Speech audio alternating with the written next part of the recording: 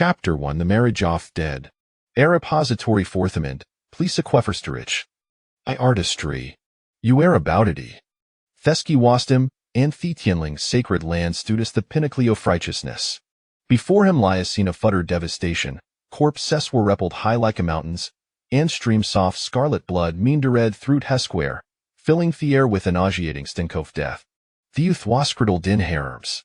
He breathed weakly, his delicate facey spaly sparchment, in astadio futterdisere, his garment soaked in blood, his vitality waning. Sisterning schwang. Indeed, he was Santabring cough death. Thwom and Shan sand attire were a stained crimson, her gaze a distant tass them, feeling gaslight pang in her heart, her expression gradually growing complex before fading into indifference. In his lastments, the boy gazed deep into her calm eyes, filled with bitterness, helplessness, and sorrow. Heffeltason Zophine justice had never imagined that Tevin in his final moments should remain so cold and unfeeling. Heclocetices heavily, feeling an unexpected lightness wash over him. Uni. Uncertain of her own feelings, she merely held this lifeless form, attempting to rouse him as he had done countless times before. Disciple.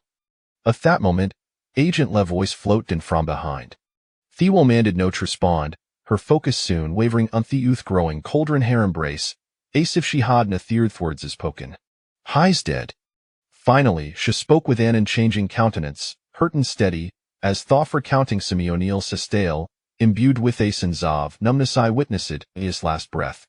Ash's master, she had intended to for comfort, but Selene seemed laped here instead.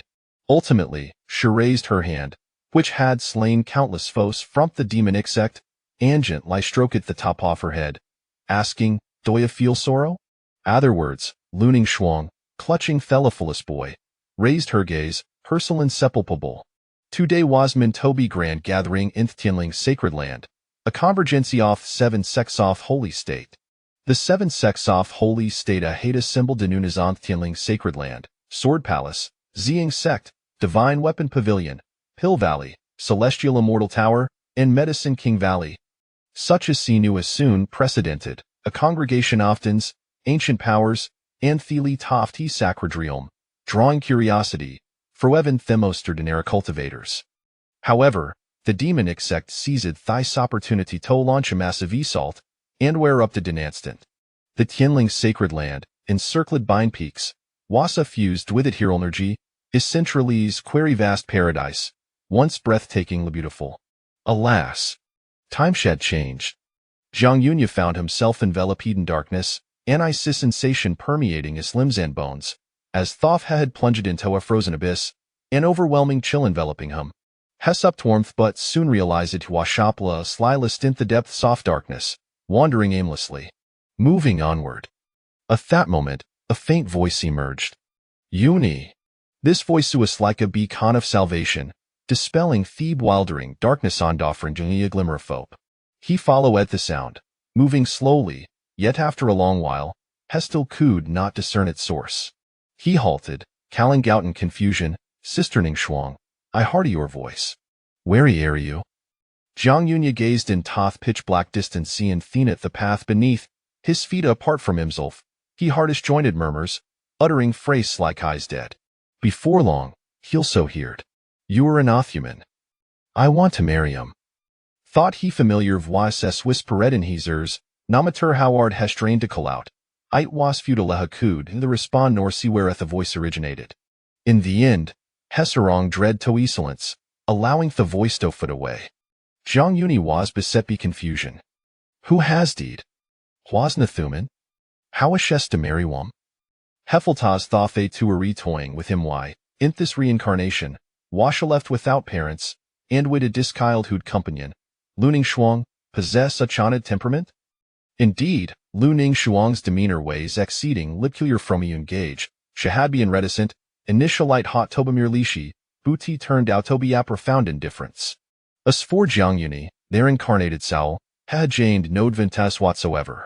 Since Athemamin Thebek Hami aware, had been orphan, yet he had managed to survive in the mundane world, fortuitous lie encountering Thigalistitute Luning Shuang. Bound Bithir shared plight, they were both abandoned. Onadi, Zhang Yuni happened to possess food, and the famished Luning Shuang followed him home. He found this girl to below stand bewildered, unsure how she had managed to survive in this world. Zhang Yunya felt that whether he had an a person or an elis made a little difference, so he took her in, and they began to earn a living together. With airy earnings, they would buy a large pancake each day, cute and half, serving gas thermales for breakfast, lunch, and dinner. Though Luning Shuang appeared indifferent, checkered deeply for Zhang Yunya. Despite their age difference of 3 years, Luning Shuang often gave him the largest portion of the pancake.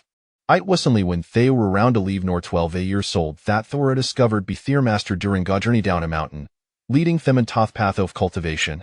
In this sect, Luning Shuang continued to look after him. The finest elixirs were always given to Zhang Yunya first, and her meals were meticulously prepared even her monthly allowance would be partially shared with him. Over time, Zhang Yunya developed head feelings for her. Ahead of him, flickering lights danced, illuminating Gaslender figure. Zhang Yunya slowly rose to his feet, drawn toward it, though he did not comprehend why. His footsteps were alight, echoing in the tranquil darkness. Shattered fragments sparkled with radiant brilliance, the mischief within gradual lie unfolding before him. Sister Ning Shuang, I am fine. I shall recover in a few days. In a dilapidated Tethachethut, Theathful Zhang Yunya pillared of Impeller, lying in astromat, breathing weakly. Beside him stood the equally youthful Luning Shuang, quietly watching him, her face smeared with dust, obscuring her features, her dark eyes gazing depliantes. Yunya, I will fetch medicina from the pharmacy. Zhang Yunya reached out, wishing to grasp her hand, but Luning Shuang left them with just a single line before departing the hut. He watched her retreating figure, a shadow wove were Rai crossing his brow. Because of the lack of money, how could the procurement is seen? Thought her pharmacy was run by an elderly woman, he did not believe if they could obtain an medicine. If in person were to receive it, others might follow suit, what then? A person of sound mind would seldom offer assistance. It was a losing proposition. Time passed, though he could not tell how long. Zhang Yunya struggled to sit up, surveying the empty, dilapidated dute with a sigh before staying outside. This it was the refuge Zhang Yunya had found, the only place that could rely on each other. Huckley emerged, just as Luning Shuang happened to return. Yunya, the medicine. Zhang Yunya observed her scraped knees and forehead, blood trickling down her cheek, blooming like flowers from the ground. It was evident she had sustained here injury a fall. Hephrodetus bro, a myriad of fun-spoken emotion swirling within him he wanted to scold Luning Shuang, but instead, he could not help but embrace her. Dose a third? Zhang Yunya asked with concern. Luning Shuang shook her head, as if it were merely a trivial matter. She regarded her injurious with indifference. This reaction filled Zhang Yunya with guilt. Lai grasped her hand and dearness. Lai said, Sister Ning Shuang, please do not do something again. Luning Shuang gazed at them zealantly, her lips sealed. She remained outside her world, unwilling to converse with others. Even though she had saved Zhang Yunya, the twas the extent of her affection beyond that, she revealed nothing more. What is this? Asha gazed at the images within the fragments. Zhang Yunya forced a bitter, smiley and moved to the next shard. Would I alike to take measure, master? Inside the hut, Zhang Yunya led her down to kneel beside him. Before them stood a woman clad in azure, her countenance benevolent and warm, hairious radiant, exuding an array of feathereal grace, beautiful and noble. May I ask, esteemed immortal, who do you wish to keen? You. The woman in azure smiled gently, her voice soft. Esteemed immortal, may me sister join us will? She's the only person I am close to in this world. Zhang Yunya looked at her with hopeful anticipation. After speaking, Hecastopher of Eggland sought the placid Luning Shuang. Seeing her maintain her indifferent demeanor, Zhang Yunya feared that if he were to taken a master, she might be left alone, isolated. After a long contemplation, very well. The old man in azure nodded, her tone gentle however. Michael, you must first.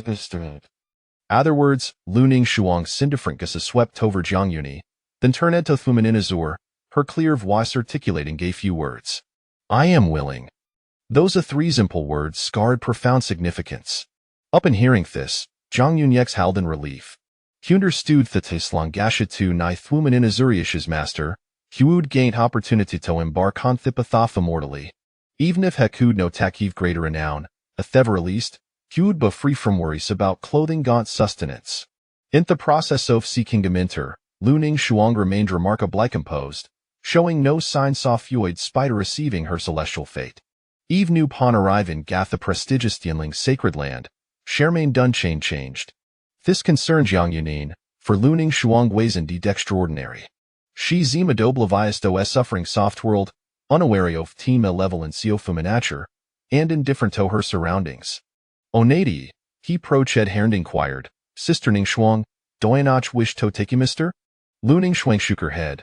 No, being with the Wisquite pleasant. These words, up and reaching Jiang Yunyan's ears, elicit a warm smile from him. Luning Shuang attitude toward Shim Hadim proved significant Lild Hof Shestil exhibited usual detachment, Shwould respond whenever he's. Sister Ning Shuang, will you stay with me for? Jiang Yunyan asked nervously. Without hesitation, Luning Shuang nodded. Yes. Observing Thesiments, Jiang Yunyan chucked led soft liathefragments before him. Sister Ning Shuang has indeed always been emotionally aloof. Asif. No toff this world. At that instant, he was momentarily stunned. Ah, Sohan Master spoke Hof Simeon no toff this world, he meant Sister Ning Shuang. At this realization, Jiang Yunyan's sudden lie recalled the already dead. Thedemonic sex ambish, the descent toff demon god. Then why a minotan thunderworld, Butin stead trapped here? Jiang Yunyan murmured, perhaps with dating eof reluctance, yet acknowledging hat deathway's irrevocable reality. It twice absurd thathe, having cultivate demortally, stilly erned formans tobe frank, Jiang Yunyan felt a wave of shame wash over him. Butu upon reflecting on his previous life, where he remained zingly until high school, only to encounter the radiant Ning Shuang in his reincarnation, Jiang Yunyan found solace. After all, in this life, he hatenly Sister Ning Shuang. Huached thefragments repeatedly, and with each viewing, Annie nexplica blemelin kalishur within him. Ultimately, his gaze settled in a particular scene within a fragment. There, Thetwo had grown up. Luning Shuang possessed exquisite featurisende in the real grace, akin to Alita's Blumengonan I Sai Mountain, untouched by any impurity. Conversely, Jiang Yunin, though youthful, weighs extraordinarily handsome, exuding Ganon parallel charm, reminiscent to Fagalantiung gentleman, easily evoking admiration. Thetwo remained inseparable, never apart. Yet despite this, Luning Shuang's demeanor consistent lie left Jiang Yunyan feeling devoid of any emotion, let alone love. Sister Ning Shuang, what exact liary are feelings towards me? She shook her head. Have you ever felt affection? Luning Shuang spoke sparingly, perhaps. Unable to contain his frustration, Jiang Yunyan pressed her against Thule, Hishans bracing ga against Herdalika Teframe, blocking her escape. Jiang Yunyan gazed intentlier, asking, Sister Ning Shuang, would you accept him? Luning Shuang fell solent. This newest observed be his master from a distance, whose Sayadan shuki shadashed aparted. Hefelt that the injured generation was unusually precocious. Nonetheless, Luning Shuang remained silent, as if she had still capacity for motion, leaving gone liashella existence. This greatly disappointed Jiang Yunin. Could it be Thetan this lifetime? Sister Ning Shuang held no feelings for Madel, no divinishrative fondness? Gazing gather lips marine case away, Jiang Yunyan found himself inexplicably drawn closer. Just as she was about to make contact, he hesitated, as if seeking confirmation of something. Yet Luning Shuang showed no inclination to evade. Seeing her tranquil demeanor, Jiang Yunyan steeled himself to stare her. Her fragrance, her runiquescence. Her thin lips were and soft, imbued with that sweetness. Yet even so, Luning Shuang gallowed him to indulge, only her long lashes fluttering slightly. Inadays, Jiang Yunyan opened his eyes, staring blank Cliafuman before him. Luning Shuang stood silently, devoid of expression, her alabaster cheeks faint lightened to within a natural blush. Jiang Yunyan smid was a cacophony, blank. Their lips parted. Jiang Yunyan stood there, dazed, unable to regain his senses, mirroring Luning Shuang's silence. After a long while, Hefenala spoke, Sister Ning Shuang, if Simeonil Sarita trees, what will the auto?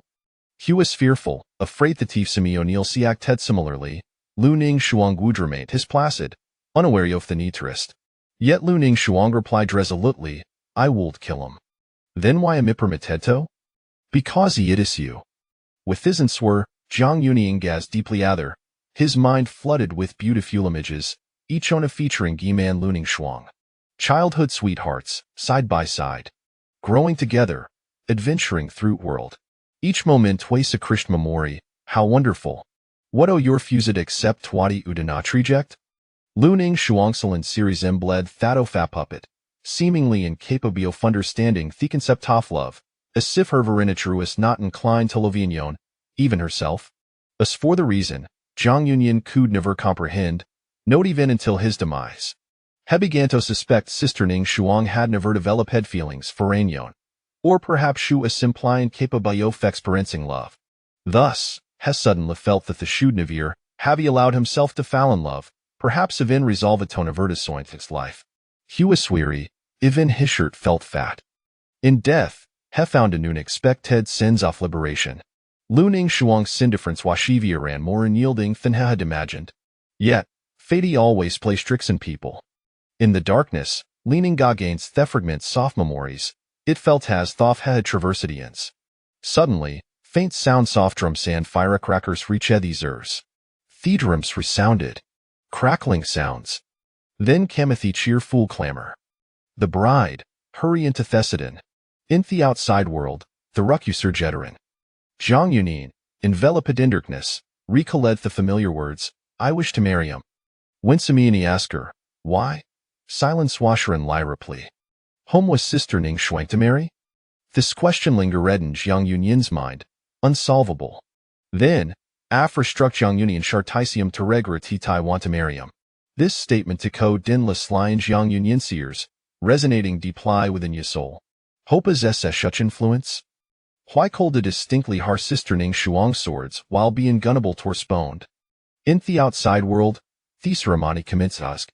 The city was adorned with blooming flowers, vibrant peach blossoms bursting forth in stunning beauty. Celestial energy wafted through the air. Behind Luning Shuang was an orderly procession, gliding through temistic clouds, aligned with the rising Singson, moving towards the horizon.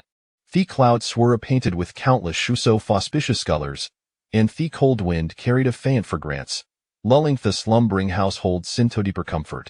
Countless red silk ribbons adorned, that tree strew out he city, prepared the day before. Outside Athepolis, a throng of people surged, shoulder to shoulder, each craning their necks to witness this wedding of fast century. Meanwhile, inside Athepolis. Is this Thuadinguf an immortal? A little girl bling kid curious lie in the magnificent Palace of Jade, gazing gathered satinine Thesky, as if witnessing gay crimson star-streaking gay cross. Simultaneously, the flourishing in the city was expected commanded be her father the previous day. Sister, will our wedding be like these? Thagirl turned hergazita of Legantan poised woman beside her. The old man was voluptuous, draped in an ethereal shoulder-barring gown, floating as if she were a celestial being.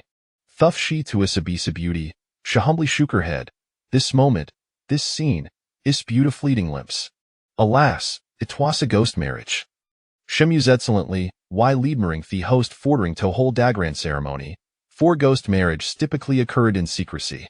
Such occasions were not meant for public celebration, inviting only close acquaintances, usually held at midnight with a simple alba for every owner dispersed. However, at this moment, the scenario was entirely different. Why? The woman smiled softly, brushing her gentle hand over the clever girlst, her voice light as saphither, melodio sesabel, because at this cisned world we can't trunk. Immortal Sarathir Veretital bestowed by myrtle supon cultivators. Only immortals can move mountain sand seas, a single speck of dust can philotions, a leaf can sever thesters, wielding power stow traverseth the heaven sand surveil beings. Mortals can in ligas up hathworld, marveling Gat's vastness, yet tunable to beld the grand scenery from above. Soon, there'd satinine the sky zipped through the void like a shooting star. Time passed done measureduntil Jiang Yunyan heard voices calling out in the darkness. First bodo heaven and earth. Second bodo the high hall. Husband and wife Febo Toakother. Enter Thebredal chamber. At that moment, Jiang Yunyan felt as though he himself were the own marrying, everything to surreal. Buthu is stew tired to struggle. In this dream of fighting, Hekazi to sing kin to Blaviant. Listening to a sound soft drum sand firecrackers, cheer sand congratulations, Heffelintoides. This darkness seemed to stretch indefinitely. From that day forth, heckled Harnemer sounds. Until the arrival of this day. Chapter 2 500 years. Unine.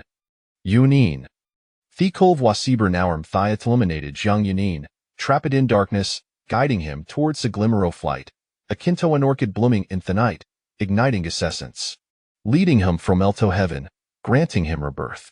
He turned back, and in an instant, fragments transformed into sparkling stars, scattering around Dan merging into the darkness. Thyssen left young Uni momentarily startled. It represented his most treasured memory, unforgettable.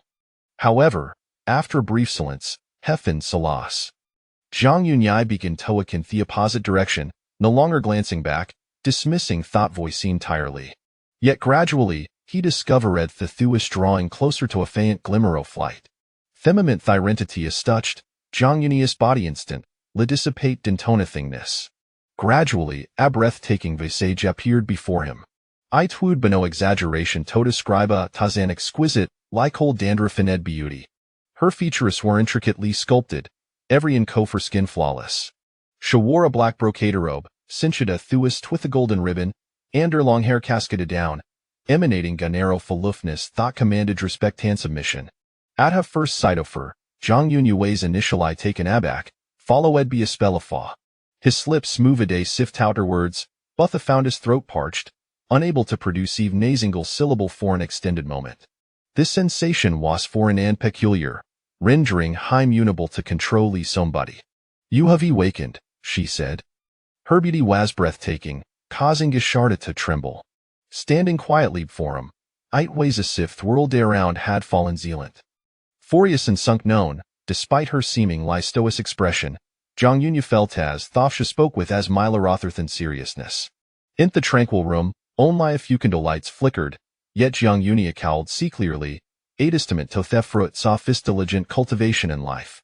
In the next moment, Thwoman lifted him effortlessly, exiting Thekrumped's space with remarkable steadiness, no to hin Tofdrummer. Thaw fountain layer of fabric separated them, Zhang Yunyi felt an unnatural kill, as if she bore no warmth. It dawned on him the tight washy somebody that was too cold. In contrast, her firm wasift, Adelicatefragrance waft tinged into his nostrils. She zemed tonita seth peculiarity, in his gaze beaut offered no explanation. At that moment, a tempest surged within Zhang Yunyi's heart. He could not move, it could still glimpse the spot where Hadlin. He had never imagined that the had been rest in Jananus a cold coffin, now under felt sound bearably frigid in the darkness. The coffin exudi dackling gaura, mists were linger round the ground. Apologies for making us sleep for such a long time. Thuman hoeld him zaid after a lengthy pause. Her voici scold dan devoid of warmth the glacial pond. Thewo man was neither than looning schwang. However, she was not the same meshin sect her stunning visage now, in maturity, hair transformed, and her deep satietial dackling indifference, with an indescribable charm lingering between her brows. Her skin shimmered like snow, and her lips were a vibrant crimson. She seemed to have changed significantly. Zhang Yunyi did not recognize her here in this moment. She appeared quite unfamiliar. Their eyes met, and she read many emotions in his gaze: confusion, bewilderment, and strangeness. I understand yorts, Yuni, Luning Shuang said softly, casual eye taking gassy at nature and guiding him to sit upon her lap. This gesture evoked dozens of nostalgia in Zhang Yunyi. Asha struggled to recall the last time they had embraced.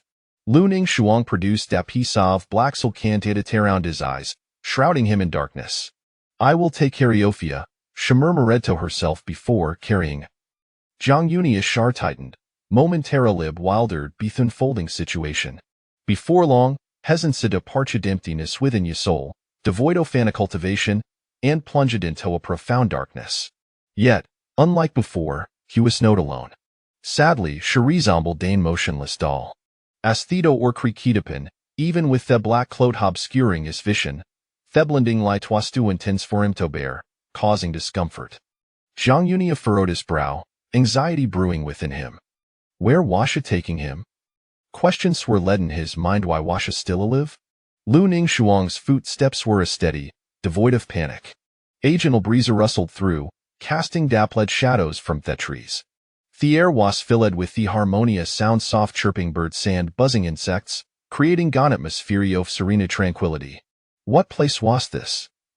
Hakud harther hythmo of nature and feel the carousel to wind, yether main trapede in looning schwanks embrace, unable to break free. She held himly, as se fearing he would slip away if she loosened her grip. Was sit Morelli an illusion? Before long, Shekamido a halt. We have arrived, Uni. The journey was brief, yet it left young Uni Evan more perplexed. Along the way, had overheard whisper soft people respectfully referring to looning schwangas saintus. Soon, Huis lay dupe in a soft bed. Theffergrancy of tea bedding murra read that offer, leading him to suspect he had been placed in looning schwank's chamber. Throughout this experience, Zhang Uni had no tutored a single word it was Hua spoke. Zhang Yun remained immobile, and she tended to him for a full 6 days. His eyes gradually adjusted of the light, but he could notice skip a black cloth. Yet, with his meager soul power, he could perceive a different scenery. In the distance, Hekot Sai Ta Flu Ning Shuang sitted gracefully at the desk, heard a look at fingers poised of Iripin, seemingly engrossed in writing, maintaining an air of elegance. Zhang Yuni opened his mouth, attempting to voice something. Upon enticing his lips moving, Lu Ning Shuang immediately set down her pen and leaned closer, her crystalline Erniara's lips. He stammered, "I. Why a minute dead?" Indeed, he should have perished, yet he had not. It felt as though he had merely slept and awakened Dana. Uni, you have just awakened and need to recuperate teletus not dwell in such matters, Lu Ning Shuang replied, reaching out Tata Castre strand off her behind desert, here Bunyai's devoid of any emotion. Even her voice was calm, betraying. These was the new hope provided him with care, so serene. Her hand was cold, just as Sithidal ways been. Suddenly, Zhang Yunyai recalled something and moved his lips again. You. Married? Had of everything he had heard in the darkness been true?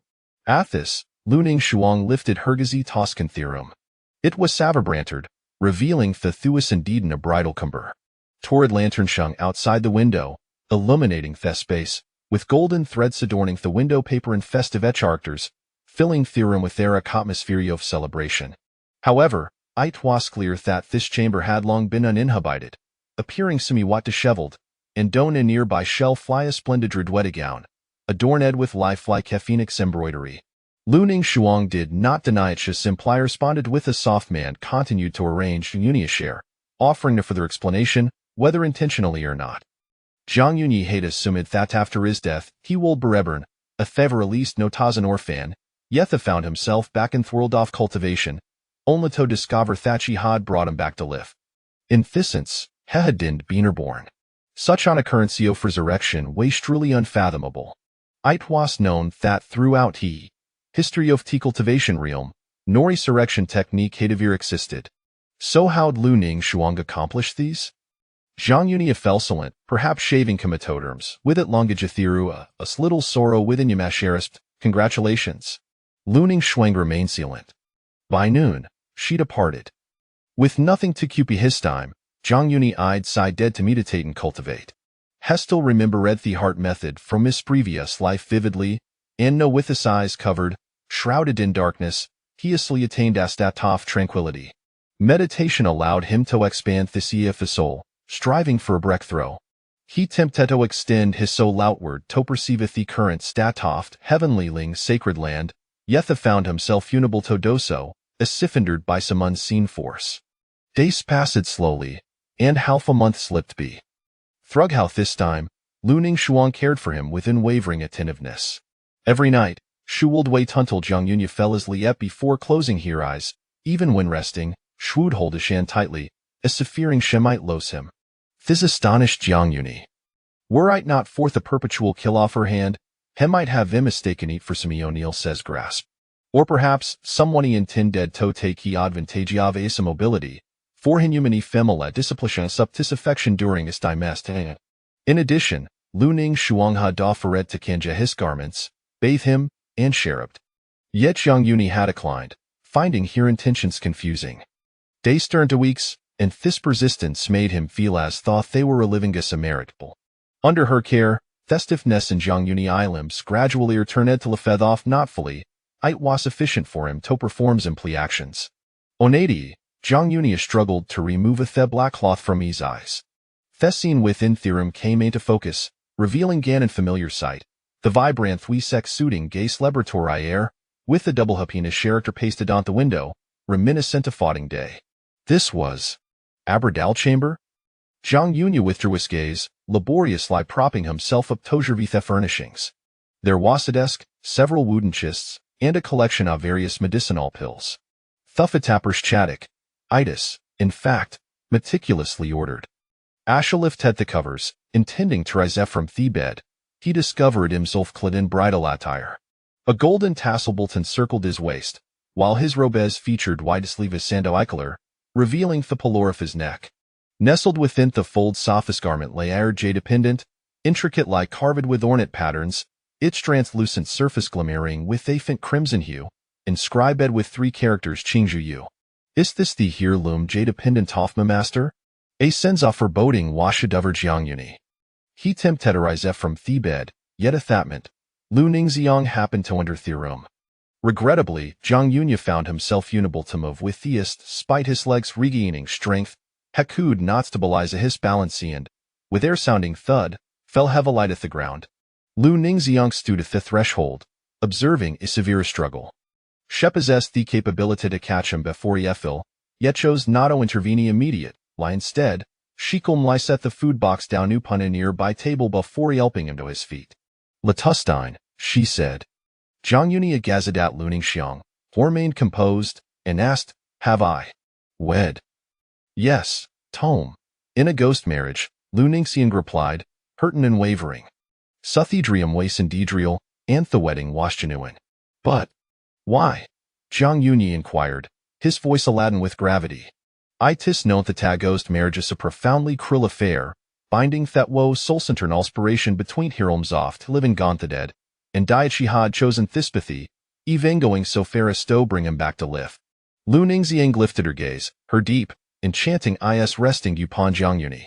Ultimately, Shimerlai brought a delicious food to his lips, sidestepping the question, instead imparting gas-hawking grievation Yunia, 500 year shave passed a need not fear any further harm.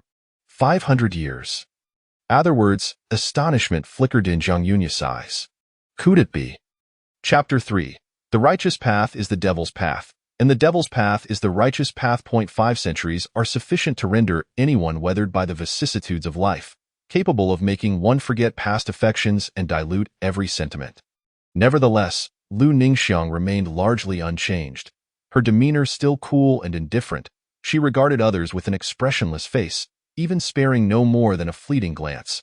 The only exception was her gaze towards Zhang Yunia, which lingered for a brief moment longer. The events that transpired over the course of 500 years were recounted by Lu Ningxiang in a succinct and casual manner, conveying the essence that the Tianling sacred land had been besieged by the demon sect, resulting in countless casualties among the disciples. Subsequently, the Tianling sacred land fell into decline, until it was restored to its former glory under Lu Ningxiang's leadership. However, this only encompassed the first century of those 500 years. As for the happenings during the remaining 4 centuries of Zhang Yuni's slumber, Lu Ningxiang refrained from elaborating, leaving him in a state of bewilderment. In summary, he was left in the dark regarding Lu Ningxiang's words, even finding her cryptic statement perplexing. The righteous path is the devil's path, and the devil's path is the righteous path. What sort of utterance was this? Zhang Yunia waved his hand dismissively, rubbing his temples, and said, never mind. I shall consult the ancestral records in the library myself when I have the time. Lu Ningxiang nodded in agreement, not attempting to dissuade him. Very well. The ancestral records were akin to historical tomes, vast and boundless. From ancient times to the present, they chronicled the legends and disgraceful tales of each peak and lineage, with meticulous records in every instance. However, only the current sect master was entitled to peruse them. Yet, regardless of Zhang Yuni's requests, as long as they were not excessive, Lu Ningxiang chose to acquiesce. This indulgence continued until a few days later when Zhang Yunia arrived at the library to borrow the ancestral records. Although many disciples did not recognize him, the reactions of the elders made it evident that he was no ordinary individual. Jiang Yunin did not encounter any envy or jealousy from the elders of the Tianling sacred land, for no one dared to be so extravagant. Who was Lu Ningxiang? A revered sect master. She gazed down upon the masses, wielding dominion over the cosmos, and had once led the Tianling sacred land back to its pinnacle. She was akin to a celestial being, beyond reach and unassailable. Even the most powerful sect masters did not dare to show her an ounce of disrespect. After all, Lu Ningxiang's status was such that, even at the height of nobility, none could compare, especially considering her extraordinary talent.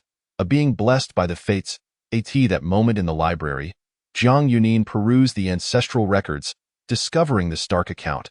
For 100 years prior, the Tianling sacred land had suffered a devastating assault by the demon sect, sustaining heavy losses, with 2/3 of its peaks having fallen. The sect master perished, and only a scant few disciples managed to escape. Lu Ningxiang, a disciple of the Qingzhou peak, led the survivors away and ultimately re-emerged, becoming the new sect master of Tianling. This was entirely consistent with what Lu Ningxiang had recounted. Yet, in the 4 centuries following Jiang Yunin's death, there was a conspicuous blank. Jiang Yunin furrowed his brow and quickly sought out the elder in charge of the library for clarification. The elder, gray-haired, nonetheless addressed Jiang Yunin with utmost respect. Ancestor. This was the highest level of the library, devoid of other disciples. Despite that, Jiang Yunin felt somewhat unaccustomed to being addressed in such a manner but chose to acquiesce, for hierarchy must not be disregarded. Jiang Yunin, with his youthful visage, had not changed greatly over the 500 years, appearing much the same, save for a hint of melancholy in his gaze.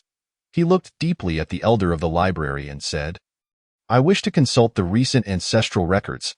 "Ancestor, are not the records in your possession?" the elder inquired. "Why are there only 100 years of records?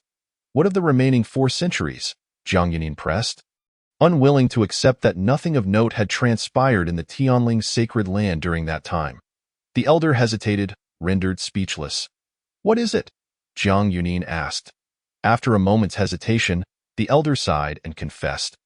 After the Tianling sacred land was destroyed, it suffered immense losses.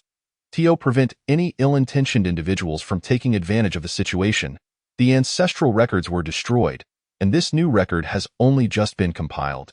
Jiang Yunin lowered his head to touch the records. Indeed, as the elder had said, the pages were quite new.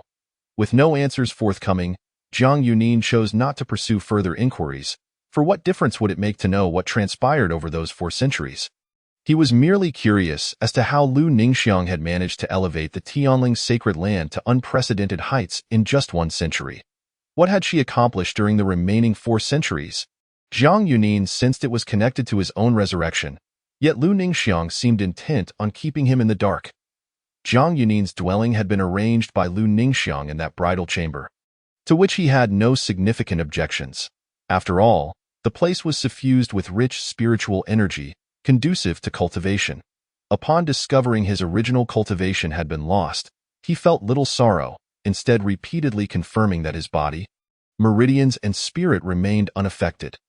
Thus, Jiang Yunin was free to start anew. "You wish to cultivate again?" Lu Ningxiang queried, her deep-set eyes seemingly harboring ancient elegance as she gazed at him. Indeed, in her presence, Jiang Yunin felt an overwhelming sense of pressure, akin to gazing up at a towering mountain, rendering him at a loss for words. Perhaps in Jiang Yunin's perspective, 500 years had merely been a fleeting slumber, yet for Lu Ningxiang, they had been separated for half a millennium. Even for a cultivator, it constituted a protracted passage of time. Perhaps Lu Ningxiang could still glimpse the once icy and pure self within him. "You need not cultivate. I can ensure your youthful visage endures." Jiang Yunin retorted, "Do you think I cultivate for that? I care not for appearances. As a practitioner of the righteous path, vanquishing demons and punishing evil is my duty." The term righteous path rendered Lu Ningxiang silent. After a lengthy pause, she raised her head and regarded Jiang Yunin for some time before quietly stating, "Very well. What techniques do you wish to cultivate? I shall instruct my disciples to fetch them from the scripture repository for you." The selection of cultivation techniques was of utmost importance. Moreover, cultivators required exceptional innate talents. Otherwise, even acquiring the techniques would yield no success. Liu Ningxiang believed that Jiang Yunin, who had once reached the divine transformation realm, must possess a set of insights regarding the mistakes he made in his prior cultivation. After all, sometimes one is their own best interpreter, and no need. The techniques my master imparted to me in life have already been mastered by me, and they are the most suitable for me. There is no need for a change. As she had surmised, Jiang Yunin remained intent on cultivating his original techniques. Thus, Jiang Yunin shook his head and continued, "As for other methods, they would serve little purpose for me at present. I shall consider them later." He spoke the truth, for the cultivation techniques his master had specifically prepared for Jiang Yunin were top-tier, meticulously selected. Likewise, Liu Ningxiang's own cultivation techniques were no less exceptional. His master had treated them equally. Very well, at this point, Jiang Yunin's gaze fell, an inexplicable sorrow surfacing within him. Liu Ningxiang seemed to sense his thoughts and inquired, "Do you wish to see your master?" After a moment's hesitation, Jiang Yunin still wished to ask, "What of my master now?" "As you might expect, he has already passed away." Liu Ningxiang displayed no trace of sorrow, as though this matter held no significance for her. At her words, Jiang Yunin stood frozen, taking a considerable time to regain his composure. Was it truly so? Liu Ningxiang did not conceal the truth from Jiang Yunin. She continued, "When the Tianling's sacred land revived, your master made the greatest contributions. On the day of our wedding, he had long since depleted his lifespan, managing to hold on just to witness our ceremony. Yet shortly thereafter, he departed this world, leaving only the jade pendant that now hangs around your neck, which by rights makes you the current master of the Qingzhou Peak." Hearing Liu Ningxiang's words, Jiang Yunin lowered his head slightly.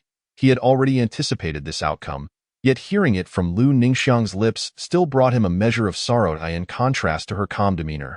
Jiang Yunin felt himself growing increasingly sentimental. He sighed softly, quickly suppressing the sorrow that had surfaced on his face.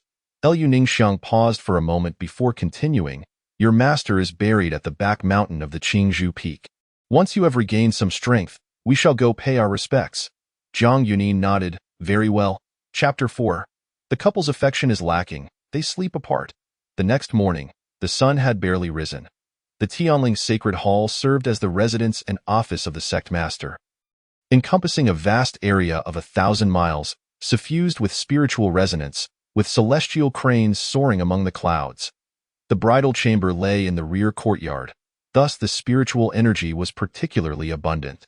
Unlike Jiang Yunin, who was still asleep, the inner disciples had already risen to practice their swordplay. Clad in a simple black robe, Liu Ningxiang, unadorned, appeared resplendently beautiful as she handled official documents at the table within the hall. A copper mirror-like artifact beside the table automatically reflected the scene, revealing Jiang Yunin still deeply asleep on the bridal bed in a festive red room, showing no signs of awakening. Liu Ningxiang paid him no mind, focused entirely on her reviews. Suddenly, a female disciple dressed in red entered to report, "Master, the elder of the library seeks an audience." The lady inclined her head slightly, kneeling with a fist clasped in her palm. She was Ji Hongya, the cherished disciple of Liu Ningxiang, possessing formidable prowess that placed her among the elite of her peers, undoubtedly earning her the title of senior sister, in addition to attending to her esteemed master, Liu Ningxiang. She occasionally held lectures, guiding the inner disciples in their cultivation. "Let him enter," Liu Ningxiang commanded, her gaze unwavering as she remained seated at the desk, brush in hand, her voice ethereal. "As you wish." "Master," her disciple replied, and Ji Hongya gracefully withdrew from the grand hall. Before long, an elder from the library entered of his own accord, bowing respectfully to Liu Ningxiang. "I pay my respects to the Holy Sovereign. I have rewritten the ancestral records as instructed."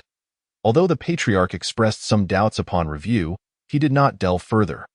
Understanding that Liu Ningxiang had little patience for superfluous discourse, he conveyed the information succinctly.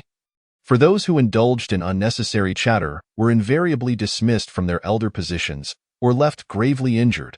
Liu Ningxiang set down her brush and turned her gaze toward the elder. Did he inquire about matters concerning other sacred grounds? In response to the Holy Sovereign, aside from asking the reason for the absence of records over the past 4 centuries, The patriarch had no further questions. Upon hearing this, Lu Ningxuang nodded, her brows furrowing slightly as she gestured for him to withdraw. With a fleeting glance at the bronze mirror artifact, a depth of emotion flickered in her eyes. Yet it ultimately remained obscured. It was not until her disciple entered the hall, bearing another set of documents, that Lu Ningxuang spoke softly. Should I not rouse him? Clearly, she was seeking Ji Hongye's counsel. Approaching Lu Ningxuang, Ji Hongye, after a moment of contemplation, glanced at the bronze mirror and replied, Master, do not rush. It is likely that Master Jiang has labored through the night. You might wait a while longer. If you could prepare a nourishing herbal concoction for him before he awakens from his fatigue, it would surely touch his heart. Why a nourishing concoction? Lu Ningxuang inquired, her expression unchanged. Given that he has returned from 100 years' absence, it is only natural for one who has summoned back their 7 souls and 6 spirits to crave slumber, Ji Hongye responded. At these words, Ji Hongye seemed to realize a grave issue. Her demeanor turning serious. Could it be that Master has not shared a bed with Master Jiang? He forbids it. Indeed, Jiang Yuni forbids it. In their past lives, they had been unable to be together, and now, having been reborn, Lu Ningxuang intended to cultivate in peace, free from romantic entanglements. Yet, unexpectedly, Lu Ningxuang had resurrected him. Sharing a bed could lead to unforeseen complications, and Jiang Yuni was solely focused on his cultivation. Seeking to surpass Lu Ningxuang, as her presence was undeniably imposing, thus leading to his refusal. Upon hearing this, Ji Hongye stood in stunned silence, a look of bewilderment gracing her features. Should not spouses share a bed? How could it be that the illustrious holy sovereign refrained from such intimacy simply due to a single prohibition? This, indeed, was utterly unfathomable. Noticing Ji Hongye's expression, Lu Ningxuang furrowed her brows slightly and asked, What troubles you, Master? Is this truly the case? Ji Hongye inquired cautiously. In response, Lu Ningxuang cast a casual glance at her. Indeed. Ji Hongye fell silent, mulling over her words before finally suggesting, Then you ought to find a way to share a bed with Master Jiang. After all, it is customary for spouses to do so. It was upon Ji Hongye's remark that, as night fell, Lu Ningxuang found herself standing before the bridal chamber, gently knocking on the door. The sound was soft and delicate. Inside, Jiang Yuni was immersed in his cultivation.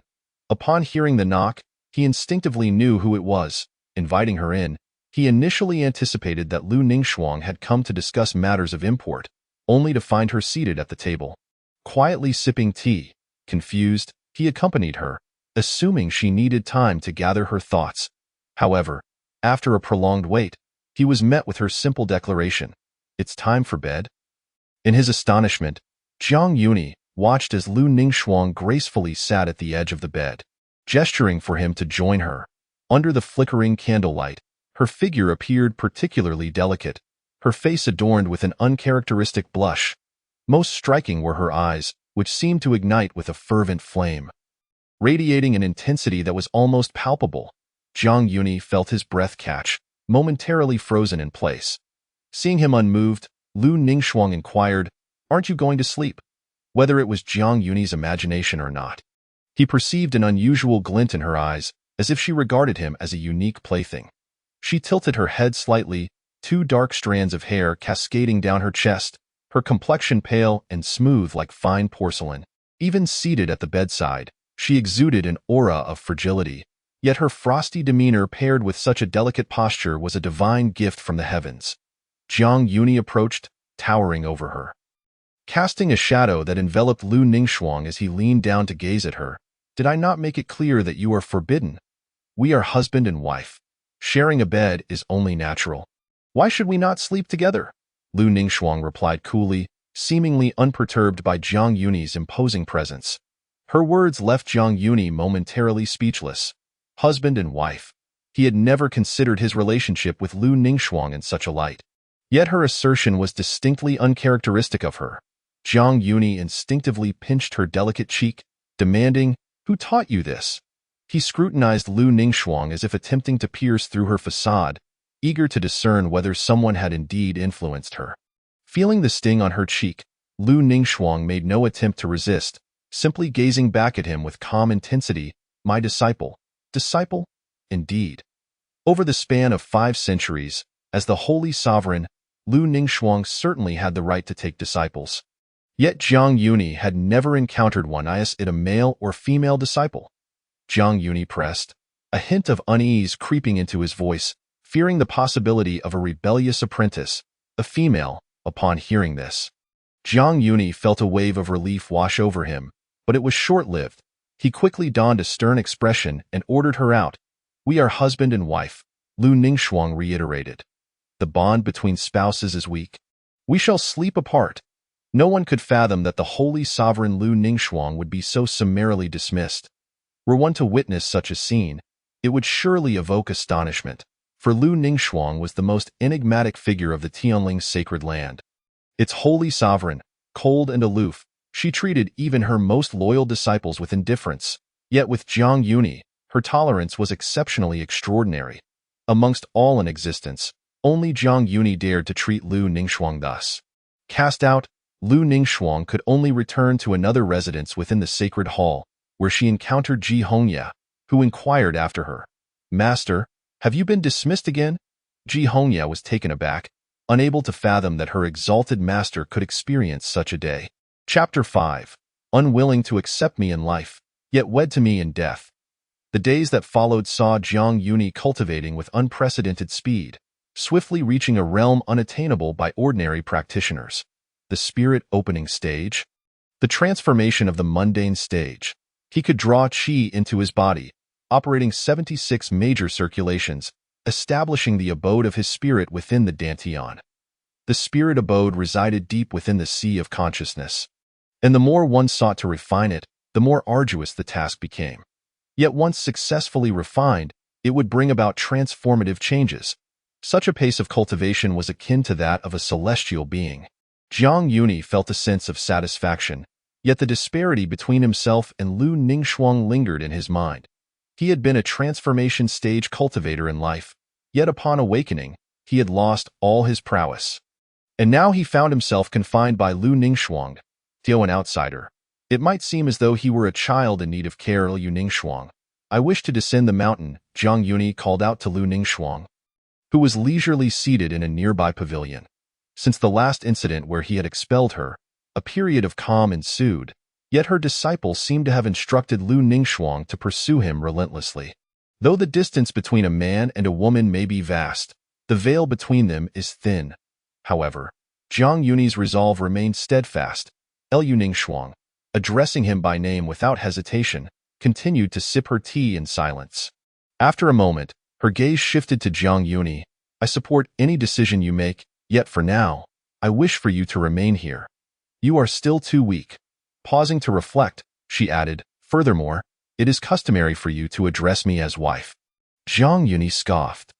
You refuse to accept me in life, yet in death you wed me in a ghostly union. Lu Ningxuang. What is the meaning of this? In life, she neither rejected nor accepted him. Anyone would feel exasperated. Even a clear refusal would suffice. Yet she had remained non-committal. Lu Ningxuang hesitated, her tone neither warm nor cold, because by the time I wished to marry you, I was already deceased. Then why only after death? He could not comprehend why Lu Ningxuang chose to marry him posthumously and in such an unconventional manner. Had she not resurrected him, they would have remained eternally separated, unable to meet again. The concept of a ghostly marriage would likely be unacceptable to any woman. Yet Lu Ningxuang appeared indifferent, as though she had never cared for him in life, and now she nonchalantly took him as her ghostly spouse, leaving him utterly perplexed. Having made peace with his own death, Jiang Yuni found her actions left him with a complicated heart.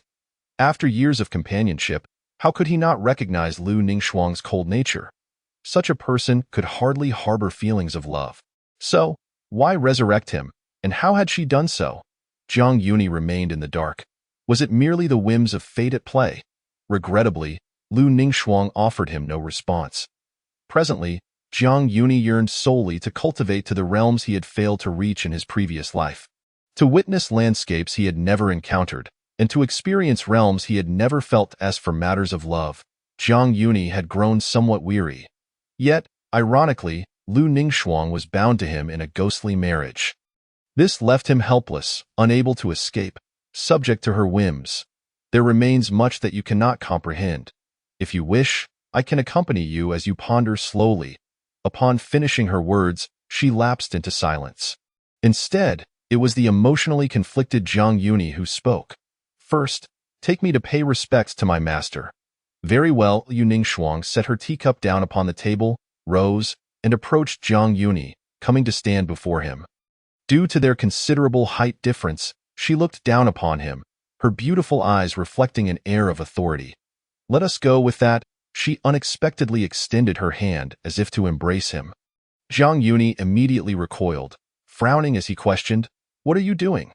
"I will take you flying on my sword." Yu Ningxuang maintained her usual indifference, devoid of warmth or emotion, and inquired, "Do you wish to walk to Qingzhou Peak?" Zhang Yuni was momentarily at a loss for words. Were he to walk, it would certainly take 3 or 4 days to reach Qingzhou Peak, and as one who had just opened his spiritual realm, he was evidently incapable of flying on a sword. To Qingzhou Peak, they soared on the celestial sword. Yu Ningxuang carried Zhang Yuni as they flew, their speed astonishing, traversing hundreds of zhang in the blink of an eye. Brushing past celestial cranes, while the forests below occasionally filled the air with the melodious chirping of birds, the ethereal light shimmered, and the circles of brilliance dazzled. Zhang Yuni glanced down at the rugged mountains and winding waters, shivering slightly as he remarked without reservation, "Do you not know to use a barrier to shield me from the wind?" Lu Ningxuang, who was leading the flight, slightly turned her face, her cascading hair like silk flowing gracefully, and calmly retorted, "Do you need it?" The 3 words that slipped from her lips left Zhang Yuni momentarily stunned. He could not fathom why she would ask such a question. "Of course I need it," he thought. What realm was he currently in? The fierce winds naturally left him trembling, and considering his current state, weakened as it was, he could not help but feel vulnerable. Zhang Yuni muttered under his breath, "Fool!" Yet, upon reflection, he found her behavior somewhat understandable. Before his death, Lu Ningxuang had always presented a frigid demeanor. Even those captivated by her stunning beauty would be repelled by her haughty aura. Though her cultivation had indeed improved, her understanding of human emotions, Zhang Yuni shook his head, choosing not to dwell on it. Yu Ningxuang, puzzled, could not comprehend his thoughts, for she had been capable of withstanding the fierce winds at his current level of cultivation.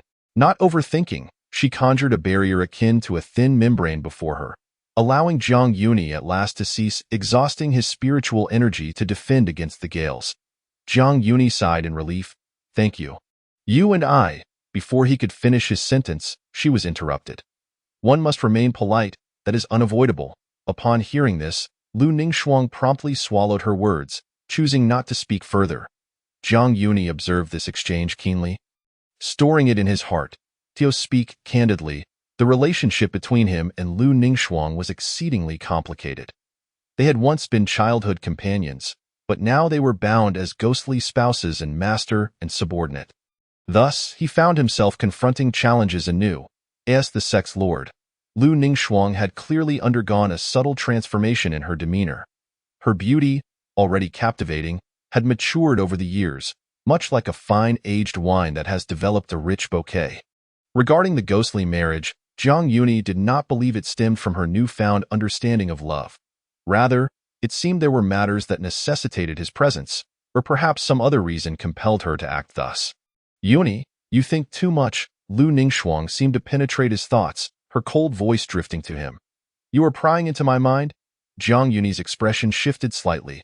Given Lu Ningxuang's current cultivation level, discerning another's thoughts was, for her, an effortless task. Yet to voice such an observation in front of the person involved would be a folly few would commit. Indeed, she nodded. Yu Ningxuang's nonchalant admission stirred a flicker of anger within Zhang Yuni. Coupled with a sense of exasperation, Sister Ningxuang's emotional intelligence remained as worrisome as ever. Had anyone else heard her speak thus, they might have thought her exuded confidence, unrestrained. After all, to casually pry into another's thoughts is bound to incite conflict. Yet, if the disparity in strength is vast as an abyss, it yields a different outcome, wherein the opposing party would feel shame. Much like the relationship between seniors and juniors, the latter would dare not speak out of turn. It is impolite to intrude upon others' thoughts, Lu Ningxuang. However, Jiang Yuni was unperturbed by her. Even if she had ascended to the rank of sect master, Lu Ningxuang felt no offense. Had anyone else dared to act so whimsically with her, they would have long since met their demise, their souls scattered. Lu Ningxuang spoke with indifference. Will you not call me wife? I won't. Keep your eyes on the front. Should I fall, you would have to exert yourself to revive me. She ceased her insistence, conceding, I will. Whether she meant to pay heed to their flight or to resurrect him again remained unspoken, and Jiang Yuni did not press the matter. They had known each other through the heavens and the earth, and their bond had deepened over the years. They were the most familiar with one another. Even if Lu Ningxuang said nothing, Jiang Yuni still understood the meaning behind her promise. Chapter 6. For the Beloved Toy. Indulgence and pampering are forever a habit at the back mountain of Qingzhou Peak. The ground was covered with bamboo groves. Some were thick, others slender, all shimmering with an emerald hue, resembling jade.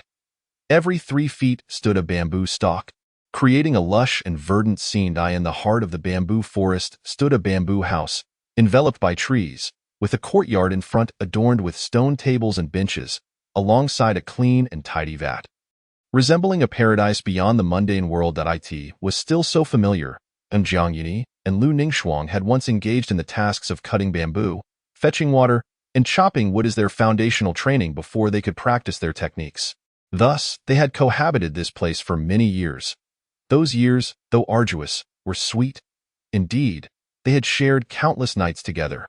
Had it not been for their master advising Lu Ningxuang against intimate relations between men and women, they might have remained together until the ages of 18 or 19.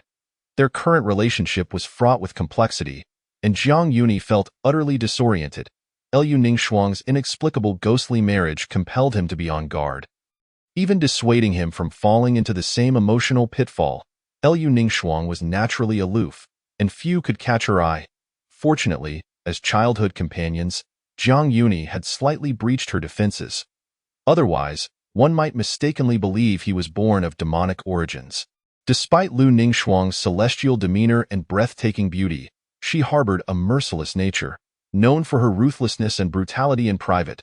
Once dubbed the Ice Mountain Demoness, at this moment, a gentle breeze brushed past, bringing a cool and comforting sensation.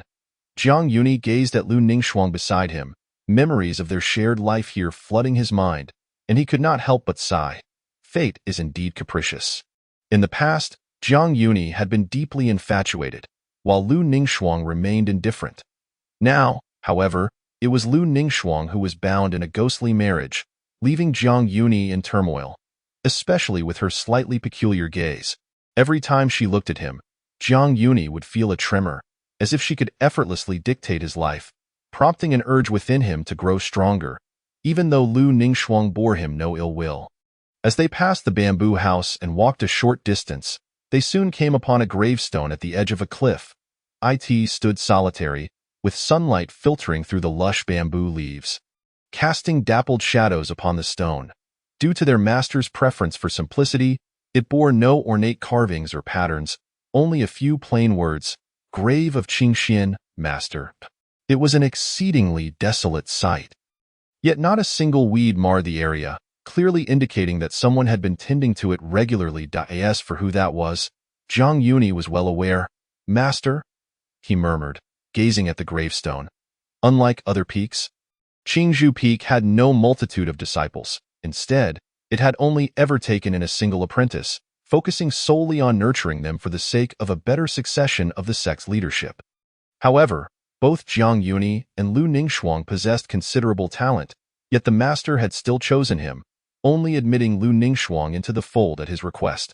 Jiang Yuni drew closer, crouching down to touch the engraved words on the gravestone, his gaze complex as if lost in memories of the past. Yuni, do not grieve. Life and death are fated. Master foresaw this day long ago, and she would hope you do not mourn for her. Lu Ningxuang said as she approached his side, her tone calm, as though stating a fact rather than offering comfort.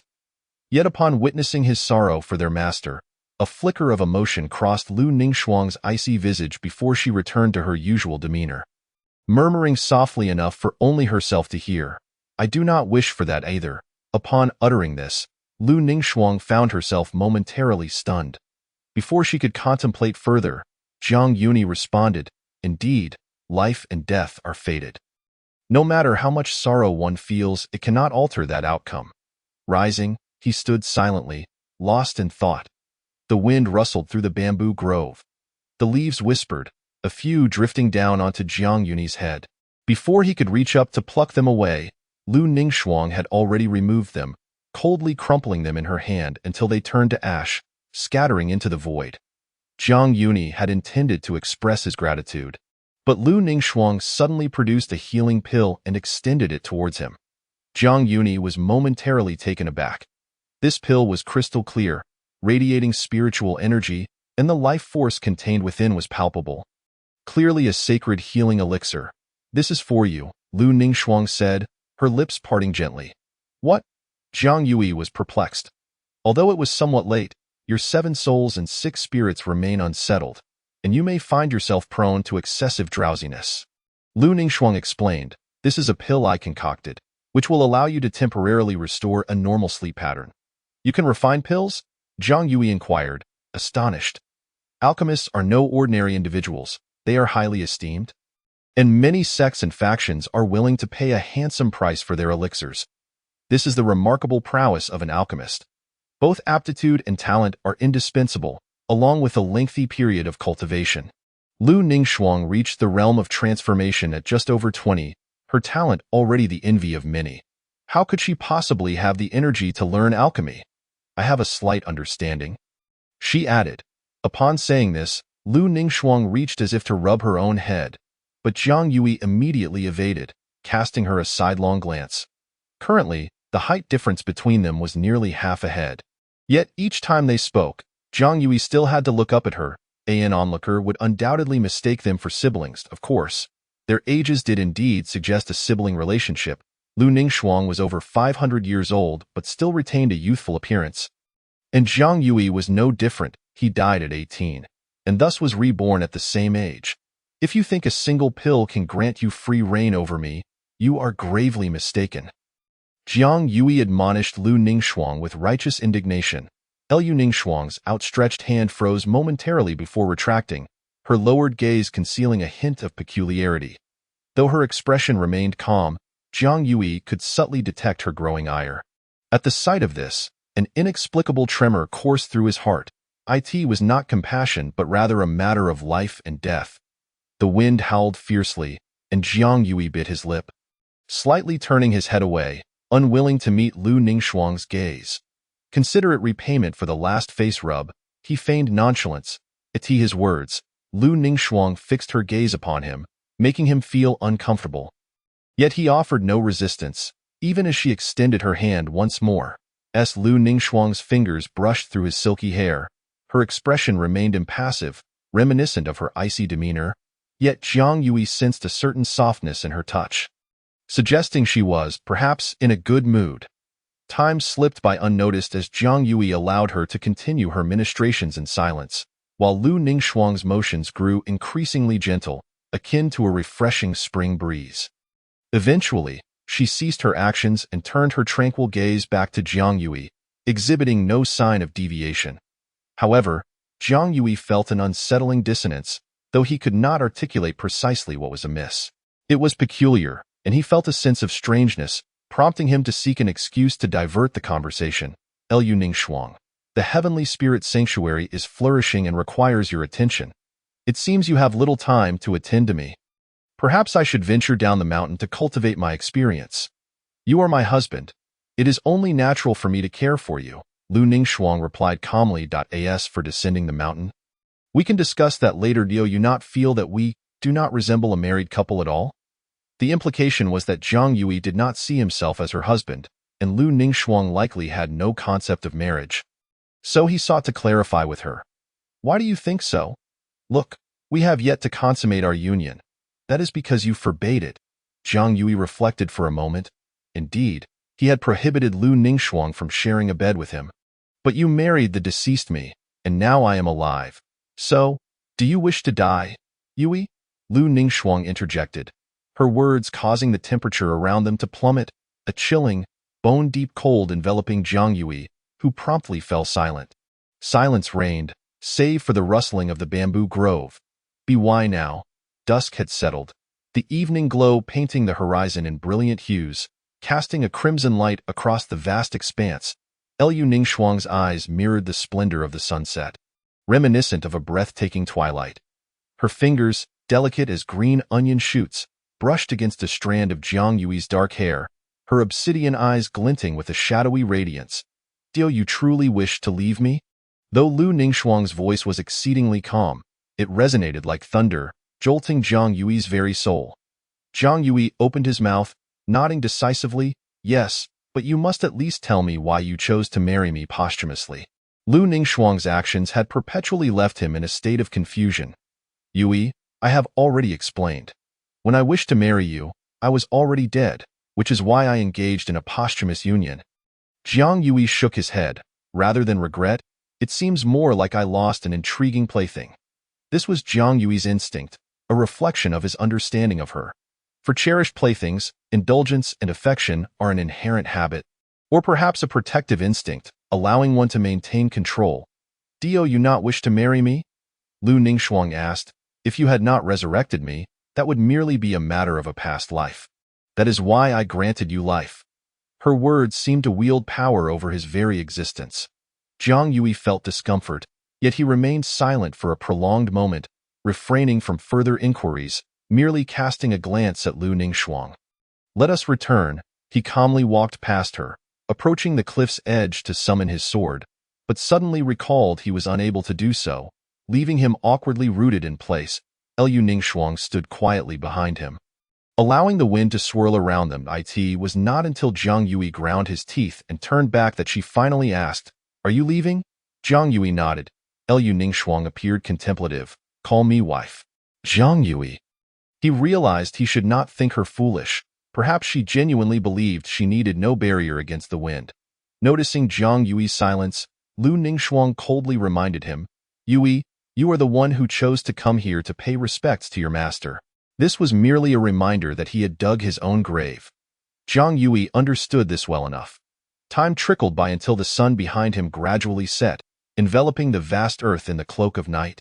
After a prolonged contemplation, he exhaled a heavy breath, as if resolving himself, and hesitantly murmured, Mother, wife. At the sound of that voice, Lu Ningxuang's delicate form trembled for an instant before swiftly returning to normal. Yet her eyes sparkled with a subtle gleam, a flame that was difficult to suppress. This emotion was one only Lu Ningxuang could perceive. She continued to stroke Jiang Yui's hair and softly inquired, Yui, now that you call me wife, I must ask, are you willing to acknowledge your identity? Jiang Yui remained silent, sensing that agreeing to this would lead to unpredictable consequences. Chapter 7.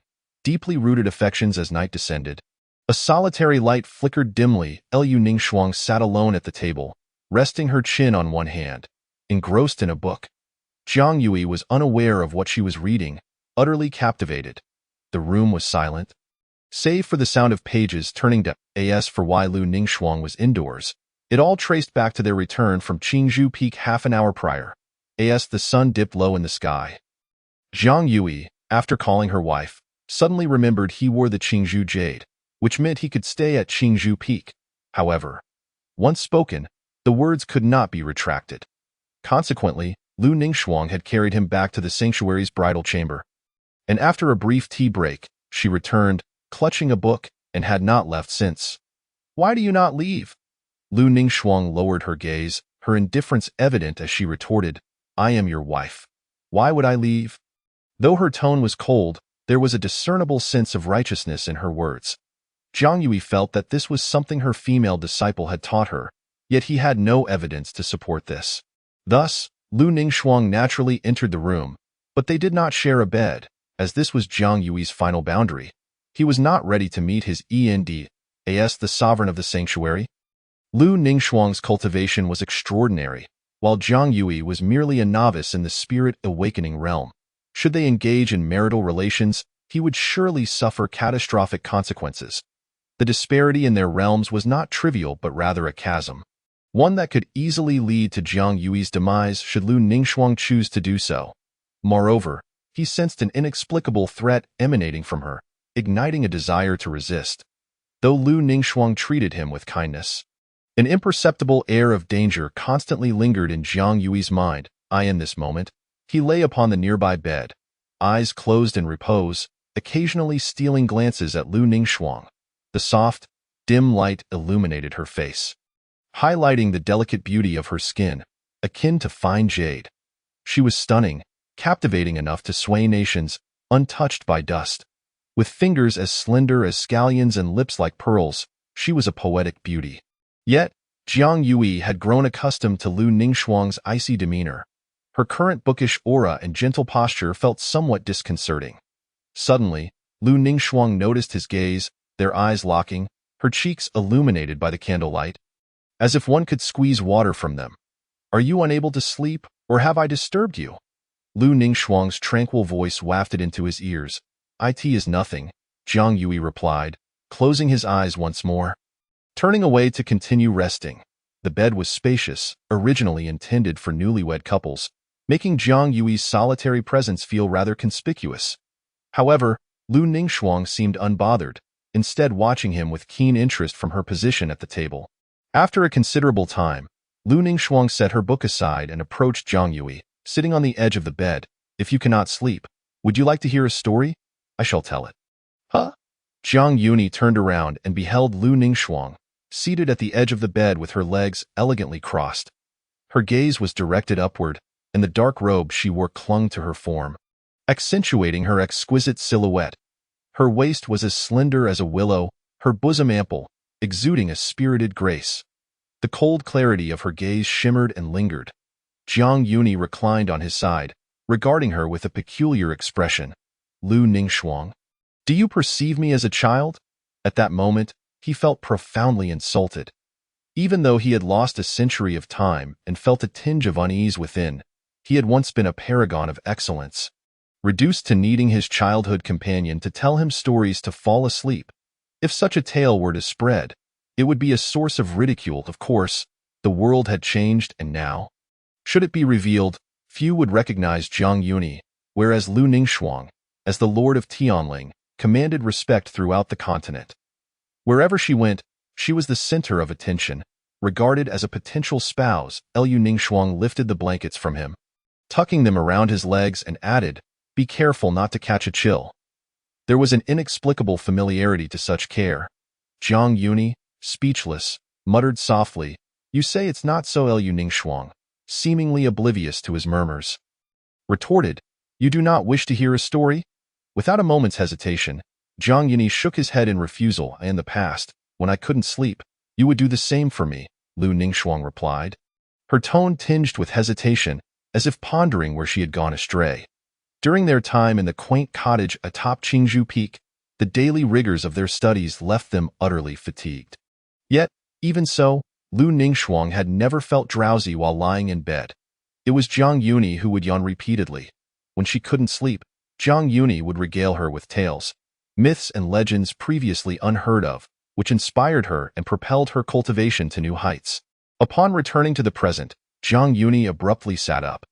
"You are employing the very methods you once used to soothe me? Is that unacceptable?" "It's not about that. Don't you find it?" Jiang Yuni gazed at her, who was both elegant and noble, feeling a tumult of emotions. "Isn't it rather strange?" Thankfully, at least back then, he had relished those moments, assuming she would too. Lu Ningxuang's eyes resembled a tranquil, icy pool, her delicate brows appearing gently serene. Hearing his words, Jiang Yuni turned his head to evade her gaze, his brow furrowing involuntarily. He felt Lu Ningxuang had grown increasingly enchanting. Her personality transformed significantly. Was she foolish or astute? To label her as foolish would overlook her evident shrewdness, while to deem her clever seemed inadequate, for Lu Ningxuang had never concealed her demeanor or character before him. Jiang Yuni was uncertain how she behaved in front of others, whether she remained equally unguarded. A sudden curiosity ignited within him. In the past, Jiang Yuni had regarded Lu Ningxuang as taciturn and composed, possessing a resilience of spirit that bordered on coldness. Now, however, she spoke more than before and had become somewhat perilous. It was no longer Jiang Yuni who initiated conversation, but Lu Ningxuang who sought to engage him. In that moment, the atmosphere in their marital chamber was already celebratory, tinged with a hint of ambiguity. Lu Ningxuang's unwavering gaze sent shivers down Jiang Yuni's spine, as if he were prey under the watchful eye of a predator, suppressing his inner turmoil, afraid to make a single misstep. The flickering candlelight cast elongated shadows upon the walls, outlining Lu Ningxuang's graceful figure. A chill breeze wafted in through the window, causing the flame to dance in the subtle movements of the shadows on the wall. Something seemed to lurk within, concealed in darkness, evoking an inexplicable sense of dread and eeriness. Yet, Jiang Yuni felt no fear. He lifted his chin, meeting her deep, enigmatic gaze. Her delicate visage was before him. In that instant, Lu Ningxuang instinctively reached out to touch his cheek, prompting Jiang Yuni to instinctively recoil, only to be grasped by the chin, forcing him to look up. "What do you intend to do?" Jiang Yuni asked, astonished, feeling the chill of her breath against his face. A sensation both delightful and unbearable, rendering him unable to retreat. Clearly, Lu Ningxuang had utilized some of her cultivation. Thus, Jiang Yuni could only acquiesce to her whims. After a moment of silence, she spoke calmly. "I do not know." Ultimately, it was Lu Ningxuang who averted her gaze first, releasing him, her own motivations unclear. She had merely reacted to Jiang Yuni's avoidance, instinctively grasping his chin in an attempt to reclaim what was rightfully hers, only to discover a flicker of desire within that action. Noticing Jiang Yuni's peculiar expression, Lu Ningxuang recognized her lapse in decorum and rose to her feet, stating, "Yuni, you should sleep. I will read for a while." She returned to her desk, her profile stunningly beautiful. After Lu Ningxuang departed from the bedside, Jiang Yuni rubbed his sore chin, grimacing slightly as he muttered, "She is truly changed." That gesture had felt as though she intended to kiss him forcefully. But could Lu Ningxuang truly harbor such desires? Jiang Yuni found it hard to believe, recalling how, 5 centuries ago, she had been renowned for her aloofness, radiating an icy demeanor that kept others at bay. Even when fellow prodigies approached her, she would remain unresponsive, devoting herself solely to her cultivation, rarely engaging in conversation with outsiders. Should any persistent suitors pursue her, there was no need for him to intervene. Lu Ningxuang would have Jiang Yuni summon them to the arena, where, before countless peers, she would leave them bruised and battered. A sight too pitiful to behold. In time, no one dared to approach her again. The following morning, the horizon began to blush with the light of dawn. Before Jiang Yuni could awaken, Lu Ningxuang extinguished the candle and ethereally approached the bedside, gazing upon his sleeping visage, in the depths of her eyes, reminiscent of a chasm, flickered shadows that ultimately transformed into tranquility. Lu Ningxuang extended her delicate hand to tuck the blanket snugly around him, observing Jiang Yuni for a prolonged moment before silently exiting the room. As the door closed, Jiang Yuni opened his eyes, the depths of his dark pupils shimmering with complex emotions. Devoid of any trace of sleepiness, he slowly sat up, directing his gaze toward the door. His brow slightly furrowed. The once indifferent and unfeeling Lu Ningxuang had indeed changed. After a moment's reflection, Jiang Yuni remained seated on the bed in silence. Why this time? The morning light had already poured into the room, casting a golden glow upon the floor. The window was ajar, allowing the brisk air to infiltrate the space, stimulating Jiang Yuni's senses. He stretched languidly, resolving, "Very well. I shall cultivate first. It is truly uncomfortable to be so suppressed. And then I will descend the mountain." Were it not for his mortal form, he would have wished to cultivate tirelessly. Even if he could not surpass Lu Ningxuang, he must at least possess enough strength to resist. At present, he felt like an ant before her. For instance, last night, when she held his chin, rendering him immobile, it left Jiang Yuni feeling immensely stifled. Meanwhile, Lu Ningxuang, having stepped out, did not immediately depart but lingered at the doorway, seemingly lost in contemplation. After a considerable time, she finally took a step toward the main hall of the temple. With no expression on her face, she moved forward into the gentle morning light. a chill emanating from her due to Jiang Yunyi's attempts to resist her. Within her emotionally detached heart, ripples began to form, an intriguing sensation. Perhaps she was unaware that what she truly desired was simply for Jiang Yunyi to remain obediently by her side. However, upon arriving at the entrance of the temple, she encountered Ji Hongya. Upon seeing her master emerging from the direction of the marital chamber, Ji Hongya promptly raised her hand in congratulations. Congratulations? Master. Love has finally blossomed. Yet, she sensed a piercing chill enveloping her, leaving her bewildered and confused. Liu Ningxuang halted, her voice frosty as she inquired, when someone wishes to leave, why do they often desire to keep another confined forever? Each time Jiang Yunyi expressed a wish to descend the mountain, Liu Ningxuang found herself harboring a thought, to imprison him, to confine him in Tianlao, rendering escape impossible, binding him to her side. Ji Hongya was momentarily taken aback but quickly replied, "It suggests a deep-rooted affection that cannot be relinquished." Liu Ningxuang fell silent for a moment, disregarding Ji Hongya's words, and simply swept past her. Leaving Ji Hongya in a state of bewilderment, blinking, she observed her master's receding figure, deep in thought. It seemed that Jiang Yunyi truly held great significance for Liu Ningxuang. Since the moment she had accepted her as a disciple, Ji Hongya had never witnessed her master so invested in anyone. Even with her, she had only displayed a placid demeanor. Chapter 8. 5 centuries ago, I followed. 5 centuries later, I still remain. Within the inner sanctum of Tianling's sacred land. As one traversed the plaza connected by the Rainbow Bridge, many disciples engaged in casual conversation. The expansive square was paved with white jade, enveloped in swirling clouds and mist. Although the disciples of various sects donned different attire, they all exuded grace, comprised of the youthful generation close in age, with the core figures, saints and saintesses, being the ruling authorities of Tianling's sacred land. Word had spread that the sacred lord had taken on a new disciple. The veracity of the claim remained uncertain. One inner sect female disciple remarked, her curiosity evident, the sacred lord has always preferred solitude.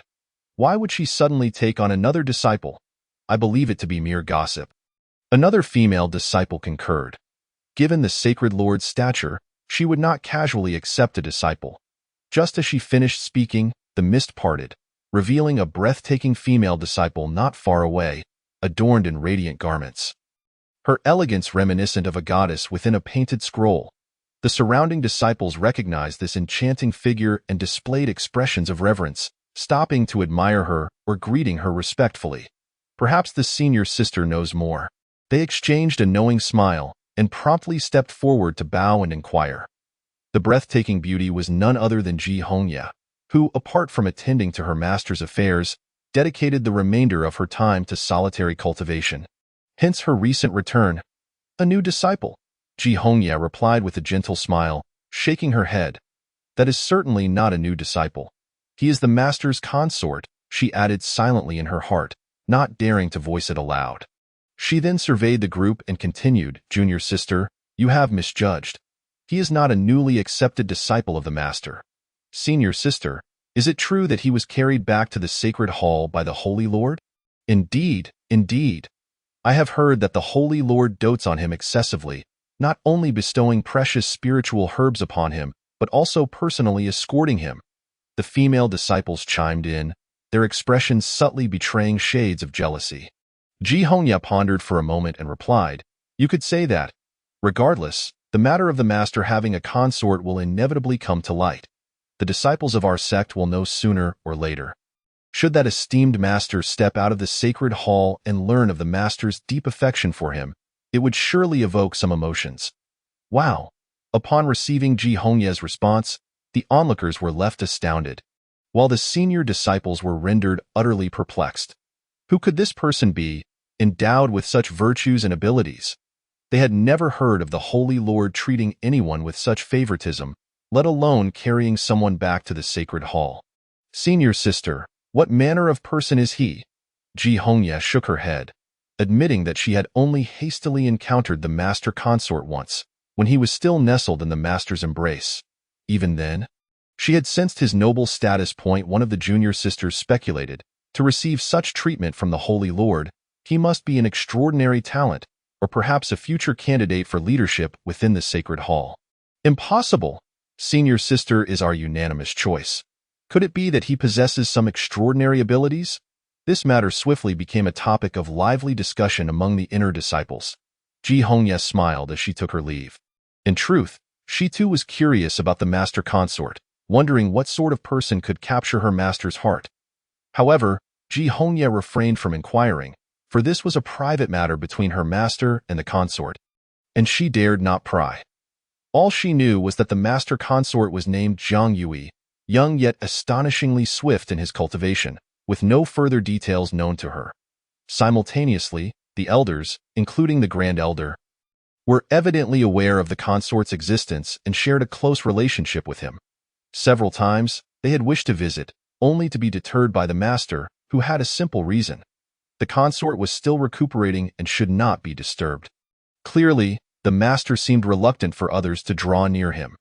As Ji Hongye walked along, a phrase from the master echoed in her mind. When one desires to leave, why do they always wish to keep others confined in a cage? It appeared that her master possessed a strong desire for control. Contemplating this, Ji Hongye felt ripples of anticipation within her. She eagerly looked forward to meeting that master consort. As she walked, an unfamiliar voice interrupted her reverie. Lu Ningfang, are you quite idle? He called her name directly, without any hint of restraint. Ji Hongye looked up, only to realize that she had unknowingly wandered into the back hall of the Sacred Hall. She beheld a handsome young man in the courtyard, momentarily taken aback. This place had been transformed by Lu Ningfang into a cozy courtyard. The air was fragrant with flowers, and verdant trees provided shade. While Zhang Yui practiced his swordplay, with her master seated nearby, offering guidance, a gentle breeze rustled, and leaves danced down, painting a picturesque scene. Yui, if you wish to practice your sword, I shall teach you, no need. As soon as the words were uttered, Lu Ningfang's aura suddenly shifted. Zhang Yui was startled by her abrupt intensity, feeling a chill as if some danger were watching him. Lu Ningfang, what are you planning to do? Zhang Yui felt an inexplicable sense of panic. Lu Ningfang had always been reclusive, as cold as ice. Why did her reaction to his refusal seem so extreme? Had he truly angered her? With a flick of her wrist, a frigid gale swept through, slamming the red door shut. Outside, Ji Hongye was caught in the backlash, sent flying and crashing into several large trees before finally coming to a halt. Her insides churned violently, and she tasted blood in her mouth. This is bad. Ji Hongye sensed her master's murderous intent, as if she truly wished to eliminate her. Meanwhile, within the courtyard, Zhang Yui suddenly turned to the entrance, as if sensing something, and then looked back at Lu Ningfang, asking, is someone outside? Lu Ningfang nodded, revealing nothing to him, no matter. Yui, continue practicing your sword, I shall teach you. Once again, she uttered this phrase, and Zhang Yui pressed his lips together. Ultimately not refusing, he was not afraid. He understood Lu Ningfang's character well enough to know she would not become angry without reason.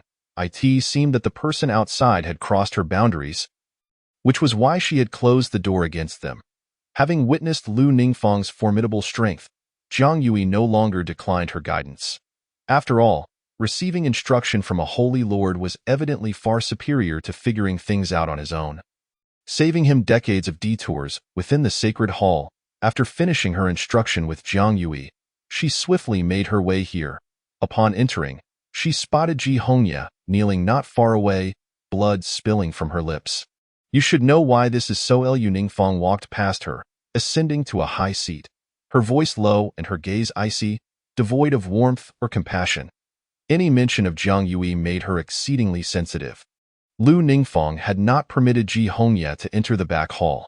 However, she had taken it upon herself to do so, and in an instant, an immortal pressure enveloped her, as though a mountain had descended upon her, leaving Ji Hongye pale. When Lu Ningfang held sway over someone's life or death, she wielded not just authority but immense power. Disciples overstepping their bounds must accept punishment. Ji Hongye hastily knelt, not daring to speak further. Observing Ji Hongye prostrated before her, Lu Ningfang snorted softly, her voice ethereal, echoing in Ji Hongye's ears, I do not wish to see a recurrence of such matters.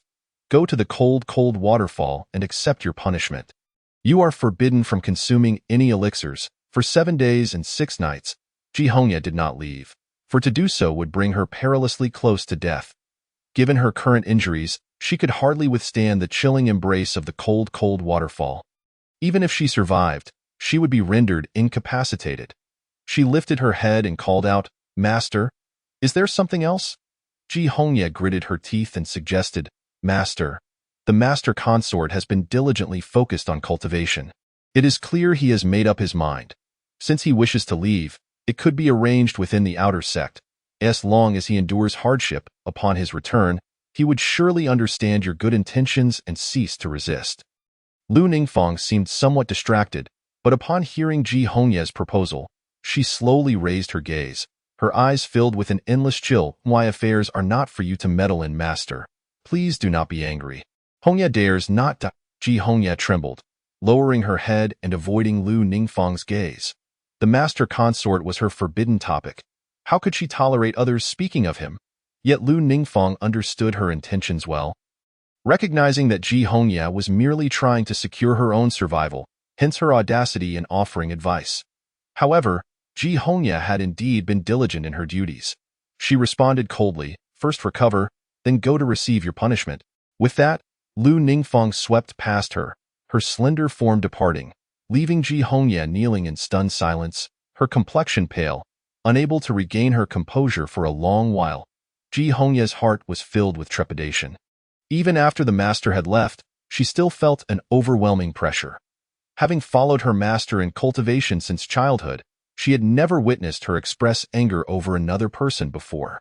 This time, she would remember the lesson. Ji Hongye let out a sigh of relief. Although her master had allowed her to recover, the punishment had already been set in stone. A week passed in the blink of an eye. Jiang Yui, aside from practicing martial arts indoors, would occasionally practice in the courtyard, retreating to rest at night. Currently, Lu Ningfang visited their marital chamber every night, seated at the desk perusing scrolls. Jiang Yui would sleep on the bed, his back to her, and they maintained their distance. Lu Ningfang had long transcended the realm of mortal fatigue, so sleep was a matter of her mood. She did not feel hunger, yet she still prepared 3 meals daily for Jiang Yui. Though the taste was average, it was at least within the realm of edibility. Lu Ningfang, do you have something to say? At the dining table, Lu Ningfang's demeanor was icy, her expression rarely betraying emotion. Ordinarily, Lu Ningfang was not one to be indecisive. She would speak her mind promptly. Yet Jiang Yui could sense she had something to say but was reluctant to voice it. Realizing he had pointed this out, Lu Ningfang spoke directly, "Yui, you are to remain at home. Do not descend the mountain." From her earlier indecision to this moment's resolute stance, Jiang Yui was perplexed by the prohibition on his descent. It did not seem to hinder her in any way. Lu Ningfang, I do not recall you being fond of imprisoning someone. Jiang Yuni savored his meal, chewing slowly as he gazed at her and spoke softly. In recent days, Jiang Yuni had been practicing at home and was not in a hurry to descend the mountain, especially since he was still unable to wield the sword technique. However, the moment Lu Ningxue uttered those words, a rebellious spirit stirred within him. He could hardly recall Lu Ningxue possessing such a strong sense of possessiveness. In this situation, Jiang Yuni felt that the term possessiveness was quite fitting. Despite Lu Ningxue's apparent disinterest in love, she still wished to control his fate. Lu Ningxue picked up her chopsticks and served him some vegetables, stating, "Yuni, 500 years ago, I was with you, and 500 years later, I still am. Yet, I do not wish to descend the mountain." Indeed, 500 years ago, they had always been together, never apart, and he had never anticipated that Lu Ningxue would bring him back to life after his death. Jiang Yuni extended his bowl, accepting the vegetable she offered, and inquired, "Why?" Lu Ningxue coldly replied, "Annoying." She did not relish the clamor of the mortal world and preferred tranquility. Moreover, Lu Ningxue harbored little fondness for the mundane realm and simply wished to remain in one place, nurturing those who could evoke even a ripple in her heart. Jiang Yuni had initially thought there was a special reason behind her reluctance, only to discover it was merely this, a what? "It is not as if you must accompany me. I can descend alone for my training. After all, he was a prodigy of his generation and certainly did not require protection from others." If you wish to train, you may receive tasks at the transmission hall. Descending the mountain is not a necessity. Descending the mountain was a form of training and an arduous journey. One would not be under the protection of the sect, and whether to return or not depended solely on oneself, which was why Lu Ningxue was so adamant in her refusal. My contribution value is sufficient. The tasks are unnecessary. Seeing that her persuasion was in vain, Lu Ningxue suppressed her chill and calmly produced a token, presenting it before his eyes. Uni, see for yourself. This token was adorned with golden inscriptions depicting two vividly rendered soaring dragons with their heads held high, seemingly roaring, flanked by two sword-shaped patterns in the background. In the center, it bore the inscription Holy Sun. The reverse side was engraved with Tianling. This was Jiang Yuni's former sect token, symbolizing an individual's identity and status. And it also contained a formation. The contribution value he earned would be imprinted in his mind as divine thoughts. His contribution value still had numerous zeros, yet there was a negative sign in front, indicating he owed the sect over 10 billion. Coming back to his senses, Jiang Yuni coughed twice. Lu Ningxue gently patted his back, her lips parting. Yuni, if you wish to leave, you must first repay your debts. Otherwise, you shall not take a single step. Jiang Yuni opened his mouth, hesitating to speak. He never imagined that his resurrection would come with such overwhelming debt. Had he known, he would have preferred to remain dead.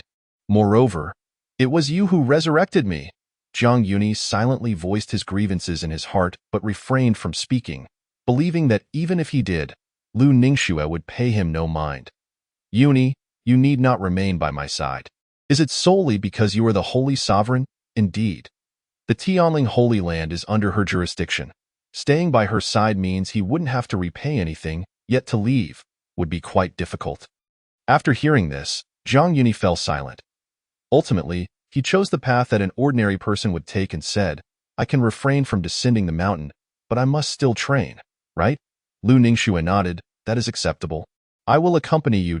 Jiang Yuni exclaimed, Why are you following me? Besides, as the Holy Sovereign, how could you possibly have the time?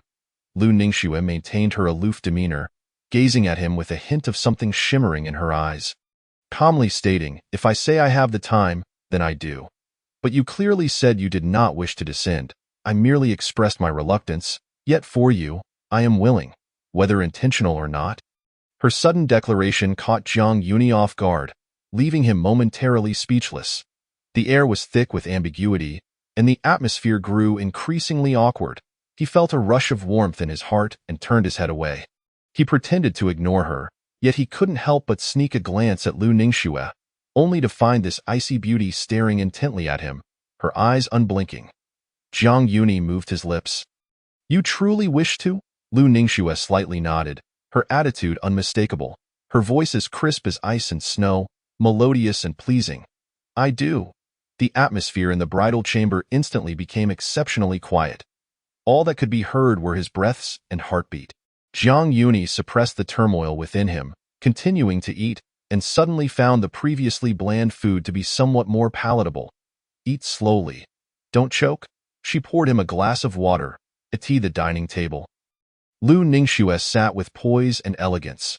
Though dressed in simple attire, there was not a hint of incongruity. Indeed, she exuded a certain gallant charm that surpassed that of ordinary fairies. Chapter 9. You are my husband. Of course, I shall hold your hand. With a tumultuous roar, the icy waterfall cascaded down, drenching her delicate figure, the red gown clinging to her, revealing her fair skin in glimpses. Ji Hongya trembled all over, the biting cold forcing her to sit cross-legged on the stone platform, her fists clenched tightly, her pearly teeth biting down on her soft pink lips, her beautiful visage marked by stubbornness. Another mouthful of blood spewed forth. After enduring 7 days and nights of trials, she was already battered and bruised, her very soul teetering on the brink of collapse, drifting between life and death. It was only when she comprehended the deeper mysteries of her own nine-yang technique that she managed to salvage her life. In an instant, golden runes surfaced around her, and a searing aura enveloped the area. The once frigid valley waterfall was shrouded in heat, causing the cold water drenching her body to instantly transform into a mist that surrounded her. The biting wind howled, causing the gracefully swaying flora to wither and turn to ash, dissipating into the void. With a thunderous rumble, Ji Hongya opened her eyes, her gaze radiant, emitting a sharp brilliance that tore through the fabric of space. At that very moment, in the back hall of the holy temple, the enchanting figure poised at the writing desk abruptly halted her pen, her hand pausing momentarily before the pen tip resumed its strokes. Leaving behind a striking mark on the paper, with a flick of her wrist, she sent the letter ahead. Strange, someone has broken through? Lying on the bed, Jiang Yuni sensed a faint shift in the distant aura, akin to a crimson flame lotus blooming after a storm. Though small, it burned fiercely, capturing one's gaze and leaving an impact. Although his soul had been reforged, it remained an existence that ordinary cultivators could hardly rival. Even from a distance, he faintly discerned that trace of fluctuation. Such a change suggested formidable cultivation. Reaching such a level required an amalgamation of talent, effort, and fate. Jiang Yuni gradually sat up, turning to glance at the composed Lu Ningxue beside the table. Curiously asking, "Your disciple?" In the vicinity of the holy temple, Jiang Yuni had never encountered anyone apart from her.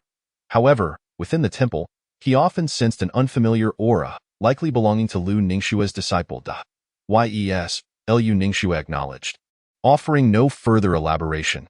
Your disciple breaks through, and the master does not go to protect her, yet lingers here with me? It is only in times of dire need that a person's potential is truly awakened. Moreover, a disciple must temper their own resolve. There is no need for protection, Lu Ningxue replied calmly. Very well, speaking of which, what kind of person is your disciple? Before he could finish, Lu Ningxue had already moved to the edge of the bed. Her exquisitely delicate face tilted slightly as she looked down at Jiang Yuni, casually stating, "No need to concern yourself with her." Her proximity revealed her stunning beauty, her ink-black hair cascading to her waist. A wisp of hair dancing at her forehead, her eyes lowered, a strange glimmer flickering beneath her calm and gentle gaze. Jiang Yuni was momentarily taken aback. At this moment, Lu Ningxue was entirely different from her usual self. Even the shadows could not conceal her presence, and amidst the disorientation, an overwhelming pressure enveloped him. "Sleep now," Lu Ningxue urged. Jiang Yuni had not paid much heed, but upon hearing her authoritative tone, he couldn't help but furrow his brows. "Lu Ningxue, since when did you take it upon yourself to oversee such matters?" As if his staying awake were an inconvenience to her. "I am your wife," Lu Ningxue stated earnestly. Though her tone remained calm, anyone could discern the determination in her words, including Jiang Yuni. He intended to counter her, but Lu Ningxue had already asserted her strength, pinning him down on the bed, tucking him in neatly, and commanding, "Behave and rest. I will call you in the morning."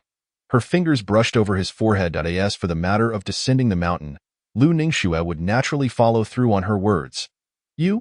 Her resolute demeanor prompted Jiang Yuni to struggle slightly. Yet Lu Ningxue's strength was overwhelming, rendering his attempts futile. One day, if you wish to surpass me, then obey and listen well," Lu Ningxiang spoke concisely, then walked to the door and closed it securely. "What nonsense are you spouting? My obedience seems to have no correlation with surpassing you, does it?" After being pinned down on the bed, Jiang Yuni grasped the blanket, attempting to rise. Yet, with a mere glance from Lu Ningxiang, her profound black eyes gleamed with a hint of concealed anger, chilling enough to halt all his struggles. "Damn it! Why am I suddenly afraid of her?" Jiang Yuni silently cursed, yearning to resist, but alas. His resolve was feebled. In contrast, Lu Ningxiang remained calm and collected, as if she had anticipated his words. She replied unhurriedly, "As long as you obey, I shall teach you, and you will naturally surpass me." Jiang Yuni was taken aback, regarding her with suspicion. "Is it not enough that you have a disciple to teach? Do you truly have the time to instruct me?" She need not teach him.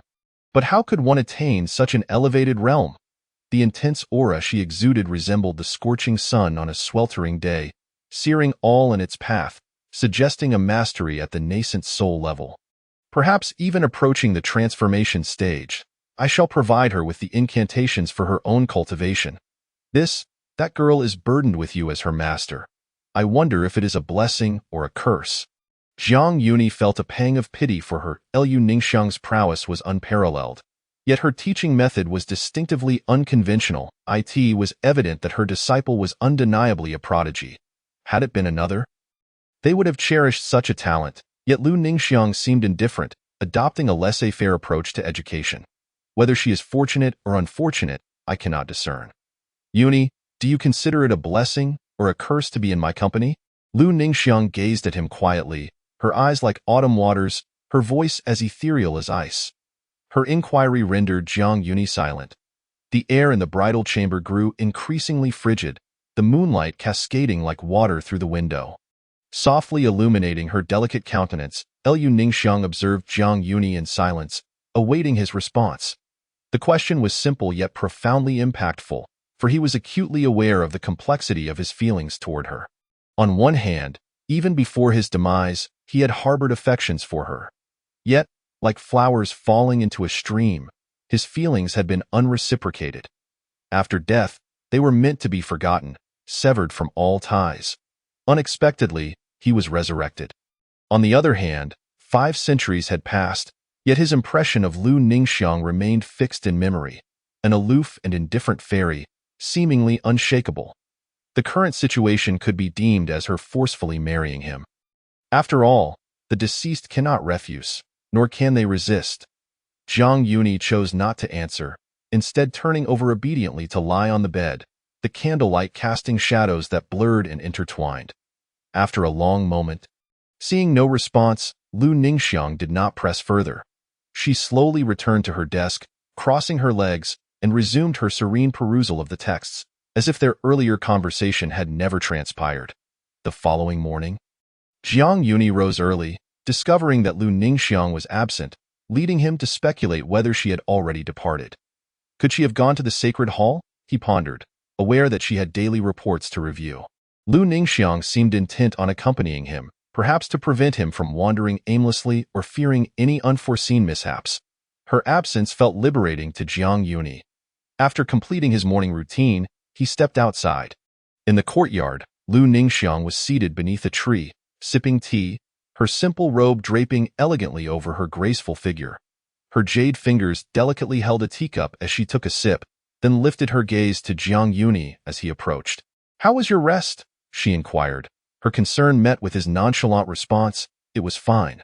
"Then let us be off," she stated, placing her teacup down and effortlessly tidying the tea set, her movements graceful and poised. Indicative of her regular practice of tea culture for health, she rose and stood before Jiang Yuni, extending her hand into his line of sight. "What do you want?" Jiang Yuni feigned ignorance, looking at her outstretched hand. Her long, slender fingers glistening with an enticing pink hue. Without further ado, Lu Ningxiang grasped his hand and led him out, her delicate touch stirring an inexplicable sense of anxiety within him, despite having held her countless times in life. Why has she suddenly become so proactive? One might think she has been possessed. Yet, that was entirely impossible. Lu Ningxiang's current cultivation level rendered her untouchable. As he attempted to withdraw his hand, Lu Ningxiang tightened her grip, her wrist appearing delicate yet surprisingly strong, leaving him no chance of escape. She slightly lowered her head to gaze at him, her ethereal presence accentuated by strands of hair cascading by her ears, enhancing her enchanting visage. "You are my husband. Naturally, I shall hold your hand. Are you prying into my thoughts?" "No, I merely speak plainly," Lu Ningxiang replied with rationality, their figures moving in tandem through the hall. Meanwhile, Jiang Yuni resolved to refine his spiritual mind techniques to conceal his thoughts entirely. Not far into their journey, he sensed something amiss. "Where are we headed?" "To accompany me on a matter." Jiang Yuni felt helpless as Lu Ningxiang firmly tugged him along. Leaving no room for refusal, "Let go. I can walk." She acknowledged, falling silent thereafter. He initially intended to walk ahead of her, but her steadfast grip extinguished that rebellious notion. Simultaneously, within the sacred hall, a girl clung to Ji Hongye's arm, exclaiming joyfully, "Wonderful, Sister Ji! I feared you had been punished by the Lord, yet it seems you were merely in seclusion." Ji Hongye smiled gently at her. "Xiao Yu, this place is a sacred ground. Do not act recklessly." "Oh, The girl named Xiao Yu pouted, releasing Ji Hongye's arm. Despite being a revered saintess of a peak, she bore no grievances regarding Ji Hongye's authority, as they were both friends and core disciples, sharing a close bond. Sister Ji, shall we go play now? Not possible. Master has summoned me. Ji Hongye replied sternly, waving a letter in her hand. Xiao Yu, you must wait for me at the back mountain.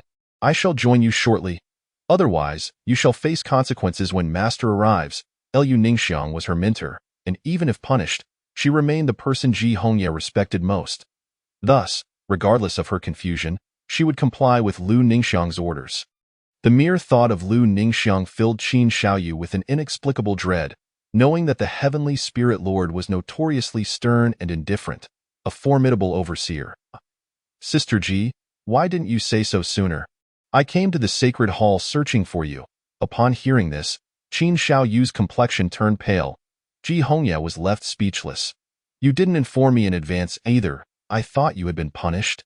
Which is why I wanted to sneak in to rescue you, Qin Xiaoyu replied, pulling at her skirt as she sought to leave this place of trouble. However, she had barely taken a few steps when two sets of footsteps approached, followed by a voice imbued with authority and chill. What are you doing here?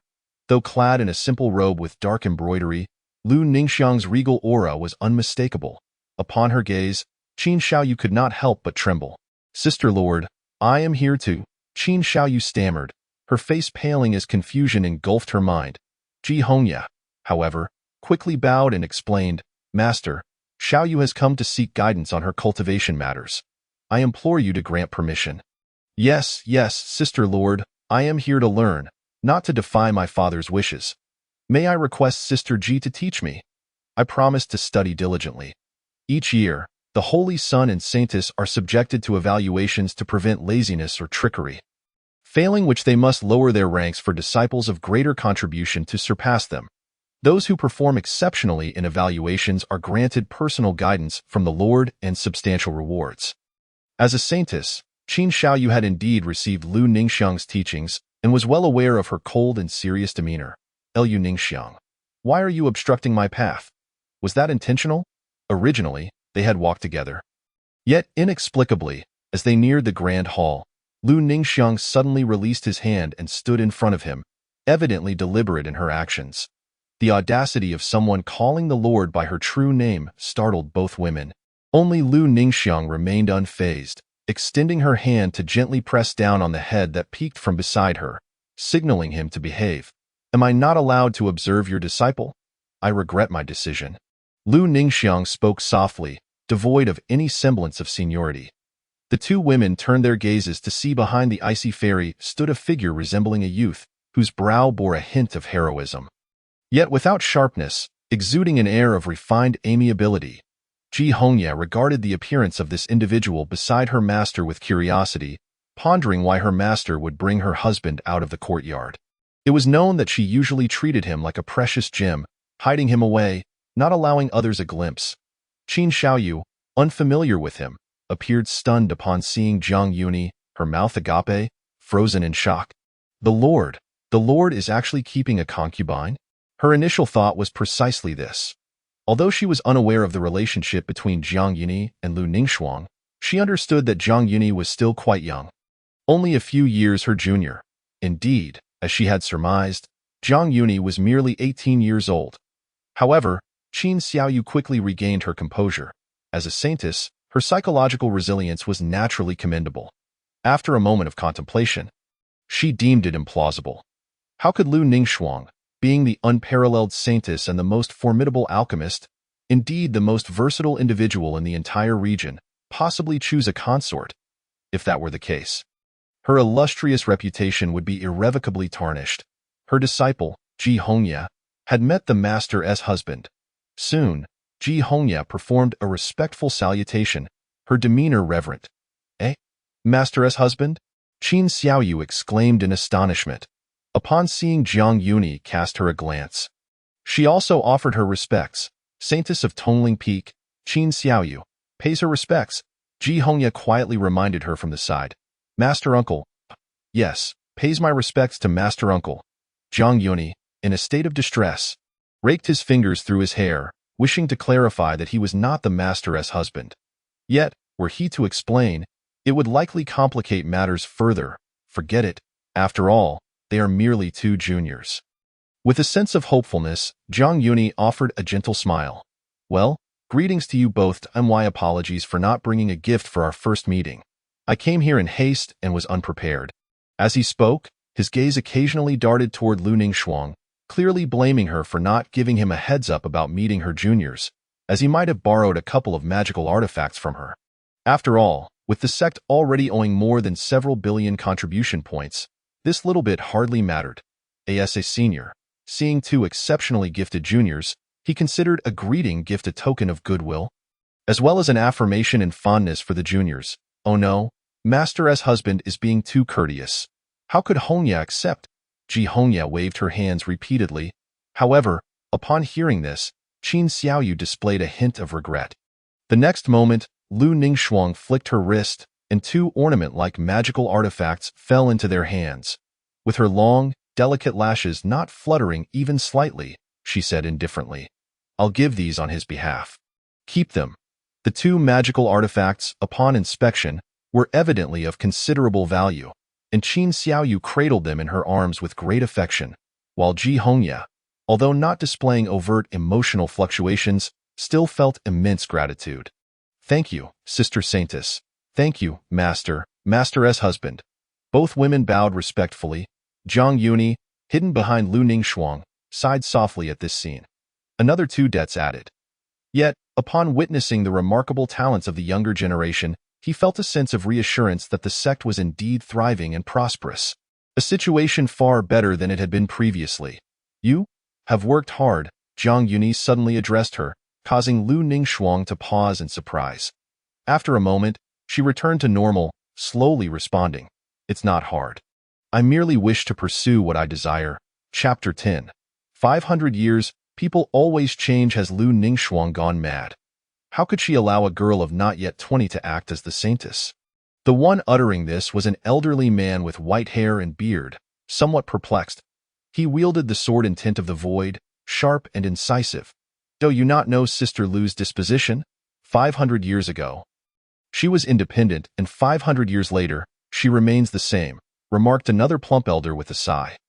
Otherwise, we wouldn't have been able to maintain our positions as supreme elders. Indeed, those who opposed her succession to the position of saintess have long been. Sighed another, well, the world has already fallen under her control. We might as well focus on our own matters to avoid incurring her wrath. The emaciated elder's eyes sparkled with a hint of shrewdness. Here, in the hall of Tongling Peak, the high-ranking members of Tianling were gathered. The four elders sighed in unison. Though they all possessed a celestial demeanor, they could only express helplessness when discussing Lu Ningxuang. Their faces etched with worry. As supreme elders, they were supposed to be the ancient remnants from 400 years ago, holding significant power, each one capable of causing tremors with their mere presence. Even the saintess had to show them some deference, yet Lu Ningxuang was an exception. Lu Ningxuang, as the inheritor of the sect's saintess title, was still privately referred to as the Ice Mountain Demoness, particularly due to her chilling aura, which was fearsome.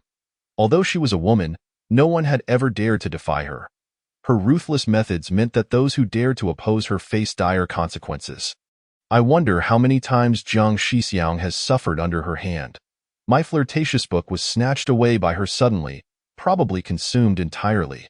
The plump elder patted his belly, feeling distressed, as if he had lost a treasure. When did she ever read such books?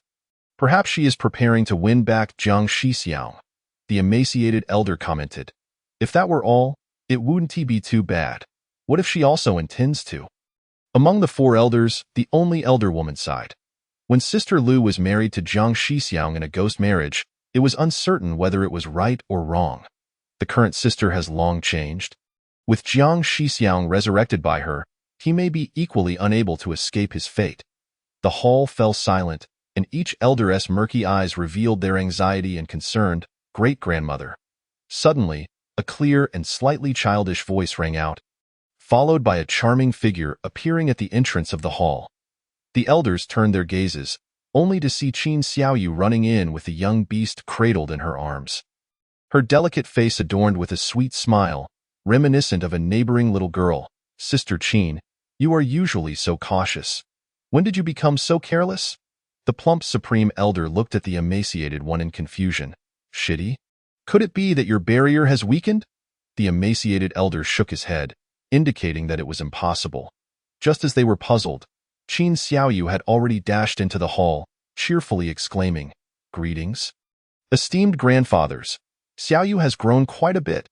The elder who embodied sword intent stroked his beard and remarked, Sister Qin, what do you think about Xiaoyu's future marriage? Shouldn't she come to my Lingshu Peak? My great-grandson is a once-in-a-century talent. Grandfather Sword, your Lingshu Peak only cares about swords. You must not be interested in marrying off a daughter. Qin Xiaoyu replied with a giggle, Haha, Xiaoyu is right, Brother Sword. Your disciples are all sword fanatics. If Xiaoyu is to marry, it must be to our Tianluo Peak. The plump elder chuckled. Upon hearing this, Qin Xiaoyu decisively replied, No, I do not wish to practice body cultivation. As she spoke, she teased the young beast in her arms, causing it to yelp incessantly, squinting its eyes in enjoyment, which made everyone present break into a sweat. She was indeed still a child at heart. What to do, Sister Qin? You are here. The four Supreme Elders looked at the jade pendant with trepidation. Clearly, they were providing Qin Xiaoyu with a suitable magical artifact, yet it was one that only the powerful like Elder Qin could activate. Suggesting ulterior motives, forget it, I should leave quickly. Sister Lu has a bad temper. Sister Qin, you take care of yourself. The body cultivation expert, Elder Lei, trembled slightly as he spoke. He recalled a certain twilight when he had intended to meet Jiang Yuni in the temple but was intercepted by Lu Ningxuang, who had snatched away his cherished book. Seeing the situation, the Supreme Elder of Lingshu Peak also intended to leave. No one dared to guarantee what might occur after activating the magical artifact. Elders, can you break the barrier outside? Elder Qin, though already well into her old age, still appeared vigorous. Upon hearing this, the two turned their heads, simultaneously gazing at the still-seated emaciated elder, who was the Supreme Elder of Yinyang Peak. Possessing profound mastery of spiritual arts, capable of easily breaking through any formation or talisman. Brothers, you? The other elders shook their heads. Brothers, if we force our way through, we will surely face Sister Lu's wrath. And afterward, we will have to pay for the repairs. The implication was clear. He neither dared nor wished to do so. Hearing this, Elders Jin and Lei could only abandon their intentions. When Elder Qin made sufficient preparations to activate the jade pendant, an unprecedented pressure descended, as if countless blades were suspended in the air, ready to sever flesh at any moment. The chilling aura was piercing, enveloping the surroundings. Waves of ice-blue chill converged, ultimately transforming into a slender figure. She opened her eyes, and a strand of ice-blue cold light blossomed. With a flick of her sleeve, the cold surged, freezing the air around her, gracefully descending, her steps ethereal as if treading upon cotton. Bow before the saintess. The venerable elders present respectfully clasped their hands together. With Lu Ningxuang now holding the position of the Holy Master, they dared not show any disrespect, even if it was merely a wisp of divine thought. The pressure it exuded was suffocating. Seated at the head of the assembly, she propped her chin on one hand, her indifferent gaze sweeping over the crowd. I have no patience for idle chatter. This divine thought has come solely to inform you that the position of Holy Master will temporarily be assumed by Ji Hongya. Should anyone dissent, they may approach her. Furthermore, none of you are permitted to seek out Jiang Yuni on your own. Any who dare defy this order shall face execution without mercy. Her words were succinct, devoid of any superfluous embellishments. As her pronouncement echoed, the hearts of the esteemed elders trembled slightly, yet they dared not reveal a hint of their apprehension. Their brows marked with a seal that testified to their unwavering loyalty. We shall abide by the Holy Master's decree. Additionally, summon all inner disciples to await in the square. Yes. Meanwhile, amidst the clouds, Jiang Yuni beheld the familiar sights of Tianling sacred land. Feeling a profound sense of nostalgia, the spiritual essence of heaven and earth was as abundant as ever. The arched rainbow bridge shimmered in the sunlight, its vibrant hues reflecting off the clear spring water at its foot, which lay before the sacred temple.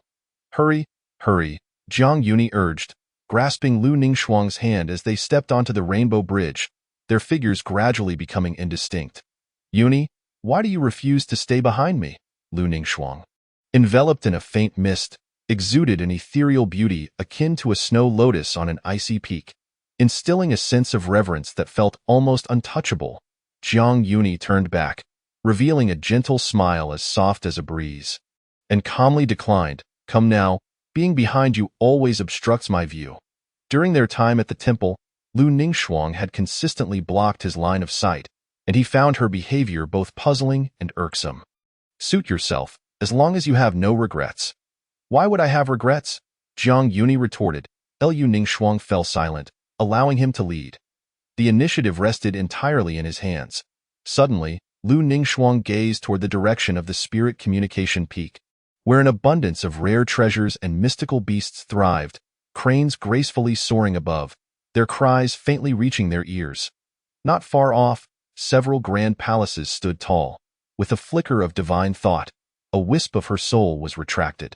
As they walked upon the rainbow bridge, the gentle sound of flowing water accompanied them, revealing springs gurgling on either side.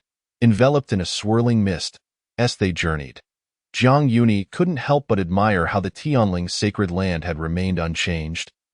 Still vibrant as it had been 5 centuries ago, he mused that had he not perished 500 years prior, he might have lived a mundane life here, especially since he had played a significant role in the battle between the righteous and the demonic. If it weren't for his untimely death at the hands of Jiang Yuni hesitated, his pace slowing as he inquired, "Back then, you used to love pulling me along to watch the sun rise and set by the rainbow bridge." Lu Ningxuang replied, her gaze deep as an abyss, "I never anticipated that would be the last time we were together." "Why are you deliberately avoiding the topic?" Jiang Yuni withdrew his hand, crossing his arms. "Where did I die at the hands of that damn demonic sect? I seem to have forgotten. Enlighten me." Almost forgetting that he had enemies, Jiang Yuni recalled how, before his death, the demonic sect had banded together to launch a devastating attack, seeking to annihilate the entire Tianling sacred land during the era of the weakened Holy Master. "Yuni, those who dared to harm you back then are now suffering a fate worse than death. There is no one left who can harm you." The wind caressed her hair, flowing gracefully, her eyes serene yet concealing a hint of indifference toward the passage of time. However, Jiang Yuni caught a fleeting glimpse of something chilling in her calm gaze. A fleeting shadow that vanished almost instantly. "Worse than death. If that is indeed the case, it might assuage the resentment in my heart," he mused, his chin in his hand, murmuring to himself. Soon after, he recalled the moments before his demise and couldn't help but add, "I still remember that before I died, you didn't shed a single tear." He understood her indifference well.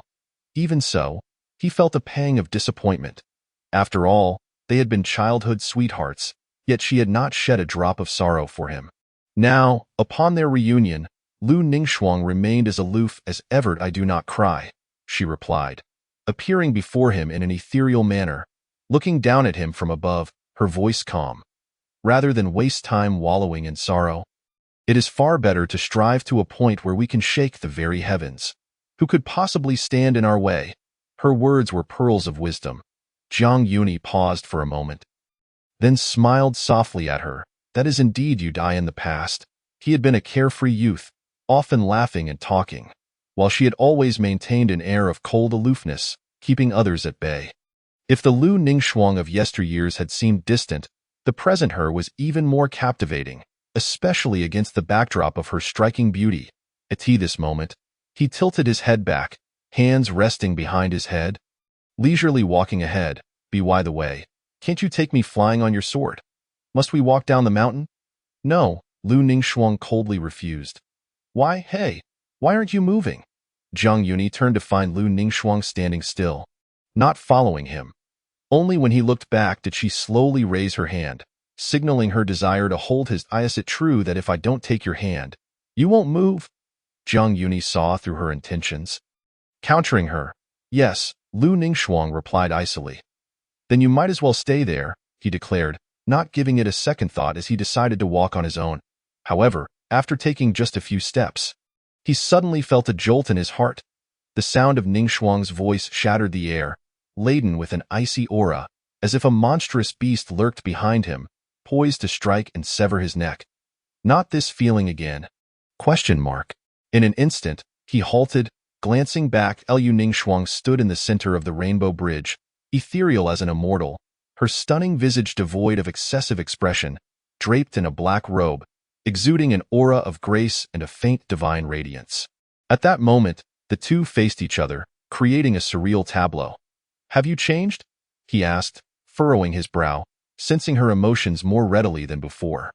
Zhang Yuni realized that the chilling aura emanating from Liu Ningxuang meant that if he truly turned his back and left, the consequences would be dire. 500 years, people inevitably change, Liu Ningxuang remarked, beckoning him with a curled finger. "Will you take my hand or not?" Zhang Yuni clicked his tongue, turning back to her without hesitation. Seizing her hand as they continued onward, "If I really did leave, what were you planning to do just now?"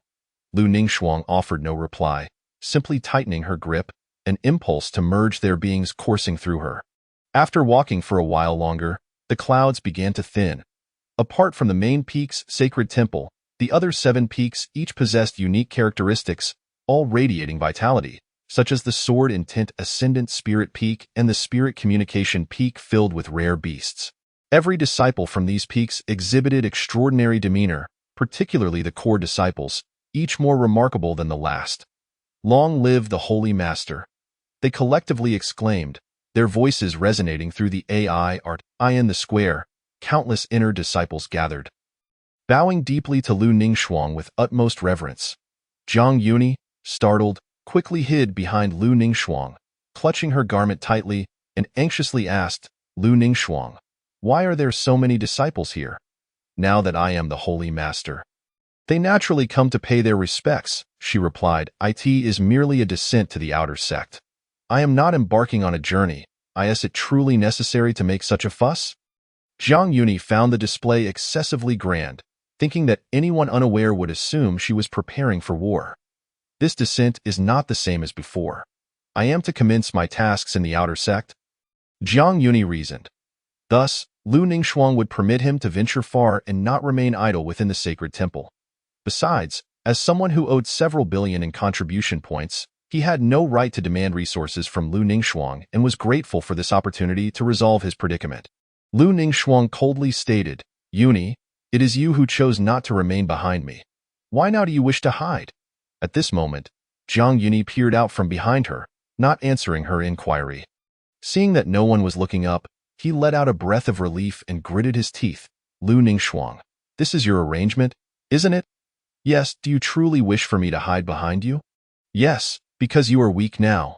The inner disciples behind her continued to bow, not daring to lift their heads. The sound of their conversation echoed in the square, while the seemingly tranquil inner disciples were already in turmoil within, their hearts restless. Chapter 11. The harm is negligible, but the insult is profound. In the square, the clouds surged. Zhang Yuni surveyed the scene, noting the disciples clad in the garb of various peaks, both male and female, with a notable number among the younger generation. Surrounded by mist, they truly embodied the essence of immortals. The atmosphere was silent, no one daring to whisper. "From this day forth, I shall temporarily step down from my position, refraining from any involvement in affairs, entrusting everything to Ji Hongya, and you shall all obey her commands." Liu Ningxuang surveyed the surroundings, ultimately fixing her gaze upon Ji Hongya. "With utmost reverence, we shall comply with the Holy Master's decree." Before long, the inner disciples were shaken by Liu Ningxuang's announcement of her temporary abdication. However, upon hearing that Ji Hongya would be acting in her stead, they gradually felt at ease, recognizing her as the Holy Master's direct disciple who often imparted teachings. It was only natural for her to assume the role. Yet, what truly astonished them was the revelation that the Holy Master indeed had a male counterpart. This news was sensational. Liu Ningxuang spoke with an indifferent tone. "Rise." Upon hearing this, Zhang Yuni hastily retracted his gaze, withdrawing his head and obediently hiding behind her. The disciples raised their heads in unison, eager to glimpse the esteemed individual who had captured the affections of the typically cold and unfeeling Holy Lord. One could surmise that without sufficient strength, one might not even qualify to enter the sacred hall. Thus, it was likely that this person was a paragon of youthful brilliance, undoubtedly of considerable status and prowess. Among them, some speculated that it was the newcomer recently brought back to the Holy Hall by Lu Ningxuang, who was suspected to be a new disciple. However, the age discrepancy was too vast for them to accept. If this were true, would it not imply that the Holy Lord was indulging in youthful folly? Alas, they had yet to lay eyes on the uni spoken of by the Holy Lord. All they could see was Lu Ningxuang standing there alone, her eyes, seemingly cleansed by eons of ice and snow, gazing silently. Behind her, a faint whisper could be heard. Lu Ningxuang, you did this on purpose. Jiang Yuni tightened his grip on her garment, questioning her. Yes, I did it intentionally. What of it? Lu Ningxuang declared grandly that she was temporarily stepping away, intending to announce to the world that she and Jiang Yuni were indeed a genuine couple. On another front, this also served to lay a solid foundation for Ji Hongye. Acting as the proxy Holy Lord, Lu Ningxuang effectively acknowledged her as the next inheritor of the Holy Lord's mantle. Naturally, all the sons and daughters of the various peaks had the right to challenge her. The victor could then claim Ji Hongye's inheritance. After all, the principle of might makes right is an eternal truth. Lu Ningxuang lowered her gaze and observed Jiang Yuni, who was dutifully hiding behind her, entirely reluctant to acknowledge their relationship. She felt no need to press the matter further, as her objective had already been achieved. However, the multitude of scrutinizing gazes soon left Jiang Yuni feeling flustered. Therefore, Lu Ningxuang produced an outer robe, draping it over his head, and grasped his wrist, pulling him close, whispering, "From now on, you must remain obediently behind me." Yuni. The robe covering his head shielded him from the prying eyes of powerful souls, while the faint fragrance lingering at his nose was uniquely Lu Ningxuang's, bringing him a sense of tranquility. Do not speak of such matters now. We must leave swiftly. Lu Ningxuang's strength was evident as Jiang Yuni found himself unable to break free from her grasp. Given the circumstances, it was better to allow her to expedite their departure. Do not attempt any mischief, Jiang Yuni warned, keeping a vigilant eye on her, yet he permitted Lu Ningxuang to embrace him unceremoniously. Their bodies soon pressed closely together, and Jiang Yuni felt his breath quicken. His gaze rising to meet her stunning visage, unadorned and radiant as jade. Furthermore, he could even sense the weight of Lu Ningxuang's bosom against him, causing him to stiffen, a wave of heat washing over him as if he were ensconced in a furnace. This sensation was decidedly unpleasant. Lu Ningxuang, however, paid it no mind. Her cold eyes scanned the surroundings, noting the countless disciples appraising Jiang Yuni, her gaze betraying an unmistakable chill, like a celestial being yet akin to a demon. She exuded an unparalleled aloofness. The disciples were so intimidated that they hastily averted their eyes, no longer daring to scrutinize Jiang Yuni. Simultaneously, they felt that the normally ethereal Holy Lord had, at this moment, taken on a more human aspect. Jiang Yuni too was taken aback. "Let us depart," Lu Ningxuang spoke softly, her grip on Jiang Yuni's waist tightening as she stepped forward. With an ethereal grace, her dark robes billowed. And in the blink of an eye, they swept past countless disciples, vanishing from view, leaving behind a group of stunned inner disciples. After a long pause, one murmured, "Is that truly the Holy Lord?" Indeed, the Holy Lord is typically so indifferent and detached, rarely displaying emotion. "I cannot believe I sensed a flicker of anger just now." The disciples expressed their astonishment, though a few composed individuals remained unfazed. "Sister Ji, what does this mean for the Holy Lord?" Qin Xiaoyu approached Ji Hongye, unable to fathom the casual abdication and subsequent departure with her husband. Ji Hongye smiled. "My master has always preferred to avoid unnecessary complications, wishing to remain close to her husband. Stepping down temporarily is the wisest choice to avert all troubles." Lu Ningxuang's temporary abdication proved advantageous for Jiang Yuni's potential, and Ji Hongye understood her master well. Once a decision was made, it was immutable. "So that is the case," Qin Xiaoyu murmured. "We have met the Holy Lord." At that moment, a disciple took the lead in bowing to Ji Hongye, prompting the others to follow suit. And soon, the name of the Holy Lord echoed throughout the square, resonating with the heavens. Meanwhile, on Tongling Peak, a serene atmosphere prevailed. The four elders gazed in the direction Lu Ningxuang had departed, some shaking their heads with wry smiles, others remaining silent. They had initially assumed Lu Ningxuang would have no interest in romantic entanglements throughout her life, especially as the Holy Lord. How could she be swayed by matters of the heart? Yet upon reflection, it made sense. Lu Ningxuang had lived for so long without any male ever approaching her. Aside from Jiang Shixiang, no one had managed to get close to her in 5 centuries. With this realization, the elders felt a sense of relief. The direction Lu Shiji took with Shixiang leads to the outer sect, Elder Qin suddenly remarked thoughtfully. Could it be that some opportunity has arisen? Outer disciples have the chance to participate in the inner sect's competition for prodigies. The frail elder stated, "It is said that many talents have recently emerged from the outer sect. Perhaps she intends to bring Jiang Shixiang along to help him reclaim his former glory step by step." Indeed, Jiang Shixiang is but a mortal now, with a lifespan of merely a century. How could he possibly remain with Lu Shiji for long? Elder Qin understood. At present, Lu Ningxuang's cultivation is unfathomably deep. Her lifespan akin to that of the heavens. Otherwise, she would have aged long ago and wouldn't require longevity elixirs to maintain her youth. Elder Lei commented, "I have heard that Jiang Shixiang is in debt to the tune of several billion. Given his character, he would never accept sustenance from Lu Shiji or live off her generosity. One must realize that not everyone can live off Lu Shiji's bounty." "What, are you envious?" Elder Qin shot him a glance. Elder Lei boldly admitted, "Of course. Lu Shiji is the sovereign of the 3 realms, with resources beyond comprehension. How could a body cultivator not envy that? The resources consumed by body cultivation are simply unimaginable. Just think about it." Elder Qin replied. At that moment, Elder Jian suddenly spoke. "Perhaps it is time for Shixiang to venture out and gain some experience." Upon hearing this, the other 3 elders turned to him, as if grasping the meaning behind Elder Jian's words. After all, in that earlier era, Zhang Yuni was notorious for being perilous. Back then, he would often encounter troubles each time he descended the mountain, and being besieged was not uncommon. Had it not been for his own strength, he would have perished many times over. Indeed, only through weathering storms can one truly become a top-tier powerhouse. Elder Lei nodded in agreement. After all, in their time, they had fought their way through countless battles, treading a path soaked in blood.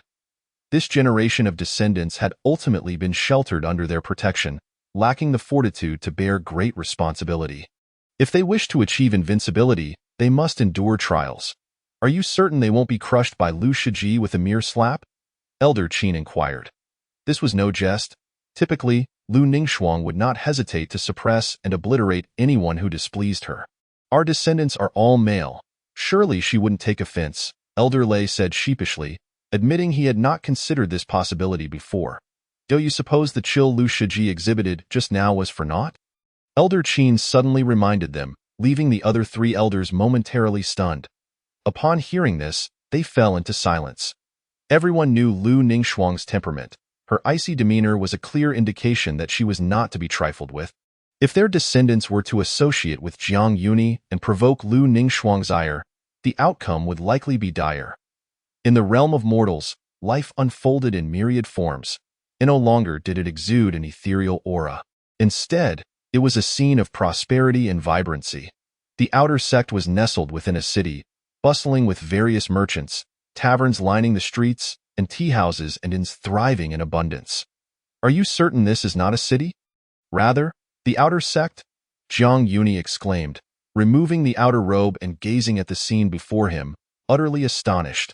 Though he had not descended the mountain since awakening, it was evident that the outer sect had transformed significantly from its former self. Today, the outer sect had become a bustling hub of commerce, effectively bolstering the economic standing of the sacred grounds. Lu Ningxiang slightly tilted her head and began to explain. 5 centuries ago, the demon sect launched a devastating assault on the celestial Ling Holy Land, resulting in heavy losses for both the outer and inner sects. With countless casualties, Lu Ningxiang spent a century leading the celestial Ling Holy Land back to its former glory. Once the inner sect was stabilized, it took another 5 years to elevate the outer sect to its current standing. At this moment, a faintly discernible magical formation hovered above the city, evidently a protective barrier. Soon, She gently held onto Jiang Yuni and strolled deeper into the street. Under normal circumstances, Lu Ningxiang's appearance would have undoubtedly caused a stir, for her beauty could be deemed unparalleled, a rare gem in the vast expanse of the Eight Desolations, worthy of being called a captivating enchantress. Fortunately, she wore a delicate veil, an artifact bestowed upon female disciples descending the mountain, which effortlessly concealed her visage and aura. Clad in a flowing robe of pure white, cinched at the waist with a crimson sash that accentuated her slender figure, she exuded an ethereal grace that was innately hers. The veil could not entirely obscure her presence. Passers-by cast astonished glances in her direction, some even pausing involuntarily, yet none dared to approach her. For an icy chill emanated from her, dissuading any attempts to draw near. Lu Ningxiang paid no heed to the onlookers, simply guiding Jiang Yuni along the street. Jiang Yuni, not one to be oblivious, sensed the multitude of gazes upon them.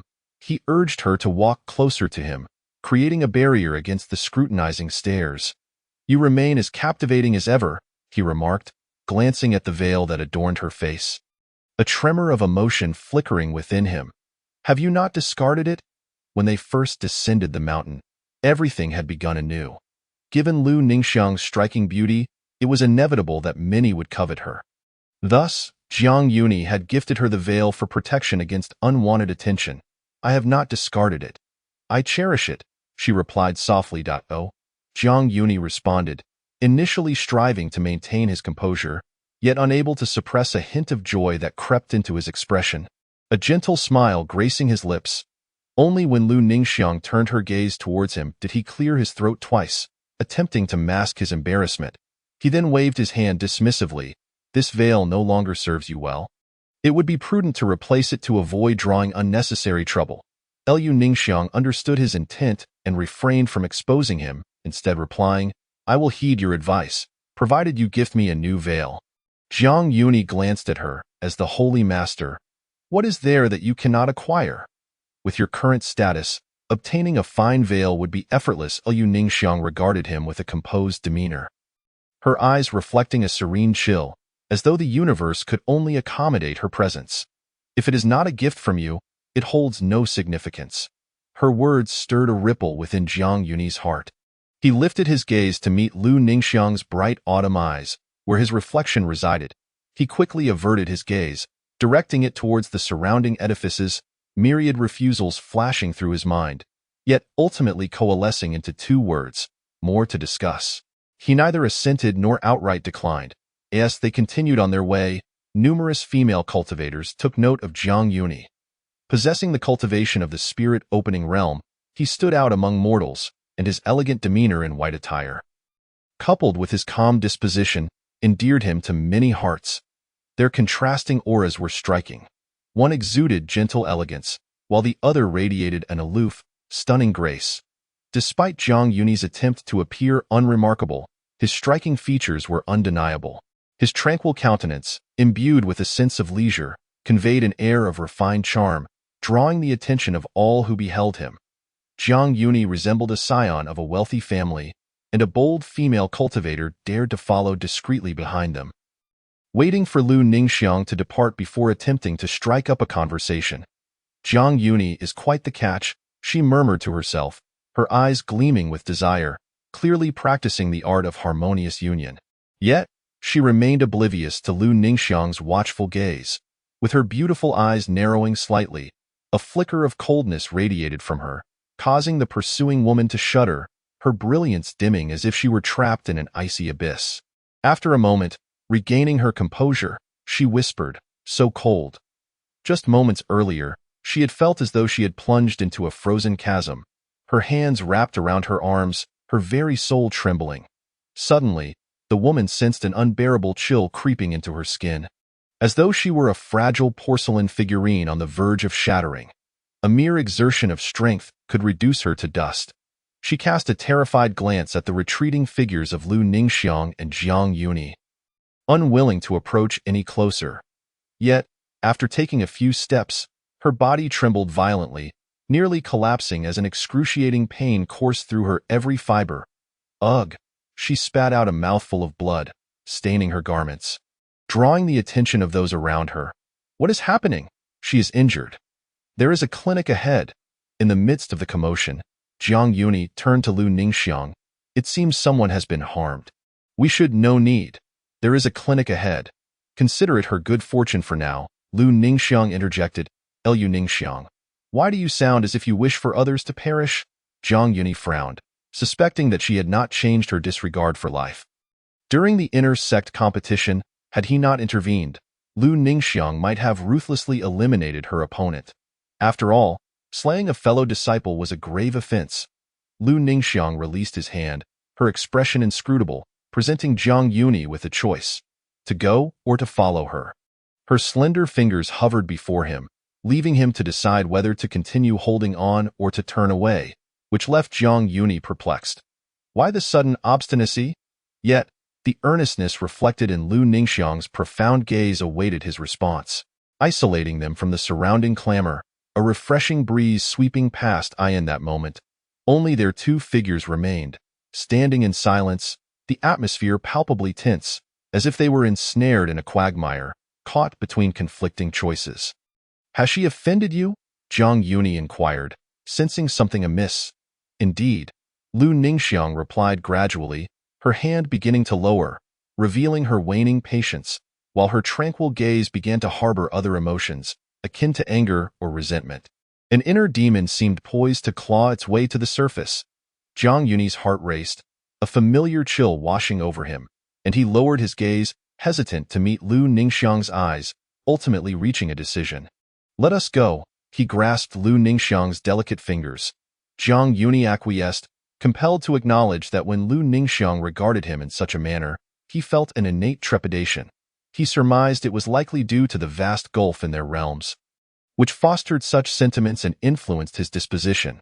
As they departed, Jiang Yuni muttered, Lu Ningxiang, do not think that your superior soul realm allows you to intimidate me indefinitely. He had contemplated resistance, yet found it futile. The principle of might makes right was the prevailing law. Yuni, I have not employed a shred of my power, let alone my soul. I fear I might inadvertently obliterate you, Lu Ningxiang remarked, her eyes shimmering with a hint of amusement as she tightened her grip on his hand and continued onward. Jiang Yuni could only respond with a silent, exasperated expression. The harm may be minimal, yet the insult is profound. Be why the way. What did she do to provoke you? She sought to make you her furnace. To treat a person as a furnace, to draw upon their essence to enhance oneself, is a malicious act that could lead to death or a fate worse than death, reducing one to a mere plaything. It was no wonder Lu Ningxiang reacted so fiercely. Alas! It is a pity she did not meet her demise. Fear not. Her time is limited. At that moment, Jiang Yuni, brimming with frustration, glanced at her. Why were you not forthright from the beginning?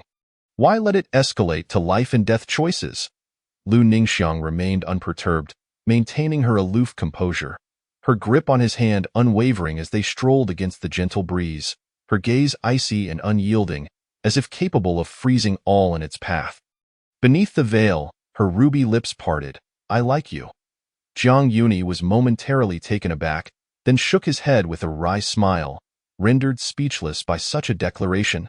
Chapter 12. He remains himself, yet she is no longer who she once was. This city, known as Yunshuang, bore witness to the fading splendor of bustling streets, paved with blue stone slabs, where warm winds swept through, occasionally revealing ancient structures that stood tall, exuding a sense of timelessness. The rustic charm imbued with the weight of ages. The wind, carrying a chill, caressed the river's surface, creating ripples that danced in harmony. The ancient river meandered through the city, its waters reflecting the silhouettes of two figures strolling leisurely along its banks. Willows swayed gently along the shores, their branches quivering softly.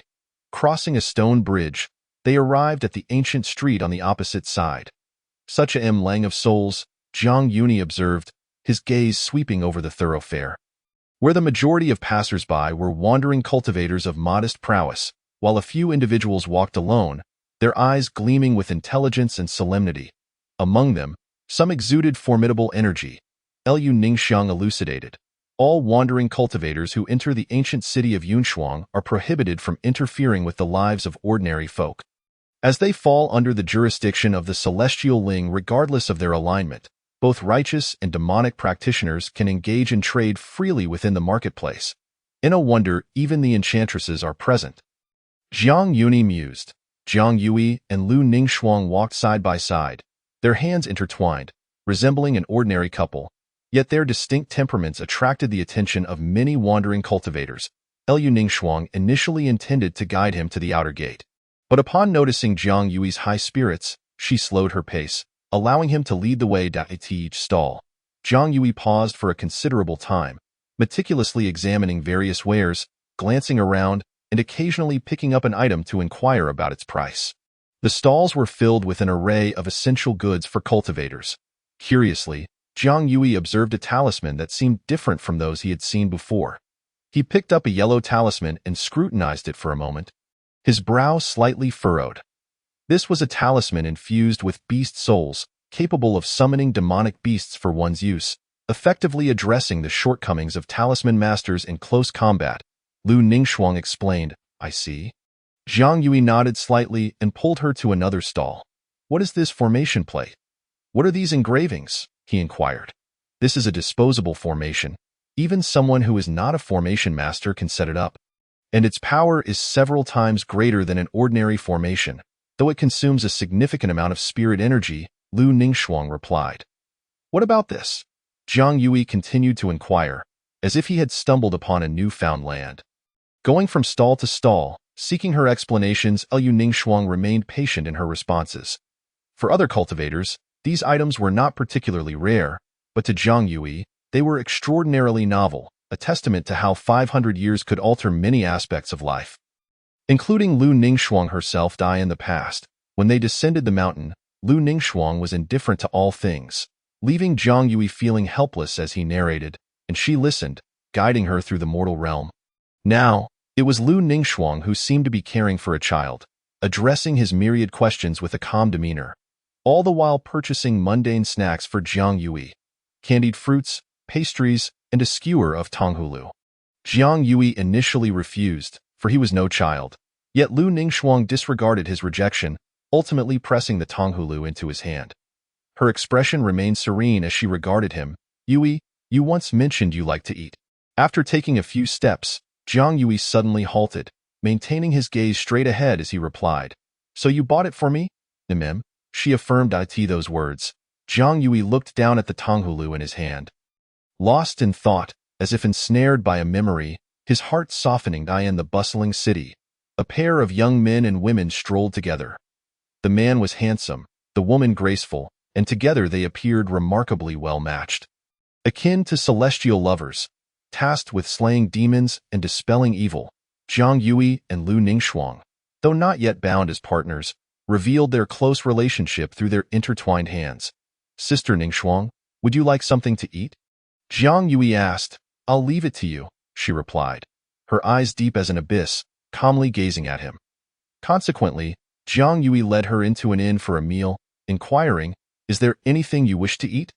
"No, whatever you choose," she answered. Seated across from the perpetually aloof woman, Jiang Yui lifted his gaze, observing her devoid of any emotion, as if she were without feelings yet palpably human. "After all these years, isn't there a single dish you find memorable?" he finally inquired softly. Ordinary people typically have their favorites, but Lu Ningxuang seemed indifferent, fixated solely on cultivation, showing little interest in anything else, even regarding meals as merely a means to satiate hunger. Were it not for Jiang Yui's insistence on exploring and accepting tasks together, she might have spent decades in seclusion, given their status as the only two disciples of Qingzhou Peak with ample resources. Rendering competition unnecessary, beneath her cold exterior, she shook her head gently. Though Jiang Yui had grown accustomed to her demeanor, a twinge of disappointment lingered. Lu Ningxuang had become almost puppet-like over the years. Lacking any personal inclinations, her character and emotions were impeccable in every regard. They sat in silence until the table was filled with an abundance of food and drink, a variety of delicacies laid before them. Lu Ningxuang chewed slowly, consuming mostly what Jiang Yui had left untouched. While not a glutton, he at least could appreciate fine cuisine, whereas the cool woman before him only partook occasionally, seemingly out of companionship. After their meal, the pair returned to Tianling's sacred ground to report their completed mission and exchange it for contribution points, resuming their lives of cultivation at Qingzhou Peak. Half a month later, they received a mission involving the abduction of children and promptly descended the mountain to investigate the matter. The destination was an ancient town, smaller than any city Jiang Yui and Lu Ningxuang had previously visited, yet still picturesque, attracting numerous traveling merchants. This border town was near a demonic sect, Jiang Yui murmured. Yui, do you suspect the child kidnappers are connected to the nearby demonic forces? Lu Ningxuang inquired, her gaze calm. Indeed, it is not unheard of for some demonic sects to use children for alchemical purposes to elevate their own status, so we cannot rule out such a heinous act. Jiang Yui contemplated for a moment before continuing. However, as we are newcomers, let us refrain from hasty actions for now and conduct our inquiries discreetly. As he spoke, Jiang Yui suddenly noticed Lu Ningxuang fixating on a particular spot, initially thinking she had made a discovery. Following her gaze, he found a vendor selling Tonghulu. Sister Ningxuang, you... Before he could finish, Lu Ningxuang interrupted, Yui, we have a situation. They had already set up formations around the homes with children. As soon as something occurred, Lu Ningxuang would be able to sense it, and upon hearing her words, Jiang Yui remained vigilant. A stranger lingered outside the target's home, seemingly preparing for something. Jiang Yui concealed his aura with Lu Ningxuang and observed from the shadows. He had expected the individual to take action, as he was a trafficker, yet after a brief moment, the man left, casually discarding his Tonghulu wrapper, causing Jiang Yui to twitch his mouth in irritation. Apparently, it's not him, Jiang Yui sighed. Lu Ningxuang remained silent, deep in thought. As the day wore on and dusk settled in, Jiang Yui stepped away for a moment. Upon returning to their observation point, Lu Ningxuang covered his mouth, signaling for silence.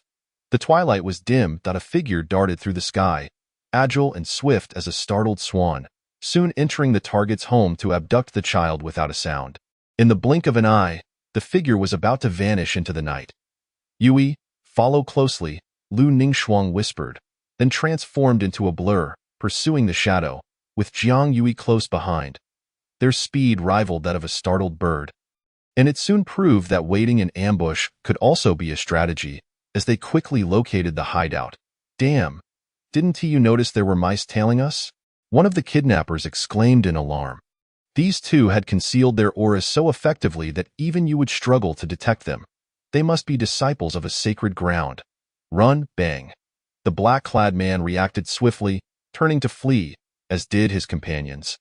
The fact that Lu Ningxuang and Jiang Yui could track their leader undetected was proof enough of their extraordinary skills.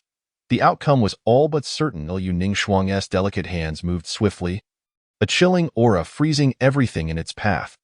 Jiang Yui summoned his sword intent, prepared to cut down any demons that dared to challenge them, confirming his suspicions that the malevolent arts were indeed linked to the demonic sect. However, he was taken aback to discover that the mastermind was none other than the vendor selling Tonghulu. Jiang Yui had thought Lu Ningxuang was keeping an eye on him because she wanted to eat. Brother, are you here to save us? Brother, I overheard their conversation. They plan to take us to the man-eating demonic sect. I want to see my parents. I miss my parents too.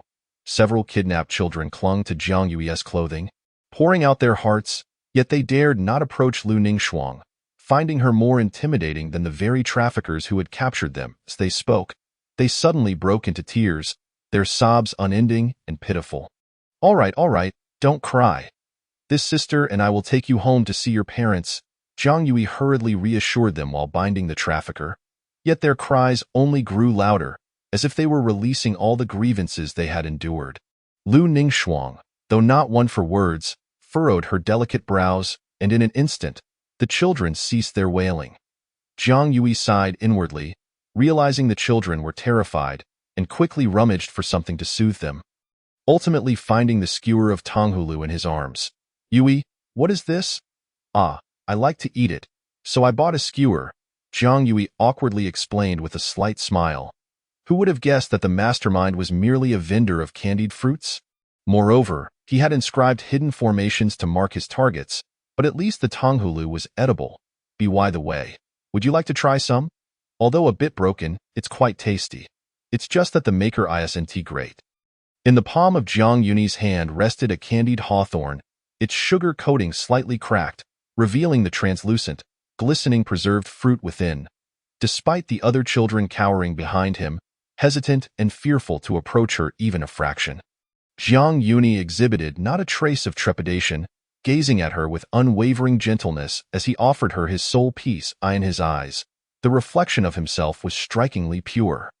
His heart, long frozen yet still beating, felt an unnameable warmth coursing through it, seeping into his very bones, nurturing the demon that had been buried deep within for so long. Liu Ningxuang hesitated for a moment, then extended her finger towards him, delicately plucking the hawthorn from his hand. She held it to her lips, and the sweet, rich flavor spread across her palate, a delightful contrast of tartness intertwined with a hint of sweetness.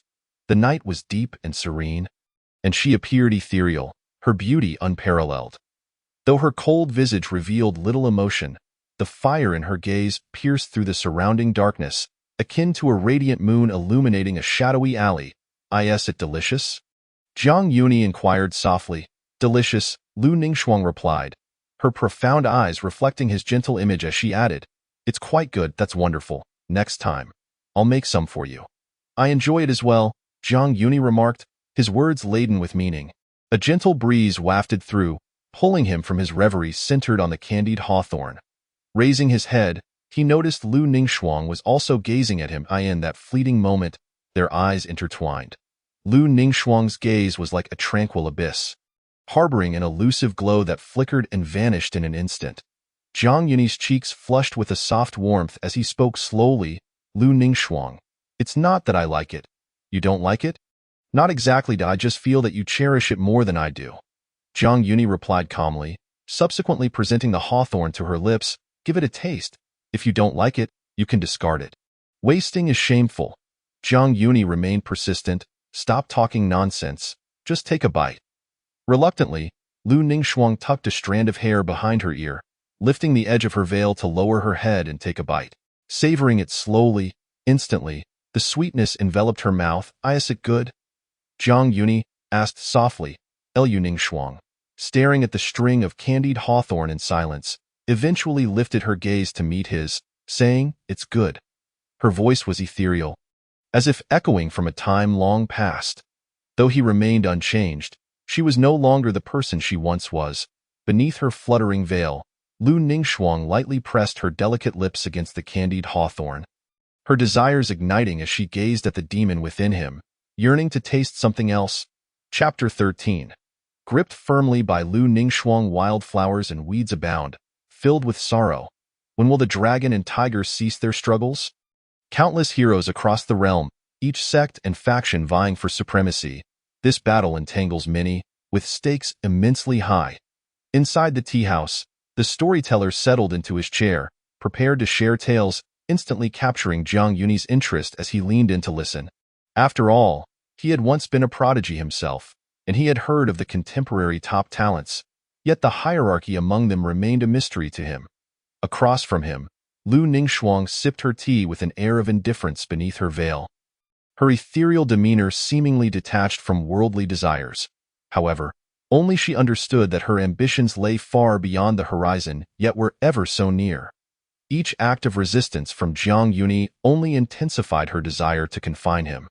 The more he struggled, the stronger her yearning became. Liu Ningxuang recognized the transformation within herself but was reluctant to correct it, for she relished this sensation.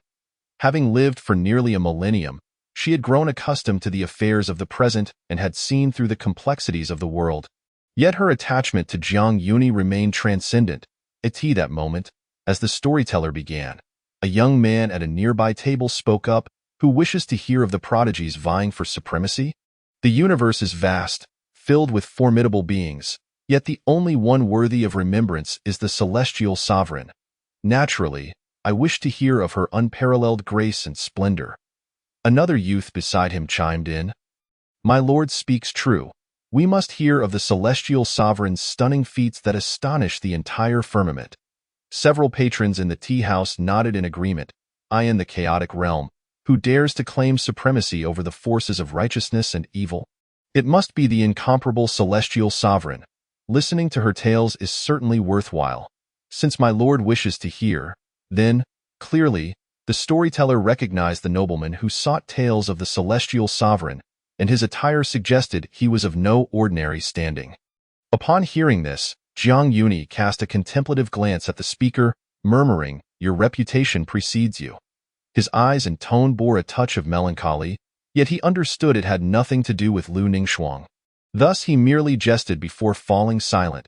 He had already perused the sex records in the celestial sovereign's sanctuary, deeply aware of Lu Ningxuang's miraculous journey of revival. Jiang Yuni understood better than anyone the resurgence of the celestial sovereign sect. Lu Ningxuang glanced at him, her slender fingers tapping the table lightly, causing a spirit stone to fall beside the storyteller. Its sound ethereal. Let him share what he wishes to hear. The spirit stone landed beside the storyteller, momentarily startling him, before he joyously accepted it, eager to continue recounting the stories of the competing prodigies upon Jiang Yuni's request. The nobleman and his companions, however, chose to remain silent, occasionally casting curious glances at Jiang Yuni and Lu Ningxuang. As people flowed through the bustling streets, Jiang Yuni took a moment to observe the imposing towers in the distance after leaving the tea house. That place was likely the outer gate, the very heart of the entire Yunshuang city. Cloaked in mist, it exuded an air of solemnity. Before long, the two arrived at a residence marked with the inscription, Celestial Sovereign Outer Gate. This was indeed the location of the outer gate. No disciples guarded the entrance, for a barrier akin to a mystical formation enveloped the entire estate, allowing only celestial disciples to enter, ensuring no outsiders could trespass. Lu Ningxuang led him into the estate, where it was quiet and desolate, adorned with pavilions and flowing water, every blade of grass and tree a rare specimen. Even a garden of spiritual herbs thrived within. The spiritual energy here, though not as potent as in the inner sanctum, far exceeded that of the outside world, and the space was vast, resembling a miniature palace rather than the confines seen from the outside. The principles of spatial manipulation? Jiang Yuni surveyed his surroundings. Acutely aware of the extraordinary nature of this estate, Lu Ningxuang casually explained, "This was once the site of an ancient sect. I stumbled upon it and relocated and transformed it into the outer gate, resulting in its current form." Upon hearing this, Jiang Yuni was taken aback. To so effortlessly relocate a relic, Lu Ningxuang's understanding of spatial principles must have reached an advanced level. This was beyond anything he had ever imagined. Had Lu Ningxuang already achieved the state of returning to simplicity? As the saying goes, with myriad laws, each thought a law, all laws exist, and returning to simplicity is the ultimate goal, achieving unparalleled divine abilities and standing above all eternity. Such a process requires years of accumulation. Even ancient beings need considerable time to accomplish it. Before he could inquire further, Lu Ningxuang tossed him a token, saying, "Take this token to report. Yuni, you are now the headmaster, managing the outer gate and the miscellaneous disciples. Aside from that, you need do nothing else but remain within the estate." Jiang Yuni was momentarily speechless, regarding her with incredulity. "Lu Ningxuang, how is this any different from simply changing my place of confinement?" In the inner sanctum, Lu Ningxuang had already restricted his movements. Besides his initial visit to the library, Jiang Yuni could only wander within the sanctum. Now, Lu Ningxuang had arranged a position for him in the outer gate, one of significant importance, which effectively rendered him a mere idle observer, akin to a different form of confinement. "There's no difference." Chuckling lightly, Jiang Yuni withdrew his hand, crossing his arms as he remarked, "Lu Ningxuang, why do I feel you are becoming increasingly peculiar?" His intuition regarding Lu Ningxuang was always accurate. The chilling aura emanating from her was a response to his resistance, while her inexplicable possessiveness and desire for control were markedly intense. Lu Ningxuang would not extend her affections indiscriminately. Even if Jiang Yuni attempted to disregard it as mere illusion, after several instances, he realized he could no longer deceive himself. Lu Ningxuang cast a disdainful glance at him. "Yuni, do you have any objections?" This time, she directly countered him, causing an unsettling sensation to stir within Jiang Yuni, a peculiar feeling as if his very safety was under threat, even if that person was Lu Ningxuang. She drew closer, her presence dominating, the height difference creating a palpable pressure, especially as she leaned down, the unique fragrance of her cool aura enveloping him, her fingers pinching his face. You can find my freedom. Naturally, I have objections. Jiang Yuni attempted to swat her hand away, but to no avail. Her grip was firm. With his cultivation at the opening spirit realm, he felt as powerless as an ant before her. Unable to resist her hold, I shall do as I please, and I too. You must heed my words, Yuning Shuang spoke with a tone of indifference, as if Jiang Yunyi was simply meant to heed her words. Jiang Yunyi furrowed his brows, his expression rife with displeasure. Noticing that he no longer shunned her gaze, Lu Ning Shuang released her grip and added, as long as you stay by my side, you may dictate everything else. Jiang Yunyi wished to disregard her, standing opposite Lu Ning Shuang in a huff. Perhaps due to the nurturing effects of the ice coffin over the centuries, his visage appeared somewhat youthful, yet retained an overall elegance. This sight of Jiang Yunyi intrigued her, his deep black eyes locked onto her, prompting him to turn his head away as if he sought to avoid her presence. Nevertheless, Lu Ning Shuang showed no concern, as though everything was well within her control. I am Chu Tianqing, the outer sex headmaster, and I have encountered the two esteemed individuals. As the headmaster, he found himself awkwardly rooted in place. Despite having hurried to greet the high-ranking inner sect guests, only to sense the peculiar atmosphere upon arrival. Unbeknownst to him, Jiang Yunyi still subconsciously clung to the stature of the Holy Sun. Hence his address lacked any humility. After all, 500 years felt like merely a fleeting dream to him. Jiang Yunyi turned his head to regard him, nodding in a gesture of goodwill. Yet his expression, caught between defiance and inability to resist, hardly conveyed friendliness. Yuning Shuang tucked away the token and remarked, since you, Yunyi, are unwilling to accept the position of headmaster, you shall start from the ranks of the miscellaneous disciples based on your current contribution value. Fine, I shall do it. Jiang Yunyi replied stubbornly, directing his gaze at the outer sect headmaster, saying, please lead the way. Chu Tianqing, the outer sect headmaster, felt a pang of difficulty, although he was unaware of the identities of these two. The correspondence from his superiors indicated they were likely descendants of celestial lineages. It would be ill-advised to offend them, as it might lead to a troublesome situation. That moment, Lu Ning Shuang interjected. Lead the way. Upon hearing this, Headmaster Chu Tianqing finally set off to guide the two towards a dwelling, which only served to heighten Jiang Yunyi's displeasure. For it was Lu Ning Shuang who exuded a more commanding presence. Although Jiang Yunyi possessed an equally remarkable demeanor, the aura of his exposed cultivation was insufficient to instill fear in Headmaster Chu Tianqing, whereas Lu Ning Shuang evoked an instinctive trepidation. Had he approached before the atmosphere grew tense, his life may have been at stake. Upon their initial encounter, it was evident that Lu Ning Shuang was not one to be trifled with. The intangible dominance she possessed was akin to that of unparalleled masters within the sacred grounds. Headmaster Chu Tianqing was certain that should he provoke her even slightly, he would be annihilated by her without hesitation. In the blink of an eye, he would be reduced to ash behind Headmaster Chu Tianqing. The keywords Yun-Yi, Tea House, Spirit Stones escaped Lu Ning Shuang's lips, extending her hand towards Jiang Yunyi, clearly seeking interest or recompense.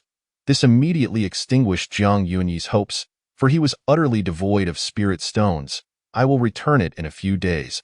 She bluntly stated, your hand, give it to me. Jiang Yunyi found himself at a loss for words. After a mental struggle, he begrudgingly extended his hand to her. As it landed in her fair and delicate palm, Lu Ning Shuang gripped it tightly, seemingly delivering a silent reprimand. Jiang Yunyi trembled slightly. At that moment, he inexplicably felt as if he was bartering his appearance for spirit stones. Lu Ning Shuang dismissed his sentiment, stating, this is what I am entitled to. At that moment, Lu Ning Shuang quietly remained by Jiang Yunyi's side, her demeanor both frosty and gentle, eschewing any airs of superiority, a starkly different approach. The delicate atmosphere eased, and Headmaster Chu Tianqing silently exhaled. Realizing he had navigated this crisis unscathed, he feared Lu Ning Shuang far more than he did Jiang Yunyi. The tasks of the miscellaneous disciples were monotonous, revolving around an unexciting life of farming. Jiang Yunyi was acutely aware that his debt of over 10 billion contribution points rendered him ineligible to become an outer sect disciple, and he accepted this reality. However, upon his first day as a miscellaneous disciple, he was met with the unexpected obstacle of being unable to procure tasks from the task hall unless he was either promoted to an official outer sect disciple or received a recommendation from a higher authority. Unfortunately, Jiang Yunyi was a complete stranger to everyone, and as for Luning Shuang, she was even less approachable, capable of effortlessly granting him the privilege to choose his identity while simultaneously wishing for him to become the outer sect headmaster. With her in such a position, did he dare voice any objections? Jiang Yunyi glanced at Headmaster Chu Tianqing, who had delivered the accounts, evidently anticipating his reaction. It was hardly a matter of protesting. Headmaster Chu Tianqing, with strands of white interwoven in his black hair, likely around 100 years old, had surely endured great hardships to attain his position. It was natural for anyone to feel anger and resentment at being so easily dismissed by Luning Shuang with but a single word. Yet, Headmaster Chu Tianqing merely clasped his hands and respectfully stated, "Since the esteemed one has arranged matters thus, there must be profound reasoning behind it. How could this old man dare to defy even a fraction?" Though he held the title of outer sect headmaster, he had merely entered the nascent soul stage and could palpably sense the vast chasm between himself and Luning Shuang, leaving him with no heart to resist. Inwardly, Headmaster Chu Tianqing grumbled, "Only you would dare speak to her in such a manner. Truly oblivious to the fortune you possess. You seem quite adept at discerning your superior's thoughts," Jiang Yunyi remarked helplessly. While Luning Shuang maintained her silence throughout, calmly reviewing the accounts, as it turned out, no matter where one ventured, even when concealing their identity, a sect master would invariably carry some aura of authority. Akin to a sword, its sharpness ever apparent, unmatched by any, Headmaster Chu Tianqing had other matters to attend to and did not linger. The room fell silent. Although the dwelling was originally small, Luning Shuang's manipulation of spatial principles rendered it spacious. After a simple yet meticulous arrangement, it felt as if the very essence of the place had transformed. Her command over the laws of space was remarkable. To this day, Jiang Yunyi found himself entirely unable to fathom her cultivation level. As though she were an unfathomable abyss. This reality weighed heavily on Jiang Yunyi, for Luning Shuang appeared to inhabit an entirely different realm, and the prospect of matching her pace felt like an interminable quest. Not to mention, her peculiar disposition, which incessantly eroded his will, seemed intent on gaining dominion over him. Beside the desk, watching her naturally inspect the accounts, the radiant light playing across her refined profile left Jiang Yunyi momentarily entranced. Inwardly marveling, indeed, she is changed. Just as Jiang Yunyi was about to retract his gaze, Luning Shuang suddenly looked up and asked, "Have you seen enough?" Coughing, caught off guard by her directness, Jiang Yunyi feigned nonchalance as he averted his eyes. Muttering, "I was merely glancing for a moment," Luning Shuang took a delicate sip from her teacup, her expression serene as she said, "If you wish to see, then stay by my side. I shall not mind. If not, I have matters to attend to. I will accompany you." With that, Luning Shuang gathered the accounts and rose to her feet, and despite Jiang Yunyi's intent to refuse, a single phrase from her left him speechless. "I have said I would accompany you, and you have already consented." After a moment of silence, Jiang Yunyi ultimately chose to acquiesce, shaking his head with a heavy sigh, appearing particularly defeated. He felt utterly ensnared by Luning Shuang. And each time he was on the verge of suffocation, she would timely relent, allowing him to breathe. This realization left Jiang Yunyi exceedingly frustrated, yet powerless. Chapter 14. Obedient above the sky, rays of brilliance wove together like strands of golden silk, casting a warm glow over the expanse. The medicinal spirit garden, tranquil and refreshing, in an instant. A solitary figure stood beneath the morning light, surrounded by a gentle luminescence. Torrents of spiritual energy flowed into his body, melding with flesh and bone, refining his form. With a gentle breeze and wispy clouds, Jiang Yunyi, clad in simple white robes, wielded a hoe as he toiled in the medicinal fields, tirelessly turning the soil and leveling the beds. His state of mind undergoing a subtle transformation. To his surprise, Arriving at the outer sect and becoming a miscellaneous disciple meant he was to farm. How unexpected, he murmured, laboring like an ordinary disciple. Utterly devoid of the arrogance typically befitting a prodigy, at that moment, Lu Ning Shuang's voice drifted from a distance, addressing the diligent Jiang Yun-yi, this too is a form of cultivation. Only with a calm heart can one comprehend the Tao. Her tone was cool but carried a hint of gentleness. Enough of that. I am merely a small figure in the spirit-opening realm. How can I possibly understand the Tao? Jiang Yunyi replied without turning, lamenting, were it not for your overwhelming influence, I would not be engaging in such tedious tasks, as one in the spirit-opening realm. He found it increasingly difficult to make breakthroughs in understanding the Tao. Unless he stumbled upon extraordinary opportunities, his chances of gaining experience outside were slim, rendering him as good as dead before he even began his journey. What he meant to convey was that Lu Ning Shuang had placed him in a dilemma. Either become the headmaster of the outer sect and endure the ensuing chaos or toil daily as a miscellaneous disciple. Both options presented by Lu Ning Shuang felt akin to imprisonment to Jiang Yunyi. Of course, he could not genuinely view the farming of spiritual herbs as a prison sentence, since Lu Ning Shuang had granted him authority. He would undoubtedly do his utmost to nurture this batch of spiritual herbs. After all, Headmaster Chu Tianqing had promised Jiang Yunyi that upon the maturity of the herbs, 1/3 of the resources would be allocated to him, likely out of respect for his inner sect lineage. Yet, if resources were available, he would seize the opportunity without hesitation. At this moment, a gentle breeze brought a hint of coolness. Jiang Yunyi paused, ready to relish the refreshing air. Before long, Lu Ning Shuang's cool voice reached his ears. During this period, you should focus on being a spiritual farmer. Cultivating spiritual herbs will suffice. He cast a sidelong glance. And there stood a willow tree, its drooping leaves swaying gently. Amidst the verdant shade, a graceful silhouette emerged in his gaze, adorned in a cerulean brocade garment, her skin surpassing snow in its purity, and her beautiful eyes sparkling with brilliance. Lu Ning Shuang's raven locks cascaded like a waterfall over her fragrant shoulders, exuding an exquisite tranquility as she held a teacup, quietly gazing beneath the willow's boughs with serene composure. Secluded from the world, she surrendered to the caress of the wind, bestowing upon onlookers an endless allure.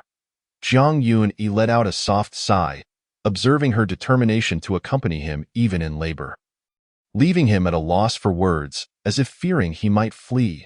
Yet, he had indeed entertained thoughts of escape. However, Lu Ning Shuang remained steadfastly by his side, even watching over him as he slept at his writing desk. Engrossed in a book, her focus split.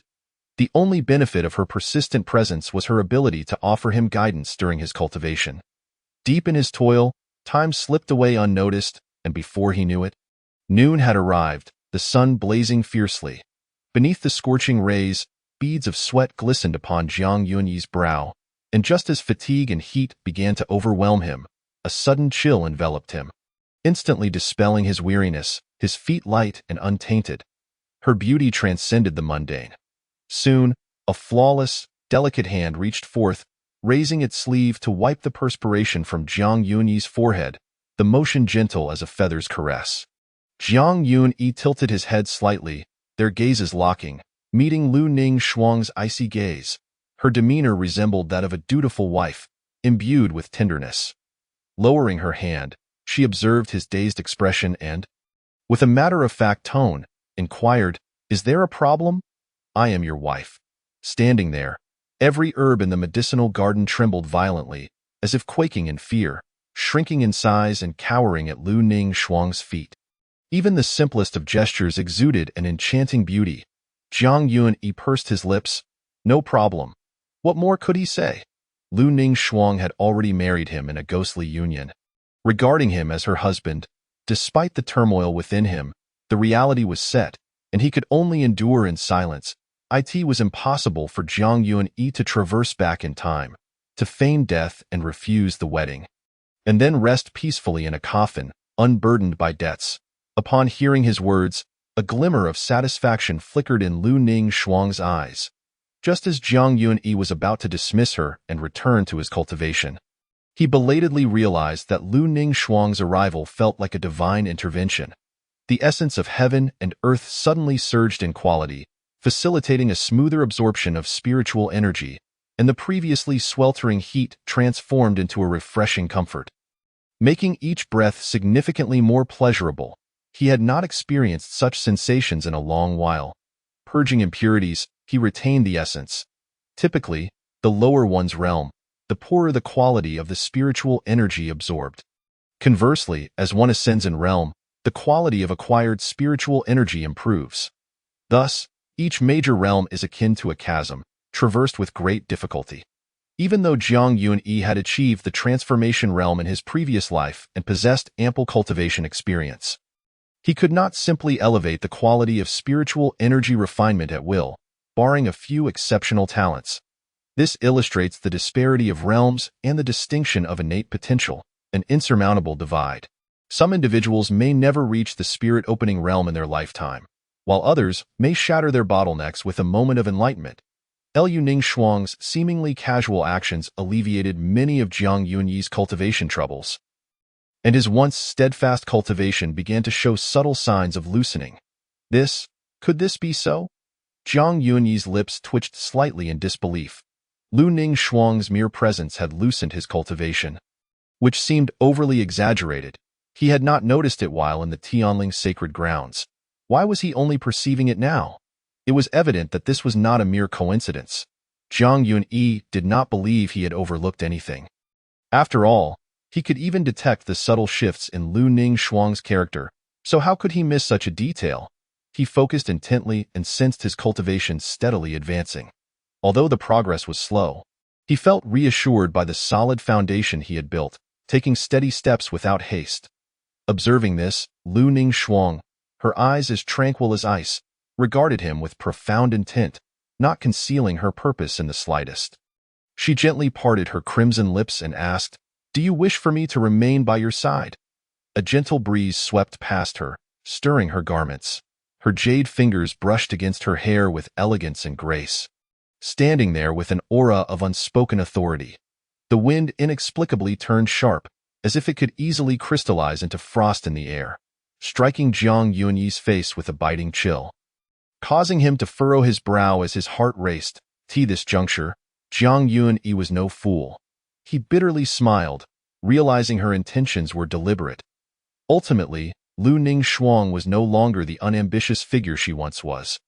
She had grown quite greedy, desiring more, even transforming her own passivity into an assertive approach towards him. Presently, Lu Ningshuang was undeniably clingy, yet her actions evoked no trace of annoyance in Jiang Yunyi, which was her remarkable skill. Moreover, she subtly led Jiang Yunyi to subconsciously believe that she was assisting in his cultivation while respectfully offering him a choice. This not only avoided the appearance of insincerity, but also made it difficult for him to refuse. Even cultivating a slight fondness for her, despite his already overflowing affection, Jiang Yunyi found himself ensnared in inner turmoil. Lu Ningshuang, unadorned and yet captivating, gazed at him with an air of indifference, stating, "Are you hesitating? Yunyi, an unstable mind requires tempering. In matters of life and death, it may prove fatal." Her words sent a shiver through Jiang Yunyi, striking at the core of his being, compelling him to meet her gaze. There was a hint of seriousness in her stunning visage, her aura deepening. Her elevated stance made Jiang Yunyi sigh. He simply could not withstand this version of Lu Ningshuang. After a moment's contemplation, he ultimately nodded in acceptance. With her by his side during his cultivation, it was evident that the quality of spiritual energy could rise several notches, and her influence was undeniably invaluable. Lu Ningshuang's eyes remained as still as a placid lake, gazing at him until he nodded. The desire that had stirred within her heart now irrepressible, crystallizing into a single sincere word, "Good." Her tone was akin to that of a cherished possession, imbued with affection. This disparity rendered Jiang Yunyi's face as dark as soot. At that moment, 3 junior disciples passed through the medicinal fields, one of whom cast a jealous glance at Jiang Yunyi. Each junior disciple managed a plot of medicinal herbs, and by inspecting the quality and yield on harvest day, they could obtain corresponding resources. Jiang Yunyi's allocation of a vast expanse of medicinal fields naturally incited envy among many junior disciples, including him. Fortunately, Jiang Yunyi's prowess in the spirit-opening realm instilled a sense of trepidation in most, discouraging any rash actions. Even those harboring jealousy could only swallow their grievances in silence. Alas, one individual could not withstand the collective envy. Within the sect, any junior disciple lacking background, influence, or support found it nearly impossible to navigate. Akin to an ant easily trampled, the outer sect of Tianling was somewhat better. Each disciple was preoccupied with cultivation or tasks, disinterested in indulging in such trivial matters. Rather than squander time, they preferred to cultivate diligently, aiming to ascend to the inner sect sooner. The law of the jungle prevailed. Only strength could dictate all among the lowest tier of junior disciples. One with the highest realm had been oppressing the newer disciples, taking advantage of his superior cultivation to demand low-grade spirit stones monthly without restraint. Among the trio, the envious junior disciple remarked, "Big brother, are you truly not going to intervene?" The one in the middle, the highest in realm, regarded his underling as if he were a fool, scolding, "Intervene? Do you wish for my demise?" He can bring a partner into the sect and calmly converse with the outer disciples in the offering hall. No one dares to take him on. Do you think he is simple? Jiang Yunyi not only had the privilege of bringing a partner into the sect, but also exhibited none of the humility expected of a junior disciple, who typically occupied the lowest rung of society. Each day, they toiled anxiously, receiving only a few low-grade spirit stones at the end of the month. Any sane individual would choose to remain low-key. Otherwise, if an outer disciple recognized their capabilities, they might be taken on tasks that could endanger their lives. In perilous situations, they would be treated as scapegoats, and opportunities would not be shared, engaging in the most hazardous endeavors for the least reward, always facing the specter of death. Who would willingly choose such a path? Yet Jiang Yunyi acted with composure and poise, possessing the formidable strength of the spirit-opening realm, rendering him a significant presence in the outer sect. And yet no one dared approach him. This alone sufficed to demonstrate that Jiang Yunyi must possess some background. He thrived among the junior disciples, his strength a given, but keen insight was equally essential. Otherwise, he would have perished long ago. The leading junior disciple glanced over towards Jiang Yunyi and Lu Ningxuang's direction beyond the fence, and for some reason, a scattering of delicate crystalline particles danced around them. It was a breathtaking sight, akin to falling blossoms, resplendent and extraordinary. The handsome man and the beautiful woman resembled celestial beings from a painting. Such a scene evoked envy in them. One of the junior disciples, astonished, exclaimed, "My goodness, what on earth are their identities to provoke such an anomaly?" Fool! The true anomalies are even more impressive than this. Boss, have you ever witnessed one? No, but it is said that when a genuine anomaly occurs, the heavens themselves tremble, with phenomena such as lightning tribulations, purple chi ascending to the heavens, and ethereal beasts manifesting. An array of wonders to behold. As he spoke of these matters, his hands were clasped before his chest, an expression of yearning illuminating his face, as though he had witnessed the events firsthand, his words flowing forth with fervor. The lead servant disciple escorted two others away, treating Jiang Yunyi with utmost respect.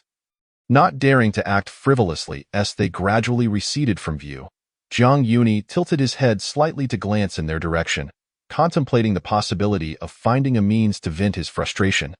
Initially expecting them to present themselves willingly, it seemed not everyone lacked sense. Jiang Yunyi murmured to himself, having anticipated that upon joining the outer sect, he would face the same targeting as certain protagonists. What with the ridicule aura, the face-slapping aura, the opportunity aura? Suddenly, an idea struck him, and his expression shifted to one of surprise. My opportunity seems to have been right before my eyes all along.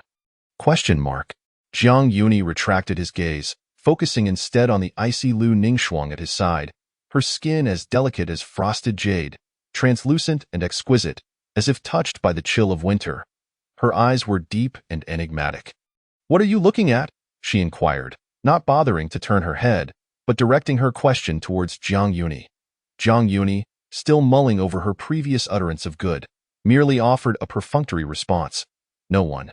With that, he resumed his labor without pause. Liu Ningxuang, unfazed by Jiang Yunyi's attitude, stood quietly by, observing him with an air of elegance and detachment, her garments fluttering gracefully, not offering assistance, as he likely would not have permitted it. Jiang Yunyi could not deny that having Liu Ningxuang nearby made even the heat bearable, akin to the gentle breeze that follows the sun melting winter's snow, warm and pleasant. Liu Ningxuang possessed an uncanny ability to soothe his emotions. Ever since Jiang Yunyi had begun to respond to her dismissively, she had not uttered a single word to him throughout the half-day that followed. Jiang Yunyi scoffed at her apparent game of feigned indifference. For he was well acquainted with such tactics. As dusk approached, upon returning to his abode, Jiang Yunyi discovered that the spiritual energy within was remarkably abundant, its richness rivaling that of the celestial Ling's sacred ground. This, Jiang Yunyi turned to her with astonishment, asking, Liu Ningxuang, did you do this? To his surprise, she had even prepared this for him. This was a standard servant-disciple's quarters, devoid of any luxurious spiritual gathering formations. Yet at this moment, the spiritual energy from the vicinity had converged within these walls, indicating that the formation was not simple at all. Liu Ningxuang remained silent, her black eyes reflecting his image. Tranquil and serene, as she gracefully glided past him to resume her seat at the familiar writing desk. Jiang Yunyi opened his mouth, intending to say something, reaching for her wrist, but she evaded his grasp. Causing his hand to fall slowly to his side, at that moment, he felt a pang of guilt. Jiang Yunyi understood precisely why Liu Ningxuang chose to ignore him. It stemmed from his earlier dismissive response to her question, resulting in a lingering unease on her part. Seated at the desk with her legs crossed, Liu Ningxuang's fingers curled slightly as a book quickly fell into her hands, her jade-like fingers delicately lifting to turn its pages. Jiang Yunyi recognized his fault. After all, while he treated her with such indifference, Liu Ningxuang had gone to the trouble of preparing a grand spiritual gathering formation for him. Taking a deep breath, he approached her side. Liu Ningxuang? Jiang Yunyi ventured tentatively. Yet, she continued to disregard him. It was not until he slightly bent down and tugged at the hem of her garment that she reluctantly set down her book. Graceful and refined, as Jiang Yunyi leaned closer, a warm breath enveloped him, prompting Liu Ningxuang to glance at his illuminated profile, her gaze unwavering. The remnants of the sunset filtered through the window, casting a warm glow upon Jiang Yunyi, creating an atmosphere of intimacy. His profile was clean and unblemished, his thin lips pressed together. With his eyelashes lowered, he spoke sincerely and gently. Liu Ningxuang, I'm sorry. Upon hearing his words, Liu Ningxuang propped her elbow on the table. Resting her chin in her hand, her long, ink-black hair cascading down, utterly smooth and unruffled. Her expression was inscrutable, revealing no hint of emotion, yet her eyes conveyed a sense of steadiness and calm. Do you realize your mistake? Jiang Yunyi nodded. After a prolonged silence, Liu Ningxuang lifted her face slightly, meeting Jiang Yunyi's gaze, still tugging at the desires within her heart. She uttered a single word. Good. In the dimly lit room, suffused with the warm glow of dusk, Liu Ningxuang's voice, though soft, resonated clearly in his ears. Chapter 15. Are you trying to make me useless? Senior brother, is your team still accepting members? I possess spiritual realm cultivation, capable of running and fighting. I won't be a burden, and I will absolutely satisfy you. No. No. The outer sect disciple lowered his head as he passed by Jiang Yunyi, hastily waving his hand. Seeing no hope, he redirected his attention to another group. Then this senior brother is your team. We do not accept you. Seek others. At the entrance of the contribution hall, many individuals were repeatedly intercepted by Jiang Yunyi, hoping to join their ranks, yet all were met with refusal. The outer sect appeared harmonious on the surface, yet behind the scenes, competition was fierce, for the qualifications to enter the inner sect were limited. Only by continually completing tasks to obtain resources could one leap to success. Thus, the contribution hall was always filled with numerous disciples. After several setbacks, Jiang Yunyi watched as one group after another departed, scratching his head in frustration. Is there truly no way? Since arriving at the outer sect, apart from tilling the medicinal fields, sowing seeds, and meticulously caring for them, He had spent the rest of his time stationed at the contribution hall, hoping for an exception to join a team. However, all his efforts had proven futile. Just then, two outer sect disciples walked by him again. One of the disciples, upon spotting the solitary Jiang Yuni, turned to ask, "Senior brother, why is no one willing to take that servant disciple?" The older disciple replied in a low voice, "Typically, we would be eager to have such an outstanding servant disciple handling the menial tasks behind us. But this one is somewhat peculiar." "What do you mean?" "Well, that requires your own observation." Jiang Yuni had left a profound impression on the outer sect disciples. In terms of temperament, he was not at all inferior to some of the outer sect's prodigies, and perhaps even surpassed them. Consequently, no one dared to accept Jiang Yuni, believing him to be extraordinary. Gradually, his reputation spread, as one person shared with 10, and 10 with 100. It became increasingly difficult for the outer sect disciples to believe he lacked a background or identity. Should Jiang Yuni encounter misfortune along the way, it would be tantamount to courting disaster. Presently, the number of disciples in the contribution hall was dwindling. After a moment, Jiang Yuni sighed softly and returned to a corner against the wall, where Lu Ningxuang had long been waiting. Although he felt helpless regarding her actions, he could not resist, gradually relaxing his mood. If Lu Ningxuang wished to accompany him, so be it. She was untouched by the mundane world. Her figure ethereal, seemingly able to disregard all but Jiang Yuni while savoring her tea. As Jiang Yuni approached, Lu Ningxuang lifted her gaze slightly, noticing his unwavering stare. Without hesitation, she extended her teacup towards him, placing it before his eyes. "Will you drink?" Jiang Yuni was momentarily taken aback, glancing at the rim of the cup where her lips had touched, feeling somewhat uneasy. "I don't want to drink. Suit yourself. This tea is harvested from the heavenly Xian tea tree, capable of enhancing one's spirit and cleansing the body. Given your current cultivation level, it would indeed be inappropriate to consume." Jiang Yuni. He strongly believed Lu Ningxuang was employing provocation, and he could see through her simple tactic. However, Lu Ningxuang deliberately brought the edge of the cup she had sipped from closer, as if to assert that he was too cowardly to drink. An act of sheer arrogance that undeniably made Jiang Yuni feel teased. It was akin to lying in bed, with her assuming he wouldn't dare to make a move on her. While she took the initiative, pressing against him with her slightly parted red lips, enticing him. 1 breath, 2 breaths, 3 breaths. Lu Ningxuang. "Do you think I won't drink?" Jiang Yuni suddenly recalled the time he had forcefully kissed her in his previous life, and he immediately fell silent. Following that incident, while she had shown no outward reaction, he couldn't shake the fear that Lu Ningxuang might hold a grudge, perhaps even granting him a new lease on life because of it. With such thoughts weighing on him, Jiang Yuni felt a surge of anxiety, fearing Lu Ningxuang might recall that moment. He hastily took the cup from her hand, feigning calmness as he declared, "Drink, then. It's just a cup of tea." Thus, under Lu Ningxuang's provocation, Jiang Yuni tilted his head back and drank the tea in one go, instantly feeling a stream of coolness flow down his throat. Though the quantity was small, its richness was profound. The moment it entered his stomach, a warmth coursed through his body. His previously heavy mood lightened considerably. Unbeknownst to Jiang Yuni, Lu Ningxuang subtly lifted her jade finger, drawing a thin, transparent barrier around them, shielding them from the gazes of the outer sect disciples. Then, Lu Ningxuang's gaze lingered on his face, her deep eyes seemingly able to pierce through the void, transcending the mundane, and bestowing upon Jiang Yuni a gaze filled with indulgence. Observing his lips resting against the spot where she had sipped, her long, delicate eyelashes fluttered slightly, akin to a butterfly's wings, exquisitely gentle. This scene went unnoticed by the outer sect disciples, who passed by as if oblivious to Jiang Yuni and Lu Ningxuang. Maintaining their indifference. "How was it?" Lu Ningxuang inquired. Jiang Yuni returned the empty cup to her. It was all right.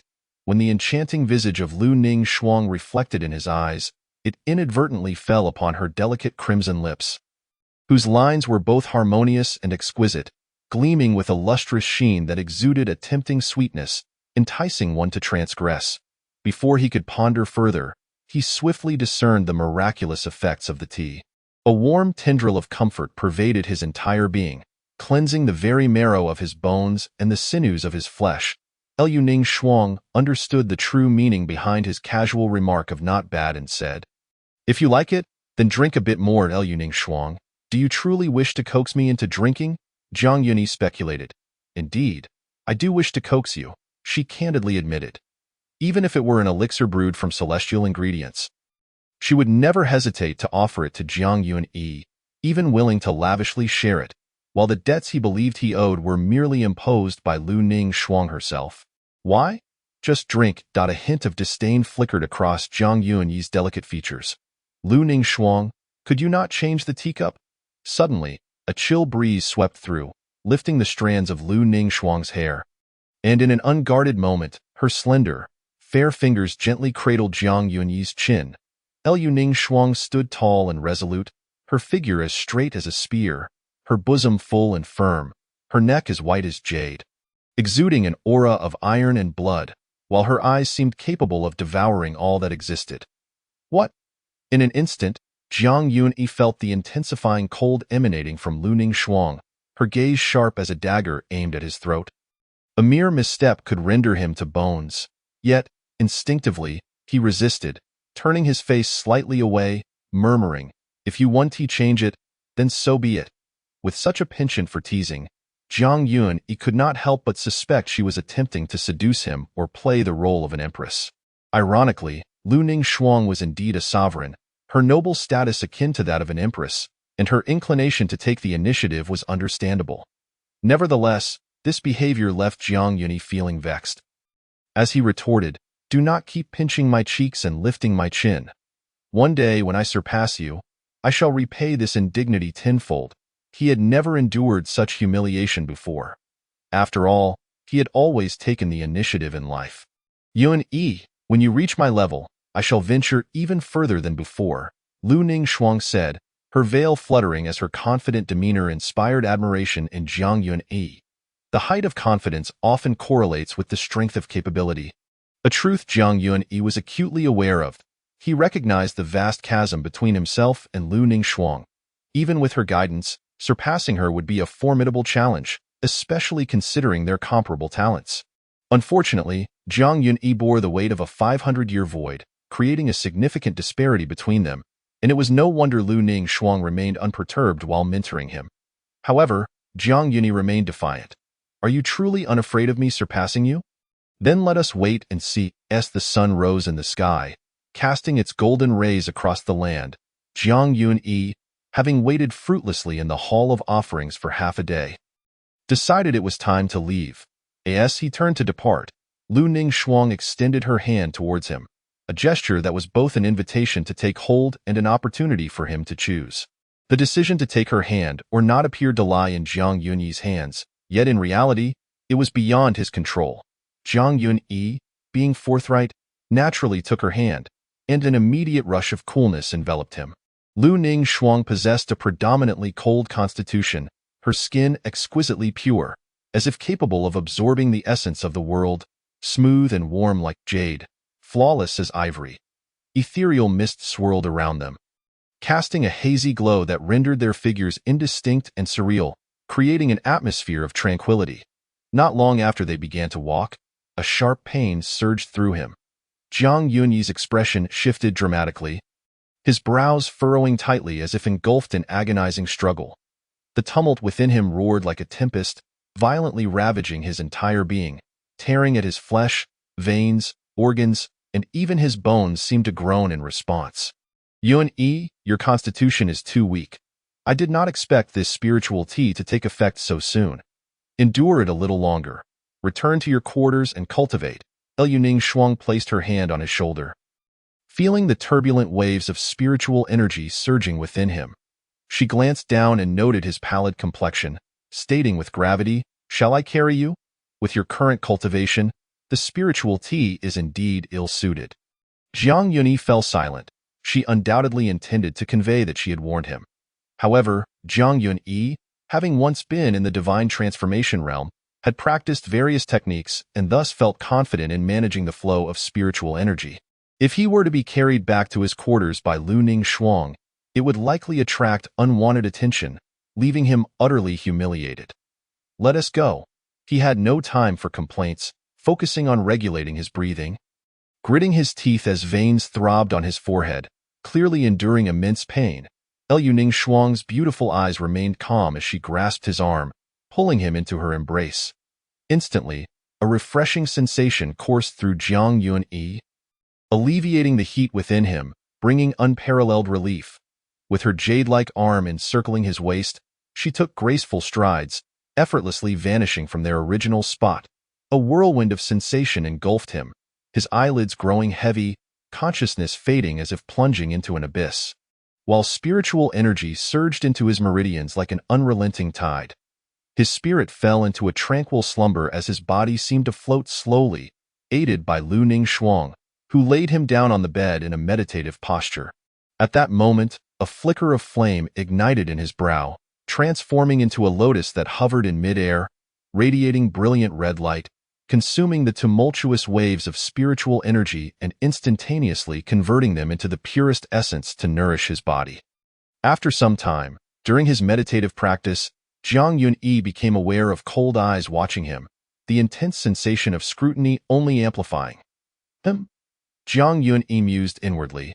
Could it be that Unwilling Shuang merely wishes to examine me without restraint? Was such a grand display truly necessary?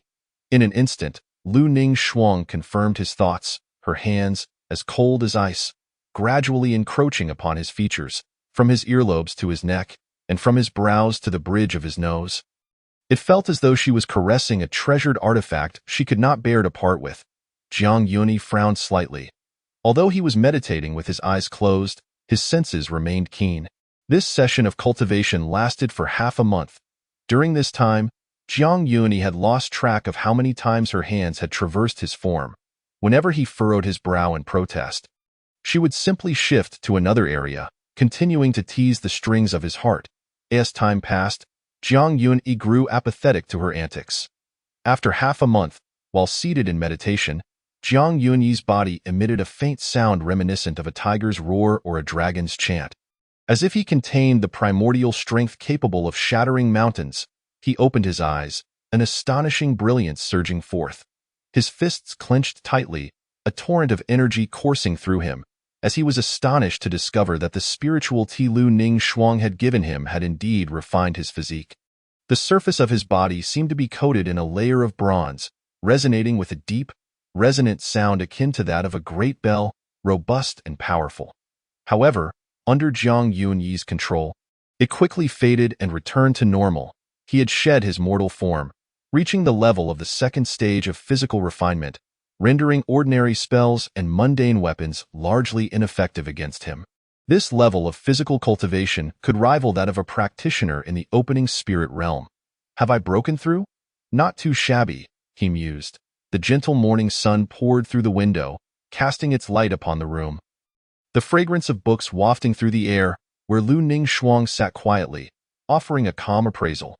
Her garments swayed like flowing clouds, as if she had committed no wrongdoing during Jiang Yunyi's cultivation. Jiang Yunyi felt a surge of emotions. Every day, through diligent effort, it was nearly impossible for his physique not to improve, especially with Unwilling Shuang's spiritual tea, which was a true boon. Yet, Jiang Yunyi's eyelashes fluttered, his body trembling slightly, fists clenched as if suppressing some inner turmoil, his gaze reflecting a hint of struggle, feeling perturbed. Suddenly, he gritted his teeth and raised his eyes, letting out a low growl of frustration. Unwilling Shuang, the technique I practice is that of the sword. Jiang Yunyi finally voiced his concerns. Historically, the techniques passed down from Qingzhou Peak were rooted in swordsmanship. Yet, through a series of unforeseen events, he had inadvertently achieved the second stage of physical cultivation, which surely conflicted with the sword techniques of his lineage. Although he practiced the way of the sword, he found himself comprehending physical cultivation instead. And it dawned on Jiang Yunyi that since awakening, he had not once touched a sword. He had yet to even learn the most fundamental sword energy, let alone wield it, leaving him both amused and exasperated. He questioned his own proficiency in sword intent, yet found himself inexplicably advancing in physical refinement, and upon reflection, he realized that it was all thanks to Unwilling Shuang's behind-the-scenes influence. However, all that she had done seemed entirely justified. Leaving Jiang Yuni without any valid excuse to refuse her eye in the soft glow of light, Lu Ning Shuang exuded grace, standing in stark contrast to his ever-changing emotions, her gaze as cold as frozen ice. Observing Jiang Yuni with intrigue, time was merciless, much like her own past. After centuries of solitude, devoid of home and refuge, she often reminisced about the days when he was by her side. Qingzhou Peak had always consisted of just the two of them, and nestled in the mountains, there were few formalities or rules. Jiang Yuni would pull her to the lake, and they would wander the mountains in search of delicacies. Their descent into the world for training had infused their once gray lives with vibrant hues. Even if fleeting, those moments were so genuine that Lu Ning Shuang felt profoundly alive. I have never felt as grateful as I do now that you still exist in this world. Lu Ningxiang could only softly whisper in a voice that she alone could hear, her tone imbued with a trace of relief. If he were to vanish from the mortal realm, even if she stood atop the pinnacle of all realms, wielding the power to shatter the very heavens with a mere flick of her hand, it would all seem utterly dull. Thus, she had kept him confined within an ice coffin to preserve his remains. Subsequently bringing Jiang Yuni back from the dead in the days to come, she would require his eternal companionship to continually affirm her existence, to make her heart beat, to let her blood flow, banishing the solitude that once enveloped her. Reflecting on this, Lu Ningxiang felt a stir within her heart, exhaling softly as she longed to caress his face, treating it as a rare treasure, unwilling to miss a single detail. Suddenly, a figure approached Lu Ningxiang. In an instant, Jiang Yuni stormed before her, his countenance aflame with anger as he demanded, "Are you trying to render me useless?" "Ah, it seems you are aware," Lu Ningxiang replied with an impassive expression, her hand gently brushing against Jiang Yuni's cheek, the smoothness of his skin sending ripples through his heart. "How dare you?" Chapter 16. Reduced to a plaything for her to manipulate, Jiang Yuni found himself led astray by Lu Ningxiang. Originally practicing sword cultivation techniques, he had inadvertently formed the second level of body cultivation, acquiring a physique akin to bronze skin and iron bones, which left him fuming. Bronze bones and iron skin undoubtedly represented the initial stages of body cultivation, each level possessing its own hierarchy, yet this tier proved even more challenging than mere cultivation realms. Various systems determine the trajectory of a cultivator, much like deciding on the vessel to hold water. While the cultivation realm pertains to the refinement and utilization of spiritual energy, where energy is akin to water, and the core techniques serve as the fixed pathways for water. Sword cultivators take the sword as their foundation, with sword intent at their core. Regardless of the myriad techniques at play, I shall break through with my sword. Body cultivators pursue the tempering of the physical form, embodying resilience and tenacity. This path hones one's will, forging a forceful and domineering path, cultivating a powerful physique beyond compare. The transformation from ethereal to corporeal in body cultivation requires the replacement of bones and blood. Even if all methods converge into one, it remains a matter of personal strength. Not only that, but the world is rife with countless systems: alchemical cultivators, spell cultivators, talisman cultivators, and array cultivators, each with its own unique profundities. Consequently, Jiang Yuni had inexplicably embarked upon the path of body cultivation.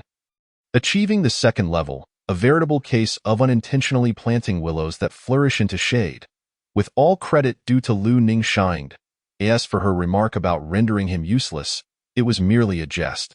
After all, witnessing Jiang Yuni's anxious demeanor, she could not resist the temptation to provoke him.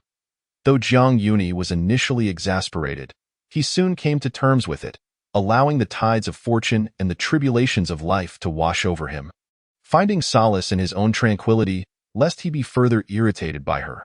Moreover, who could blame him for not being able to best Lu Ningxiang? In response, Lu Ningxiang offered him a piece of advice. "Yuni, who says body cultivators cannot wield a sword?" Her words struck him like a thunderbolt, illuminating his mind. Indeed, he had never encountered the notion that body cultivators could not handle swords. After a moment of contemplation, Jiang Yuni muttered, "But I do not wish to become a body cultivator." He had no desire to develop a physique resembling that of a hulking beast, of course. This perhaps hinged on individual preference. Some pursued physical perfection, while others sought a metamorphosis of their corporeal essence. The two paths, though converging in purpose, diverged in their approaches. This train of thought led Zhang Yuni to recollect a fellow disciple from Tianluo Peak 5 centuries prior, a portly figure, somewhat clumsy in demeanor, yet with extraordinary talent in body cultivation. He not only transformed his inherent flaws into strengths, but also, through sheer resilience, cultivated a devastating thunder technique capable of annihilating all. Yet what Zhang Yuni aspired to was the supremacy of the sword.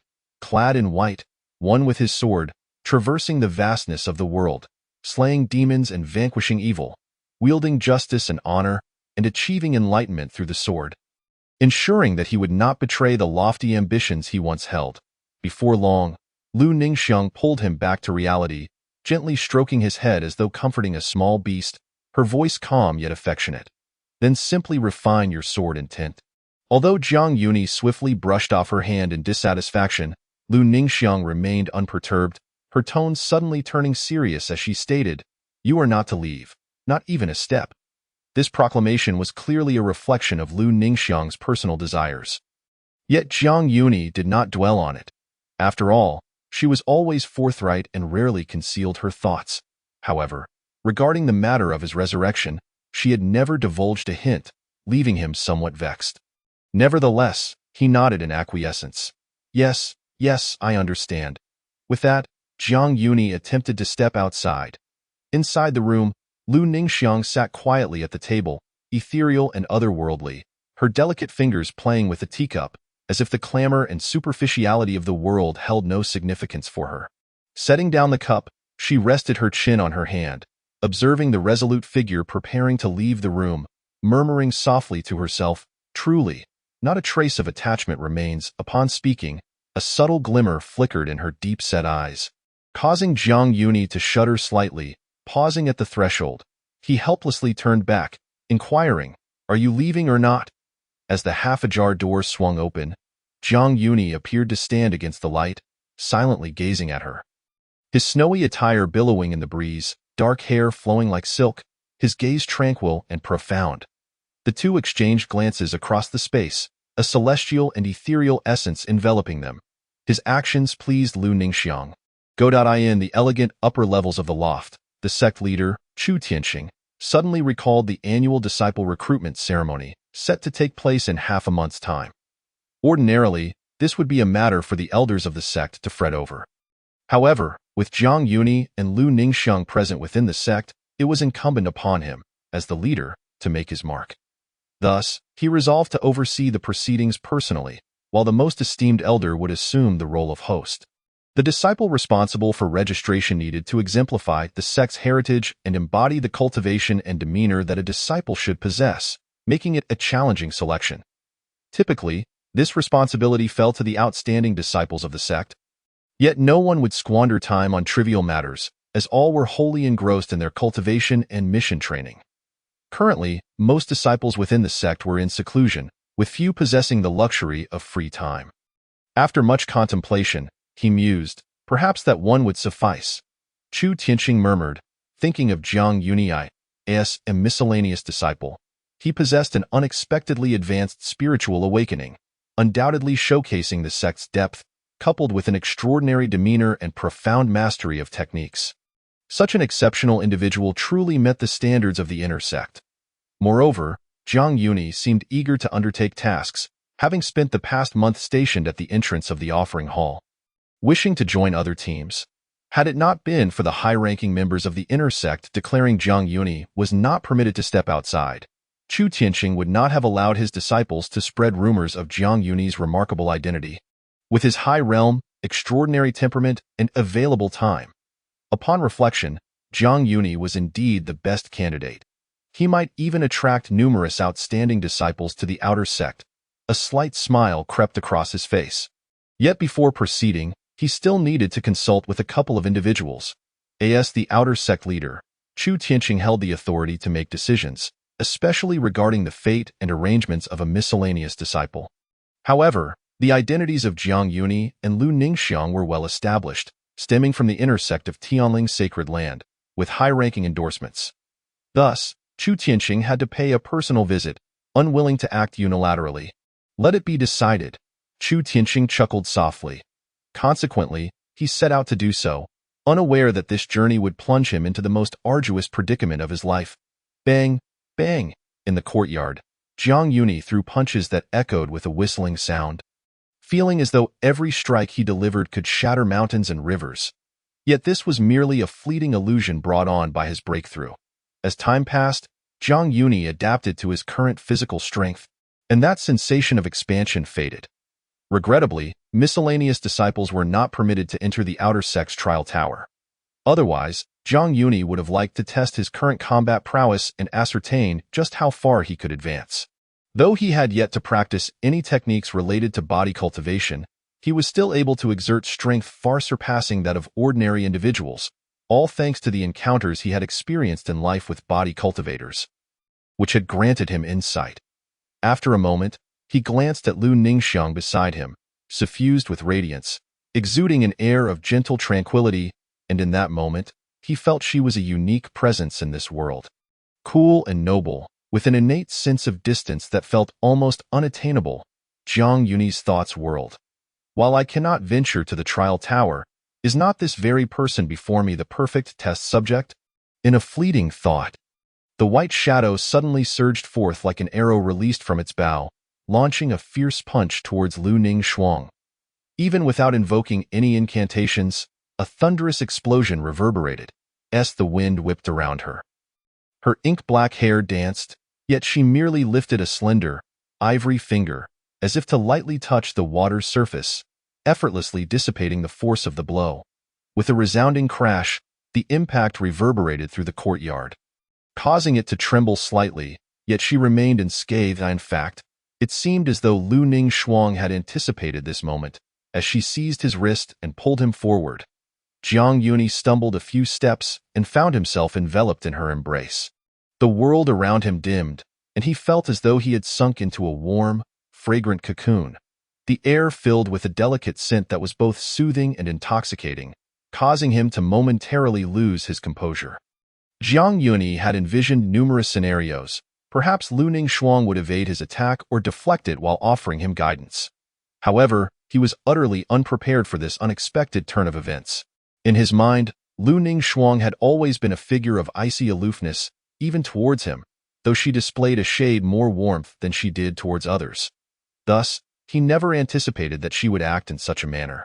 Stunned for a moment, he looked up to see her exquisitely crafted visage reflected before him, alongside her elegant hand approaching him. Instinctively, Jiang Yuni shut his eyes, bracing for the expected sting that never came. Instead, a warm, fragrant breeze caressed his ears. Was it necessary to hold him in such a manner? Beneath her slightly open garment, her hand inadvertently grazed his neck, sending a shiver down his spine. Jiang Yuni felt a sudden tension. Instinctively pushing away from her, taking 3 hurried steps back, the icy touch left him feeling profoundly uncomfortable, akin to a cold blade slicing across his throat. With just a hint of pressure, he felt as though he could lose his life in an instant. Jiang Yuni straightened his attire, gazing at her in astonishment, realizing that he was, in fact, the one in the most perilous position, while Lu Ningxiang resembled a reckless libertine. Before he could voice his protest, Lu Ningxiang, leaning against the doorframe with arms crossed, preemptively stated, "Yun-yi, it was you who leapt into my arms. Fortunately, you are unhurt." Her tone was dismissive, as if she were stating something entirely self-evident. Jiang Yuni could only remain silent, knowing full well that arguing with Lu Ningxiang would only lead to his own downfall. Suddenly, a glint of cold light flashed in her eyes as she brought her fingers together in a swift motion, as if channeling some arcane technique, and calmly inquired, "Shall we continue?" "Continue." Jiang Yuni did not refuse. Instead, he unleashed his full might against Lu Ningxiang. His physical prowess, honed through rigorous training, far surpassed that of any younger. Innate beast, especially after undergoing body refinement, he could distinctly feel the enhancement of his strength. "Lu Ningxiang, why do you keep pinching my face?" he exclaimed, exasperated. "Could you refrain from pulling me like that?" What he had hoped would be an exhilarating battle turned into a mere fluttering of wings for Lu Ningshuang, as Jiang Yunyi's assaults barely stirred the calm surface of her existence, akin to a dragonfly skimming a tranquil pond. Moreover, this delicate ripple was intentionally provoked by Lu Ningshuang. Otherwise, it would be as ineffective as a dragonfly landing on ice, failing to create any waves. To his dismay, Jiang Yunyi felt increasingly frustrated, wondering why it seemed he was always the one at a disadvantage. Pinned down, pulled into her embrace, it was utterly lamentable. Throughout the encounter, Lu Ningshuang remained silent, once again drawing him into her arms.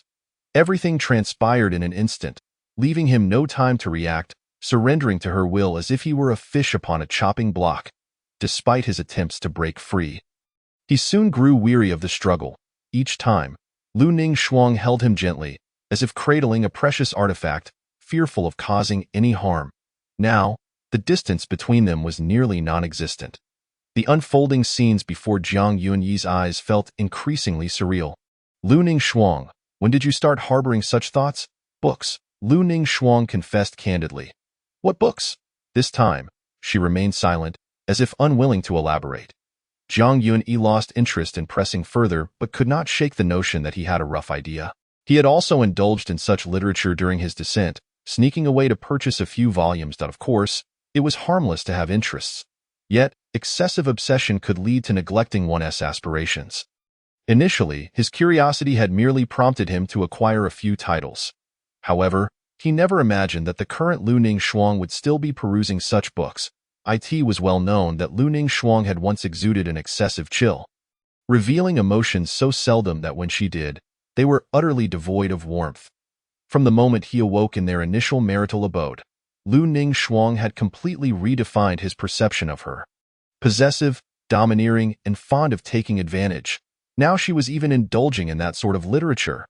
The stark contrast left Jiang Yunyi with a newfound impression of her, musing, could it be that she spends her evenings at the desk, engrossed in those books? Yet, despite all, a lethal allure lingered about Lu Ningshuang, particularly her innate air of aloofness, an undeniable charm. Do you enjoy reading? Jiang Yunyi inquired, taken aback. Lu Ningshuang shook her head, explaining, I occasionally glance through them. As husband and wife, we ought to learn. Jiang Yunyi fell silent and asked, where did you acquire that book? I took it. Excuse me? Jiang Yunyi blinked in surprise, exclaiming, you didn't pay for it? No, Jiang Yunyi scolded. Lu Ningshuang, as the leader of a sect, how could you steal from others? Wouldn't that invite ridicule from other sects? They wouldn't dare. Lu Ningshuang replied, tilting her head slightly, her expression unwavering, exuding an air of calm that left Jiang Yunyi speechless, unsure of how to respond. Meanwhile, in another realm, the sect leader, Chu Tianqing, had originally come to seek the two for a discussion, only to be thwarted by a strange formation, altering the surrounding environment. Cracks crisscrossed the ground, and countless shards of ice floated in the air, resembling snowflakes, blanketing the entire space, sending chills down even the spine of the esteemed sect leader. Upon entering, Chu Tianqing felt an icy grip envelop him, his very soul trembling. He hurriedly attempted to summon his cultivation to resist but was horrified to discover he could not exert any power. Frowning, his heart raced, and he quickly retreated to escape the formation. As a man of considerable experience, he recognized this formation as the infamous ice sealing array. If the opposing party wished for his demise, there would be no escape, yet they only sought to obstruct his path. Could it be? Chu Tianqing's thoughts immediately turned to Lu Ningshuang. The enigmatic maiden, who concealed her aura and wore a veil, was the only one he could fathom possessing such capabilities within the outer sect. The moment this daring thought took shape, he felt increasingly certain. Could it be that she anticipated his arrival? With this in mind, Chu Tianqing hesitated to advance, unwilling to court death. It was not until 3 days later, when the formation dissipated of its own accord, that he returned and explained his intentions to Jiang Yunyi. Register? Jiang Yunyi questioned, is there not another task, such as suppressing or eliminating the demonic sect's fiends? He had endured much hardship lately. He had not participated in any trials since descending the mountain, merely toiling in the medicinal fields and sipping tea. Yet he had broken through to a new level of body refinement without a chance to display his prowess. He felt as if Lu Ning Shuang were perpetually by his side, preventing him from venturing anywhere or perhaps, he mused, there was no need to go anywhere. Currently, no, Chu Tianqing clarified. The demonic sect S fiends have refrained from large-scale operations, and with the sect master S protection, we need not worry. Very well, Jiang Yunyi conceded. He held no resentment towards Lu Ning Shuang. After all, if the demonic sect were active, it would mean lives lost and heinous crimes committed. A peaceful world indicated a state of tranquility. How about it? Would you be willing to take on the registration role? Where is it located? Lu Ning Shuang suddenly inquired. Her abrupt question, breaking her usual icy demeanor, placed immense pressure on Chu Tianqing, who understood that the formidable array was most likely devised by her.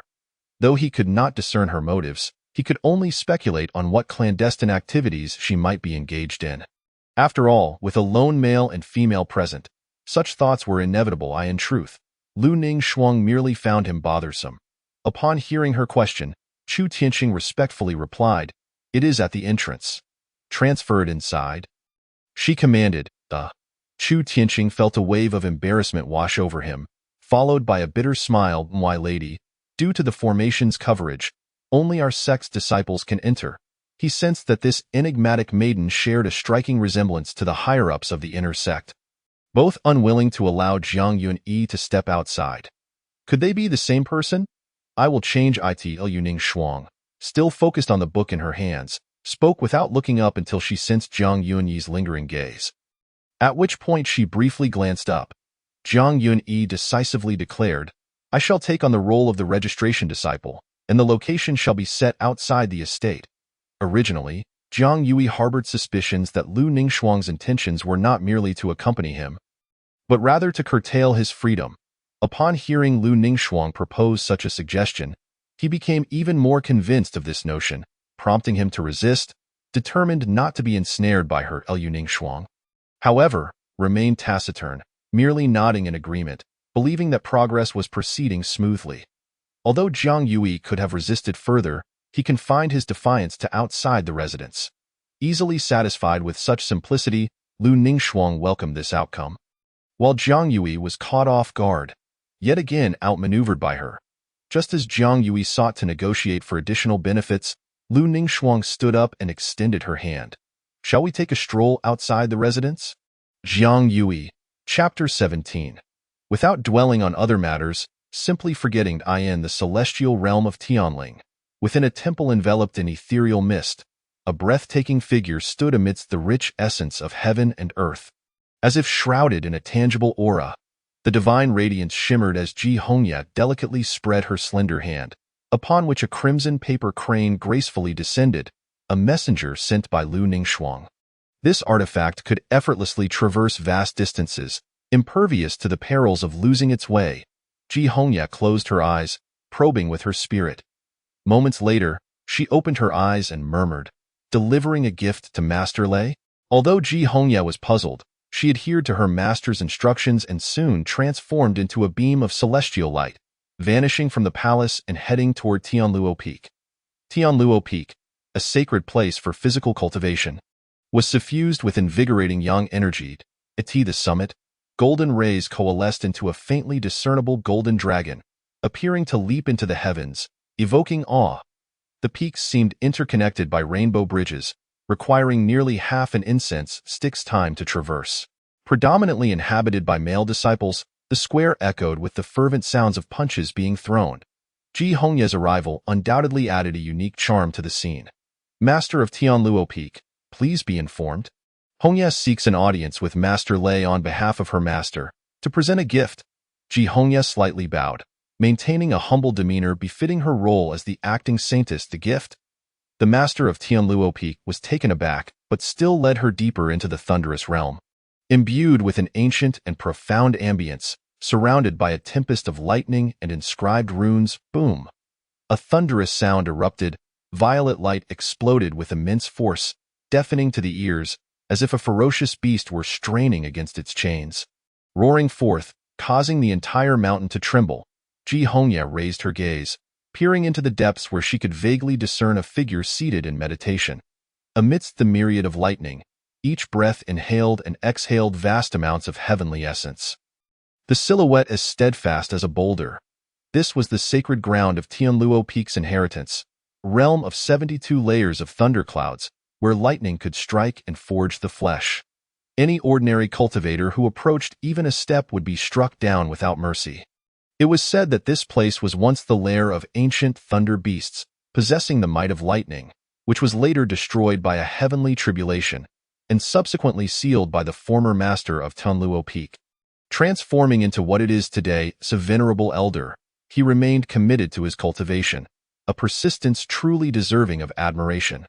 The thunder raged, wildly fierce, as his eyes flickered with fierce brilliance, gradually rising, his once rotund figure now appearing tall and imposing, exuding an overwhelming majesty.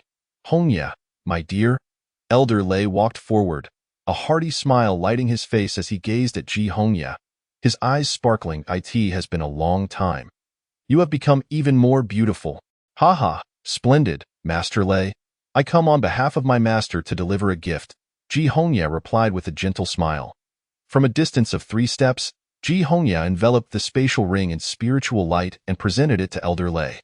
Upon receiving it, Elder Lei's expression shifted dramatically as he examined the contents, revealing a significant amount of resources. "This, Hongya, what does Senior Sister Lu intend?" Given Lu Ningxuang's character, she would never act in such a manner without reason. Thus, Elder Lei felt uneasy about accepting the gift without understanding the underlying motives. At this juncture, they had reached a point where it was best to remain withdrawn from worldly affairs. Rest assured. "Master Lei, this is my master's intention, offered as compensation for the theft of that book. I hope Master Lei does not take offense," Ji Hongya clarified. Upon hearing this, Elder Lei's confusion turned to joy as he laughed heartily. "Ha. It seems Brother Jiang has discovered it. How intriguing indeed." The whimsical book he had authored, inspired by Brother Jiang, was all he had to pursue the celestial maiden since joining Tianling. Its sentimental value was immeasurable. He had not anticipated that Lu Ningxuang would take notice and seize it. Originally devoid of hope, he now marveled at her willingness to offer compensation, likely spurred by something Brother Jiang had said. Otherwise, how could this be? He decided to share this amusing tale with his fellow disciples, for it was rare for anyone to witness Lu Ningxuang in such a state of discomfiture.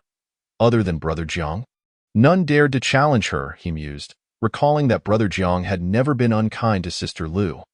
This revelation was likely a momentary lapse of frustration. Elder Lei accepted the spatial ring with a sense of justified contentment, then tossed it to the current master of Tianluo Peak, saying, "Young one, take this. Use the resources within as rewards for the outstanding disciples of this peak." "Thank you, Master Ancestor," the present master of Tianluo Peak replied. Receiving the ring, though light in weight, it felt particularly burdensome in his heart, for he could only imagine the wealth contained within. Elder Lei turned to Ji Hongya and remarked, "My great-grandson seems to have gone missing. He should be returning soon. Would you care to?" Ji Hongya shook her head in refusal, clasping her hands. "There is no need to trouble Master Lei. Having fulfilled my master's instructions, I must attend to other matters and shall take my leave." As her words fell, Ji Hongya transformed into a streak of light, soaring through the skies until she vanished from their sight. Observing her departing silhouette, Elder Lei understood her busy schedule and chose not to impede her. Sighing, "Alas, it seems my great-grandson is without fortune." As a disciple of Lu Ningxuang, Ji Hongya's excellence was self-evident, radiantly beautiful and exceptionally well-mannered. Elder Lei naturally hoped she might become his great-granddaughter-in-law, of course. Sister Qin's granddaughter was also remarkable, yet when compared to Ji Hongya, she appeared slightly inferior. At the rear mountain of Tongling Peak, a river flowed for 1,000 miles, with a waterfall cascading from the clouds above. A remarkable sight indeed.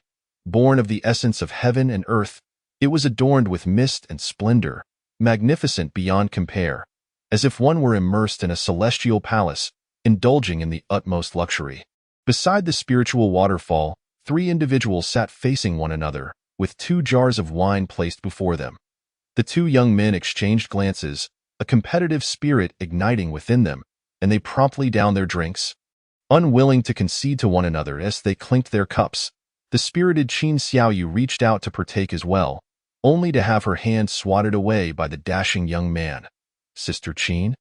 Lei Shidi and I are drinking. Do not interfere. Humph. I can certainly hold my own. Qin Xiaoyu glared, fuming as she sat. If only Sister Ji were here, she wouldn't be so stingy like Brother Jian. Jian Jujun remarked. That's because Sister Ji dilutes your drink with water. Your drinks aren't any different. The three were the great-grandsons of the esteemed elders from various peaks, having known one another since childhood. Fostering a close bond, often engaging in friendly sparring, thus considered both rivals and friends. The two awkwardly cleared their throats. Sister Ji is acting as the acting saintess, burdened with responsibilities. How could she casually leave? The chubby Lei Chiyuan exclaimed urgently, Sister Qin, let us get to the point. Hearing him address her as sister, Qin Xiaoyu's eyes sparkled with delight as she whispered, Lei Xiaodi, do you know about that ancestor master? I heard from grandmother that he is currently at the outer sect. Jian Jujun, the elegant youth, noticed her intentionally lowering her voice as if to prevent him from hearing, but given their proximity, it was clearly impossible to miss. He couldn't help but chuckle. Regarding that ancestor master, he had a vivid impression. When the inner sect disciples gathered in the square to bid farewell, he had trailed closely behind the saintess. Appearing quite submissive, those unaware might have thought him to be a kept man. Yet, the actions of Lu Ningxuang in summoning the disciples to the square had dispelled any such notions, for if he were truly a kept man, why would she bring him forth before the disciples, risking a commotion? At this moment, Lei Chiyuan, puzzled, asked, Sister Qin, what does it matter to us if Zhang Yui is at the outer sect? Are you not curious about what kind of person Ancestor Master is? With the day of the outer sect's disciple selection approaching, Qin Xiaoyu couldn't help but muse about what made Ancestor Master so special that the typically frosty saintess would show such affection. Feeling perplexed, Lei Chiyuan scratched his head. Sister Qin, why not just ask grandmother directly? Their great-grandfather, grandmother, and the Holy Lord belonged to the same generation, and Lei Chiyuan was certain he would be aware of the situation. If I dared to ask, what would be the point of seeking you out, you fool? Qin Xiaoyu puffed up her cheeks and stood up, awkwardly patting his head. She turned to Jian Jujuan and inquired, Brother Jian, aren't you curious about our master uncle? I believe he must be an extraordinary individual, appearing quite youthful, and there seems to be an undisclosed secret connecting us. Sister Qin, have you been slacking off reading that regret of not meeting before marriage novel again? Lei Chiyuan seemed to see right through her. Shut up. Qin Xiaoyu glared at him furiously. Jian Jujuan, in contrast to the two, was far more mature and composed, with narrowed eyes and a serious expression. He remarked, Curiosity is one thing, but if we offend the Holy Lord, we will face dire consequences. However, our great-grandfather has always supported our descent to hone our skills. So, let us discuss it later.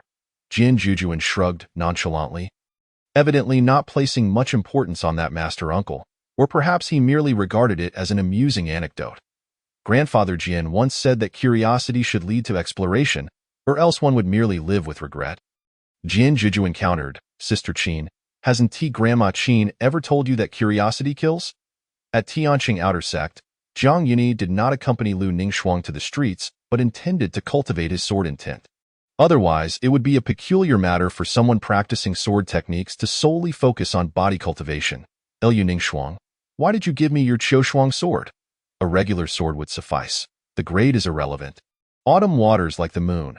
The Qiushuang sword in Zhang Yuni's hand was slender and delicate, its entire body a translucent blue reminiscent of ice and snow, exuding a chilling aura, with the lingering softness of her skin remaining on the hilt. Sword cultivators emphasize clarity of the sword heart. If there is no sword in the heart, how can one comprehend the sword? 500 years ago, during the battle between righteous and demonic forces, Zhang Yuni's sword was shattered, nearly costing him his life. Now without a sword, he could only borrow a magical weapon from Lu Ningxuang. However, Zhang Yuni did not expect her to lend him her life-bound Qiushuang sword. Knowing that a life-bound celestial sword is a treasure nurtured by a sword cultivator, connected by bloodline, such a situation was akin to giving him her very life. If Zhang Yuni were to damage that celestial sword, Lu Ningxuang would not perish, but her cultivation would undoubtedly suffer a devastating blow. Zhang Yuni interrupted her, hands on his hips, huffing. Lu Ningxuang, even if you give me the Qiushuang sword, I won't be moved. Do you really think I'm foolish? The disparity in cultivation between him and Lu Ningxuang was vast.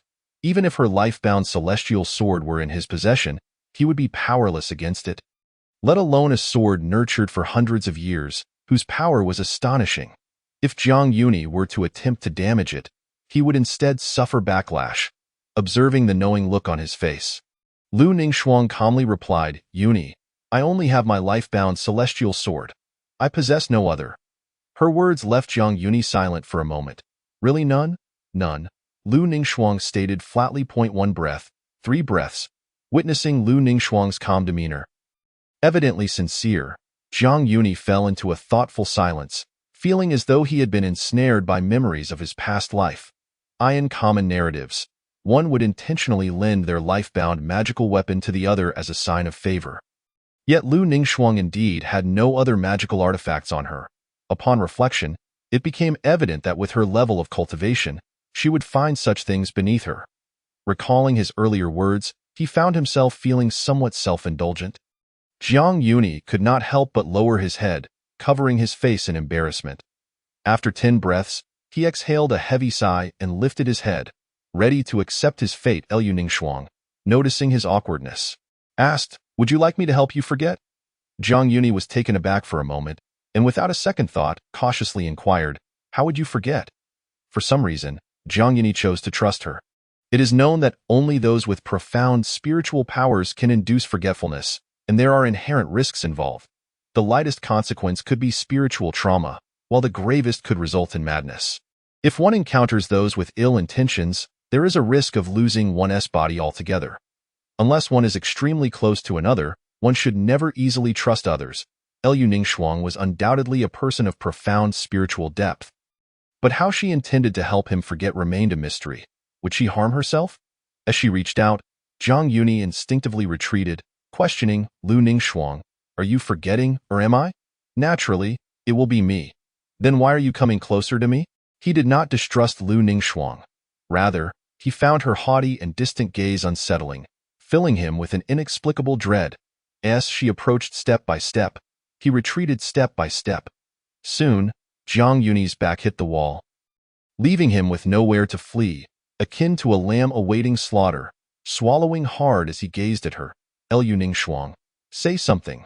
Without offering any explanation, Lu Ningxuang drew near to Zhang Yuni, her eyes calm as water. Seemingly lost in her own world, devoid of any turbulence.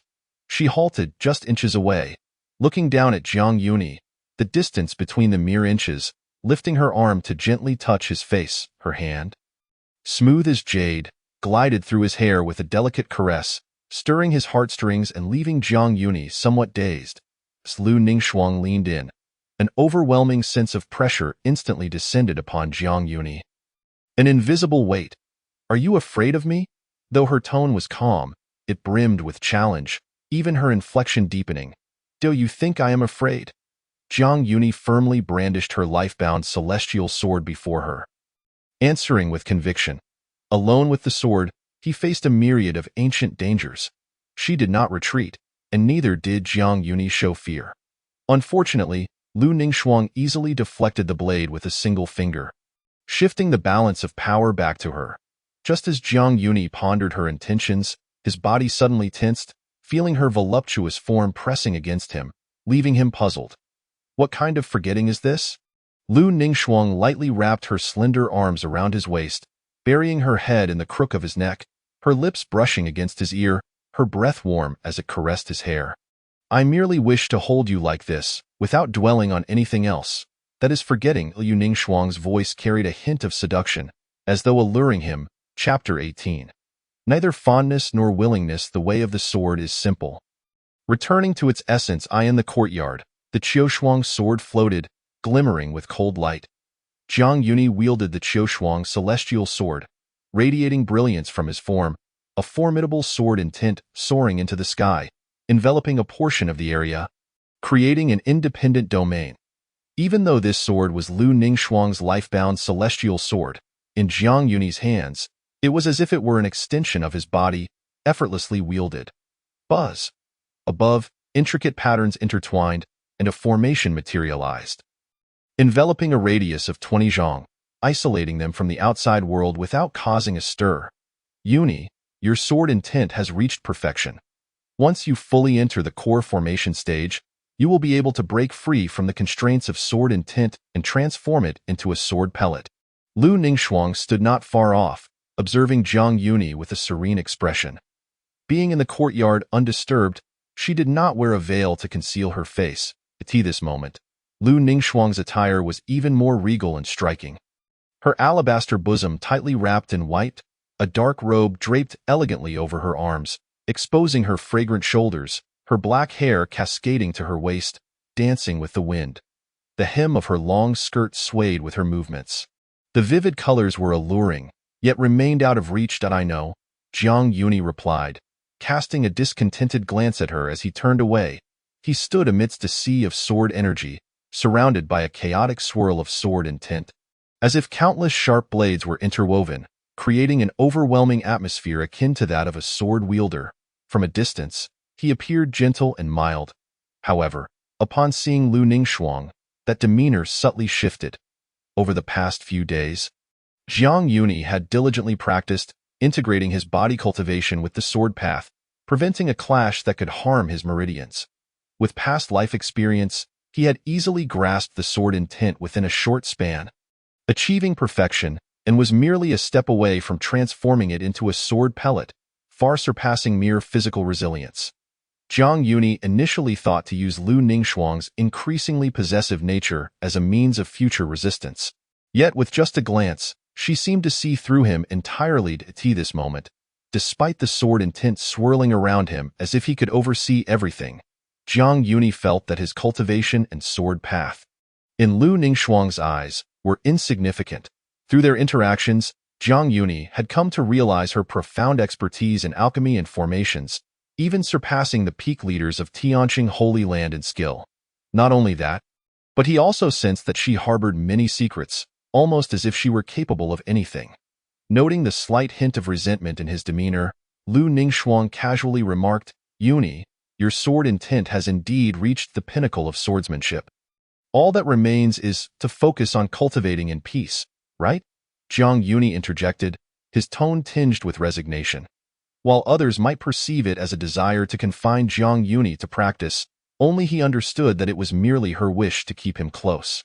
Lu Ningxuang nodded slightly, her neck as graceful as a swan, elegant and dignified, her eyes filled with satisfaction. Her delicate skin glistened under the sunlight, resembling a spirit carved from crystal. "I knew it," Jiang Yuni murmured, his gaze sweeping over her stunning figure before returning to her, warning lightly, "I'm going back to cultivate.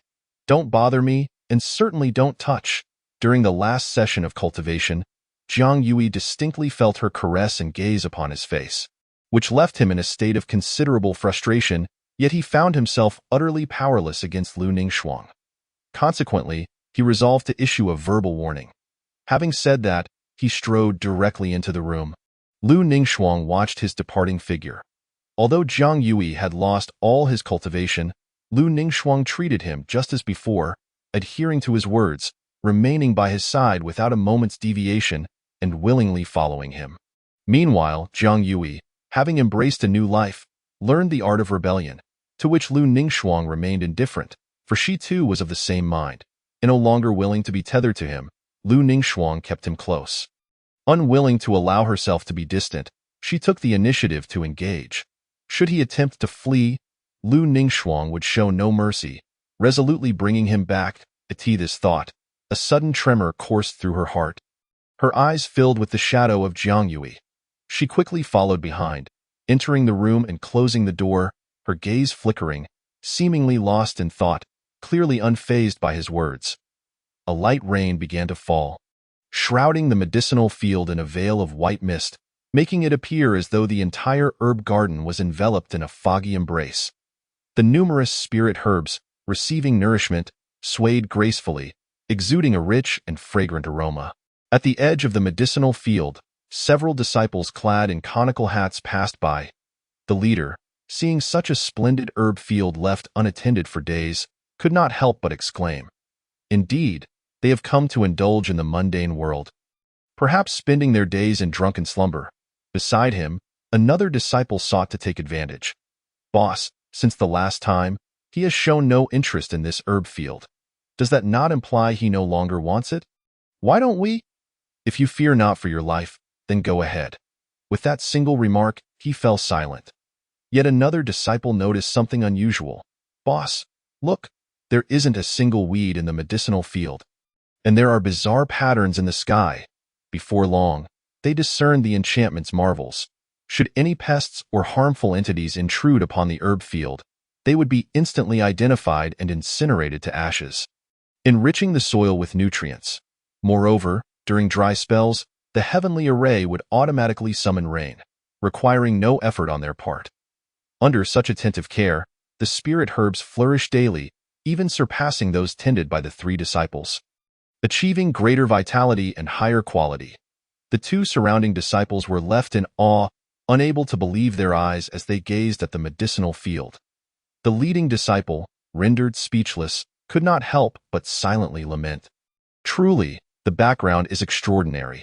Even a casually arranged formation possesses such might. On the other hand, the creator of the formation remained fixated at the bedside, watching him cultivate in tranquility, unable to restrain herself from reaching out. After the rain, the medicinal field brimmed with verdancy, and as time flowed like drifting clouds, half a month passed in the blink of an eye. The crimson window remained half open, with the occasional breeze causing the sheer curtains to flutter. Jiang Yui, seated cross-legged on the bed, had his eyes tightly closed, enveloped in a haze of mist. His physical cultivation, akin to bronze skin and iron bones, served as a foundation. The sword cultivation, resolutely centered on sword intent, coexisted within him alongside the vast yang energy. Above his head, a silver small sword seemed to float, radiating brilliance akin to a blazing sun suspended in the void, its light dazzling and resplendent. Faintly, the sounds of dragon roars and tiger howls echoed, the swords ringing resonating through the air. Were a common person to endure such intensity, they would likely have exploded into oblivion. However, Jiang Yui, fortified by a powerful soul and under Lu Ningxuang's protection, faced no lingering worries. Upon awakening, he found the room meticulously arranged, the bedding neatly folded, and plates of pastries and tea placed on the table, with the enchanting maiden still present. Lu Ningxuang, with her fair and delicate jade-like hand, lifted a cup of tea from the table and brought it to Jiang Yui's lips. During the cultivation period, although Jiang Yui could not quite comprehend why she treated him like a precious artifact, caressing him so tenderly, it had become a norm in his eyes. Naturally, Jiang Yui accepted the cup, letting it rest on his lips as he took a gentle sip, before slowly remarking, "Forget it. I'm too lazy to discuss this with you. After all, you'll not heed my words." Possessing a formidable spirit, Jiang Yui perceived the faint sounds of chatter and immediately extended his consciousness. Before dawn, a throng of people had already gathered at the entrance of the residence, consisting mostly of young men and women, or elders accompanied by their grandchildren, all eagerly waiting. They craned their necks in anticipation, and among them, three shadowy figures stealthily blended into the crowd. Apart from them, the streets on either side were bustling with people, the atmosphere thick with envy. Jiang Yui suddenly recalled that today was the day of the Tianling Outer Sect's disciple recruitment ceremony. Clearly, various factions had sent their young members to register, causing a commotion throughout the entire city. Lu Ningxuang, let us go. Jiang Yui thought little of it as he hurriedly pulled her along. This was Jiang Yui's first encounter with a sect task since awakening. He had not earned a single contribution point, and instead found himself indebted to Lu Ningxuang. Thus he naturally wished to cherish the opportunity.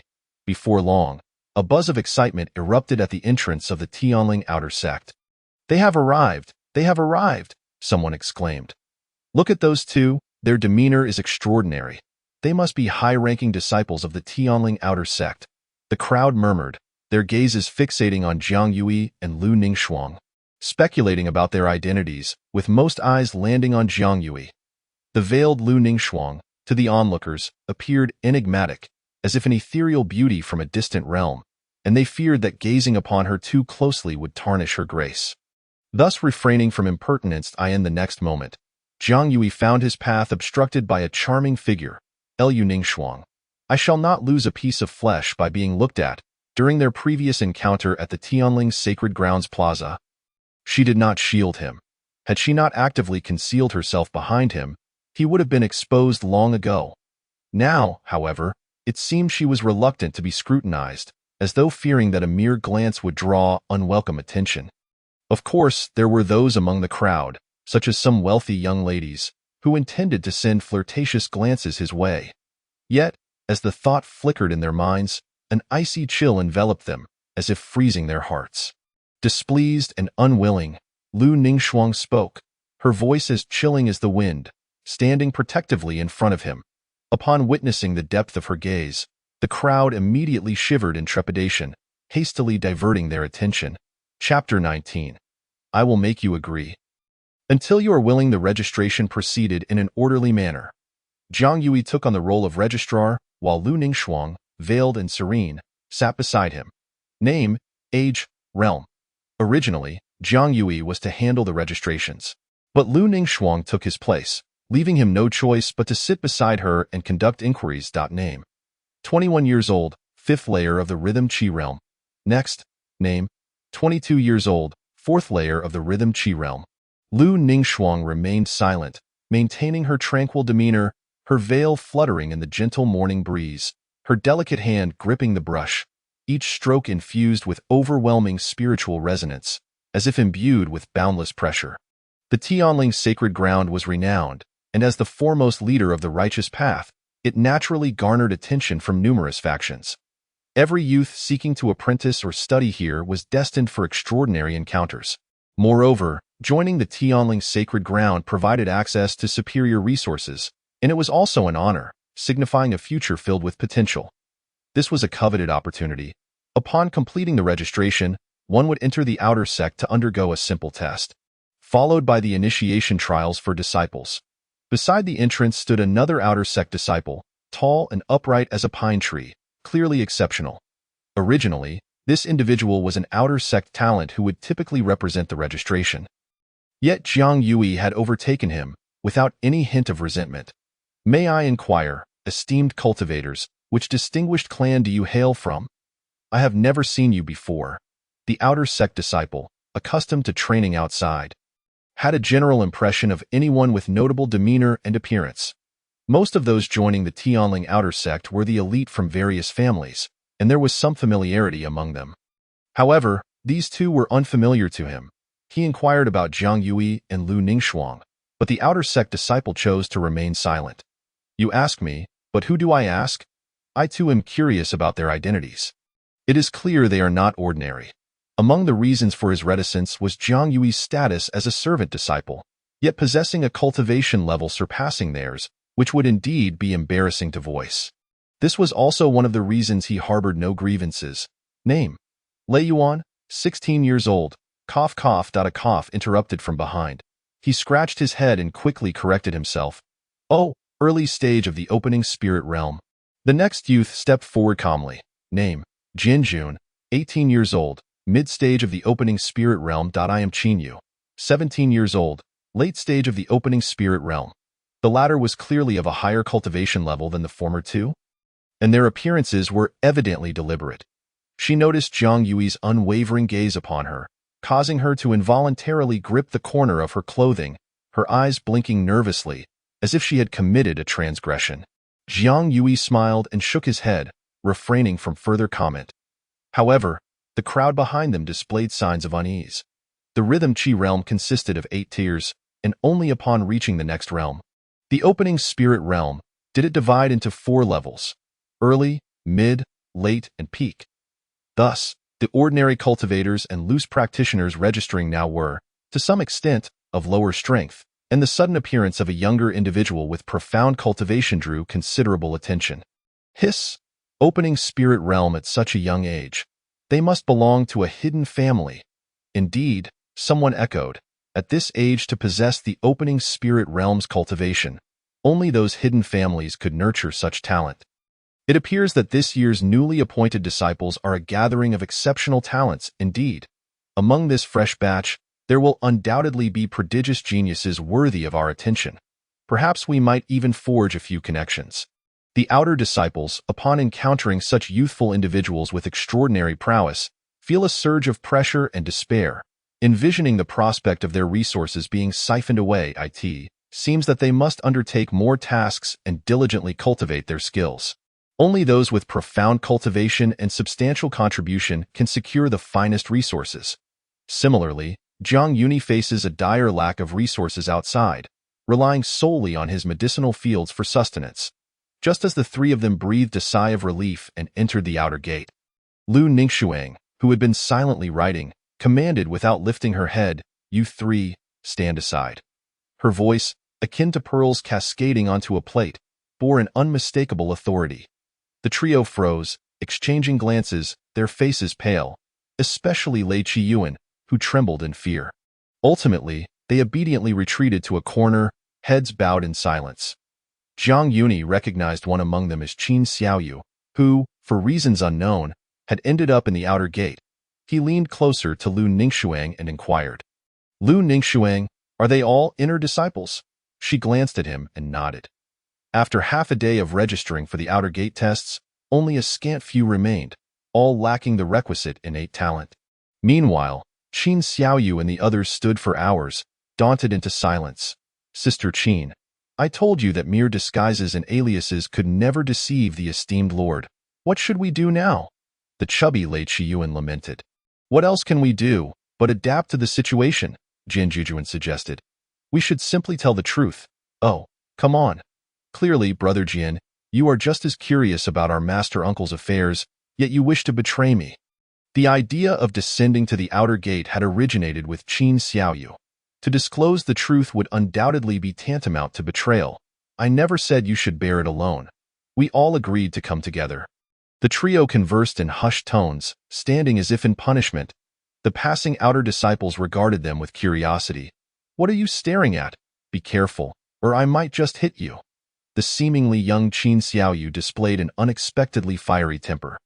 As the outer disciples laughed dismissively, they suddenly sensed the profound aura of her cultivation, causing their faces to pale as they hurriedly departed. "Humph!" Qin Xiaoyu stood with her hands on her hips, exuding an air of authority. Just as her confidence peaked, a cold voice broke through. "If you wish to compete, then return to the inner gate." Lu Ningxuang's words were devoid of warmth, chilling those who heard them. Qin Xiaoyu's body jolted, and turning around, she found Lu Ningxuang looking down upon her, her beautiful eyes filled with frost, prompting Qin Xiaoyu to lower her head in fear. "Very well, Lu Ningxuang, take them back first." Jiang Yuni interjected, urging Lu Ningxuang to escort the three to their quarters before attracting too much attention outside. Upon returning to the courtyard, Lu Ningxuang removed her veil as if to silence the world's clamor. Her strikingly cold visage held a serene expression, yet her eyes flickered with a hint of lethal intent. She seated herself beside a stone bench, while Jiang Yuni poured tea for her. However, sensing something amiss, he swiftly downed his cup before pouring her one. Before Lu Ningxuang could speak, Jiang Yuni approached the three, feeling an inexplicable familiarity, and asked, "Why have you left the inner gate?" Among them, Jin Jujuan merely sought to meet Jiang Yuni. Now in his presence, he felt unworthy with his mere opening spirit realm cultivation. Yet, the boundless power within Jiang Yuni emanated a palpable threat, even to one at the golden core stage. "Master Uncle, have you undergone a recultivation?" Jin Jujuan inquired. Jiang Yuni pondered briefly and replied, "In a sense." Upon hearing this, Jin Jujuan was immediately filled with admiration. To abandon one's cultivation for a fresh start implied that one's realm and experience would not be lacking. A solid foundation could only arise from such a sacrifice, far beyond the capabilities of ordinary practitioners. The chubby Lei Qiyuan, having accompanied the two, found himself at a loss for questions. Qin Xiaoyu, seemingly unconcerned, expressed her curiosity.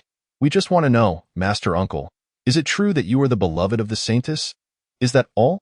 Jiang Yuni replied, bemused. They all nodded in unison, Jin Jujuan and Lei Qiyuan sharing a flicker of intrigue. Given that it was indeed a fantastical notion to consider the saintess capable of such affection, Lu Ningxuang corrected her. They are husband and wife. Husband and wife? The trio gasped in astonishment, completely unprepared for the revelation that the saintess had married. However, their ignorance was entirely understandable.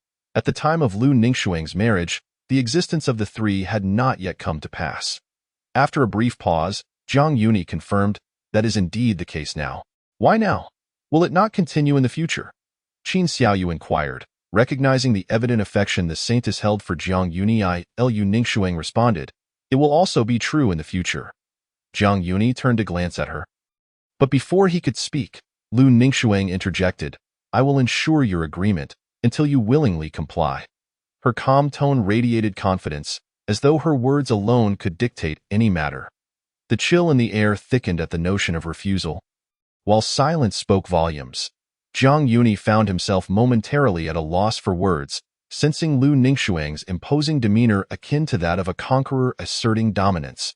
Chapter 20. I am only waiting for you that night.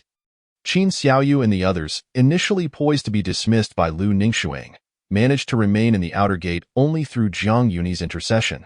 They were assigned to 2 modest quarters intended for servant disciples. The surroundings were simple yet relatively tidy, with a layout that exuded tranquility, suitable for solitary habitation. Unfortunately, quality accommodations for servant disciples were limited. Lei Qiyuan and Jian Jujuan shared a room, while Qin Xiaoyu occupied a separate one. At this moment, the three stood side by side at the doorway. Sister Qin, why must we stay? Fool! Returning home will surely earn us a scolding from our parents. It is better to remain here with the saintess, where we need not fear reprimand.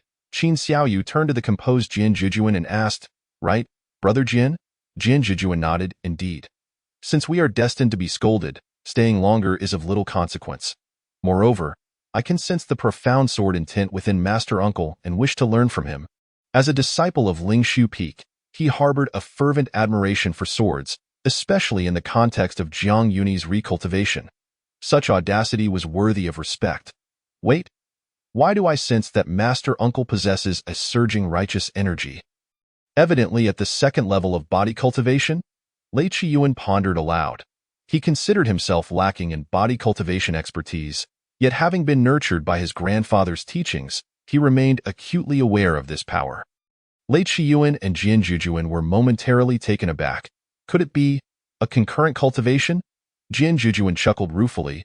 It is entirely possible. And no wonder he could outshine the youthful saintess in an era shared with my grandfather. He sighed. Unfortunately, there is too little documentation concerning Master Uncle. Not even his name is recorded. Lei Qiyuan nodded in agreement. As the two marveled at the possibility of Zhang Yuni being a dual cultivator. Qin Xiaoyu stood on tiptoe, gazing at the departing figures of Lu Ningxuang and Zhang Yuni. They clasped each other's delicate hands, strolling along a serene path, moving as if in a leisurely garden, yet radiating an otherworldly aura. The moonlight was soft, with occasional beams filtering through the leaves, casting a gentle glow upon their shoulders, enveloping them in twilight. Lu Ningxuang glanced sideways at the elegant young man beside her, while Zhang Yuni's expression bore hints of impatience, quickly tempered by her presence. They stood in close proximity, akin to an ordinary couple, their silhouettes gradually melding into the encroaching night. Suddenly, Qin Xiaoyu posed a curious question. If the saintess and Master Uncle were to quarrel, who would emerge victorious? Given the current circumstances, Zhang Yuni and Lu Ningxuang's disparities in cultivation were akin to chasms. Logically, Lu Ningxuang should prevail. However, the question elicited a profound silence. They both hummed in contemplation, uncertain of the answer. Moments later, it was Lei Qiyuan who answered innocently, Perhaps when Master Uncle and the saintess truly argue, we will find out. Smack! Qin Xiaoyu delivered a sharp slap to his head. Scolding. You truly wish for Master Uncle and the saintess to quarrel? Fool! Lei Qiyuan scratched his head, not having thought that far. Sister Qin, wasn't it you who asked? That doesn't mean you can respond like that. You should say that Master Uncle and the saintess are harmonious and affectionate. How could they possibly quarrel? Qin Xiaoyu shot him an exasperated look. Oh? Lei Qiyuan scratched his head, seeming to grasp the situation. Jian Jujuan chuckled softly from the side, interjecting, "All right, Sister Qin, the saintess has left. I doubt she would mind. Brother Jian, an extra layer of assurance is always beneficial. Otherwise, if the saintess seizes the opportunity to quietly send us back while Master Uncle is absent, it would be disastrous." Qin Xiaoyu firmly believed she possessed such capability. "Surely not," Jian Jujuan responded with skepticism. "Perhaps so?" At this moment, Lei Qiyuan finally understood. Speaking candidly, "So, Sister Qin, were you planning to curry favor with the saintess?" Smack! Qin Xiaoyu delivered yet another unrelenting slap, her voice laced with indignation. "What do you mean by curry favor? The Holy Master is akin to my sister. It is only natural to care for one's sister." Foolish! Her words were spoken with a sense of rightful indignation. However, Jian Jujuan discerned the crux of the matter. "I believe that junior brother Lei has been made foolish by you. He may fare well in cultivation, yet he appears utterly oblivious to the subtleties of human relationships. Brother Jian, junior brother Lei is indeed a prodigy in physical cultivation." Jian Jujuan crossed his arms. "Perhaps he neglects the intellect." "How could that be? My Lei Shao golden body has already reached a minor success, not to mention the thunder armor that is always at my side." Lei Qiyuan patted his chest and declared with a touch of pride, "The Lei Shao golden body and the thunder armor are Lei Qiyuan's most formidable defenses. How about a comparison? Jian Jujuan frequently engages in sparring with him at the intersect, which serves as both a contest of swordsmanship and a refinement of techniques. Let us compare then. Who fears whom?" In the face of such a challenge, Lei Qiyuan was particularly enthusiastic. "Compare what? This is the outer sect. We are all mere servant disciples. If our abilities are revealed and it draws the attention of our revered ancestors and the Holy Master Sister as she experiences mortal love, wouldn't he, the Holy Master Sister, strip you of your skin and pull your tendons?" Qin Xiaoyu pointed at Lei Qiyuan and then at Jian Jujuan. The trio's bickering resonated clearly in the stillness. Adding a touch of mirth, the night breeze whispered, "The ancient path lay desolate. Not long ago, the two strolled, with Lu Ningxuang leaning close to him, which made Jiang Yunin feel somewhat impatient. Yet, when Jiang Yunin turned to glance at her, the moonlight gracefully fell upon Lu Ningxuang's shoulder and cheek, resembling pure, white snow, ethereal and cool, like a celestial maiden from a painting. Her demeanor remained unchanged, bright eyes and white teeth reflecting a breathtaking haze of beauty.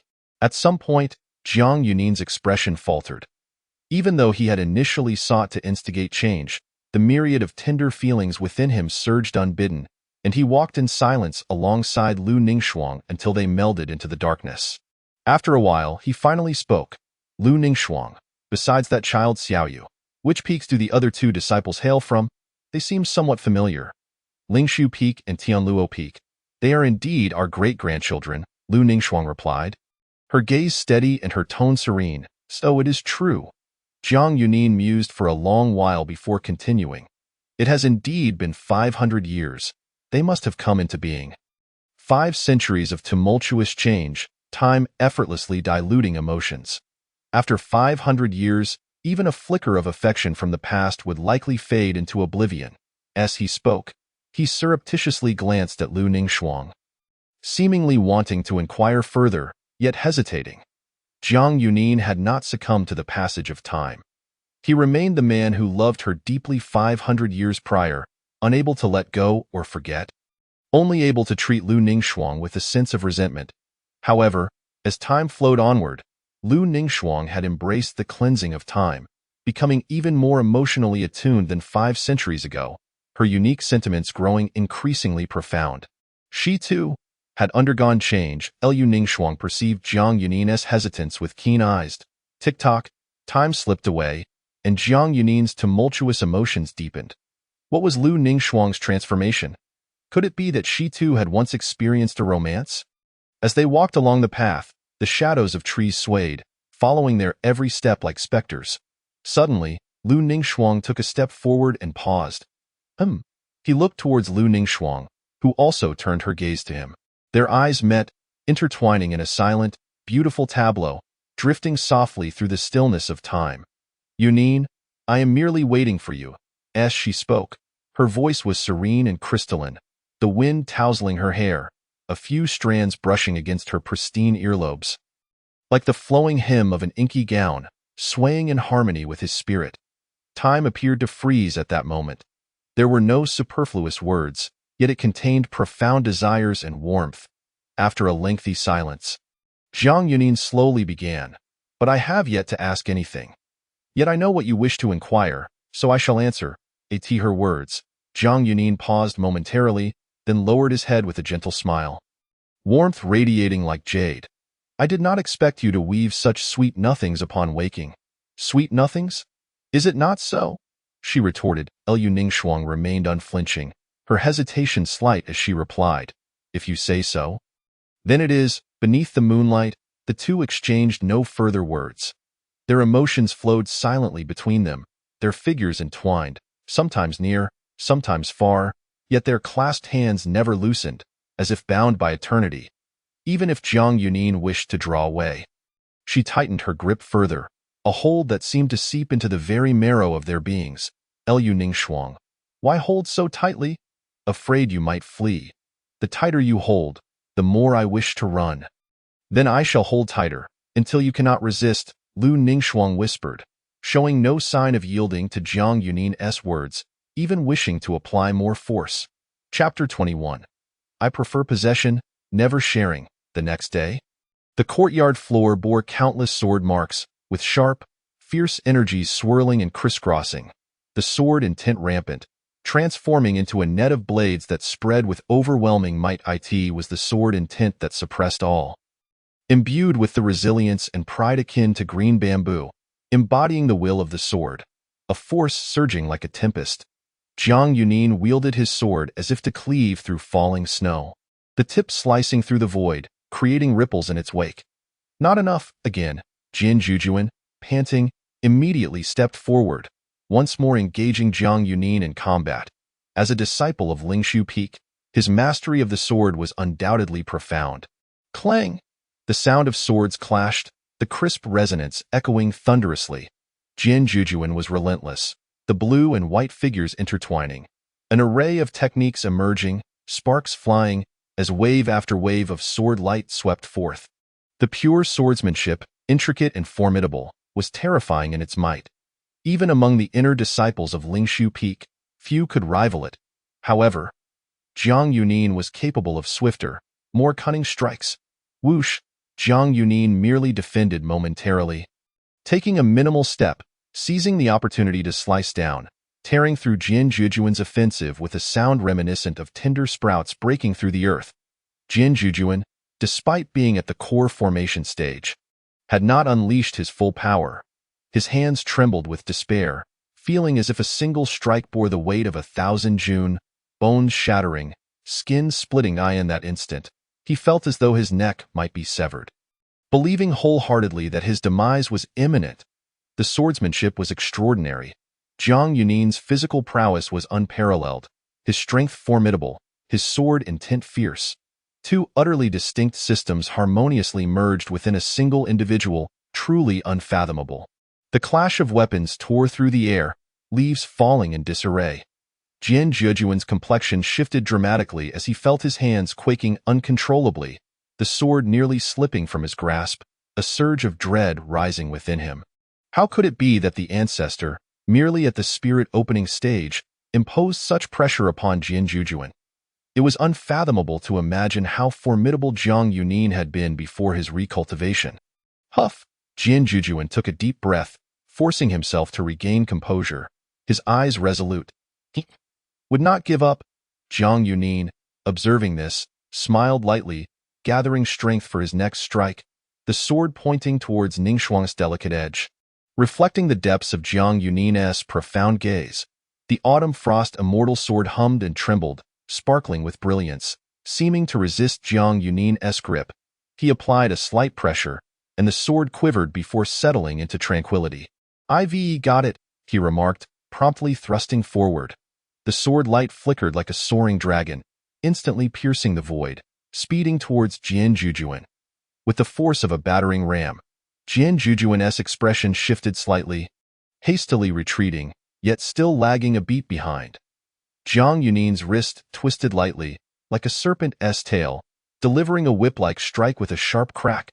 Nearby, Lu Ningxuang stood with her hands behind her back, observing with tranquil composure, while Qin Xiaoyu and Lei Qiyuan beside her were astonished, their eyes glued to the fierce battle unfolding. Jian Jujuan, unable to withstand the assault, staggered back several paces, gritting his teeth in pain, his long hair cascading, presenting a somewhat disheveled appearance. Yet even in defeat, he bore no resentment. After all, it was Jian Jujuan himself who had requested the sparring. As for Jiang Yunin, he held the autumn frost sword, its tip angled toward the ground, his garments billowing in the wind, a charming smile gracing his delicate features, yet exuding an aura of pressure. "Let us conclude for today," Jiang Yunin said with a smile. Sheathing his sword, the autumn frost immortal sword glimmered with a blue hue, radiating a cool and gentle aura, its sentience vibrating as it withdrew from Jiang Yunin's grasp. The sword soared back into Lu Ningxuang's hand, which she grasped firmly. Humming softly with warmth, Lu Ningxuang cast a downward glance, and the autumn frost sword seemed to understand its master's gaze, trembling slightly in a show of remorse, indicating it had not intended to resist Jiang Yunin. However, Lu Ningxuang paid it no mind, casually holding it as she stepped towards Jiang Yunin, her robes dancing elegantly, her grace unparalleled, her other hand reaching out to inspect his wrist. Before she could speak, Jiang Yunin preemptively said, "Lu Ningxuang, do not underestimate me." Jiang Yunin understood her worries about whether he had been affected by the cold aura, considering the autumn frost sword was intrinsically her life-bound sword, possessing a chilling attribute. Should he be infiltrated by that coldness, it would severely harm his foundation. "Next time, it shall not dare to resist in the slightest," Lu Ningxuang declared, her eyes gleaming with a sharp light, the autumn frost sword vibrating twice as if in response. "After a century of careful nurturing, do not mishandle it," Jiang Yunin advised. "Yunin?" "All is well." Lu Ningxuang lifted her cold gaze to meet his, her expression inscrutable. "It may falter, but you must not." "How could I have lost?" Qin Xiaoyu and Lei Qiyuan may lack mastery in the sword arts, yet they possess a certain discernment. Throughout the entire confrontation, Jian Jujuan found himself persistently suppressed, with no opportunity for counterattack. Jiang Yunin even intentionally held back. Otherwise, it would have been impossible for him to endure for such an extended period. Not far away, Jian Jujuan's face flushed crimson, a trace of congealed blood appearing at the corner of his mouth, whether from the shame and anger of defeat or the influence of Lu Ningxuang and Jiang Yunin's harmonious interplay remained uncertain. "Brother Jian, are you all right?" "Nothing to worry about." He ultimately restrained himself from spitting out blood, refusing the assistance of the two, and instead stood up staunchly, wiping the blood from his lips.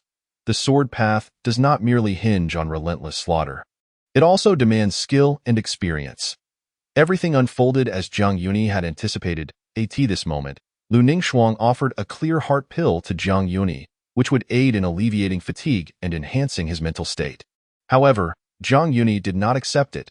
Instead, he turned to Jian Jujuan and said, "Lu Ningxuang, you should give it to the younger generation first." Yet, Lu Ningxuang, with her delicate hand, pinched the pill and directly placed it into his mouth, coldly stating, "Eat first. There are plenty, no need for modesty." Her tender fingers brushed against his lips, instantly sending a tingling sensation coursing through his body, causing Jiang Yunin to involuntarily swallow. Soon, Jian Jujuan also consumed the pill and took a moment to recuperate. Gaining a deeper understanding of sword intent and recognizing his own shortcomings, he bowed in gratitude. "Thank you, Master Uncle, for your guidance." Jiang Yunin nodded and then posed a critical question. "Have you never ventured down the mountain for training?" In dealing with the demonic sect, even if Jian Jujuan's realm is high and his sword intent profound, regrettably, his combat awareness is limited to mere victory or defeat, utterly devoid of the true essence of life and death struggles. How, then, could he fully unleash his potential? Jian Jujuan shook his head. "I have, but only against ferocious beasts. I have never encountered the demonic path. Does the demonic sect truly remain hidden?" Jiang Yunin mused in confusion. "Master Uncle, there are times when the demonic sect emerges to sow chaos, but such instances are rare, largely thanks to the presence of Sister Saint Lord," Qin Xiaoyu interjected. Indeed, it is all due to the Saint Lord's efforts. Lei Qiyuan chimed in. That truly is a departure from the past, Jiang Yuni remarked. Once, the demonic sect was notorious for its rampant chaos, committing evil deeds whenever turmoil arose. Their movements are enigmatic. Often, even the Saint Lord cannot trace them. Each demonic lord is a mass murderer, slaughtering countless lives before ascending to the throne.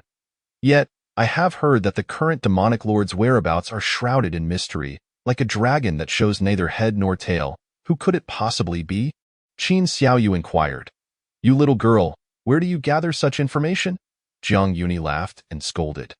Just as Qin Xiaoyu was about to respond, she sensed an inexplicable chill. Lu Ningxuang cast a glance her way, and she immediately fell silent, nearly revealing the secret about Sister Jia in the inner sanctum. Qin Xiaoyu often clung to Ji Hongya, incessantly questioning her, which consumed considerable time that could have been spent on cultivation. If Sister Saint Lord were to learn of this, wouldn't Ji Hongya be punished upon their return? As the conversation unfolded, Lu Ningxuang's gaze grew ever colder, and the atmosphere turned eerie, a penetrating chill seemingly capable of freezing one's very blood. This left Jian Jujuan feeling an overwhelming pressure, even more so than when facing Jiang Yuni, prompting him to declare, Master Uncle, as per our agreement, I shall depart to gather spiritual herbs. I will take my leave first. The price of their contest was the need to collect spiritual herbs, and Jian Jujuan readily agreed. Using it as an excuse to leave swiftly, I'll help. Lei Qiyuan instinctively sensed fear, displaying rare wisdom by following Jian Jujuan, leaving only Qin Xiaoyu behind. Qin Xiaoyu attempted to hide beside Jiang Yuni, only to discover that the chill had diminished significantly, or rather, that Lu Ningxuang's coldness was entirely directed at the three of them. Amidst the swaying shadows of the trees, two figures, one tall and one short, sat opposite each other at a stone table. Not far away, a graceful silhouette traced patterns in the air, crafting new formations. Master Uncle, would you like to know what consequences befall those who harbor thoughts about Sister Saint Lord? Suddenly, Qin Xiaoyu clapped her hands on the table, her beautiful face brimming with a smile. As if she had committed a mischievous act and was now attempting to atone for it. Why not leave and instead come to tell me this? Jiang Yuni questioned, glancing at Lu Ningxuang not far away. If you provoke her further, I shall not be held responsible. In light of Qin Xiaoyu's words, had the events of the previous night not transpired, it might have piqued his interest. However, after hearing Lu Ningxuang's narrative, his curiosity had waned. Simultaneously, having learned from Lu Ningxuang that Qin Xiaoyu and her companions were the descendants of his junior disciples from 500 years ago, Jiang Yuni felt a responsibility to care for them. Qin Xiaoyu chuckled, speaking in a conspiratorial tone to Jiang Yuni. Master Uncle may not yet realize that Sister Saint Lord has become much more personable in your presence. She knows to prepare clothing for you, and being beside you, she exudes not a trace of coldness. Qin Xiaoyu discerned Jiang Yuni's attire, clearly reflecting Lu Ningxuang's style, and continued her chatter. Jiang Yuni listened quietly, having already noticed that the previously aloof Lu Ningxuang had grown somewhat gentle. However, to claim that she harbored no coldness at all would be a fallacy. Each time he contemplated a hint of rebellion and turned to leave, the chilling sensation would envelop him entirely, rendering even breathing a challenge. Though Lu Ningxuang's chill was formidable, it bore a peculiar condition. Only when he remained within 3 feet of her could he remain unscathed. It must be said that in the presence of outsiders, Lu Ningxuang granted him a measure of respect, manifesting some possessiveness yet managing to uphold his basic dignity. However, in private, such as during Jiang Yuni's slumber, Lu Ningxuang would sit at the desk or the edge of the bed, her gaze fixed upon him as though she aimed to memorize every aspect of his face. Yet, whenever Jiang Yuni stirred awake, he felt an unsettling sensation, as if she might peel his skin away.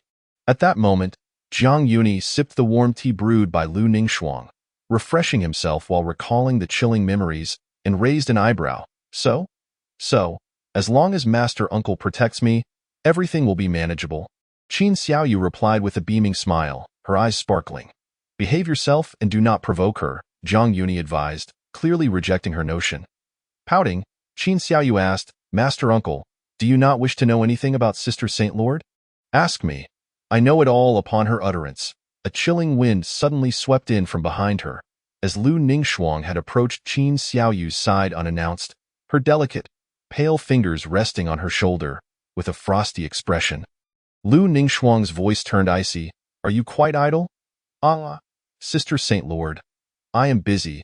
I shall take my leave immediately," Qin Xiaoyu exclaimed in fright, springing up from her seat and bolting towards the courtyard exit. In an instant, she vanished. Jiang Yuni observed her retreating figure, shaking his head with a wry smile. Truly, they were like grandmother and granddaughter, sharing a striking resemblance to the character of his junior sister from years past. Even down to the speed at which they fled at it was a delightful yet fearful playfulness. Upon witnessing Lu Ningxuang's continued gaze fixed on the direction Qin Xiaoyu had departed, Jiang Yuni felt a headache coming on. Clearing his throat, he said, "All right, Lu Ningxuang, as a saint lord, do not trouble the younger generation. Do you wish to protect her?" Lu Ningxuang turned to inquire. "After all, she is a junior. As an elder, one ought to be a bit more lenient." Jiang Yuni replied, raising a cup of tea towards her, clearly advocating for Qin Xiaoyu. After a prolonged silence, Lu Ningxuang evaded the cup he offered, instead grasping his own cup and taking a delicate sip. "Yuni, what do you wish to know?" Jiang Yuni, unperturbed by her drinking from his cup, retorted, "About your matters." "Yes, inquire of me." Her statement bore an almost commanding tone, leaving Jiang Yuni both amused and exasperated. Lu Ningxuang. "Do not jest. Were one unaware, one might think you were vying for affection from the younger generation." However, Lu Ningxuang merely nodded slightly, allowing a single word to escape her lips. "Indeed." Her admission rendered Jiang Yuni momentarily speechless, leading him to shake his head in a rueful smile. "Of course." Lu Ningxuang paused, a glimmer of inexplicable desire shining in her eyes. Unhurriedly, she continued, "I prefer possession. I do not share." This statement was sufficient to reveal Lu Ningxuang's innermost desires. At this moment, it was the grand ceremony for accepting disciples at Tianling's outer sect, with various factions attending to witness the event. Among them were the Sword Palace, Divine Armament Pavilion, Pill Valley, and Medicine King Valley. All esteemed powers present. On the other side of the disciples' quarters, the atmosphere was lively. However, there were a few reckless disciples who inadvertently wandered into this secluded area. How strange, we were clearly walking forward. Yet how did we end up here? Just moments ago, they could still sense a powerful, unparalleled sword intent permeating the air. Yet now, there was not a trace of it to be found. Of course, it was not entirely an accident. Some had deliberately come, driven by curiosity. However, to act so recklessly within another's sect was indicative of a certain audacity. "Senior brother, are you certain there is a powerful, unparalleled sword intent here?" Indeed, while the Tianling sect is regarded as the foremost leader of the righteous path, one would expect that such a realm as the Outer Gate would lack such an extraordinary sword intent, especially given the exceedingly sparse spiritual energy present here. Clad in identical attire emblazoned with the image of 4 swords, they donned sheathed celestial swords at their waists and across their backs, emanating an aura of sword intent that rendered them strikingly handsome and imbued with an ethereal quality. A group of 4. They appeared to be no older than 20, yet each had reached the realm of spirit opening.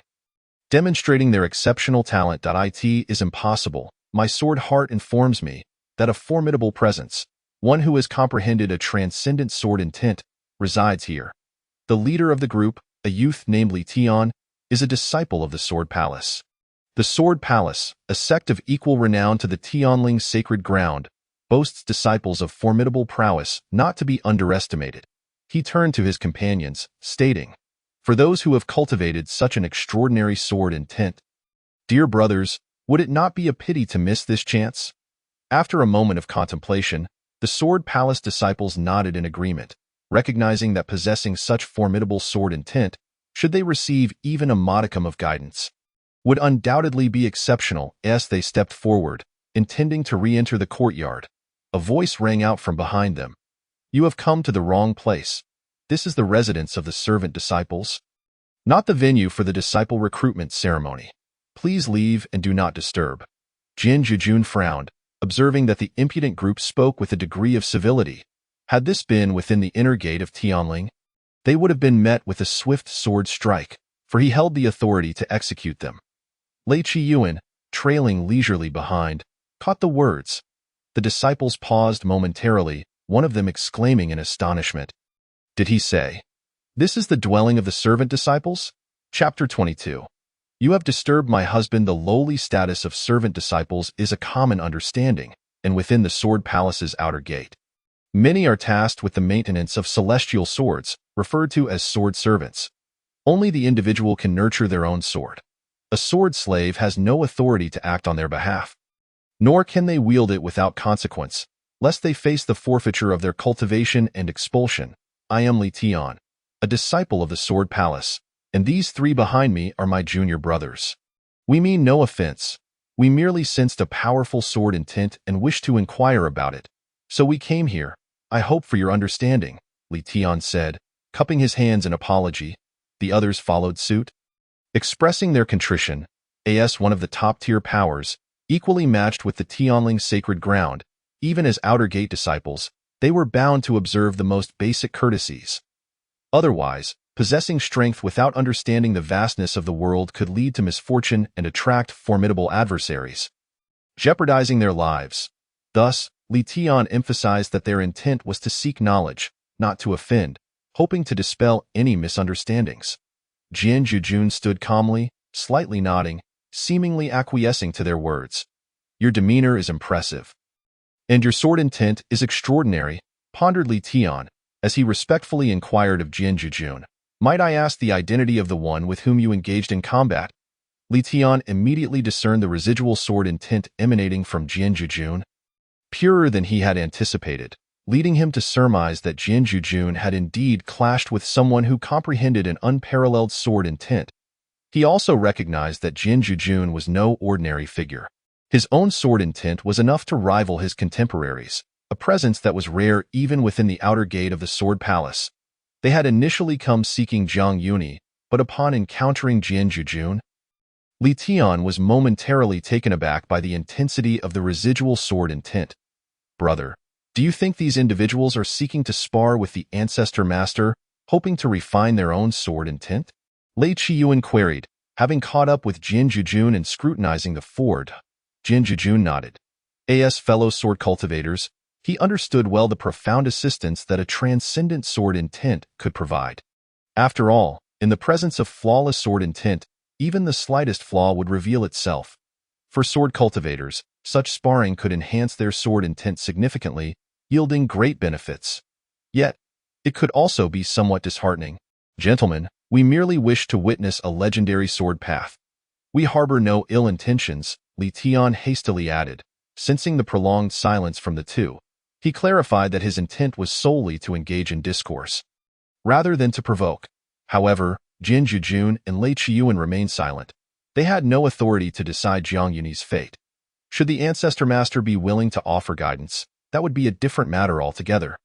But if not, just as they were mulling over this predicament, a lithe figure emerged from the courtyard. What are you doing standing at the entrance? Hurry along. Do not disturb. Qin Xiaoyu spoke with authority, her displeasure evident as she chided the four Sword Palace disciples. It was no wonder that the Holy Master Sister had driven her away. It seemed she intended for me to take her place. She firmly believed that Lu Ningxuang possessed foresight. Even without uttering a word, her unintentional encounter with this matter clearly indicated everything. With a scrutinizing gaze, Qin Xiaoyu seemed to pierce through their souls, her voice instantly drawing the attention of the Sword Palace disciples. In that case, my junior brothers and I shall take our leave, Li Tian declared, aware that this young lady represented the will of the elders within the courtyard. And he bowed, saying, we shall visit again in the future. The other disciples displayed visible reluctance, yet this was, after all, another's residence, and they dared not act recklessly or be impolite. Thus they followed Li Tian in departing. As they left, Li Tian glanced back at Jian Jujun, quietly sighing, his face betraying a hint of envy, clearly perceiving the rapport between them and the elder within the courtyard. This sparked a flicker of superiority within Jian Jujun, who stood tall, for after all, Zhang Yuni was their ancestor master. When could they not engage in sparring? Yet, each encounter would require some form of sacrifice. This time it was the acquisition of spiritual herbs. Next time, it might not be so. However, Jin Jujun dismissed such thoughts, for Jiang Yuni, as the husband of the Holy Master, would surely lack for nothing. What could he possibly ask of himself? Surely it could not be for cultivation resources. As the Sword Palace disciples departed in a dejected manner, Qin Xiaoyu stood at the entrance, her head held high, exuding pride and an air of superiority. Yet, this was abruptly shattered by Lei Qiyuan's remark. "Sister Qin, were you expelled by the Holy Master?" Given Qin Xiaoyu's temperament, even teetering on the edge of an abyss, as long as there was a single foothold to stand on, she would find it amusing enough to traverse and play. Upon hearing this, Qin Xiaoyu's expression flickered between shades of blue and pale, glaring at Lei Qiyuan with gritted teeth. "Who was expelled?" "I was merely entrusted by the Holy Master." "Humph, do not speak carelessly." With that, she turned and strode into the courtyard, leaving the two standing dumbfounded, as though trying to ascertain something. Before long, Qin Xiaoyu re-emerged at the entrance, her expression now decidedly unpleasing, glaring at the two with indignation. "Why not, Sister Qin, accompany us inside, Junior Sister Qin? It seems you have incurred the Holy Master's ire." "Nonsense, I was merely praising the Holy Master Sister in front of the Ancestor Master." Yet, despite her words, it was indeed true that she had been frightened away by Lu Ningxuang. Ultimately, Qin Xiaoyu trailed behind the two, managing to pass through the mysterious array. She pondered the cold indifference of Lu Ningxuang. The chill dissipated, and within the tranquil courtyard, Jiang Yuni sat quietly at a stone table, his features serene and gentle, exuding a comforting presence. Lu Ningxuang sat beside him, slightly rising to pour tea, her sleeves gracefully falling as she meticulously served. Though she held the esteemed title of Holy Master, in Jiang Yuni's presence, her pride seemed to evaporate, transforming her into an ordinary devoted wife. "You're back?" He glanced over with a smile, his voice warm. Jiang Yuni remained as he always was, handsome and refined, evoking a sense of springtime comfort. Once the three entered, the atmosphere shifted dramatically. That lofty aura returned, rendering all beings mere ants in comparison. Lu Ningxuang firmly grasped his hand resting on the table, as if determined to remain by his side, rendering it impossible for Jiang Yuni to rise. This left Qin Xiaoyu and the others with a peculiar sensation, though they were beneath the vast expanse of the sky. Jiang Yuni was confined to this small courtyard, at the mercy of the passage of time, as if the entire world had been severed from him. Lu Ningxuang's hand acted as a chain, tightly binding his wrist, her body leaning into Jiang Yuni, imprisoning him in this place, unable to break free or venture far. Jiang Yuni had grown accustomed to her behavior, yet he still voiced a low, frustrated command. "Lu Ningxuang, let go." Lu Ningxuang's proud gaze seemed unfocused, as though she were impervious to his words, continuing as she pleased, her beauty tinged with a chilling demeanor, her grip gradually tightening until he could no longer resist. "What do you intend to do?" Jiang Yuni's brow furrowed. "I intend nothing. I merely wish for your company. I only need to step away for a moment. They have legs. They can come over themselves." Lu Ningxuang replied nonchalantly, her tone devoid of any emotion. Jiang Yuni pondered for a moment. "Lu Ningxuang, you are becoming increasingly willful." Observing this scene, Qin Xiaoyu and the others could not help but associate it with the imagery of a canary and a caged bird, their gazes lingering upon them, especially Qin Xiaoyu, who cast a look of sympathy at Jiang Yuni. Indeed, in marrying the Holy Master Sister, she remained the dominant one. Before long, Jin Jujun and Lei Qiyuan retrieved the spiritual herbs they had collected. Laying them out in the available space, Jiang Yuni shot Lu Ningxuang an impatient glance. She nonetheless rose alongside him, slowly approaching to inspect the quality of the herbs. As they passed by, Jiang Yuni caught sight of the inexplicable sympathy in Qin Xiaoyu's eyes, and his lips twitched. "What kind of gaze is that?" "Nothing much. My esteemed master is indeed quite formidable. A mere glance can soften the heart of Sister Shangzhu." Qin Xiaoyu chuckled, showering praise. However, Jiang Yuni raised his hand and playfully knocked her on the head. "Esteemed master, you have gone a bit too far." Qin Xiaoyu pouted, covering her head. "I was merely saying that Sister Shangzhu cares for you dearly." Yet you dare to bully me. I only wish to correct you. This is clearly a case of excessive indulgence and insatiable desire. Jiang Yuni declared unabashedly, completely unafraid of Lu Ningxuang being present. At that moment, she, who was tightly gripping her hands, tightened her hold upon hearing Jiang Yuni's words. Wait, esteemed master, why do you speak like that? It sounds rather insulting. Qin Xiaoyu shrank her neck, casting a cautious glance at the cold and dignified Lu Ningxuang. Whispering tentatively, Lu Ningxuang, exuding an aura of silent authority, merely acknowledged with a soft her beautiful eyes slightly lowered, narrowing as if she wished to devour Jiang Yuni. I am indeed quite greedy when it comes to him. On another note, during the disciple recruitment ceremony, a few disciples stood out remarkably, their aptitudes, insights, and mental fortitude surpassing many from previous years, their talents truly exceptional. There was even one disciple of mediocre qualifications who managed to perform miracles, triumphing over several formidable peers, leaving the outer sect's headmaster and attendants in a state of astonishment. Some attendants, with ashen faces, had thought this individual was bound to fail, yet unexpectedly, he managed to turn the tide and emerge as the champion. They were eager to discover who had mentored such an outstanding disciple, capable of such a remarkable turnaround. To their surprise, he turned out to be a castaway from a declining family, prompting a wave of sighs from the outer sect disciples. At this moment, elders from various sects were extending their congratulations to the headmaster, Chu Tianqing. Headmaster Chu, congratulations, congratulations, you're too kind. Congratulations, Headmaster Chu, Tianling sect has welcomed another exceptional disciple. Our Sword Palace ought to seek your guidance. An elder from the Sword Palace also clasped his fists in congratulations, his demeanor sincere. Not at all. Disciples nurtured by the Sword Palace are equally commendable and deserving of respect, Chu he replied with polite banter. Then shifted his gaze to one of the Sword Palace disciples, inquiring, I presume this is your esteemed disciple, Li Tian, who possesses the sword heart physique? Indeed, I am the junior, thank you for your kind words. Headmaster Chu, Li Tian humbly responded, a smile gracing his face, appearing quite amiable. Ha ha, truly a youthful hero, Headmaster Chu praised, but compared to your sect, I am unworthy, Li Tian demurred. After meeting with Qin Xiaoyu and the others, Li Tian increasingly felt that the outer sect of Tianling was a treasure trove of hidden talents, with them first, and now another of mediocre aptitude yet formidable strength in Lin Hao. He believed this place was indeed blessed with extraordinary individuals. The elder from the Sword Palace noticed his subtle change and stroked his beard, saying, Li Tian, when did you become so reserved? Your talents are quite remarkable. There is no need for such humility, elder.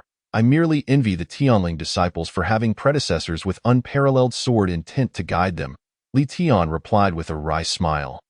What do you mean by that? Both elders asked in unison.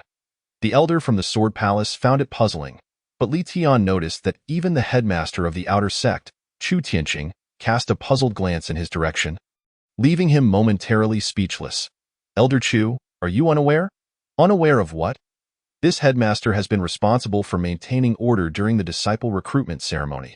Li Tian then briefly recounted the happenings among the miscellaneous disciples, and Chu Tianqing quickly grasped the situation. So it was the two esteemed individuals who caused the commotion. Headmaster Chu, I had no idea your outer sect still harbored such esteemed predecessors. Why not invite them out? The elder from the Sword Palace expressed his astonishment.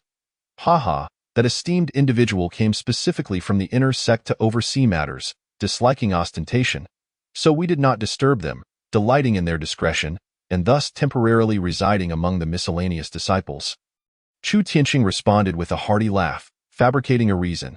Chu Tianqing added, only those fated with our sect can earn the favor and guidance of such a person. Otherwise, how could we dare to disturb them? The implication was clear. Li Tian and the others were not disciples of their sect, nor had they earned such favor, so they should refrain from attempting to intrude, let alone seek to make their presence known. I see, what a pity, Li Tian expressed his disappointment. The outer and inner sects each had their own pursuits and training directions, as well as their own circles of interaction, thus rarely mingling, let alone visiting one another.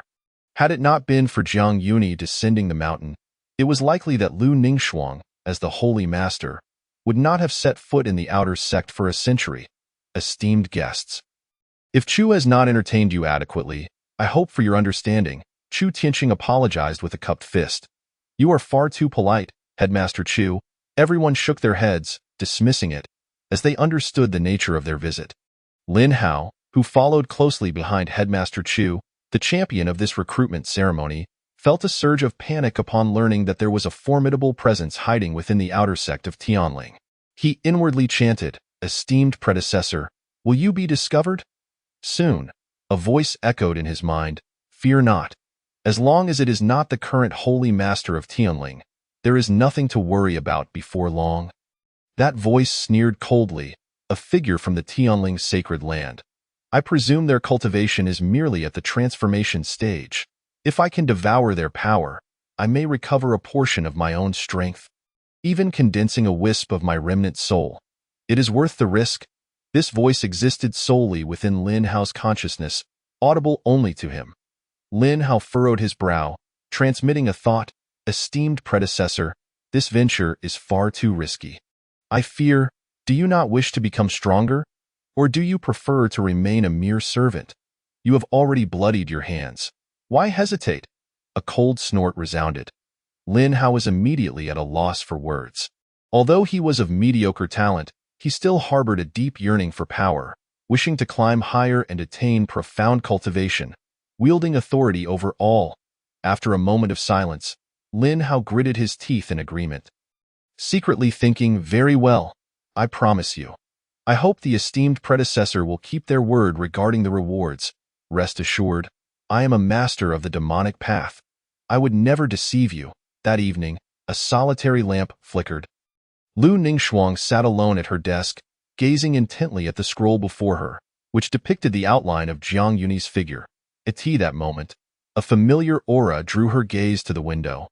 Accompanied by several sounds of fists colliding, Jiang Yunyi, already asleep in bed, furrowed his brow, seemingly tormented by a painful dream. Lu Ningxuang approached gently, caressing his forehead. Her warm, jade-like hand brushed against him, causing Jiang Yunyi's features to relax as he slipped deeper into slumber. In the flickering candlelight, her figure silently vanished from the room. Outside, a gentle breeze rustled the treetops beneath the moonlit night. This place is arranged with such a sophisticated formation. This individual must be exceptional. I should leave. Just as she intended to depart, a vague silhouette appeared within Lin Hao's line of sight, drifting slowly towards him. She cast her cold gaze, gripping her celestial sword tightly, which shimmered with a brilliant cold light under the moon, seemingly capable of cleaving through all malevolent and tainted beings. "You have disturbed my husband." Lu Ningxuang's voice was unhurried and calm, yet it held the chilling depth of an ancient, frigid lake, penetrating to the bone. Chapter 23. If you cannot sleep, then come and keep me company. Although Lin Hao was well aware of the formidable presence residing in this area, one that was unconstrained by rules and feared even by the headmaster, he had still mustered the courage to come here, tempted by the demonic lord's persuasion. After all, the elder within the ring was a being capable of contending with the transformation stage. Otherwise, Lin Hao would not have considered such a risk. The demonic lord aimed to devour the soul of the elder here, in hopes of restoring its own essence. Only in this way could the demonic lord regain some strength and provide Lin Hao with greater benefits. Little did he know that upon entering this place, he was immediately halted by an unknown formation, followed by the demonic lord's warning to flee quickly. Unfortunately, before he could turn away, a graceful figure approached. Upon seeing Lu Ningxuang, a woman of both grace and beauty, Lin Hao was struck with fear by her icy demeanor, as if he were gazing upon a specter from the depths of the netherworld. At that moment, he was overwhelmed with dread. Originally, he was just a humble servant who had fortuitously acquired a ring. Unaware that a sliver of demonic thought had taken residence within, he sought to defy destiny and escape his servitude, thus forming an agreement with the demonic lord.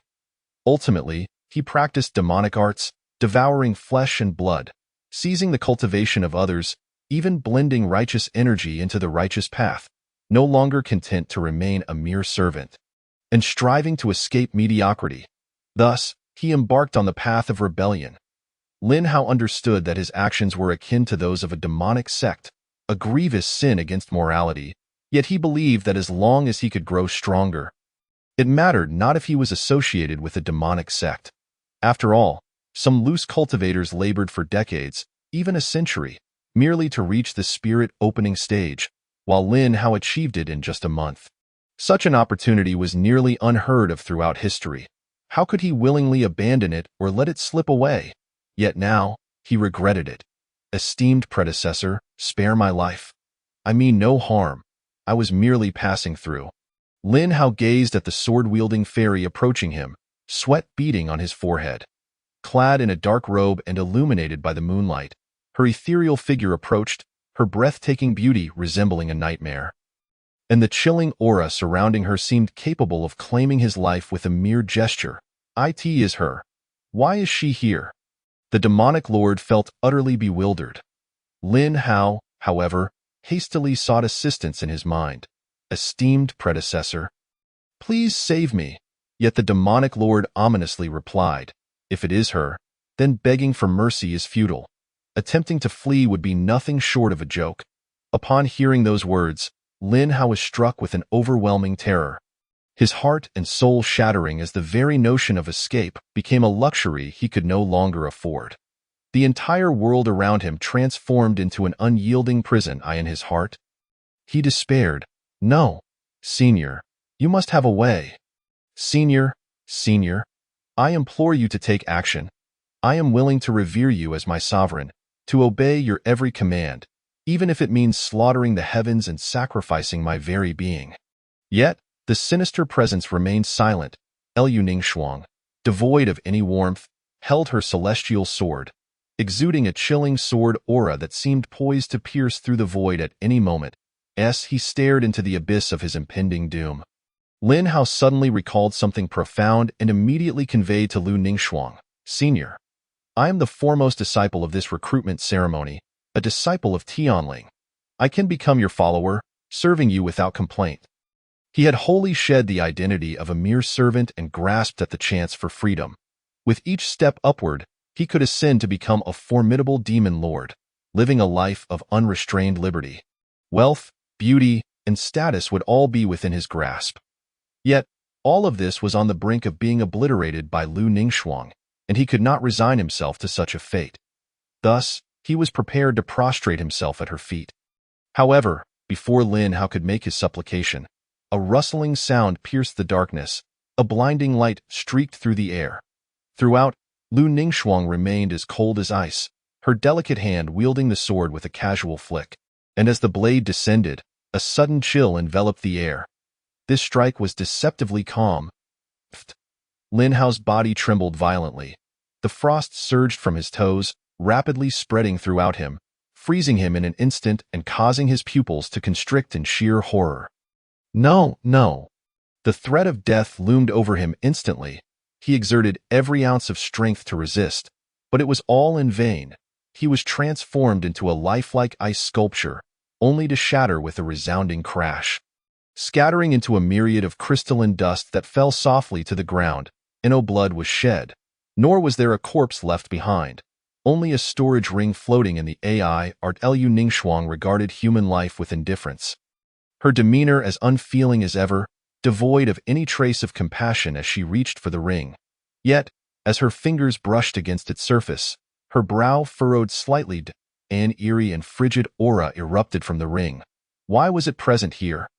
The voice of the demon lord within the ring no longer concealed its tone, now laced with an ominous seriousness, tinged with inquiry.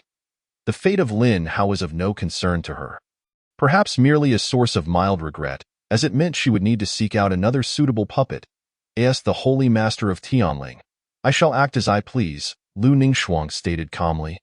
You, the holy master? The demon lord paused momentarily at her words.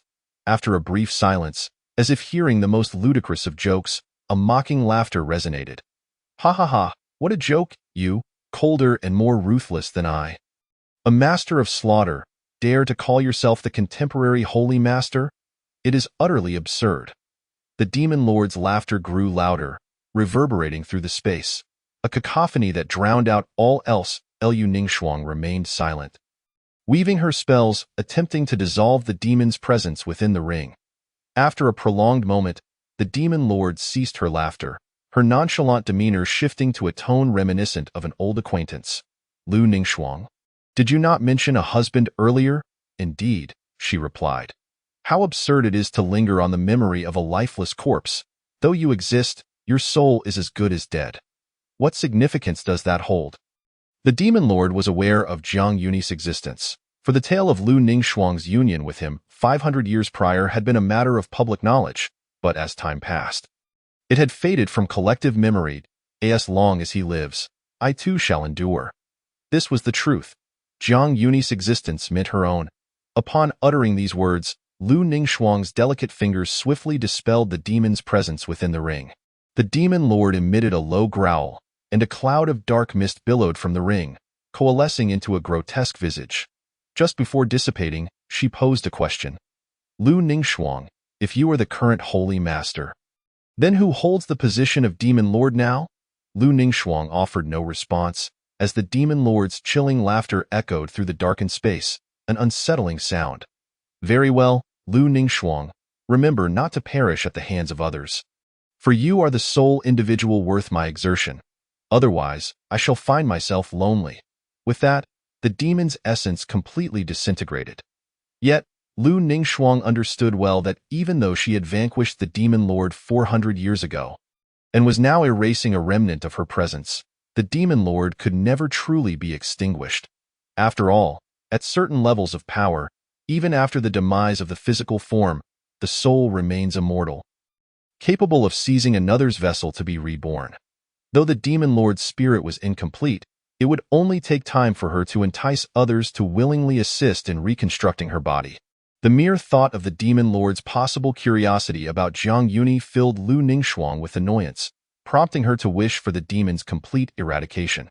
Simultaneously, she lifted her head, gazing towards another dwelling, her jade-like hand gripping the hilt of her sword tightly, yearning to unleash a strike that would obliterate all, but ultimately, she refrained from succumbing to that impulse. He should not be entangled in this. She murmured beneath the cold moonlight, sheathing her celestial sword before turning to step into the desolate courtyard. At that very moment, within her chamber, a young woman lay asleep, cradling a soft pillow. Suddenly, a chill washed over her neck, as though she had plunged into an abyss of ice, jolting her awake with a start. Why does it feel so cold? Qin Xiaoyu, her hair tousled, blinked in confusion, peering out at the radiant moonlight. Muttering, could it be that misfortune has struck amidst the night? She glanced upward, finding nothing amiss. Could it be the night breeze? Qin Xiaoyu shook her head, dismissing the thought, concluding that no chill could rival the coldness of the holy master sister. Thus, she nestled back into her soft pillow and resumed her slumber. In the adjacent room, Jin Jujun and Lei Qiyuan shared a similar experience. One slept on the floor, while the other occupied the bed. Upon waking, they exchanged glances, exclaiming in unison, "Did you also dream of it?" Yes, this frigid sensation had led them to dream of being struck down by Lu Ningxuang's sword, vanishing within the brilliance of her blade, leaving no trace behind. The night was enchanting, and Lu Ningxuang's figure appeared ethereal and otherworldly, her steps slow and delicate. The leaves rustled softly around her. The endless darkness began to envelop her, yet as she traversed the formation, a flicker of candlelight soon illuminated the ground beneath her, casting a blurred silhouette against the window. That figures sat in their designated spot, propping their chin upon their palm, seemingly lost in thought. Not one to peruse a book or sip tea. Just as before, there were no notable changes. Bored, they leaned on the table, idly toying with a brush, appearing utterly unperturbed. There they sat, tranquil yet lacking in the eloquence of poetry or the etiquette of literature. Despite Jiang Yunyi having recited a few lines in the past, clearly indicating they were not of his own composition. Naturally, despite Lu Ningxuang's ignorance of the titles such as Poet Immortal or Poet Saint that Jiang Yunyi had attributed to himself, she still believed in him, for he could not truly be devoid of talent. At this moment, mere inches separated the two, separated only by a thin veil of glass. Lu Ningxuang's gaze was profound and distant as she stared at the reflected background in the window. appearing as if she were gazing through that figure into another realm. The atmosphere was heavy with silence. After a brief pause, Lu Ningxuang composed herself and took a step closer. The door creaked open slightly, and the night breeze wafted in. He caught a whiff of a familiar fragrance, invigorating him and rousing his senses. Instantly, the once bored Jiang Yuni sat up straight. He placed the brush back into its bamboo holder. Feigning a cough, "Why, you're back?" Lu Ningxuang responded with a soft Jiang Yuni sneaked a glance at her, noticing her expression was cold and unyielding, devoid of any significant change. He tentatively inquired, "Lu Ningxuang, did you reinforce the formations again?" He realized that the protective arrays surrounding them had multiplied, making the place feel increasingly like a cage, capable of containing everything. "I did not reinforce them," she replied. But before she could finish, Jiang Yuni quickly asked, "Then what were you doing? Yuni, are you concerned?" For reasons unknown, Lu Ningxuang detected an unusual nuance in Jiang Yuni's tone. Jiang Yuni was equally taken aback by her words. Under normal circumstances, Lu Ningxuang would have readily explained her reasons. Yet now, she seemed to be probing him for an answer. Jiang Yuni crossed his arms, slightly displeased, and retorted, "Of course I'm concerned. You can follow me during the day, but I have every right to know where you go at night." Lu Ningxuang remained silent for a moment before softly responding, "I went to inspect the formations." She indeed went to inspect them, and this inspection also encompassed the eradication of evil. "Inspect?" Jiang Yuni questioned. Perplexed, "Did you discover anything unusual?" "Nothing out of the ordinary, merely an ant causing a ruckus, which I dealt with effortlessly," Lu Ningxuang replied, her tone light and breezy. However, her words sent a tremor through Jiang Yuni's heart. "Effortlessly dealt with? An ant?"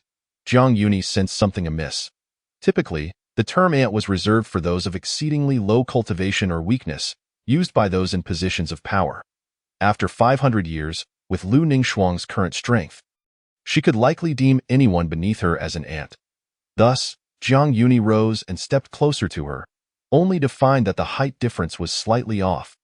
Jiang Yuni could not fathom how. After 500 years, Lu Ningxuang had grown taller than him. In the realm of transformation, the level of bone metamorphosis could already be considered a second evolution. However, he had no time to dwell on such matters. Since his cultivation was insufficient to discern the nuances, he slightly leaned his body, drawing closer to rest against her shoulder, inhaling the fragrance lingering on her garments. There was not a trace of bloodlust about her. Instead, she emanated a gentle, fragrant scent. Jiang Yuni lifted his head, earnestly scrutinizing her abyssal black eyes, and inquired, "Lu Ningxuang, have you drawn your sword?" The implication was unmistakable, and Lu Ningxuang understood. Nodding in affirmation, yes, it was a puppet of the demonic sect. Although it has not been fully refined, it has caused the demise of many, and it successfully infiltrated the outer sect during our disciple recruitment ceremony. Can it truly infiltrate here? Is the demonic aura now so difficult to discern? Jiang Yuni asked in astonishment. As a disciple of Unwilling, he was acutely aware of the stringent regulations, especially regarding the recruitment of disciples. How could one so easily infiltrate? Those from the demonic sect are somewhat unique. Not easily detectable by ordinary cultivators, Lu Ningxuang elucidated, though her explanation remained incomplete. She did not wish for Jiang Yuni to learn of the demonic lord's existence, hence she refrained from elaborating further. "I had assumed that those from the demonic sect truly shunned the world. I did not expect them to remain so obstinate," Jiang Yuni lamented, as his impression of the demonic path was exceedingly poor. This sentiment was not solely his own. The entire righteous sect held a similar disdain and aversion towards the demonic sect, which, in pursuit of fleeting gains, had resorted to arson, murder, and pillaging, bringing calamity to the populace. Should the existing order be disrupted, it would only be a matter of time before others followed suit, plunging the world into chaos. Thus, order was indispensable. Otherwise, who would maintain it? Upon realizing Jiang Yuni had grasped the truth, Lu Ningxuang ceased her elaboration and directly queried, "Yuni, can you sleep?" At her words, Jiang Yuni, who had been contemplating matters regarding the demonic sect, was abruptly cast into disarray. He instinctively stepped back, tightening his overlapping garments, and looked at Lu Ningxuang with a face full of anxiety, for she had a history. "Lu Ningxuang, what do you mean by sleep?" Uni, I merely asked if you can sleep. I cannot. If you wish for me to perish, just say so. Lu Ningxuang glided past him, returning to her seat at the table, and regarded him with an unhurried demeanor. If you cannot sleep, then come and keep me company. In that moment, Jiang Yuni finally comprehended his misunderstanding. Yet, he was loath to admit it, for would it not portray him as rather helpless? Ultimately, he resigned himself to sitting beside Lu Ningxuang, remaining silent, while she did not delve into her reading but instead observed him. After a brief interval, Lu Ningxuang's gaze was as calm as water, yet it bestowed upon him a peculiar sensation, as if she were poised to devour him. Jiang Yuni felt utterly uncomfortable and could not help but exclaim, "With you staring like that, I might as well take a rest. Yuni, it was you who claimed to be unable to sleep." Jiang Yuni attempted to retort, but soon found himself at a loss for words under Lu Ningxuang's unyielding gaze. Indeed, everything he said was true, yet it stemmed from a misinterpretation of Lu Ningxuang's intent. Ultimately, Jiang Yuni chose to remain silent, turning his head to gaze out at the nightscape, only to discover that the window had not been opened. After some time, Jiang Yuni declared himself tired, thus managing to extricate himself, but it was merely a temporary reprieve, not a permanent escape. The following day, the headmaster, Chu Tianqing, had intended to personally guide Lin Haoxiu in his cultivation, but soon discovered that he was absent. Not giving it much thought, he assumed Lin Haoxiu had matters to attend to. Shortly thereafter, a deacon hurriedly led him to the Hall of Destiny. This place allowed one to observe the status of every disciple's life lantern. A red hue indicated danger, green signified well-being, and if extinguished, it meant death. Without a doubt, Lin Haoxiu's life lantern had been extinguished. Chu Tianqing stood frozen in place, his expression darkening instantaneously. My newly accepted prodigious disciple has perished just like that. Damn it! The Tianling sect will not rest until vengeance is served. In that moment, Chu Tianqing was filled with rage and sorrow, wishing to avenge Lin Haoxiu, for after all, he was a disciple of Tianling. How could the adversary be so brazen? It must be noted that Lin Haoxiu was the foremost candidate in the recent recruitment ceremony, and as the headmaster, if he failed to uncover the true culprit, how would the other Tianling disciples perceive him? Yet, the next moment, he was abruptly summoned by Lu Ningxuang. The messenger was Qin Xiaoyu, who had drawn the short straw among the three, and her gloomy demeanor made Chu Tianqing hesitant to inquire about the matter. He simply obediently followed her to the courtyard. Having been preoccupied with the recruitment ceremony, Chu Tianqing noticed that the protective array here had grown even more formidable. A lingering sense of killing intent still hung in the air. As they passed through, both Qin Xiaoyu and Chu Tianqing felt a chill, an inexplicable fear.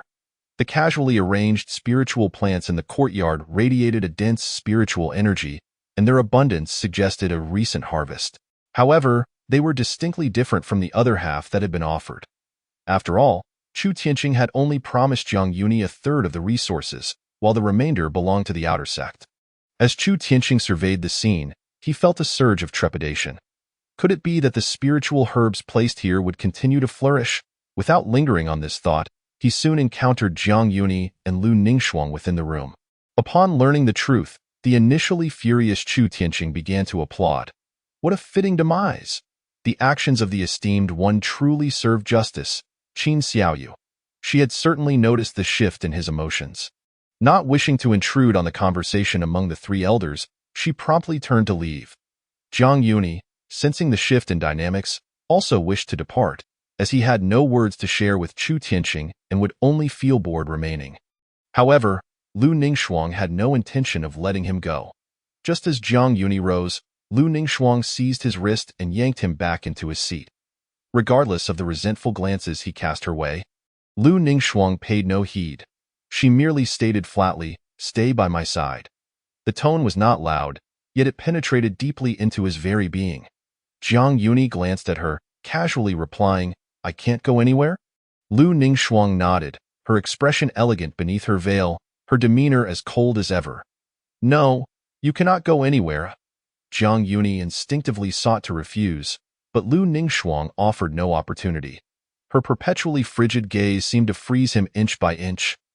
And somehow, He found himself resigned to quietly sit beside Lu Ningxuang. It was evident that when Qin Xiaoyu was present, she afforded him some leniency, but now that she had departed, Lu Ningxuang had grown even more domineering. Did she not consider Chu Tianqing a human? Jiang Yuni felt puzzled, directing his gaze towards Chu Tianqing, who had been respectfully bowing his head, not daring to utter a single breath. Jiang Yuni? No wonder he was capable of holding the position of headmaster. Seeing him remain quietly by her side, Lu Ningxuang finally shifted her gaze away, addressing Chu Tianqing. Regarding the matter of the disciple, I trust one need not elaborate further, my lord. I shall certainly investigate this matter. Chu Tianqing responded. However, before he could finish, Lu Ningxuang abruptly interjected, "There is no need. I am already aware of who is responsible, and an investigation is unnecessary. I brought you here merely to arrange the aftermath." The newly admitted disciple had mysteriously perished within a single day. If it were an ordinary disciple, it might be inconsequential, but as Lin Haoxiu had entered the Tianling outer sect as the top candidate, it was likely more than just a coincidence. I understand, Chu Tianqing replied. Now, let us discuss the future developments of the outer sect. Lu Ningxuang took a sip from her teacup and continued. Though it is merely the outer sect, it still represents the dignity of the Tianling Holy Land. Regardless of her status as the sect leader, the outer sect, while not requiring excessive attention, could not be entirely neglected, hence she needed Chu Tianqing to prepare certain measures. Understood, Chu Tianqing replied, slowly elaborating. My lord, there are currently thousands of disciples in the outer sect. Aside from a portion who, due to their insufficient cultivation, have chosen to seclude themselves in hopes of awakening their spiritual roots. The remaining disciples are out honing their skills. In summary, the demonic sect had withdrawn from the world, leaving only monsters roaming outside, causing chaos and engaging in various conflicts. Nevertheless, the Tianling Holy Land had a long-standing legacy. The disciples enjoyed abundant resources for cultivation, and their progress was relatively swift. Yet, even so, the outer sect required substantial resources to cultivate a group of exceptional disciples. Moreover, various factions were vying for mining resources. If the outer sect wished to expand its influence, it must present sufficient resources at the same time. High-ranking deacons must be dispatched to oversee the situation, as they had faced attacks from monsters, resulting in the loss of several competent deacons, necessitating the recruitment of new ones. Of course, the most troublesome issue remained resources. Such challenges were inherent to every faction, particularly for those at the grassroots level. Initially, Jiang Yuni was inclined to listen attentively, yet as the conversation progressed, he found himself increasingly bored, ultimately resorting to playing with the brush from the bamboo tube on the table, either spinning it or dipping it in water to draw on the table. Chu Tianqing's discourse circled back to merely seeking to apply for resources from the inner sect. In truth, Jiang Yuni yearned to substitute the outer sect deacons and oversee those mining sites. But Lu Ningxuang would undoubtedly disallow it, leaving him disinclined to voice his thoughts. I see. Just as Lu Ningxuang was about to continue speaking, she caught sight of Jiang Yuni, now so bored as to play with the brush. She swiftly extracted it from his hands, saying, "You need only focus on recruiting disciples and exchanging resources. As for other matters, you need not concern yourself. I shall handle them." Evidently, she had acquiesced to the request from the outer sect. "Thank you, my lord." Shudi Yangxing's expression brightened with joy, yet he dared not lift his head, secretly astonished, his heart beginning to speculate about Lu Ningxuang's identity. Otherwise, she should not possess such formidable authority. Just as Jiang Yuni was about to speak after his plaything was taken from him, Lu Ningxuang extended her hand, momentarily leaving Jiang Yuni in a state of bewilderment. What is she trying to do? Jiang Yuni, confused, glanced down. He beheld Lu Ningxuang's fingertip lightly tapping the emblem on the pin, a mark exclusive to the successive heavenly spirit sovereigns, and her gesture conveyed a straightforward message. This pin does not wholly belong to Lu Ningxuang. Should the sovereign change, it must be passed down. Thus, she could not allow Jiang Yuni to toy with it. For why it was not bestowed upon Ji Hongya. Naturally, she was deemed unworthy, being merely the acting sovereign. Once Jiang Yuni comprehended this, he felt too embarrassed to move. Just when he thought he would be bored, Lu Ningxuang placed her hand gently in his palm, lightly rubbing it a few times before becoming still, as if surrendering herself to his whims. Her hand was extraordinarily warm and soft, akin to a flame flickering, contrasting sharply with her cold demeanor. The two qualities bizarrely merged, creating an astonishing sensation. Beneath her veil, Lu Ningxuang's countenance remained as frigid as frost. As if nothing had transpired, continuing to articulate her plans for the outer sect of heavenly spirit. She did not demand that they reach the inner sect level. Each disciple should be of prodigious caliber. Yet at the very least, they must be capable of standing on their own. Jiang Yuni did not move, even contemplating whether to withdraw her hand. Am I so easily distracted? However, upon closer inspection, he realized Lu Ningxuang's hand was delicate, fair and elongated, sculpted like fine mutton fat, exuding a silky texture, igniting a desire within him to play with it. This moment, Jiang Yuni naturally understood the implications of Lu Ningxuang's actions. The pin was not hers. Yet she was his, thus, Jiang Yuni quietly lifted his gaze, stealing glances at Lu Ningxuang, only to find her demeanor serious, solemn, her brows deeply furrowed, a visage he had never encountered before. It was a commanding presence, entirely different from her usual icy disposition, radiating an aura of authority that made the entire room feel stifling. With each word she uttered, Shudiangxing's breath momentarily faltered. Yet Jiang Yuni remained unfazed, continuing to appraise Lu Ningxuang. He could not help but think, in this appearance, she indeed possesses the aura of a leader. Unbeknownst to him, he had already clasped her jade-like warm hand, occasionally giving it a gentle squeeze or caressing the delicate back of her hand. After half a stick of incense had passed, when Lu Ningxuang gestured for the headmaster Chu Xingtian to depart, Jiang Yuni finally came to his senses and immediately released her hand, inwardly lamenting. How did I become so unable to control myself? Yet, Lu Ningxuang did not retract her palm. Instead, she seized his hand that sought to escape, intertwining their fingers, clearly indicating she had no intention of letting go. Lu Ningxuang turned her head, her tone calm, concise and decisive. This object does not belong solely to me, but I am yours. You may play with it. Upon hearing these words, Jiang Yuni felt a peculiar sensation, yet there was no sense of discord. At the heavenly spirit's sacred land, the four esteemed elders remained gathered at Tongling Peak, for this place was imbued with the luck of the extraordinary beasts of heaven and earth, capable of momentarily disrupting the scrutiny of the world. At their level, every action could potentially attract the attention of heaven and earth, restricting their movements. They could not indulge in senseless slaughter, nor attempt to alter the future, lest they incur the wrath of heavenly tribulations. Thus, leveraging this unique celestial environment to conceal their traces, they discussed the recent circumstances of the heavenly spirit's sacred land, the phenomena of heaven and earth, as well as various encounters and fortunes. Of course, there were exceptions among them. At this moment, they were all beset with worries. Alas, this is troublesome. Elder Lei's anxious expression grew more agitated, unable to suppress a sigh. I never expected that those three youngsters would truly seek out Brother Jiang. I wonder if Sister Lu has made things difficult for them. Given Brother Jiang's temperament, he is unlikely to let Sister Lu act recklessly. I can only hope they return safely. Elder Qin's aged face bore deeper wrinkles. If we were to send someone to retrieve them, it may not be wise. It could provoke a rebellious spirit in Qin Xiaoyu and the others. Elder Jian, however, displayed a demeanor contrary to the two. Stroking his beard with a smile, my great-grandson, like I was in my youth, is quite headstrong. He must have already sparred with Brother Jiang and been thoroughly subdued. Ha ha, you are quite carefree. Elder Qin shot him a glare. Elder Jian, unfazed, waved his hand dismissively. We old fellows will eventually rest. Their descent into the world for training is also beneficial. I only fear that Sister Lu intends to keep Brother Jiang by her side, making it impossible for him to move freely. Elder Qin pondered. When Jiang Yuni perished, Lu Ningxuang had married him in a ghostly union and had kept his corpse locked within an ice coffin. Her character had gradually transformed amidst a growing thirst for blood. I suspect. Elder Lei nodded in agreement. She will undoubtedly protect Brother Jiang with utmost vigilance. No one shall harm him in the slightest.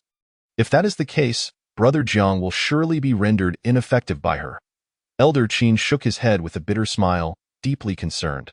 the emotionally detached Sister Lu sees Brother Jiang as her everything. If anyone were to harm him, I fear no one could intervene.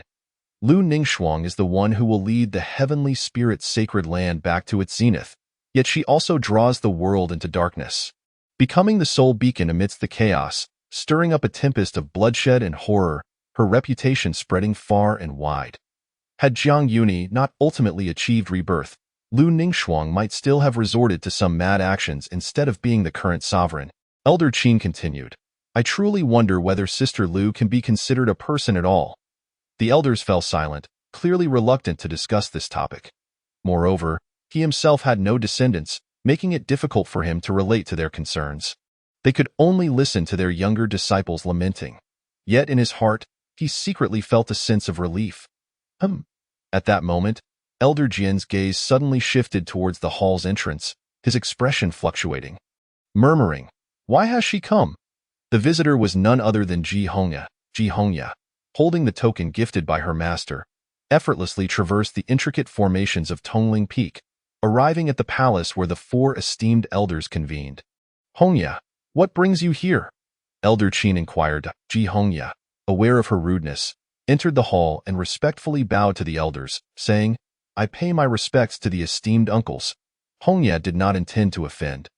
Rather, her master had matters to discuss with the elders, and she sought their forgiveness for the delay.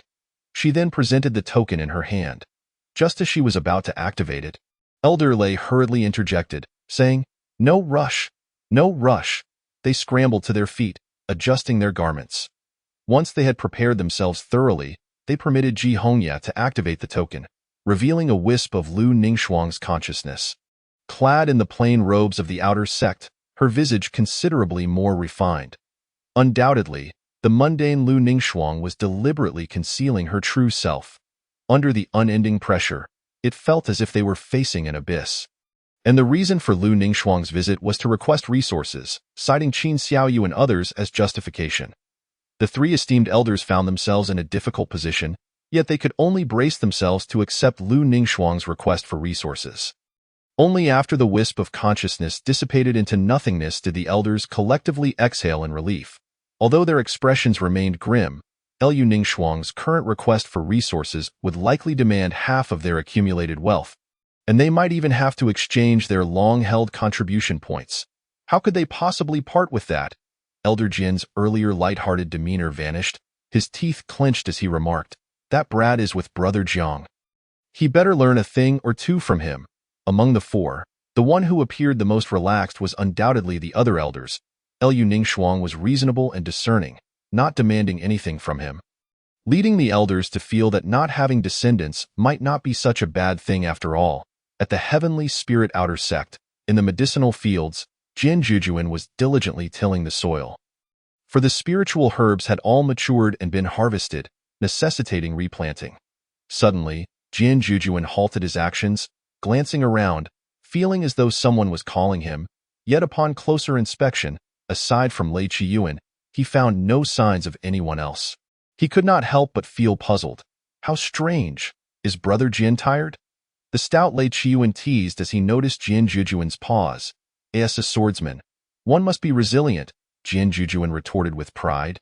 Before resuming his toil, shall we have a contest? If I win, you will sleep on the ground tonight while I take the bed. Lei Qiyuan, as a body cultivator, was remarkably confident in his strength and stamina. Upon hearing this, Jian Jujuan raised an eyebrow. Brother Lei, do you take me for a fool? Chapter 25. Who do you think it is because of? Lin Hao entered the heavenly spirit outer sect as the top disciple of the apprentice recruitment ceremony, naturally drawing the attention of some disciples, yet none were aware that he had already perished. Instead, they focused on the updates regarding the offering hall. For some unknown reason, the exchange rack at the offering hall had suddenly been stocked with numerous precious spiritual herbs, including innate spiritual items and treasures of the post-heavenly grade. Upon hearing this, many disciples were taken aback. The stewards of the offering hall stated that this was a special approval from the inner sect. As long as one had sufficient contributions, any treasures could be exchanged. At this moment, a tremendous wave has surged within the transmission hall, with the outer disciples brimming with excitement, an elder disciple remarked. Goodness, this treatment is unparalleled. One can even exchange for Earth-grade magical artifacts. It seems that the other outer sect prodigies cannot boast of such privileges. No wonder so many disciples have gathered here. Brother, it appears that the rewards for the champion of this recruitment ceremony will be quite substantial. A Tianling disciple, who was not in a hurry to snatch tasks, enviously chimed in. Indeed, the elder disciple smiled back and gazed at the eavesdropper, saying, to seize the title of champion in the recruitment ceremony, one may possess mediocre talent, yet exude an extraordinary demeanor, dressed in white like a stunning figure, capable of reversing fate and defeating numerous elites. Surely, that must be our junior brother? Huh. Zhang Yuni, who was eavesdropping nearby, was momentarily bewildered by this discussion.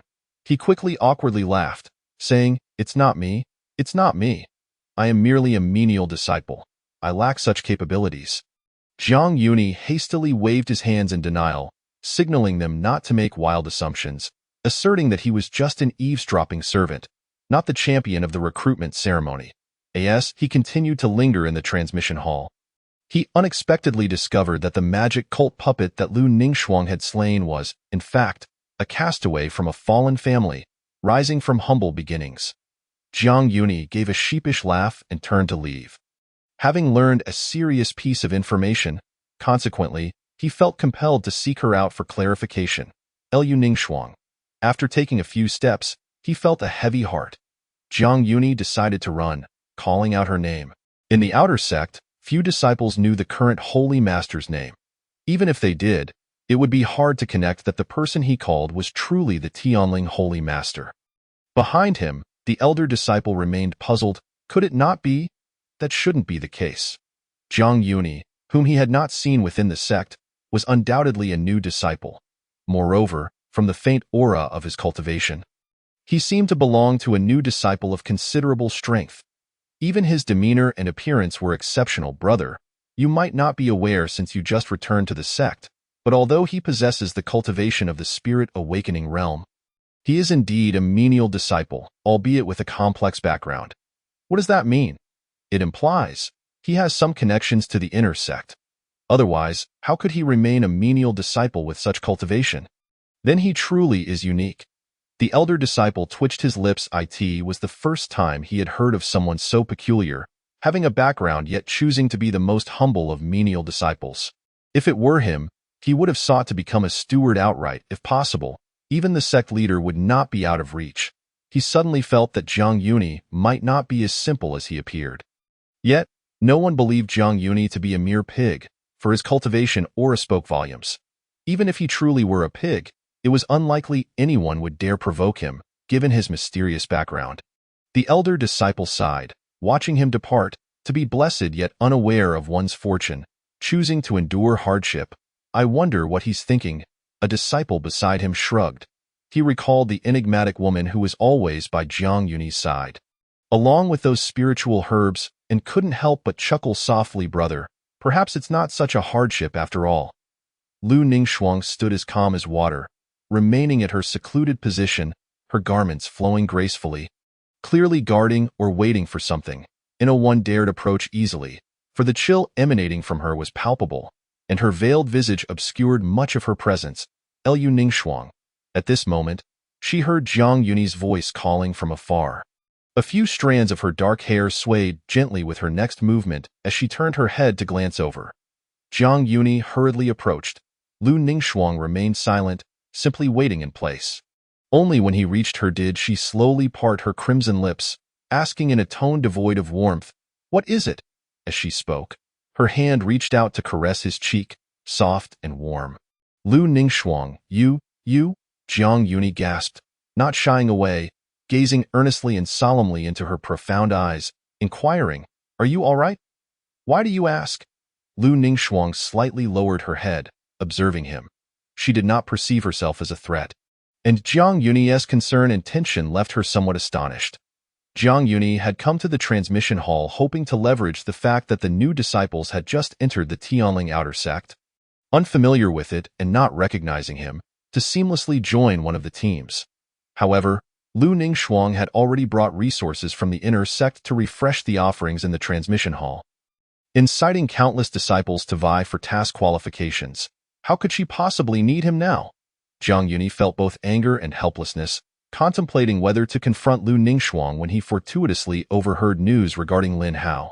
What tales of rising from humble beginnings, crossing borders in battle, trampling over heroes, and ascending to the top. A quintessential protagonist template.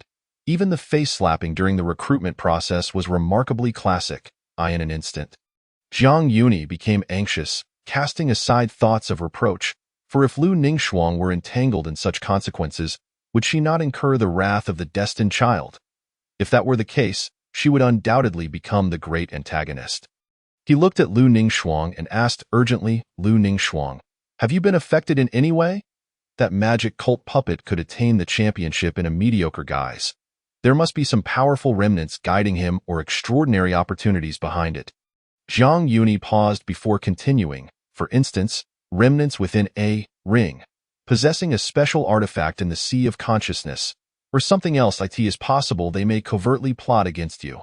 After he finished speaking, Lu Ningxuang fell silent for a long while before shaking her head and responding, I have not sensed anything unusual in his sea of consciousness, but indeed, he has been guided by some powerful remnants.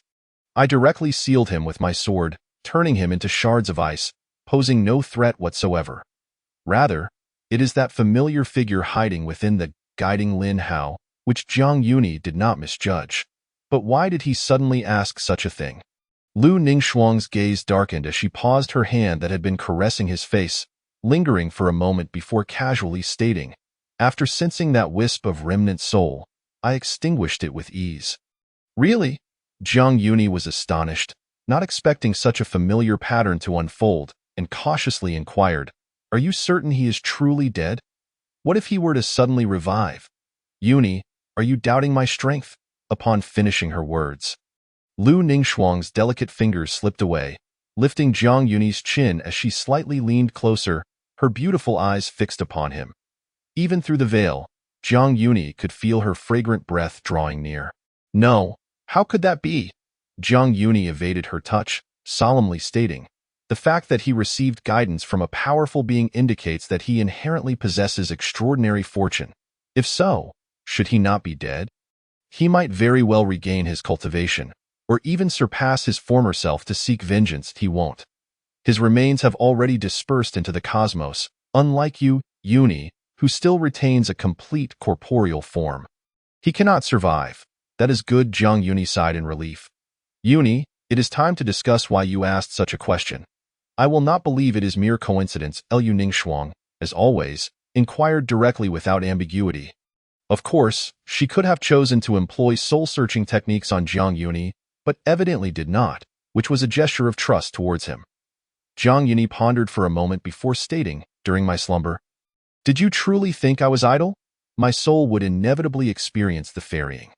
This implied that after Jiang Yuni's death, his soul departed his body, either dissipating or traversing to another dimension. Lu Ningxuang, with her profound cultivation and extensive knowledge, was aware of this to some extent, though she had not personally experienced it, for such matters were only recorded in ancient texts. Her reaction was exceedingly calm, showing little emotional fluctuation. After a lengthy pause, Jiang Yuni spoke again. So, Lu Ningxuang, could you please release me now? It was uncertain whether Lu Ningxuang had done so intentionally, although moments ago, no one had paid attention. Gradually, more eyes began to notice, particularly as they observed Lu Ningxuang grasping Jiang Yuni's chin and leaning in closer. Several female disciples passed by, lowering their voices as they chatted, their gazes drawn toward this scene. Filled with intrigue and curiosity in broad daylight, it was undeniably inappropriate. Nevertheless, Lu Ningxuang showed no inclination to retreat, nor did she offer any explanations to others. With a cold glance, she directed them to avert their eyes. Lu Ningxuang directly seized his wrist, leading him toward the courtyard. Those unaware might think she was merely returning to handle matters. However, Jiang Yuni understood that she despised the scrutinizing gazes of other women. This realization left Jiang Yuni astonished, stumbling a few steps before being pulled along behind her, gazing at the slender and graceful figure ahead, unable to refrain from shaking his head. Truly domineering, he muttered to himself. following Lu Ningxuang back to their residence. Along the way, the wind tugged at the corner of Lu Ningxuang's veil, faintly revealing her exquisite features. She glanced back and asked, enunciating each word, "Who do you think it is because of?" Jiang Yuni, not being foolish, naturally understood whom Lu Ningxuang referred to, yet chose to remain silent, subsiding into quietude, merely expressing his unspoken thoughts through eyes that reflected her silhouette. Lu Ningxuang seemed to realize that her behavior was inappropriate and made slight adjustments, retracting her icy aura and restoring the gentle tranquility between them. The courtyard was devoid of anyone. At this moment, Jiang Yuni felt a sense of relief regarding the matter of the magic cult infiltrator. Otherwise, it would have been quite troublesome. As for the consequences, Lu Ningxuang casually remarked that they could simply be severed, which left Jiang Yuni profoundly shaken. Could consequences truly be severed? Certainly, he did not inquire of Lu Ningxuang. Instead, he resolved to seek out information in the library through convoluted means. However, prior to that, he found himself with little to occupy his time, as all paths leading to the outside world for training had been severed by Lu Ningxuang. 3 days later, the hall of transmission remained as lively as ever, with the servant disciples enjoying a rare respite, their workload significantly reduced. Jiang Yuni was equally unoccupied. Although there were numerous solitary tasks available within the hall, his status permitted him only to watch others accept them. Had he known this would be the case, he would have assigned the 3 juniors to procure resources instead of having them tend to the medicinal fields. Jiang Yuni muttered to himself at the table, casting a scornful glance at the instigator beside him. Each time, she had an uncanny knack for providing him with excuses to refrain from training. Lu Ningxuang, unfazed, poured him a cup of tea at the tea present. Jiang Yuni's cultivation had stabilized to a considerable extent, bolstered by his prior experiences. His sword intent had likewise become increasingly refined, and his body refinement progressed at a remarkable pace, earning the envy of many contemporaries within the inner sect. All of this was achieved with merely a cup of spiritual tea and the medicinal herbs from the fields, while lacking other resources, allowing for a harmonious balance of yang energy and sword intent, optimizing his condition. Thus, Jiang Yuni's sword cultivation hinged solely on experience, while his body cultivation relied on spiritual herbs as resources, which would soon be depleted. Jiang Yuni neither solicited assistance from Lu Ningxuang, nor did she offer it willingly. She occasionally provided him with spiritual tea, which greatly aided his body refinement training. Should there be an imbalance between sword intent and the radiant yang energy, Jiang Yuni would be compelled to find ways to restore harmony. Otherwise, his future cultivation would suffer greatly. Moreover, a stagnation of his realm would be the direst outcome, a risk Jiang Yuni dared not take. Lu Ningxuang, I suspect you are intentionally guiding me towards body refinement, Jiang Yuni mused, resting his chin on his hands, gazing at her. Her flawless profile, exquisitely defined features, ultimately fixated on her cherry-like, alluring lips. Recalling a scene from the Hall of Transmission, he instinctively averted his gaze. Previously, he had mistakenly believed she intended to render him incompetent, but once the 2 systems of body refinement and sword cultivation harmonized perfectly, that notion dissipated. Now, he suspected she was deliberately engaging in her own practice. At least to his benefit, Lu Ningxuang, holding the tea, lifted her gaze, casting a glance at the languid Jiang Yuni before taking a gentle sip, lightly stating, "Indeed, it proves beneficial." His vitality was robust, and his physique was resilient. Following the body refinement, his sword momentum became increasingly pronounced, yet he found himself utterly fatigued after each battle. Nevertheless, Jiang Yuni felt an underlying suspicion that she harbored ulterior motives, especially with the frosty glint in her eyes that consistently instilled within him a sense of crisis, as if freezing him within a block of ice, turning him into a mere piece of art, a personal collection. Such a sensation was one he dared not articulate, as was customary. Jiang Yuni returned to his quarters to train, only to discover a spatial ring left on the table.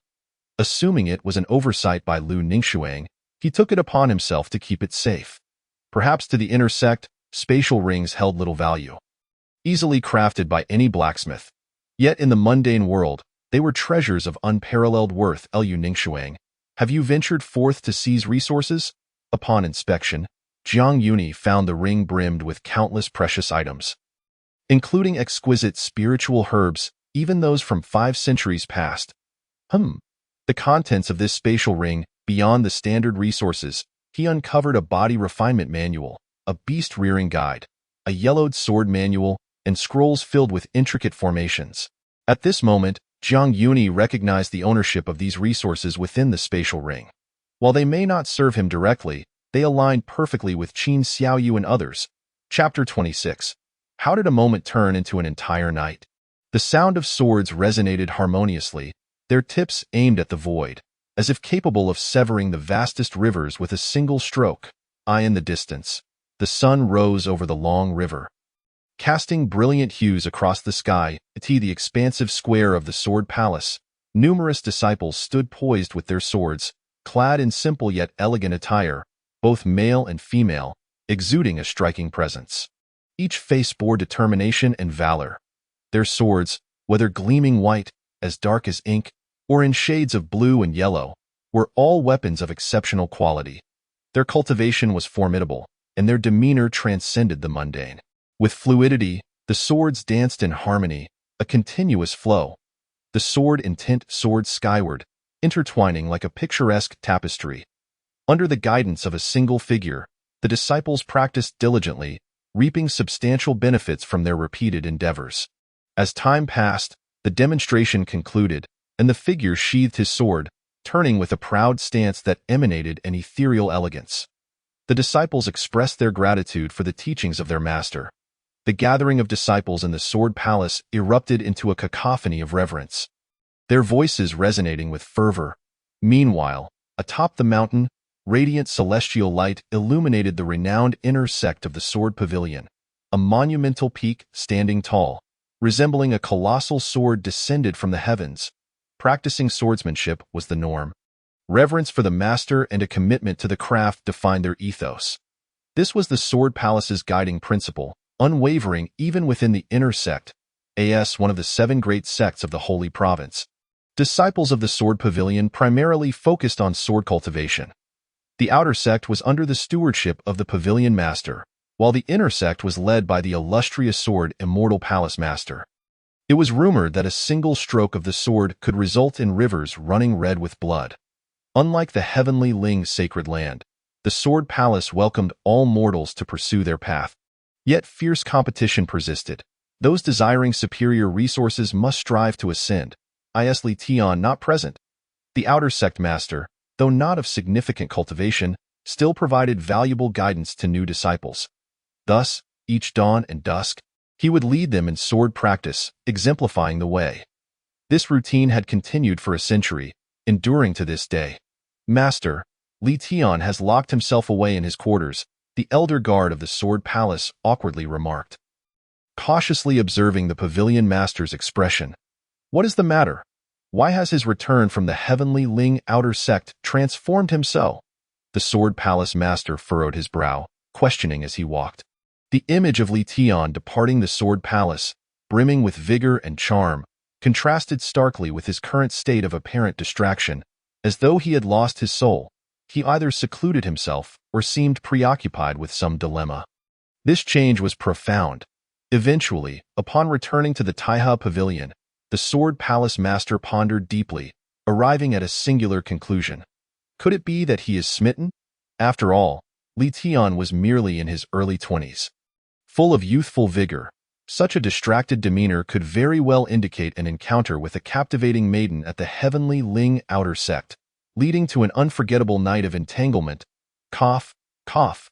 Upon hearing this, the elder guard lightly cleared his throat, cautioning the Pavilion Master against frivolous jesting. Though Li Tian was not yet an inner sect disciple, his exceptional talent would surely see him ascend to that rank in due time, potentially becoming one of the elite.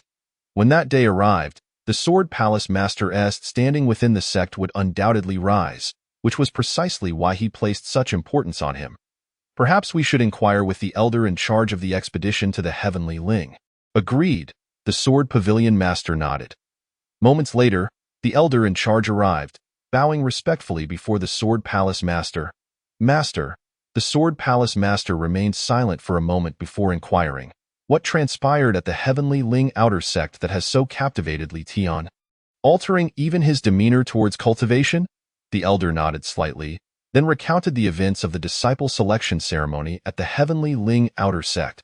As his words concluded, the sword pavilion master fell into contemplation.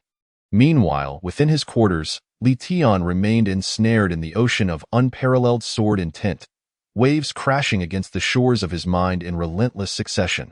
He endlessly envisioned the splendor of that transcendent sword intent. Motionless, he resembled a statue.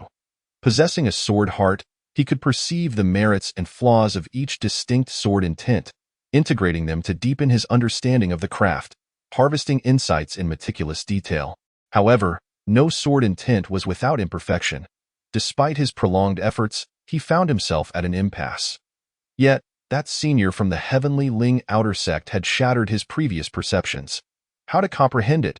One sword. One thought, one movement. Must he engage in arduous practice to grasp a singular sword intent? Even if he could only perceive a fragment, it was enough to haunt his thoughts, rendering him disinterested in actual sword practice. After experiencing the essence of perfect, unparalleled sword intent, it became exceedingly difficult for him to muster enthusiasm for anything else, unless he were to encounter that breathtaking sensation once more. Sighing, Li Tian acknowledged that even without practicing swordsmanship, he would not succumb to despondency.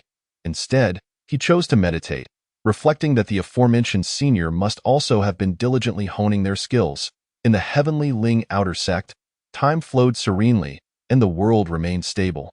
Lei Qiyuan and Jian Jujun had revitalized the fields within a single day, with only Qin Xiaoyu now tending to the planting of spiritual herbs, while the two seniors languidly relaxed beneath the shade of the trees. At that moment, Jiang Yuni finally comprehended the exquisite pleasure of laboring while Lu Ningxuang enjoyed tea and the scenery. A gentle breeze brushed against his face. Achoo! He inexplicably sneezed, eliciting a glance from Lu Ningxuang. Cold? Despite shaking his head, his hand remained firmly clasped within Lu Ningxuang's palm, her arm encircling his waist, as if to draw him entirely into her embrace. Jiang Yuni lifted his gaze, and what met his eyes was her breathtaking profile. Her breath caressing his delicate cheek, causing his own breathing to quicken slightly. The fragrant aroma enveloped him, as if he were basking in a soft mist. Lu Ningxuang, it is truly not cold. Jiang Yuni let out a soft exclamation. As a practitioner of body cultivation himself, with an incredibly strong presence of righteous yang energy, how could he easily succumb to the onslaught of cold? Of course, unless Lu Ningxuang had intentionally summoned this chill. After all, Lu Ningxuang's cultivation technique was fundamentally tied to ice and frost. Even the Qiushuang sword was forged from millennia-old ice crystals and naturally occurring ice lotuses from the frigid north. Oh, Lu Ningxuang replied softly, yet she did not withdraw her arms, continuing to embrace him. Everything unfolded so naturally, as if it were simply the result of water flowing into its course. This scene undoubtedly piqued Qin Xiaoyu's curiosity. However, before she could even turn her head to get a better look, a sudden wave of cold mist surged from around Lu Ningxuang, enveloping her entirely. Though it did not cause any lethal harm, it made her shudder involuntarily, prompting her to retract her head in haste. She mumbled to herself, "Here they are, all lovey-dovey, yet I am not permitted to gaze upon it." Her voice was barely audible. But it did not escape Lu Ningxuang's keen ears. "If you keep staring, I will confiscate that beast-raising manual." Qin Xiaoyu immediately shut her mouth in frustration. "With you holding him like that, who wouldn't want to take a glance?" Jiang Yuni remarked. "No." Lu Ningxuang's tone was imbued with an undeniable authority, as if she were issuing a decree or being capricious. Her actions, bringing him to stand beside Qin Xiaoyu, seemed almost like a declaration to her, causing Jiang Yuni to feel for the first time that she was rather immature. As for the reason, it all stemmed from Jiang Yuni's discovery of the abandoned storage ring in the room. Initially, he had returned to his chamber to cultivate, but upon encountering a plethora of resources within the storage ring, he was astonished, yet chose not to comment further. Although these cultivation resources were splendid, they did not belong to him. However, Jiang Yuni soon realized that, aside from those notes and guides, Every single spirit herb and celestial grass within the ring made his body tremble as his soul brushed against them. As if fueled by insatiable desire, this caused him to frown slightly. After all, Jiang Yuni required a vast quantity of resources for his cultivation, and he was currently at a bottleneck. His sword intent and righteous yang energy were at their peak. No matter how exceptional his talent, experience, or innate constitution, he too had limits. The path of cultivation is long and fraught with challenges. Once one falls into a bottleneck, it often takes years, even decades, to break through. Or in some cases, one may never advance at all. Thus, leveraging rare materials and treasures is crucial to shattering barriers, breaking free from the constraints of heaven and earth, and surpassing oneself. Otherwise, one will inevitably reach a standstill. This is the order of the heavenly weight. If not, why would anyone languish in a cave, merely absorbing spiritual energy to advance? Instead, when secret realms or relics emerge, they scramble for opportunities to break through. Of course, there are exceptions, such as those who possess golden fingers or systems. Alas, none of these pertain to Jiang Yuni. Had it not been for his master taking him in during his previous life, he might still be living a meager existence alongside Lu Ningxuang, struggling to survive, and would not have achieved his current status. Thus, these resources were undoubtedly a boon for Jiang Yuni, but Lu Ningxuang was meticulous in her actions and would never casually leave the storage ring unattended. If you desire them, I shall grant them to you, Lu Ningxuang said suddenly, noticing him lost in thought while holding the storage ring. No. Jiang Yuni immediately retracted his fingers from the ring. He believed in the principle of not taking without earning. And these resources were meant for external disciples. How could he accept them from her? Lu Ningxuang delicately pinched the ring between her slender fingers, casting him a sidelong glance. Really, you do not want them? Upon hearing this, Jiang Yuni shook his head with resolute conviction. She inquired further, why not? You will surely take something from me in return. Jiang Yuni shrugged, stating with certainty, Lu Ningxuang offering benefits would undoubtedly lead to him being taken advantage of. So it was better not to accept. This had become a law, but you already belong to me. Then perhaps you would want me to remain here forever as a condition, Jiang Yuni replied straightforwardly. Thus, I refused. To be honest, Lu Ningxuang had not genuinely considered such a notion. Compared to mere verbal promises, she preferred to seal him in ice, keeping him close. However, having him alive held greater significance. Since Jiang Yuni declined, Lu Ningxuang did not insist further. As for how he would acquire resources, she did not inquire, for that was his own matter. Gazing at the storage ring, Jiang Yuni recalled the few notebooks within. Lu Ningxuang, those manuscripts.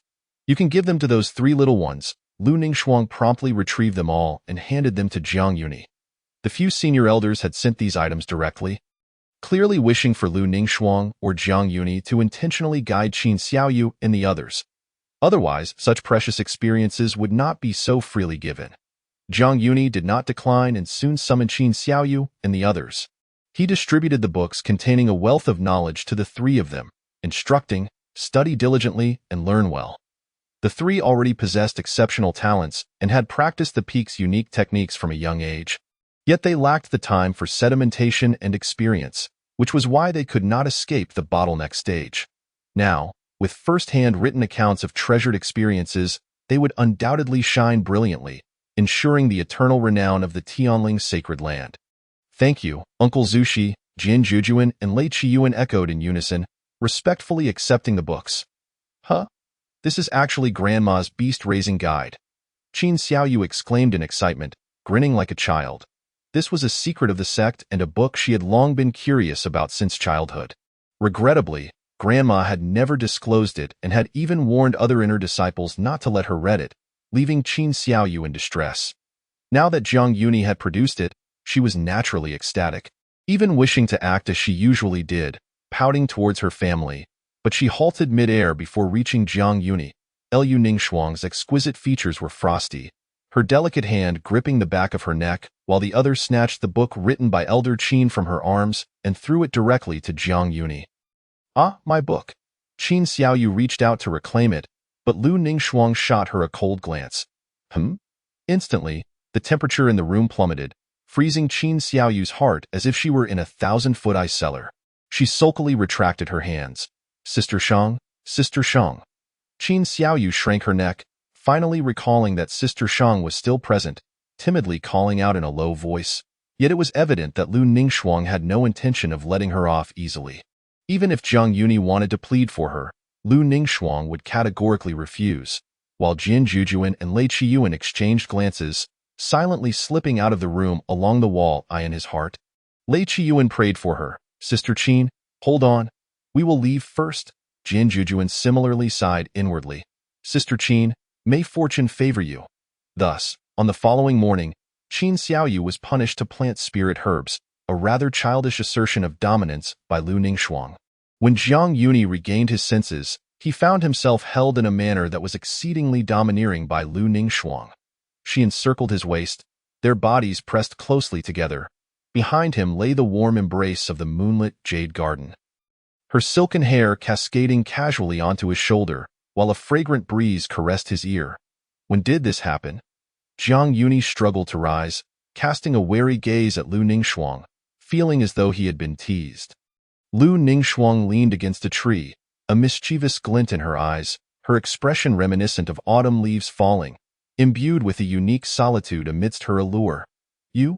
The wind rustled, leaves above swayed, a sensation of being pushed from behind washed over him. Yet Lu Ningxuang seized his wrist, pulling him forward, ultimately enveloping him in her embrace. Had it not been for her quick reflexes, his head would have surely collided with the tree trunk after a while. A curious gaze observed them from behind, carefully scrutinizing Zhang Yuni and Lu Ningxuang. As soon as Lu Ningxuang looked up, Qin Xiaoyu had already averted her gaze, returning to her planting. You? Immature, Zhang Yuni whispered in her ear. Easily discerning Lu Ningxuang's intentions, despite the age difference of over a century, he could not comprehend why Lu Ningxuang perceived a threat. Lu Ningxuang remained silent. After a moment, he asked, How long is a while? Lu Ningxuang. Even though he was pressing against her, Zhang Yuni felt that the reins of control rested firmly in Lu Ningxiang's hands. Sunlight filtered through the branches above, casting a serene and peaceful glow. Lu Ningxiang, embodying the adage that silence is golden, did not allow him to rise. Zhang Yuni could only kneel partially, ensnared by her embrace around his waist, their bodies entwined in an ambiguous posture against the tree.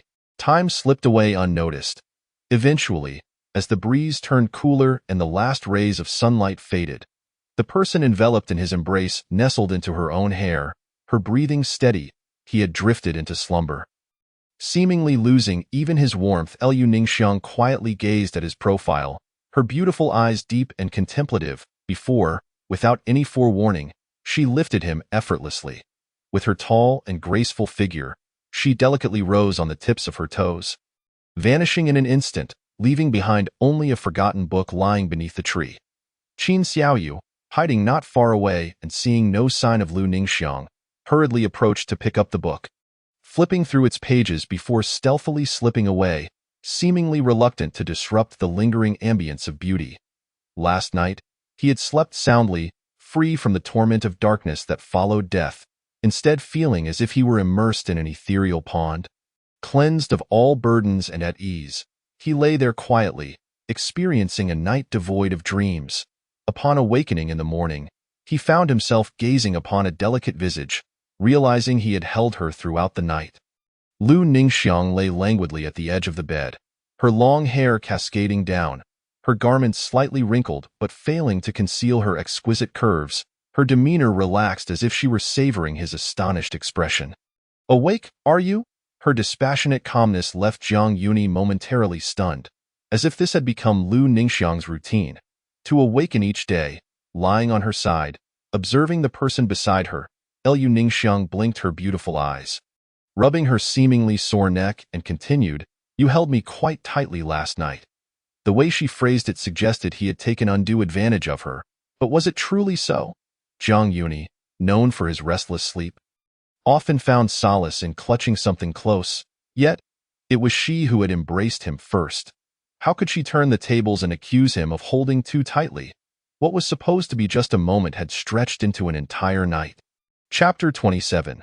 What I desire is you. As the morning light gently filtered through the dense foliage, the dancing shadows of the trees played upon her face, adding a warm hue to her previously cool expression. Reminiscent of the dawn's first blush, the breeze wafted in from outside, carrying a refreshing chill that tousled her soft, flowing hair, causing it to sway gently. Liu Ningxiang lay on her side, very close to him. Her shallow breaths stirring Jiang Yunyi's cheek. One would expect his heart to flutter, but instead, he was filled with grievances. It was one thing to vigilantly wait by the table each night, but now, the situation had escalated to sharing the same bed. Jiang Yunyi found Liu Ningxiang's intentions inscrutable.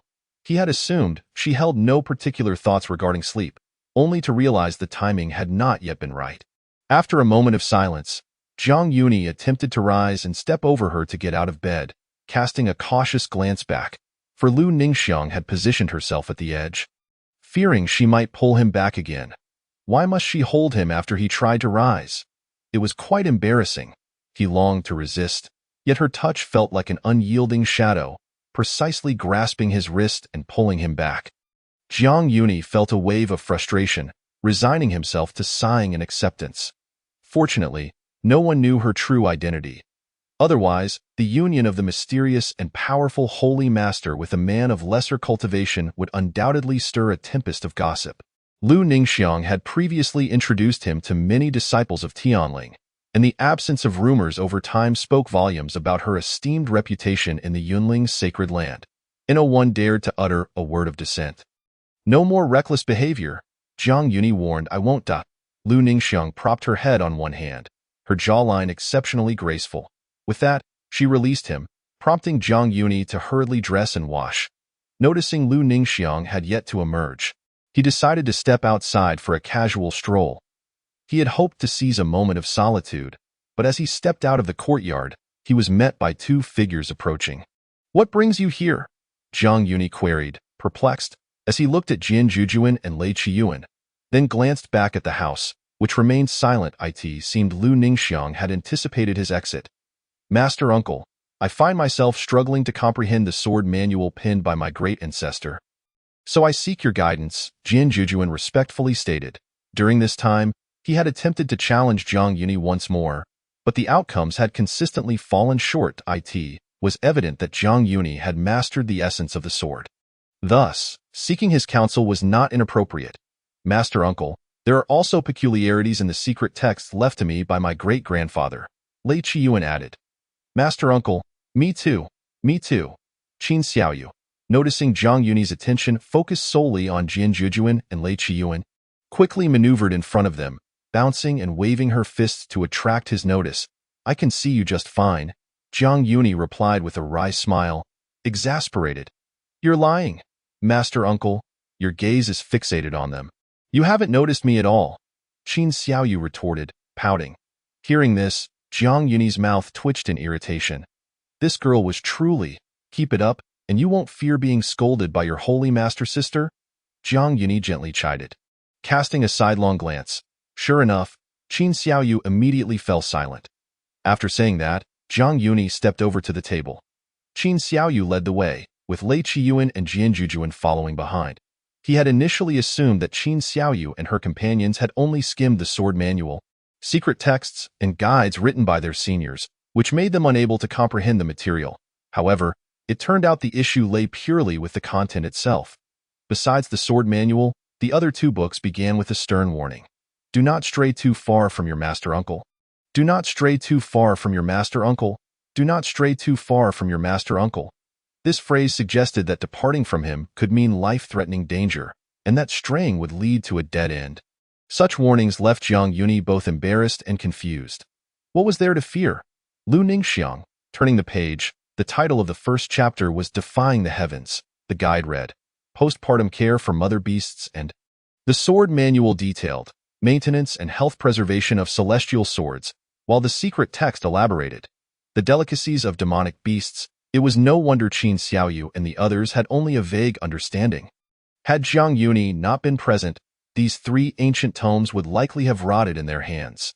Yet, he was astonished to discover how obedient his younger siblings had been 500 years ago. He had merely offered a slight reminder to the trio.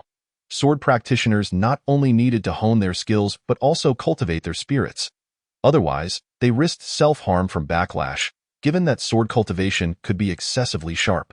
Jiang Yuni had himself enjoyed tea and health preservation with Lu Ningxiang, who had maintained the habit to this day. Moreover, caring for celestial swords was an indispensable key to the practice, representing one's understanding of the sword. Without aligning the celestial sword with one's physical being, the sword would never acknowledge you. A slight misstep could ruin a peerless weapon or cause it to shatter. As for the delicacies of demonic beasts, it stemmed from Elder Lei's earlier hardships before he became the chief disciple of Tianluo Peaked.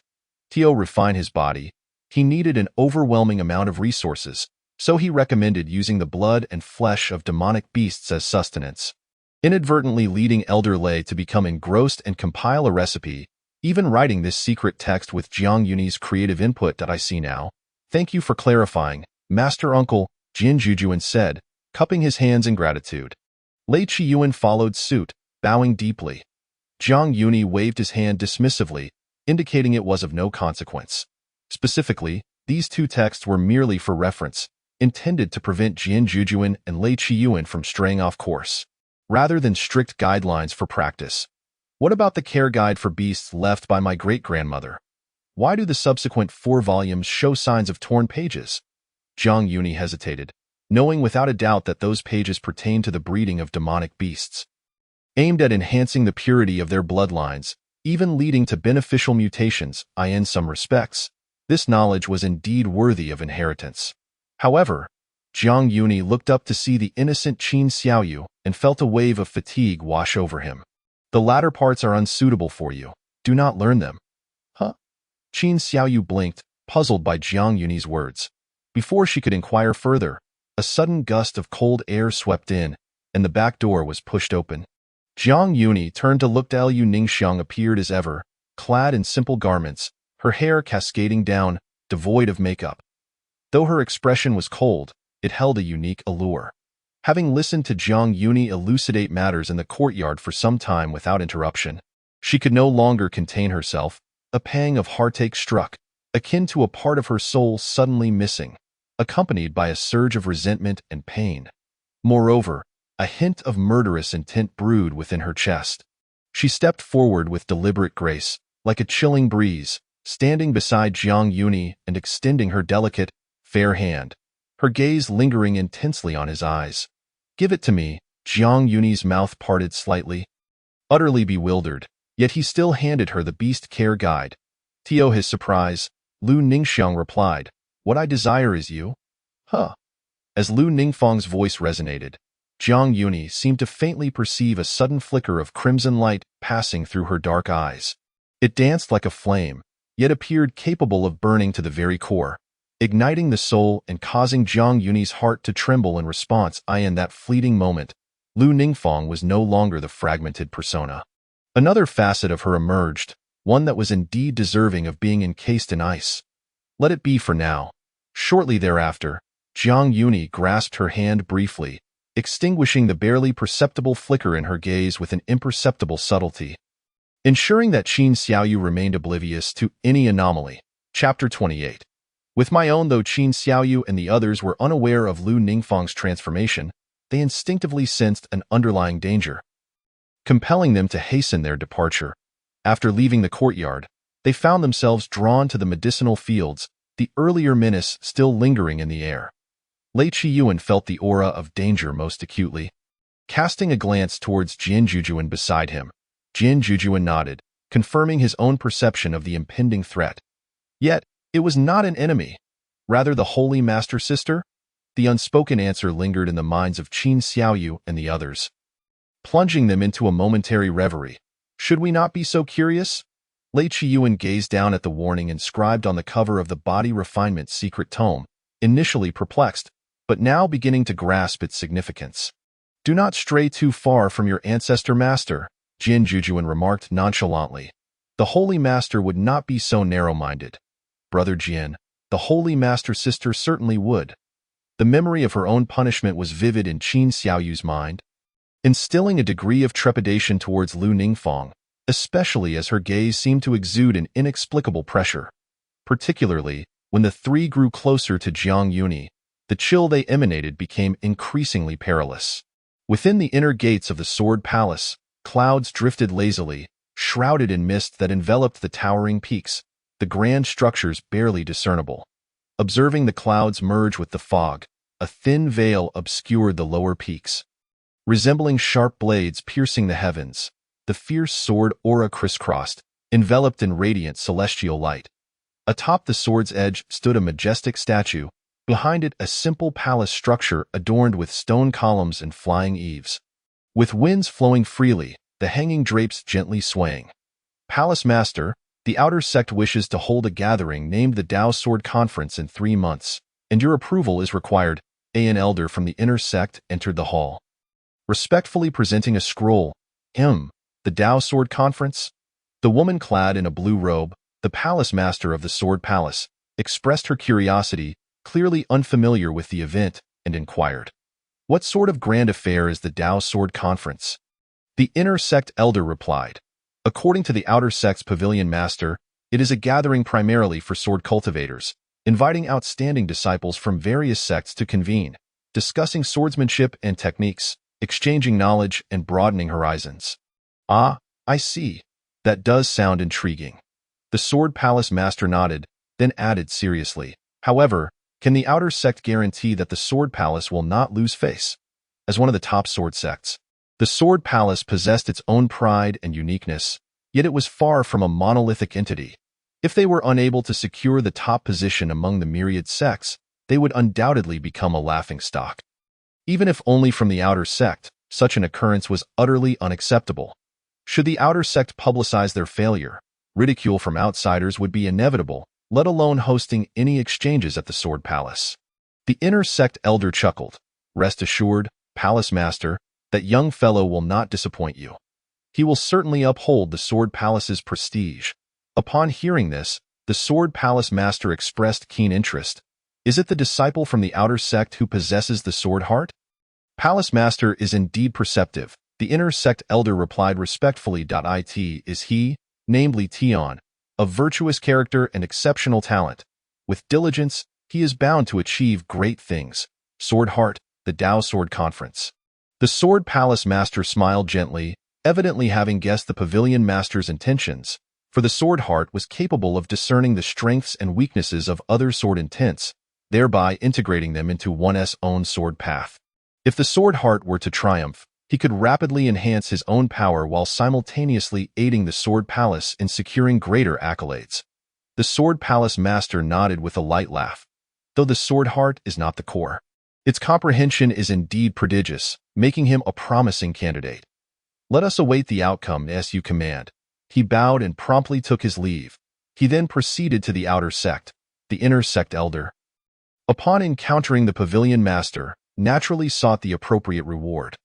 After all, as an inner sect elder, how could he praise an outer sect disciple without reason? "Thank you, senior." After listening to the inner sect elder's account, the pavilion master beamed, as the palace master seemed to have acquiesced to the Tao Sword Conference. Though it was not yet firmly established, it was nearly assured. The inner sect elder inspected the Chinkuan pouch, confirming the quantity, and expressed with satisfaction. With the palace master's interest, this matter holds potential. Should that disciple emerge victorious at the conference, it would be a significant achievement. That time, your standing within the sect will surely advance. And perhaps even the elder's reputation could rise. The outer sect pavilion master smiled, contemplating that his days would likely pass in such mundane tranquility. Moreover, he sought to host the Tao Sword Conference for another reason, to unravel Li Tian's inner turmoil. The legendary sword intent of the Tianling outer sect was undoubtedly a passion-driven individual, and such a conference was an opportunity not to be missed. Concerning the question of leadership, the pavilion master believed that no issue existed that could not be resolved through mutual benefit. As the saying goes, there is both gain and loss. He was willing to invest. As the September-autumn wind blew, leaves fell in profusion. Ever since her inexplicable jealousy 2 months prior, Jiang Yuni had begun to silently observe Lu Ningfang. This observation lasted for 2 months. During this time, Jiang Yuni found no trace of change in her, who remained ever ethereal and transcendent. The only alteration was that during the stillness of night, she would lie beside him, and despite Jiang Yunyi's deliberate avoidance, he would invariably fall asleep without realizing it. Unlike her, Jiang Yunyi did not require sleep. His spirit remained remarkably vigorous, showing no signs of fatigue. Moreover, Lu Ningfang meticulously arranged everything for him. The harvest of the medicinal fields, training schedules, and all matters of cultivation were handled with a steadiness that contrasted starkly with her earlier bursts of jealousy. All mundane tasks, such as cleaning the courtyard and washing dishes, were solely managed by Lu Ningfang, leaving Jiang Yunyi in a state of idle discomfort. Each attempt to lend a hand was met with refusal. The price Jiang Yunyi paid was a sense of subjugation, his grievances left unspoken. This situation persisted for a full 2 months.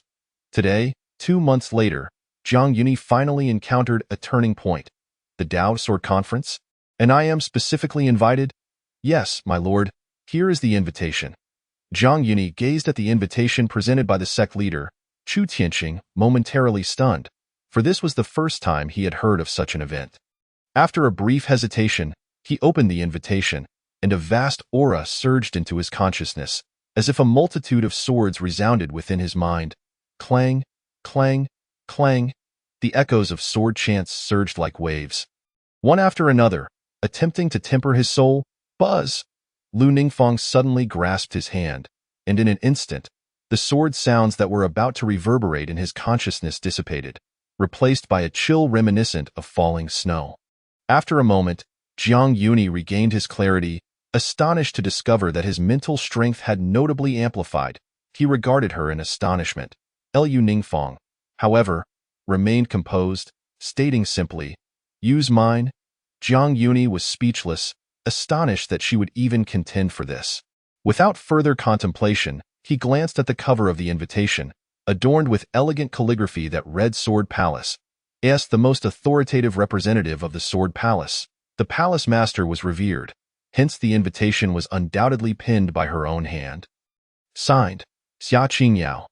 Undoubtedly, every recipient of the invitation would receive feedback from the Sword Palace Master's sword intent, greatly benefiting their cultivation, showcasing the Sword Palace's profound heritage, while also indicating one's own mastery of sword intent, capable of instilling awe. But wait, I do not even know the Sword Palace Master. Why would I be invited? Jiang Yunyi furrowed his brow as he studied the invitation. During this time, aside from Lu Ningfang's company, he had spent all his hours within his chamber cultivating, thus he had not interacted with the Sword Palace in any capacity. Why extend an invitation to him? This might well be my dilemma. The sect leader, Chu Tianqing, glanced at Lu Ningfang and noticed the growing chill, breaking into a cold sweat as he began to explain the disciple recruitment ceremony. Upon learning the situation, Jiang Yunyi waved his hand dismissively. It is not your fault. I had no idea such a gifted individual with a sword heart existed. Lu Ningfang's gaze lingered on the invitation as she inquired. When will the Sword Palace hold the Dao Sword Conference? In 1 month, replied Chu Tianqing, forcing a smile as he wiped the cold sweat from his brow, asking, So, my lord, will you attend or not? It was unclear whether he was addressing Jiang Yunyi or Lu Ningfang. They both spoke in unison. I will go. No need. Lu Ningfang, the invitation is for me. Jiang Yunyi grinned with delight, seemingly savoring this moment. Lu Ningfang fell silent, her eyes shimmering with an enigmatic light. Lost in thought, as night descended, the air grew cooler, and blossoms fell like frost. The cold moon hung like a hook, quietly suspended in the heavens, as a graceful silhouette lightly treaded, gliding through the dusky twilight. Appearing unbeknownst at the entrance of the Sword Palace's chambers, within the chambers, the candlelight flickered. Thud, thud, thud. The sound of 3 knocks resonated sharply in the stillness of the night. Xia Qingyao, the master of the Sword Palace, suddenly opened her eyes in bed, sitting upright, her cold gaze flashing with a keen light as she warily called out, Who is it? She intended to summon her powers, only to realize that the spiritual energy in this place was exceptionally sparse and difficult to mobilize. Compounded by the presence of restrictions that rendered her unable to break through, a powerful oppressive force surged within her sea of consciousness, causing a flush of indignation to rise on Xia Qingyao's cheeks. Who dared to be so audacious?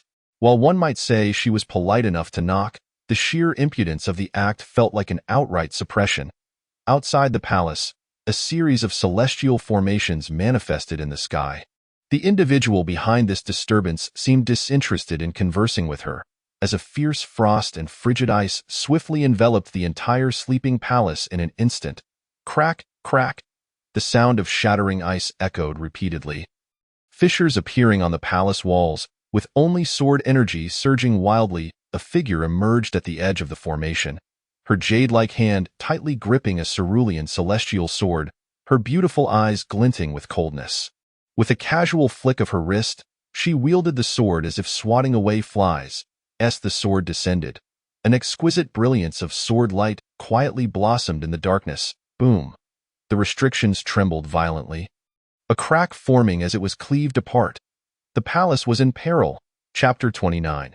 A smile that belongs to her in Yunshuang City. The bustling marketplace was teeming with cultivators, the crowd abuzz with noise. Transactions were taking place, whether buying or selling elixirs and the like. Sister Qin, senior brother, how about we return to the inner sect? Lei Qiyuan gazed longingly at the myriad of stalls, feeling a pang of desire. Yet lacking the funds to indulge, he could only rub his belly in discontent. The meager assets he had brought down the mountain had nearly been exhausted in just a few months, leaving him without any elixirs. If he continued to linger in this marketplace, he wouldn't be able to afford even a snack, which left him feeling quite aggrieved. Having received guidance from Jiang Yuni and having seen the culinary delights in the body refinement secret tome, Lei Qiyuan was itching to return to the inner sect to exchange contribution points for beast blood and flesh. In the inner sect, as long as one had contribution points, there was nothing one could not achieve. Return to the inner sect. Did you not see the warnings from our ancestor and grandmother in the notes? As soon as Lei Qiyuan finished speaking, Qin Xiaoyu chided him with a smile. What junior sister Qin said is quite reasonable. We should refrain from acting impulsively and remain close to our master, Jian Jujuan interjected. Moreover, with Master S guidance, our progress is rapid. There is no need to rush, lest we risk losing everything. Very well, Lei Qiyuan sighed. Only to perk up again, Brother Jian. I want to eat meat. Ah? We came out to buy elixirs, not to buy meat. Qin Xiaoyu rolled her eyes and replied irritably. Logically speaking, as the great-grandchildren of the supreme elder of the inner sect, they should possess unique advantages and access to more cultivation resources. However, in reality, this was not the case, as half of their great-grandfather S and grandmother S resources had fallen into Lu Ningxuang's hands months prior. Therefore, the three of them, devoid of elixirs, could only venture into the marketplace to purchase them, daring not to ask Lu Ningxuang for help. Firstly, there was no obligation to do so, and secondly, they did not dare to speak. Fortunately, their master treated them well, often bestowing them with a few spirit stones to maintain their status quo. Otherwise, they would have to return to the inner sect with more resources, or strive to seize opportunities on their own. However, the instinctive sense of danger outside made them choose to stay close to Jiang Yuni, feeling more secure. Transforming peril into safety, and of course, they were not as inseparable from him as Lu Ningxuang was. But they would regularly visit their master every 3 days at noon to consult him about their cultivation issues. This way, their master would become accustomed to their timely inquiries, ensuring that if anything were amiss, Jiang Yuni would notice promptly. It was indeed a double-layered insurance, a cautious approach. After purchasing the necessary elixirs, the trio meandered for a while, only to overhear numerous scattered cultivators discussing the Sword Palace. Incredible! Last night, a formidable warrior cleaved half of the palace with a single strike, and even the protective barrier could not withstand that blow. Friend, do elaborate. Upon hearing of the incident at the Sword Palace, fellow sword cultivators shared a keen interest, for it was a renowned sect of sword immortals. Generations of sword immortals had emerged from the Sword Palace. This scattered cultivator was eager to learn more. His curiosity piqued, while the nearby disciples of the Tianling outer sect also paused in intrigue. Unable to capture her form or discern her name, the only clarity was that she was immensely powerful. Having split the palace in half, reducing it to ruins that night, that single strike. Everything transpired in the blink of an eye, unexpectedly collapsing half the palace, sending shockwaves throughout the Sword Palace and alarming numerous nearby sects and cultivators. By the time they reacted to contain the news, it was already too late. The word had spread far and wide. How dare one wield a sword before the sword palace? Wasn't that a slap to its face? A nearby scattered cultivator frowned, clearly perplexed. Could it be that even the sword palace's master could do nothing about it? Ah, you are quite ignorant. The cultivator shot him a disdainful glance and shook his head. Do you know who that formidable person was? Oh, could it possibly be some ancient monster? Humph, it's not that simple. The cultivator scoffed and continued. It is said that this individual wields formidable frost powers. Who else could possess such a level of strength? Gasp. The surrounding scattered cultivators collectively inhaled sharply. The disciples of the Tianling outer sect exchanged glances, evidently arriving at a shared conclusion. Upon hearing this, Qin Xiaoyu and the others were left in stunned silence. The sword palace was cleaved in half. Frost powers. Lu Ningxuang seldom intervened. Yet whenever she did, her actions were marked by a distinctive feature: the descent of extreme cold and terrifying lethality. After a prolonged silence, as they exited the marketplace, Qin Xiaoyu hesitantly spoke. Could it be the Holy Master Sister? Jian Jujuan shook his head, while Lei Qiyuan scratched his head. One was uncertain, while the other seemed disinclined to delve deeper into the matter. If it truly were the Holy Master, why would she resort to using her own innate divine powers? That would undoubtedly be a public declaration of her identity. Jian Jujuan found it perplexing. Qin Xiaoyu also pulled at her hair in frustration. Lei Qiyuan, however, was less troubled by these complexities, his mind set solely on the steaming delicacies not far away, his gaze unwavering, always thinking about food. Seeing his gluttonous expression, Qin Xiaoyu couldn't help but pat his head, as if trying to alleviate her own vexation. Just as Qin Xiaoyu retracted her hand, she noticed a throng of commoners gathered at the city gate. Their clothing tattered, each face etched with sorrow and despair. So many people are homeless. Qin Xiaoyu exclaimed in surprise. Jian Jujuan shook his head, saying, Junior Sister Qin, these are not merely homeless. They are clearly fleeing from disaster. Seeking refuge here, Lu Ningxuang's reputation remained high, especially among these ordinary folk, which is why they had come to Yunshuang City seeking assistance. Fleeing from disaster? Qin Xiaoyu murmured, lifting her gaze toward the city gate, where the people bore expressions of grief and despondency, their eyes glistening with tears, suggesting they had lost everything. Some women clutched children, while the elderly and infirm appeared particularly pitiful. Seeing the destitute victims, Qin Xiaoyu felt no surge of compassion. After all, cultivators were most wary of sympathy, and instead furrowed her brow. Suddenly, she considered a possibility, her expression shifting. Could it be that the calamity was caused by the Holy Master Sister's strike? One event leading to another, it was entirely plausible. Jian Jujuan glanced at her, feeling a mix of sentiment. So you have already concluded that person is the Holy Master. While his sarcasm remained, Jian Jujuan answered earnestly, the Holy Master would not act so foolishly. There must be another reason. The prosperity of the holy state was built by Lu Ningxuang alone. If she wished, a single word could alter the entire landscape. Were it not for her cold and aloof nature, she might have unified the immortal sects long ago. How could she act recklessly? If chaos were to ensue, it would have happened long ago. On a warm and sunny day, the courtyard was tranquil. The two sat quietly, while Jiang Yuni appeared to be in high spirits, his face constantly adorned with a gentle smile, clearly relishing in the events of earlier.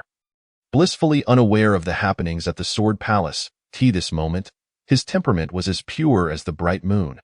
Even the scenery of the courtyard, which he had grown weary of, seemed pleasing to the eye, particularly with the exquisite figure seated across from him, a vision of unparalleled beauty. Lu Ningxuang observed Jiang Yuni's transformation, opting not to comment, her demeanor cool and indifferent, as if averse to conversation, yet it stirred something within her. A suffocating sensation enveloped her, threatening to consume her soul. Had she not been able to grasp his hand, the tumult within her might have burst forth.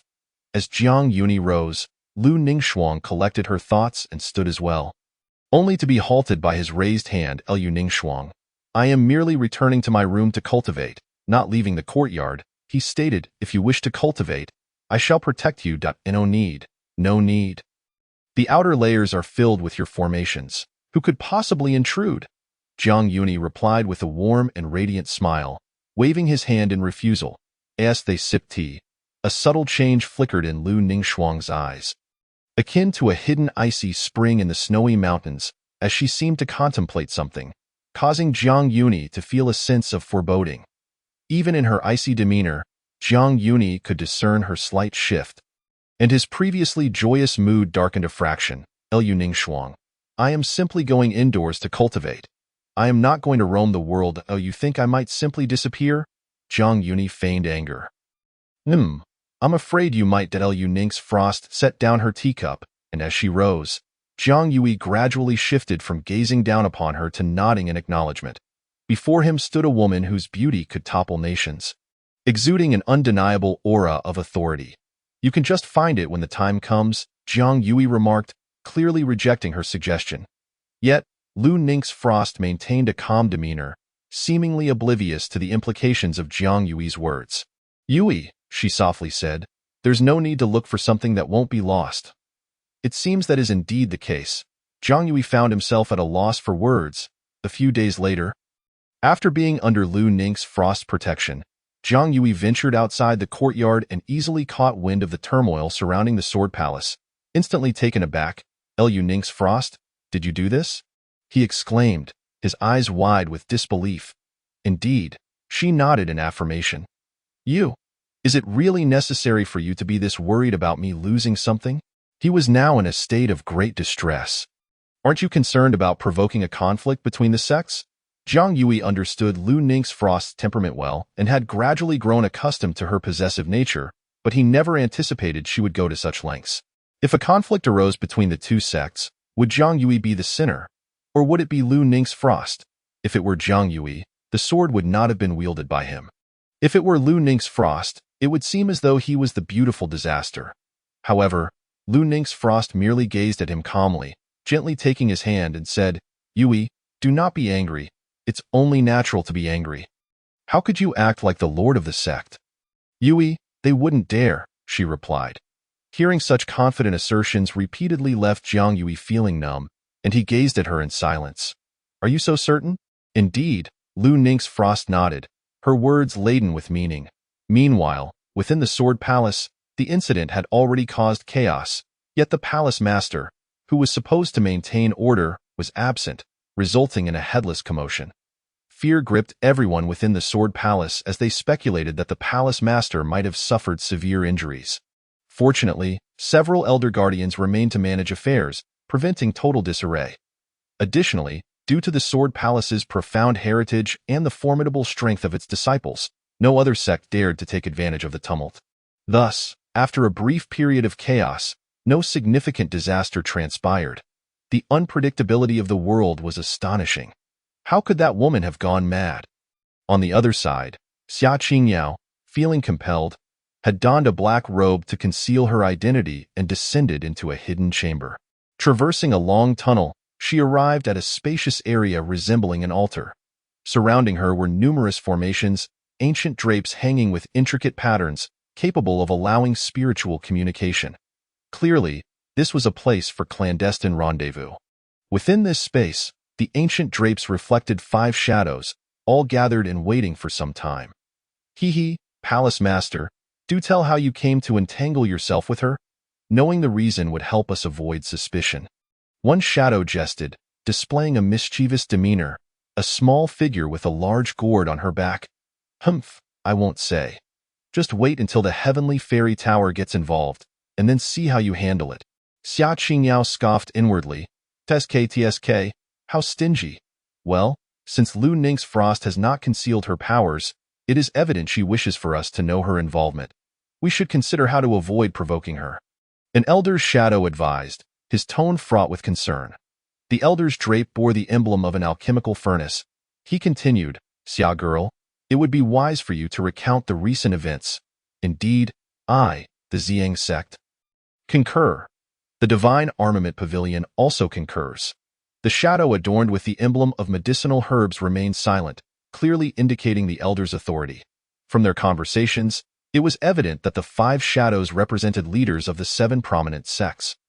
All feeling indignant at Lu Ningxuang's actions, Yet none dared to voice their grievances, choosing instead to turn a blind eye. They feared the power Lu Ning's Frost harbored, capable of both great evil and benevolence. With the potential to obliterate an entire holy realm at a whim, her connections with the demonic sex master were deeply rooted. Fortunately, Lu Ning's Frost was devoid of desires and ambitions, which provided some solace. In the present world, from the moment she wielded her sword against the Sword Palace, she seemed to have transformed. Having waited outside for an indeterminate time, Jiang Yui had prepared himself for the Sword Palace's impending inquiry. Yet he never anticipated that his worries were unfounded. Throughout these days, the Sword Palace had not sent anyone, let alone sought retribution, and Tianling's outer sect remained tranquil, showing no signs of upheaval. Jiang Yui hesitated. They truly wouldn't dare? After all, the Sword Palace's silence spoke volumes. They wouldn't dare. Lu Ning's Frost seemed to respond on behalf of the palace master, prompting Jiang Yui to roll his eyes in exasperation. If that is the case, may I, under the command of the lord of the sect, venture forth to slay the demon beasts? He regarded Lu Ning's Frost with a meaningful gaze, swiftly adding, after all, with your profound cultivation, surely you wouldn't be concerned for my safety? Lu Ning's Frost remained silent, merely observing him for a moment. As time ticked by, she tightened her grip on his hand, gradually applying more pressure. Sensing her strength, Jiang Yui held little hope and hastily said, all right, just pretend I never said anything." He feared that if he delayed any longer, his hand would be rendered useless. After all, she had already committed such foolish acts against the Sword Palace. It would be astonishing if she permitted him to proceed. Just as Jiang Yui was about to concede, Lu Ning's Frost finally uttered two words. "You may?" Her voice was cold and devoid of emotion. "I know it's not permissible. You need not reiterate." As Jiang Yui's words trailed off, he paused, lifting his gaze to behold the stunning woman before him, astonished. "Is that true?" He doubted his own ears. Lu Ning's Frost nodded. "I said you may." Upon hearing this, Jiang Yui was elated. "You mustn't go back on your word." He overlooked why Lu Ning's Frost had suddenly changed her stance, and remained oblivious to the fact that he had been unwittingly led by her all along. It should be noted that she had never declared any intention to restrict his freedom. Jiang Yui simply had never broached the subject with her. He had only considered the present moment. Neglecting the details, much like the initial registration task, Lu Ning's Frost merely employed a formation, coupled with the ever-looming sense of pressure, keeping his hand firmly clasped, leading Jiang Yui to subconsciously believe he was confined. Unable to leave her side, nor escape this place, and thus remained reliant on her, at present. Jiang Yui was simply relieved that he would not languish idly in the courtyard, wasting his days. The joy that radiated from him was as pure and pristine as one tasting sugar for the first time. Shining brilliantly in the sunlight. Not one to renege on her word, Lu Ning's Frost's face bore a frosty expression, yet her heart had begun to subtly shift in response to his every smile and frown. As if a warm current had coursed through her, melting the once frigid chambers of her heart. This was her smile. Chapter 30. You cover the quilt, I hold you. No conflict at dusk. The setting sun cast its golden rays upon the Tianling's sacred hall, where the jade-tiled rooftops shimmered with a sacred aura. However, within the hall, three formidable presences pervaded the atmosphere, creating an oppressive silence. At the entrance, Ji Hongya earnestly pleaded, "Three esteemed uncles, the master truly has no intention of jeopardizing the friendship between the two sects. Nor to incite discord, I implore you to sheath your powers." She had just come from the back courtyard. Though she had not yet stepped into the hall, she had already deduced the reason for the arrival of the three esteemed elders. Ji Hongya dared not be certain, so she sought to block them first. The three elders merely released a hint of their auras, plunging the surroundings into eerie silence, as if time itself had frozen. Despite Ji Hongya's foundation in the nascent soul stage, she felt beads of sweat trickling down her forehead, her delicate face paling. At this moment, aside from the elders of the Yinyang Peak who were busy, the remaining three elders had all come to the sacred hall, their expressions grave and devoid of levity. Among them, Elder Qin coldly scoffed. The actions of the lord of the sect suggest that the Sword Palace must have committed an offense. Otherwise, why would they strike first? Beside her, A completely white snake, proud and imposing, exuded a sense of intimidation, resembling a dragon, its scales glistening with an icy sheen, its crimson vertical pupils flashing with a bloodthirsty ferocity. Elder Lei and Elder Jian nodded in agreement. It must be that junior brother Jiang has encountered trouble. There is no way he would act first. Ji Hongya remained silent, casting a glance at Xia Qingyao, who stood behind her. The Sword Palace's master, Xia Qingyao, had come today to clarify misunderstandings, yet before she could even inquire with Ji Hongya, she found herself under the scrutiny of the three esteemed elders of the Tianling sacred land. What wrong had she committed? She had done nothing at all.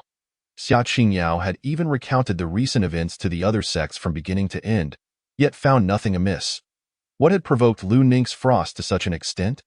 Could it truly be the unremarkable outer sect of Tianling? As the master, Xia Qingyao possessed profound cultivation, unrestrained by the oppressive aura, and hurriedly stepped out from behind Ji Hongya, bowing respectfully. Esteemed elders, I have come merely to seek clarification and bear no ill intentions. I hope you will grant this junior an opportunity. If it is indeed the Sword Palace's fault, I am willing to apologize. As she spoke, the three esteemed elders directed their spiritual senses towards Xia Qingyao, sensing no deceit, and thus withdrew their scrutiny in silence. Xia Qingyao trembled slightly, lowering her head, tears threatening to spill. She felt utterly powerless against the situation. The three venerable elders of the Tianling sacred land stand as the very pillars of their realm, wielding immense power. Should they truly become enraged, she would find it nearly impossible to withstand the fury of all three, unless her master were to personally intervene. The three elders exchanged glances, their minds evidently racing with thoughts. And a singular notion lingered. It appears that this master of the Sword Palace is utterly oblivious to the reasons behind Sister Lu's ire. Were it intentional, they would spare no effort in seeking justice for Brother Jiang. However, given that it was an unintentional misstep, the destruction of but a single dormitory by Lu Ningxuang suggests that there remains room for reconciliation, preventing matters from escalating. After a moment of tense silence, none of the three spoke first, clearly awaiting a decision from one among them. After a brief pause, it was Elder Qin who spoke. In light of the Sword Palace Master's inadvertent transgression, we shall refrain from pursuing this matter further. Yet, Master Xia must exercise caution and refrain from such actions henceforth. Xia Qingyao's expression soured, and she lowered her gaze, imploring, I hope the esteemed elder will elucidate further.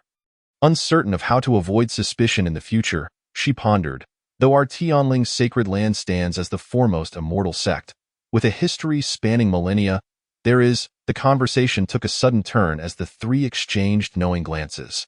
Ultimately, it was Elder Lei who smiled and said, We, old bones that we are, sincerely wish for the disciples within our sect to receive the finest resources for their cultivation. Xia Qingyao. The implication was clear, and she understood well. Ji Hongya stood aside, turning her head away, indifferent to the actions of the three venerable elders, instead gazing at the setting sun in the west, her eyes shimmering with ripples of thought.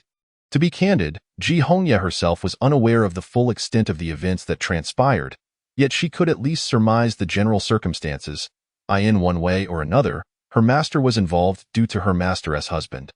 As the sky darkened and the mountain breeze blew, Ji Hongya found herself lost in the breathtaking scenery, as if she discerned a vague figure standing not far off, gazing down contemplatively, recalling the past.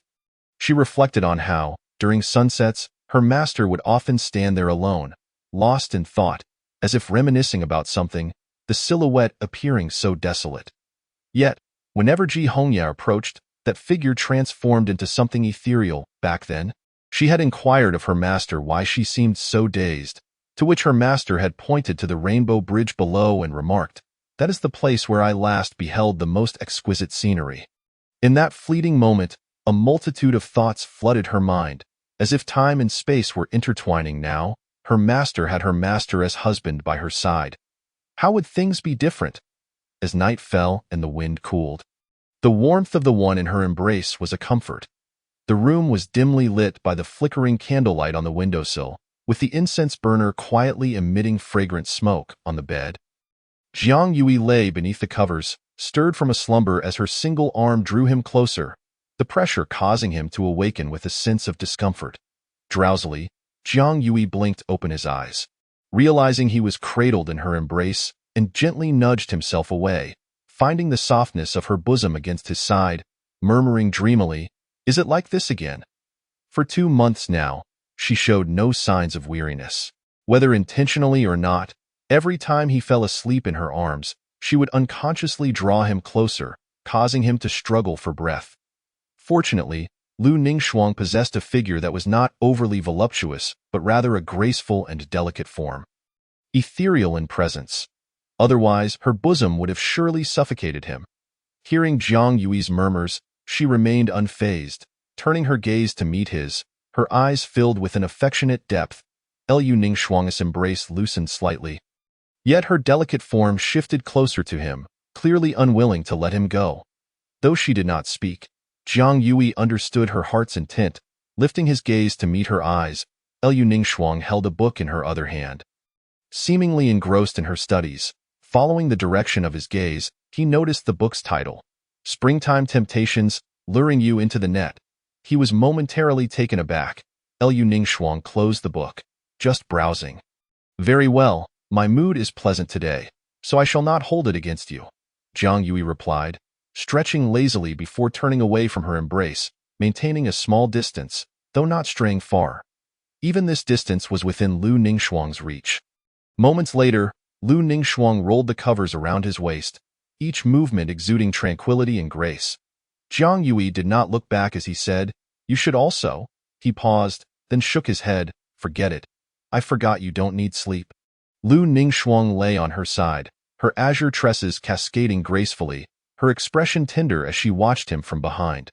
With her current level of cultivation, she naturally required no rest. Yet, under the gentle glow of the eternal light, Lu Ningxuang's beauty shone even brighter, her red lips parting slightly.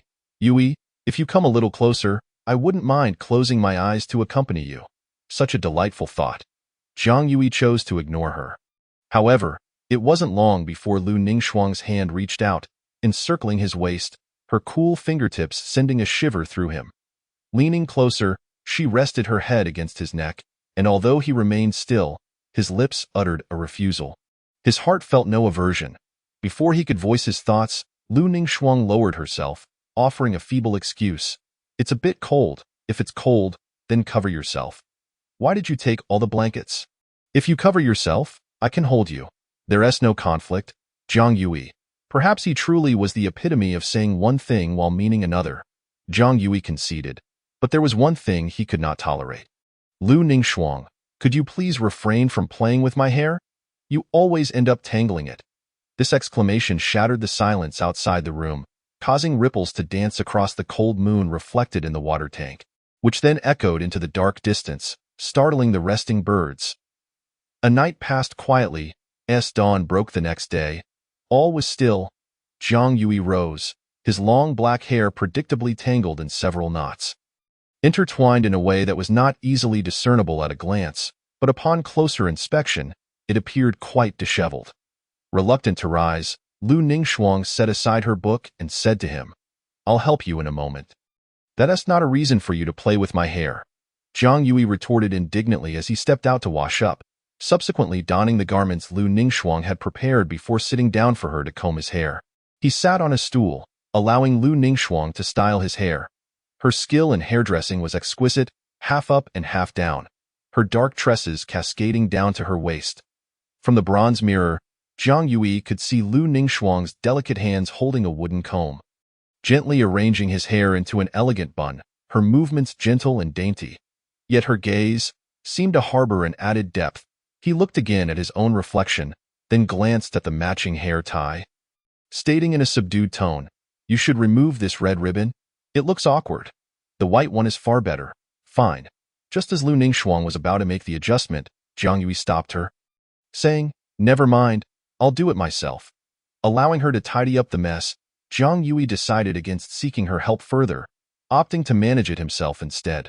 Before long, he smoothed his attire, gathered his thoughts, and left the courtyard alongside Lu Ningxuang. This time felt different from the past. As he traversed the intricate array, Jiang Yui felt a refreshing lightness in his heart. Although he was unaware of the precise reason, his mindset had undeniably elevated. Walking along the path, his flowing white robes glided like clouds, and the jade pendant hanging from his chest emitted a faint glow.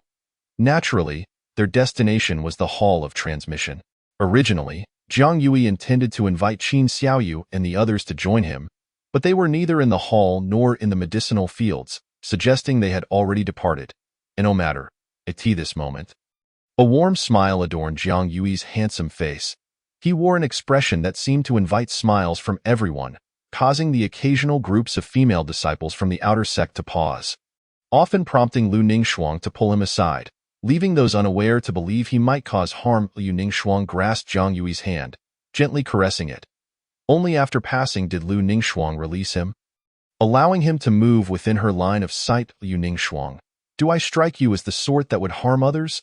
Jiang Yui halted, casting her a sidelong glance. Not at all, then do not tether me too tightly. Otherwise, those unaware might think I harbor ulterior motives. Jiang Yui raised his index finger, pointing it meaningfully at her brow. Lu Ningxuang dismissed his rudeness, instead reaching for his hand and turning it back. Pointing at herself, if I don't do this, I might have ulterior motives toward you. Jiang Yui withdrew his hand, eyeing her warily. What do you mean by that? The literal meaning.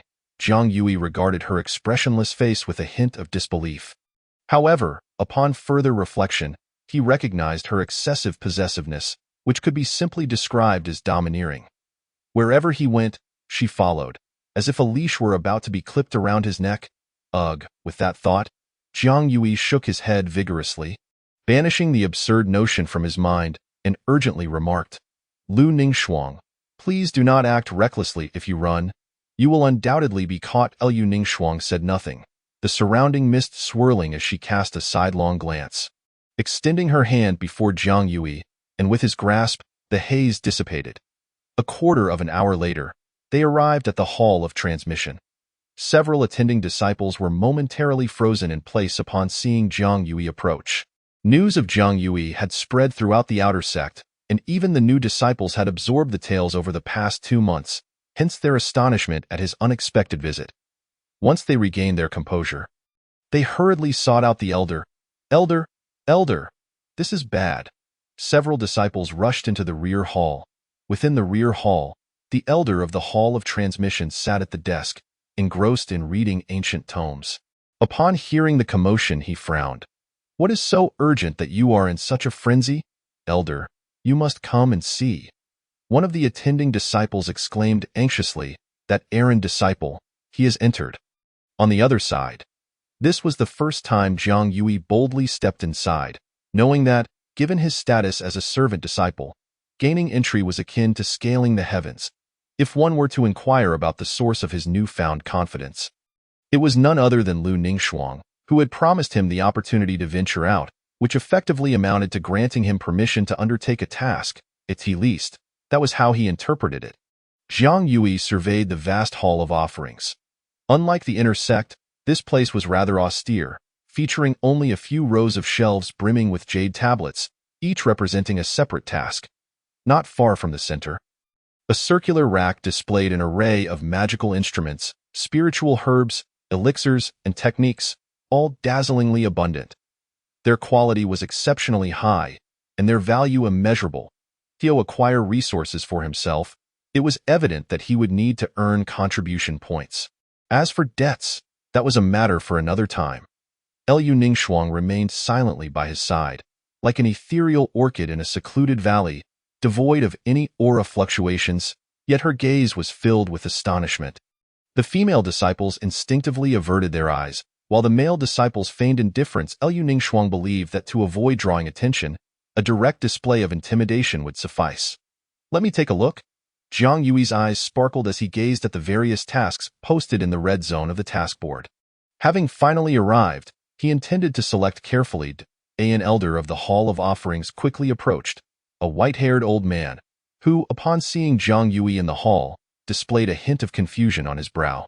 A nearby steward disciple, emboldened by support, audaciously inquired, Do you have any recommendation letters from other elders or outer sect disciple tokens?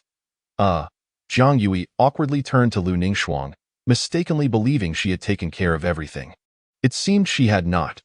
Without hesitation, Lu Ningxuang tossed the token belonging to Jiang Yui to the elder of the Hall of Offerings, upon seeing the intricate carvings on the token, trembled slightly, nearly losing his grip. He raised his gaze, his eyes widening in disbelief. You are, however, Lu Ningxuang interrupted, stating, verify his identity, and then allow him to select freely from the whitelist tasks. The elder of the Hall of Offerings, understanding her intent, clearly did not wish to elaborate further, promptly replied, very well, I shall attend to it at once. The elder hurried to verify the token, while the steward disciple, still puzzled, followed closely behind, asking, Elder, what sort of identity token is this? He was met with a reprimand. Do not ask about matters that do not concern you, at that moment. As the elder of the Hall of Offerings excitedly validated the token, his hands trembled, and it took a moment before he could settle his excitement. Upon reading the inscription, his expression shifted dramatically, murmuring, how strange, how strange. This token belongs to the inner sect's holy son, no doubt about it, yet the recorded contribution points are terrifyingly negative, over 10 billion. Regardless of whether positive or negative, that was an astronomical figure. Chapter 31. Using a person to repay debt, I will support you. The elder of the Hall of Offerings had the fortune to have visited the inner sect, where the spiritual energy was 100-fold denser than that of the outer sect. A dreamlike realm for cultivation. Even the core areas of the outer sect could hardly compare to a corner of the inner sect, and the significance of the identity token was unmistakable. The implications were staggering. Holy Son! A debt of tens of billions. In that instant, the elder's confusion deepened, and he muttered, how strange, how strange! Such an unimaginably vast number, even if all the contribution points of the outer sect disciples combined could not equal a single token. It would be unwise to provoke. This thought surged in his mind. Even if he felt as though he were dreaming, the ethereal aura exuded by the two was undeniably extraordinary. Thus, he looked again at Lu Ningxuang and Jiang Yui, wondering why he felt a sense of familiarity upon their first encounter, as if he had never observed them closely before. However, while Jiang Yui's cultivation aura might mark him as a genius in the outer sect, it was insufficient for attaining the status of Holy Son in the inner sect. Ordinary inner sect disciples were one thing, but the true owner of that token must be. It appeared he was merely leveraging the presence of the man beside her to obscure the truth. A male figure with a feminine appearance was not impossible. Just as the elder of the Hall of Offerings was intrigued to examine Lu Ningxuang more closely, he found her form and veiled visage increasingly elusive, making it difficult to discern her true nature. Only knowing she was a woman, at that moment, Jiang Yui approached and whispered in her ear, Lu Ningxuang, why does it feel like the elder's gaze is rather peculiar? The warmth brushed against her earlobe, sending a shiver through him. Seeing Jiang Yui create a barrier against prying eyes, Lu Ningxuang ceased to conceal herself with the veil. Her dark eyes, as deep as a cold pool, reflected the presence of the one she cherished. She extended her delicate fingers, entwining them with Jiang Yui's, gradually tightening her grip, imitating him as she leaned in to whisper, such a staggering debt? It is indeed astonishing. The fragrance of orchids wafted against Jiang Yui's neck, igniting a delightful itch. He frowned slightly and remarked, you could have transmitted your voice. Why come so close? You can too. So why not? With her retort, Jiang Yui suddenly realized. He coughed awkwardly and changed the subject. I'll go see what tasks are available. Jiang Yui did not wish to admit he had forgotten.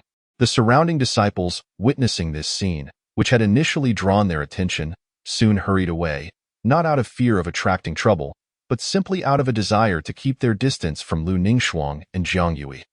Their aspirations lay with the heavenly inner sect, a sanctum for cultivation, not in romantic entanglements. They preferred to remain oblivious to such displays, lest it disturb their focus. Once their cultivation reached profound heights and they entered the inner sect, they would encounter true celestial beings. For now, they were naught but ordinary mortals. Suddenly, some disciples recalled Lu Ningxuang's ethereal form, as ephemeral as a fairy descending to earth, yet instinctively regarded it as an illusion. Their curiosity piqued. So, was she truly a fairy or merely a mortal woman? The elder of the Hall of Offerings collected himself and returned to the two, handing the token back to Lu Ningxuang with a benevolent smile. Identity confirmed without error. If you have no further instructions, I shall take my leave. Lu Ningxuang nodded indifferently, and the elder promptly withdrew. He dared not linger. Nor did he wish to overly ingratiate himself. Bringing benefits also carried risks, and he could not afford to provoke them. Thus, he hastily took his leave, avoiding any delays, for the best way to evade danger was to maintain a safe distance. As for the remaining matters, they could be entrusted to the steward disciples. Is that all? Zhang Yui muttered, having expected the elder to suspect that they had stolen the token, followed by some scornful remarks, potentially alerting the sect leader or other elders, leading to a humiliating outcome. After all, he was in debt by tens of billions. Who would easily believe that? To his surprise, the elder exhibited no suspicion whatsoever. However, after a moment's contemplation, Zhang Yui realized that, given there were no grievances or animosities, it seemed unnecessary to complicate matters further. If he were to act foolishly, it would indeed be baffling. Lu Ningxuang, catching his murmuring, inquired, Yui, what are you thinking? It's nothing. Just being foolish. Zhang Yui shook his head, offering a sheepish smile, feeling that overthinking may not be a good thing. Yet, this was unavoidable, for in his previous life, wherever he went, trouble seemed to follow, and numerous incidents related to the demonic sect were inextricably linked to him. Thus, the previous Holy Master had even suspected him of being an undercover agent. Had it not been for Lu Ningxuang and his master's life-altering assurances, he might have been imprisoned long ago. Now, with Lu Ningxuang as the Holy Master, he wondered if the former Holy Master was still alive or had passed away. Lu Ningxuang, calm and composed, gazed down at him, her tone soothing. Foolishness brings no harm, only fortune. Zhang Yui felt the urge to retort, but seeing her serious demeanor, he found himself at a loss for words, simply continuing to peruse the red list for tasks. At that moment, Lu Ningxuang reminded him. Also, Yui, I only permit you to undertake tasks from the white list, not the red. The white list? What is the difference? The Intersect Task Board does not differentiate between red and white, and Zhang Yui was naturally unaware. Considering that 500 years ago, he had been directly taken in by his master at Qing Bamboo Peak. Zhang Yui turned his gaze to the whitelist tasks, noticing they were all simple assignments, either involving the search for lost spirit beasts or the collection of herbs, quite straightforward. Zhang Yui took a long while to respond, forcing a friendly smile towards her. Lu Ningxuang, with such a meager amount of contribution points. It wouldn't even suffice for a single ordinary spirit herb. I've said before, I can give you some. She held a wealth of resources, and Zhang Yui was fully aware of this. The last time he had seen her storage ring, Lu Ningxuang had mentioned that if he desired anything, he could ask her. Zhang Yui had thought she intended to extract something from him, so he had promptly declined. Hearing those words again, he could not help but look at her with suspicion. Biting his lip, Lu Ningxuang, you can't seriously mean to support me, do you? Support? Lu Ningxuang recalled the extraordinary beasts atop Tongling Peak, either raised in captivity or kept close to their masters. However, faced with Zhang Yui, she felt the reverse could also apply. Imagining such a scenario, Lu Ningxuang fell silent, her deep-set eyes shimmering like the dawn. Well then, to repay the debt, I shall support you. 3 days later, as dawn broke and the rooster crowed, the bustling marketplace of the city remained alive with fervor and vibrancy. On the other side of the ancient river that divided the inner and outer districts, numerous street vendors shouted their wares, filling the air with the essence of human activity and warmth. This was the realm of mortals, the outer city, where the ancient river served as a boundary, a line of demarcation. At that moment, a multitude of vendors gathered along the riverbank. The architecture rose in layers, with buildings arranged in a meticulous grid, streets wide and straight, making it nearly impossible to lose one's way. Only the most directionally challenged would find themselves astray. The rooftops connected seamlessly, with flying eaves and flowing waters, their edges resembling a dense forest. Pavilions and towers were artfully scattered, and one could see a figure darting across the rooftops in pursuit of a creature. Moving like the wind, don't run, Zhang Yuni shouted, leaping from roof to wall, relentless in his chase. Each bound was as gentle as a dragonfly skimming the water, not disturbing a single shingle, his toes awakening the concealed powers of the runes beneath, propelling him into the air like a streak of light. Unfortunately, the creature was no ordinary beast. It was swift, with its snowy white fur, an arched back, and a long tail trailing behind. It appeared to dance upon the thin veil of mist, as if riding the very wind itself. It was a common breed of spirit beast known as the snow cloud cat. Jiang Yuni dared not unleash his full strength, fearing that to do so might ruin the structures and inadvertently harm the innocent. Not to mention the debts he would incur. Thus, he pursued with great effort. The chase drew the attention of many onlookers. "Wow, mother, is that the celestial being again? Are all immortals this handsome?" A little girl stared, entranced at Jiang Yuni as he dashed by. All right, the little celestial is capturing a spirit beast. Let us go by breakfast first." A woman beside her gently tugged at the girl, offering a reminder. Oh, the little girl reluctantly returned to the street. Not far off, a pale face, as white as snow, with a chilling gaze, fixated on the girl's retreating figure, lost in myriad thoughts. "Mother, there's a ghost?" The little girl suddenly felt a cold breeze brush against her neck, startling her nerves, and she clutched at her mother as him, trembling. The sun was shining brightly now. The woman scoffed, "Child, there are no ghosts in this world. Don't let your imagination run wild, especially not in the city." The girl pouted, unwilling to let go of the hymn, looking woefully aggrieved. "Mother, there really is a ghost. I heard it. The wind was howling behind me." "Silly child, that was just the wind. There are no ghosts." The woman chided with a smile. "But mother, why does the wind keep blowing at the back of my neck?" The woman ruffled the girl's hair, saying, "Because the wind is behind you, and I am in front." Suddenly, a voice interrupted Lu Ningxuang. "Lu Ningxuang, hurry, capture that spirit beast." After a circuitous chase, the snow cloud cat seemed to run straight into a trap, heading towards Lu Ningxuang, who stood still. Jiang Yuni instinctively called out to her.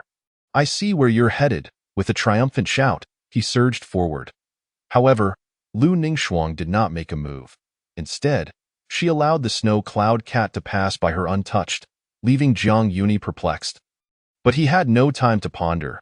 Just as he attempted to dash past her, Lu Ningxuang suddenly seized the back of his collar. Jiang Yuni was nearly pulled off balance, his face flushed with indignation. As he turned to express his frustration, Lu Ningxuang simply stated, "Ahead is the ancient river." Once she released him, he reached the edge and indeed found himself at the river's boundary, where the snow cloud cat was already ensnared by Lu Ningxuang's magic.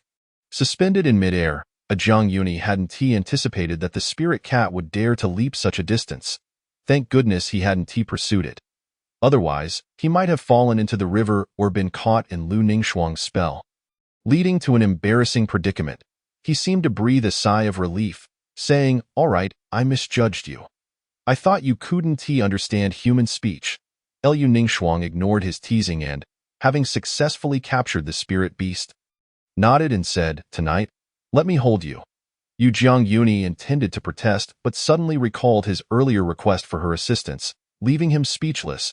If Lu Ningxuang had acted directly to capture the snow cloud cat, it would have been effortless. Instead, she waited for Jiang Yuni to voice a request, making it seem entirely reasonable. After all, during the past 3 days and nights, Jiang Yuni had been preoccupied with the fact that he could only undertake minor tasks. Remaining vigilant against her, as the sun began to set, outside a mansion, a middle-aged man, brimming with joy, bowed deeply to Jiang Yuni and Lu Ningxuang. "Thank you, little celestial, for retrieving the snow cloud cat. My daughter has been longing for it." This man was Qin Yuanwei, the one who had issued the task in the outer gate of Tianling to find the spirit beast. He was indeed affluent, for those who resided within Yunsong City fell into 2 categories: the wealthy or the fortunate early investors who had thrived when Tianling's sacred land rose to prominence. Yunsong City was the most secure place, governed by the foremost leader of the righteous path, and hence the demonic sects dared not cause trouble. Only the mindless beasts would dare to wreak havoc. Thus, land within the city was worth its weight in gold. The snow cloud cat was a highly intelligent spirit beast, and once it fled, it was exceedingly difficult to recapture, particularly during its growth phase. Now that Jiang Yuni had aided in its retrieval, how could the man not be elated? At that moment, the snow cloud cat lay docile in Jiang Yuni's arms, having licked his hand as if to offer comfort before being cradled in Qian Yuanhui's embrace. This inexplicably evoked a sense of shared plight within Jiang Yuni. Liu Ningxuang cast a glance at the snow cloud cat, immediately withdrawing her head. Qian Yuanhui, may I inquire where you usually keep it? Jiang Yuni stepped forward, blocking Liu Ningxuang, and gently patted the creature's head. Oh, this beast is greatly cherished by my daughter. Fearing it would wander off, we kept it indoors. After it ran away for several months, we realized it was our fault, Qian Yuanhui admitted with a hint of shame. The snow cloud cat did not stray far from the city, indicating it was not mistreated. However, confining any spirit beast is inherently cruel. I hope you can make some improvements, Jiang Yuni spoke calmly. Rest assured, little celestial, we will certainly make changes in the future, Qian Yuanhui assured him. Jiang Yuni nodded. That is for the best. Qian Yuanhui intended to invite the two into his mansion for a drink, but upon Jiang Yuni's polite refusal, he could only express his regret. The two walked back along the street, the soft glow of the setting sun casting elongated shadows behind them. Jiang Yuni deliberately walked ahead and remarked lightly, Liu Ningxuang, the spirit beast knew to flee from captivity.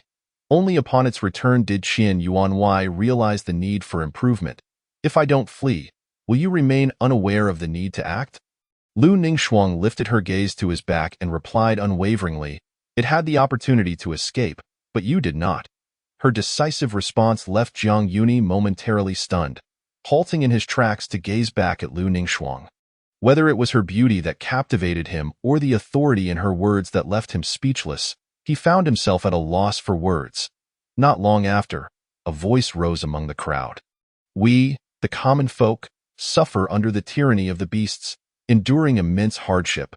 After struggling to reach this place, we are now barred from entering the city. Do you take us for fools, preying upon our misfortunes? Humph! We of Tianling's sacred land have provided relief. How dare you continue to stir trouble? Though the voice was not loud, it resonated in the ears of many. Such ungrateful wretches, disregarding our benevolence and daring to create a ruckus. Qin Xiaoyu added indignantly. Exactly, Qin Jie speaks wisely. A chubby boy echoed from behind. Upon hearing the commotion, Jiang Yuni instinctively grasped Liu Ningxuang's hand and moved towards the source of the voices. Chapter 32. Your value lies in me. At the gates of Yunsong City, the blue brick walls were intricately carved, as if narrating ancient tales. The marks of time had etched deep impressions into the city walls, bearing witness to the vicissitudes of the place. No common folk shall step inside the city. The guards enforced the orders with unwavering seriousness, especially in recent days, conducting the strictest inspections of all who entered or exited. Without a city pass or a travel permit, entry was strictly forbidden. Why are common folk barred from entering the city? As the foremost sect of righteousness, can this vast city not accommodate us? Angry inquiries emerged from the crowd, their eyes filled with discontent and protest, emphasizing the weight of the term righteousness. Behind them, more impoverished citizens gathered, their faces etched with weariness and resentment. Today, we will break in. Among the assembled strongmen, some bore shovels, while others wielded knives, yet they all shared the commonality of being caked in mud, appearing as if they had escaped from a disaster. However, a faint aura of cultivation surrounded them, hinting that they were not mere commoners. If one were to investigate closely, they would see that they were all scattered cultivators, albeit of lowly rank.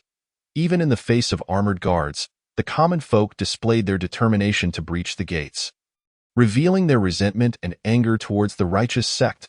For 3 days, they had lingered outside the city, helplessly watching those within live peaceful lives while they suffered in the elements, battered by wind and rain. The stark contrast filled their hearts with bitterness. It's unfair. So terribly unfair. If your righteous sect had intervened sooner, we wouldn't have had to endure such suffering. A sorrowful voice emerged from an elderly woman. Silence! The guard responsible for the city gate snorted disdainfully. Alas, his words bore little weight, for he was but a mere mortal. Impudence. At that moment, the disciple of the Tianling outer sect, tasked with guarding the gates, finally descended from the ramparts and barked, "Should you wish to cause a disturbance, do not blame us for our rudeness. We are disciples of the sacred land of Tianling. Who gave you the audacity to trespass upon the city gates? Do you seek to court death?" An imposing aura that instilled fear in mortals emanated from the disciples, comprised of those in the rhythm chi realm and a practitioner of the spirit opening realm, representing formidable strength. However, those stained with the aura of slaughter, along with the wandering cultivators, remained undeterred. A voice roared, eyes ablaze with fury. "We, the wild folk, have suffered the torment of demonic beasts, living in unutterable misery. After enduring great hardship to arrive here, you now deny us entry into the city. Do you intend to oppress us due to our destitution?" A leader emerged, and the crowd followed suit, echoing his accusations. The masses were stirred, filled with righteous indignation. Until the situation is thoroughly investigated, do not make baseless accusations. Should the calamity be confirmed, we shall allow entry for refuge. Otherwise, if someone exploits this chaos to disrupt the city, it would tarnish our sect's reputation. The disciple of the spirit opening realm spoke solemnly. These words ignited a considerable uproar among the onlookers in the city. What calamity? Uncertainty loomed. It seemed the Unwilling sect was also investigating. Each district within the city had fixed bulletins detailing the tumultuous events across the sacred province, accessible to the common folk. Yet, no recent announcements indicated any special occurrences. Either the facts remained unclear, or they chose to disregard them entirely. Outside the city gates, the crowd remained agitated. "Humph! Our sacred land of Tianling has already provided porridge for relief, and you still dare to cause trouble here?"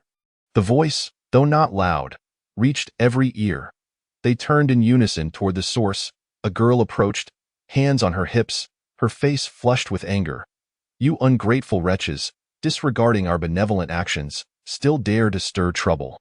Indeed, Sister Qin speaks true." A chubby boy raised his fist in solidarity. While Jian Zhouquan was less fiery than her, his brow furrowed, his expression darkening slightly. Upon hearing this, the previously raucous wild folk fell momentarily silent. For Qin Xiaoyu spoke the truth. They had indeed benefited from the Tianling sacred land's generosity. Yet, the wandering cultivators at the forefront expressed their discontent. "Hot relief porridge. Then why was there none today? Why are we denied entry into the city for shelter, left to fend for ourselves? The provision of porridge is merely a ploy for fame." Precisely, a mere ploy for fame. A few scattered voices echoed in agreement, casting reproachful glances at Qin Xiaoyu. Qin Xiaoyu discerned the brewing trouble. These individuals were clearly seeking confrontation. She huffed in response. "Humph! Who do you think you are to accuse the sacred land of Tianling of seeking fame? How dare you slander us? Have you not considered the consequences?" Qin Xiaoyu admonished, stepping forward to exert her pressure, only to be interrupted by a voice from behind, causing Jian Zhouquan and her to halt in their tracks. "Master!" Upon turning, she saw it was Jiang Yui, and her joy nearly erupted into a call. But before she could finish, he lightly tapped her on the head, halting her words. He had no desire to be seen as old. Furthermore, being addressed as Master Uncle would inevitably draw attention. Ugh!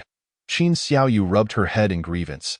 She was merely defending the reputation of the Tianling sacred land. How could Master Uncle bear to strike her? She contemplated reporting to Lu Ningxuang, but quickly realized it would only lead to her own embarrassment, leaving her to sulk in silence, her round eyes resembling that of a wronged wife. Jian Zhouquan and Lei Qiyuan exchanged glances, shrugging and stepping back. Jiang Yui approached with Lu Ningxuang, his gaze fixed upon the instigating wandering cultivators, and in an instant, countless icy glints shot forth from his eyes. Like blades that sent shivers down spines, the sacred land of Tianling would not allow itself to be slandered lightly.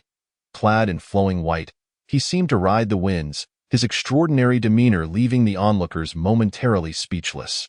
"Are you challenging the Unwilling sect, with no one from the outer sect present?" Jiang Yui paused, his voice soft yet laced with a palpable killing intent. His gaze was so piercing that it instilled fear, even causing the outer sect disciples to feel astonished as they regarded him, pondering deeply. They were well aware that Jiang Yui was no ordinary individual.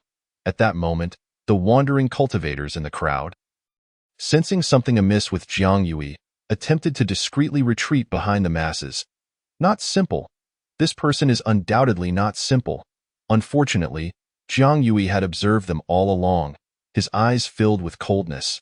How could he permit them to escape after deliberately stirring trouble, attempting to flee? Just as Jiang Yui's words fell, the outer sect disciples reacted swiftly, leaping to block the path of the crowd with an imposing presence. Jiang Yui felt a sense of satisfaction upon witnessing this. He had thought they were merely taking advantage of the situation without fulfilling their duties. Guarding the city gates was a commendable task, with shifts changing monthly.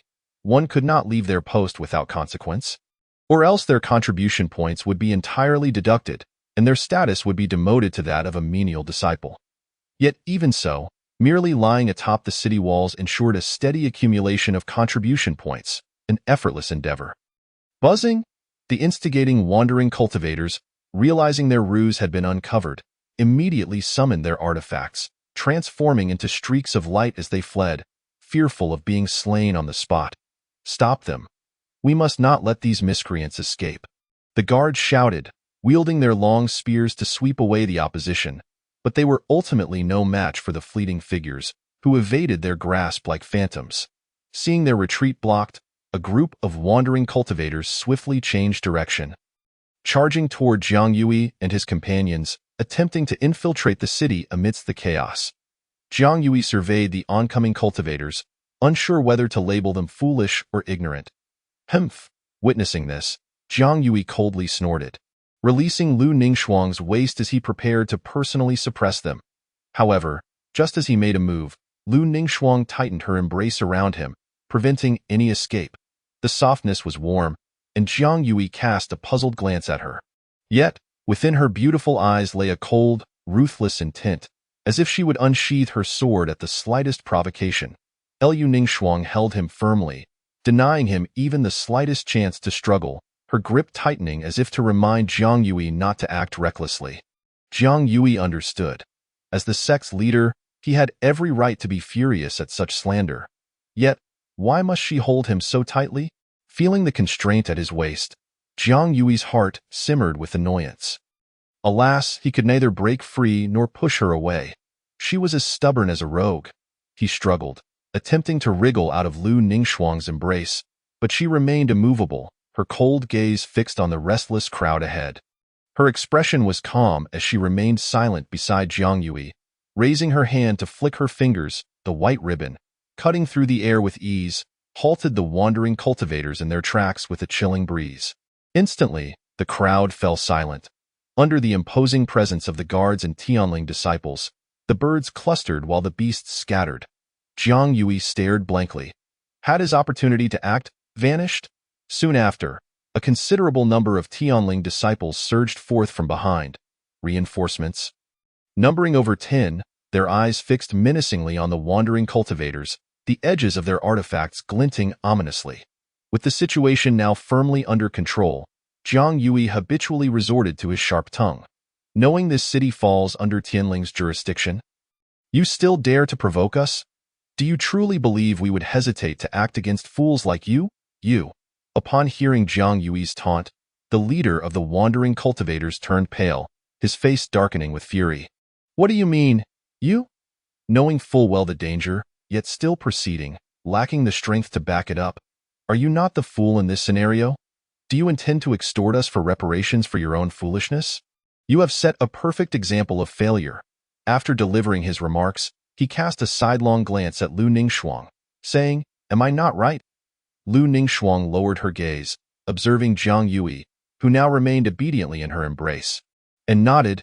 500 years ago, when Jiang Yui and Lu Ningxuang descended from the mountain for training, even when their adversaries were aware they were disciples of the Tianling sacred land, they still sought to kill and plunder, only to be easily countered.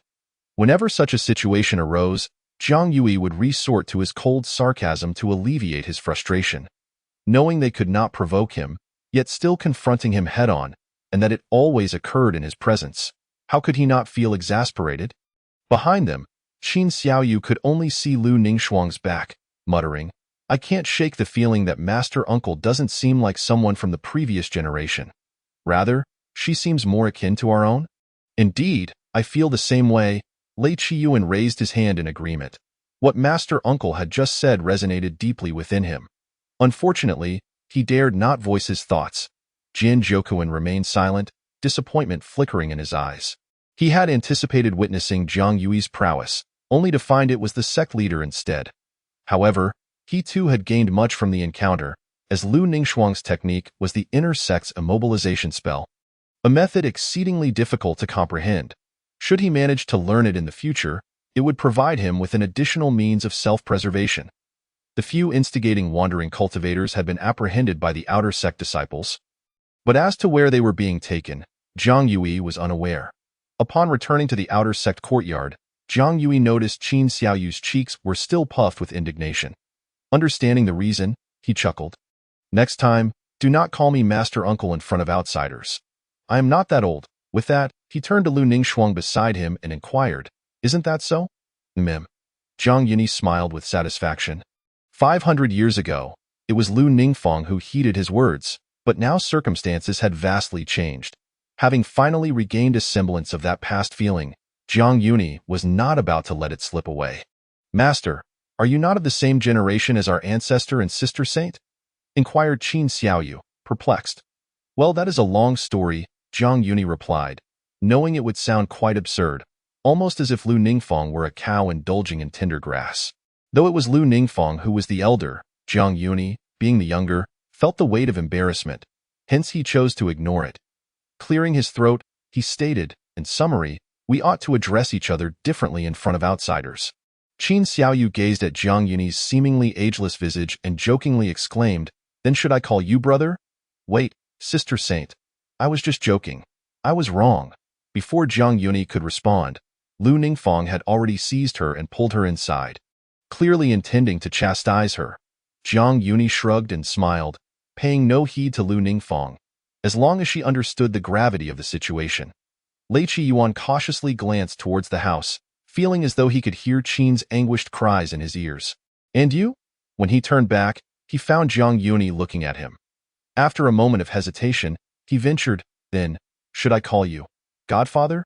Zhang Yuni simply stared at him, speechless. To be honest, Lei Qiyuan believed that since Master and the Saint were a couple, he would surely benefit from this connection.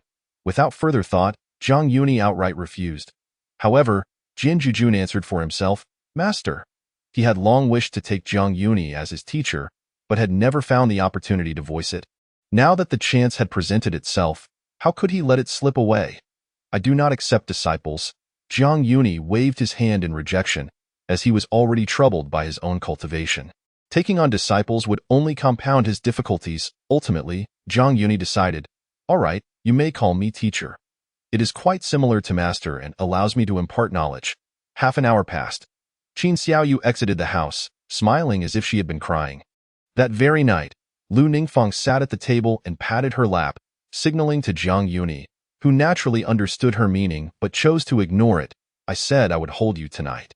You have already held me, back at the city gate. You made me agree with just 2 sentences. Why does this require a reward? Are you still a child? Indeed, Zhang Yuni retorted. Under the candlelight, Lu Ningfang's stunningly beautiful face radiated a soft glow. She glanced at Zhang Yuni and continued, Come here. If you wish to know something, I shall tell you. Zhang Yuni gazed at her legs, tightly wrapped in fabric. Even without seeing, he could vaguely discern their outline. After a moment of hesitation, he pursed his lips and said, You are only allowed to come and hold me, not the other way around. If he were to move closer, it would only serve to make him appear more like a child, rather than Lu Ningfang. Clearly, his rationality surpassed his curiosity. In response, Lu Ningfang indulged him. She simply sat at the edge of the bed and naturally grasped his wrist, pulling him into her embrace, resting him on her lap. You said it. I am coming to hold you. Zhang Yuni attempted to break free but was met with inevitable failure. In her presence, any resistance was futile. Zhang Yuni could only endure the embarrassment and grit his teeth. Saying, Let us talk business. Soon, he learned from Lu Ningfang that those rogue cultivators belonged to an alliance known as the Rebellious Immortal League. All its members were rogue cultivators, specializing in instigating various factions, attempting to disrupt the tranquility of the sects, and seizing opportunities to profit and expand their influence. Unfortunately, all their efforts ended in failure, their foundation weaker than that of minor sections. This left Jiang Yuni puzzled. If that is the case, why haven't the immortal sects intervened to eradicate them? Yuni, why would we eliminate a source of free labor? Lu Ningfang replied. Upon hearing this, Jiang Yuni understood. It appeared that those rogue cultivators were not merely imprisoned. Every immortal sect controlled at least a dozen spiritual minds, not to mention the Tianling Holy Land. Continuing, Jiang Yuni asked, "What about the wild folk?" Lu Ningfang clarified, "I have ensured the prosperity of the holy state, but I cannot guarantee eternal peace in every corner. Should a significant situation arise, I will dispatch elders to handle it. If it cannot be resolved, it is my responsibility, but only to address the source of the issue. Before that, if demon beasts run rampant, either inner disciples will receive missions, or they will have to deal with it themselves." Clearly, their luck was poor. They couldn't wait for the inner disciples. I understand. But what of those entering the city? A person without any value has no need to be here. Lu Ningfang calmly articulated the facts. Lu Ningfang, how do you know they lack value?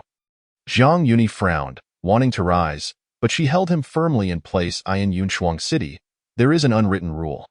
Any wild folk and vagrants who come cannot freely enter the city. They will be given porridge for 7 days. But after that, we bear no responsibility. So? Lu Ningfang did not answer directly but countered. Yuni, if you were starving, what would you do? Naturally, I would seek food. But they do not. They are not waiting for porridge, but rather for death. What value is there in that? Upon hearing this, Jiang Yuni fell silent, allowing her to act as she wished. He thought of himself and reluctantly raised his head to ask, Lu Ningfang, I seem to possess no value either. If I were to die, why would you still want me alive? The courtyard was silent, the only sound being the night wind rustling through the trees. The breeze that flowed through the window caused the red candle flames to flicker, and the light in Lu Ningfang's eyes dimmed and brightened. Your value lies within me. Chapter 33. Emotions not distant, not close, never far apart by 10 steps. As dawn broke, Jiang Yuni sat cross-legged in the room, calming his mind and breathing deeply. With each inhale and exhale, the spiritual mist dissipated, and it felt as though his physical body had undergone countless forges, his meridians growing more transparent and resilient. Concealing his sword intent within his heart, he was aware that otherwise it would deplete his physical vitality, leading to an imbalance of yin and yang, ultimately resulting in his body shattering. Fortunately, Jiang Yuni exhibited remarkable self-control. After about half an hour of meditation, a cold draft seeped through the slightly ajar door. Lu Ningfang, exuding an aura of chill, stepped in, her footfalls as delicate as the sound of golden shards cascading. Yuni, it is time to eat. Jiang Yuni opened his eyes upon hearing her voice. Looking over, he saw her preparing breakfast for him and could not help but sigh. Lu Ningfang, being held by you truly feels like it will take my life. It benefits you as well. Indeed, it allows me to achieve the effects of physical training without soaking in the spirit pool. However, have you not been asking for this a bit too often lately? As he spoke, Jiang Yuni felt something was amiss. Lu Ningfang's innate chill rendered her a moving treasure trove for physical training. Even without exerting her cultivation, her presence had such remarkable effects, if they were to engage in marital relations. Would he not achieve enlightenment directly? Jiang Yuni shook his head, dismissing that thought, only to hear Lu Ningfang say, not too much. I have already been quite restrained. Restrained? How would it be if you were not? Jiang Yuni looked at her in astonishment, feeling her caution was excessive while simultaneously harboring immense curiosity. As she settled down opposite him, Lu Ningfang lifted her gaze, her icy skin exuding a delicate radiance. Serene yet dignified, as she held a spoonful of white porridge to his lips, if you do not eat, you will know. Jiang Yuni paused, recognizing the underlying threat in her words. Instinctively, he wanted to resist. But his hand seemed to have a mind of its own. He reached out to take the porridge and drank it down, his brow slightly furrowed. The porridge was not particularly unpleasant. However, Lu Ningfang was indeed peculiar. Jiang Yuni scrutinized her closely while Lu Ningfang remained composed. delicately peeling an egg, occasionally glancing up to meet his gaze. Every movement exuded elegance. Moments later, she placed the egg into the bowl and said, "Give it a try." The egg sank into the porridge, barely peeking out, presenting a milky white appearance. Seeing the bowl filled to the brim, with the porridge nearly overflowing at the edges yet perfectly contained, Jiang Yuni felt a mix of disbelief and exasperation. Lu Ningfang, is it truly necessary to fill it so much at once?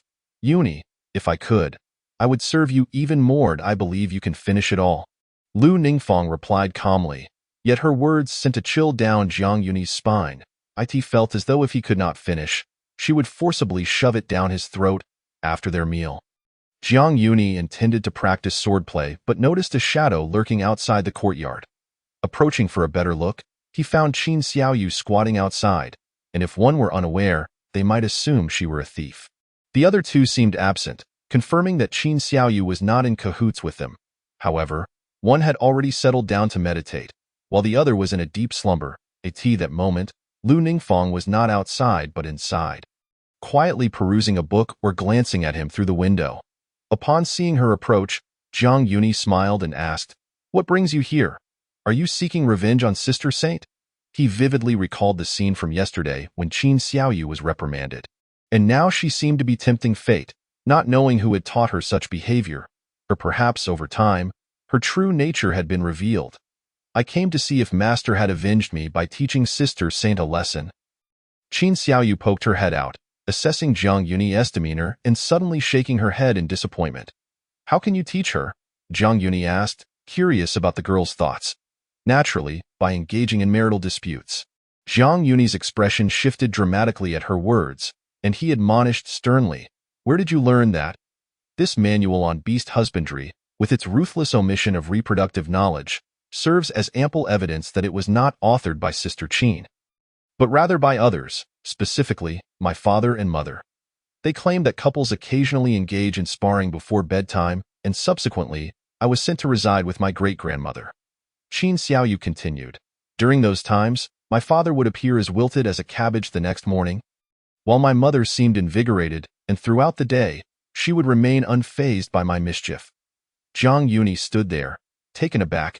After her revelation, she noticed Jiang Yuni's prolonged silence and hesitantly inquired, "Master Ancestor, do you not engage in such sparring at night?"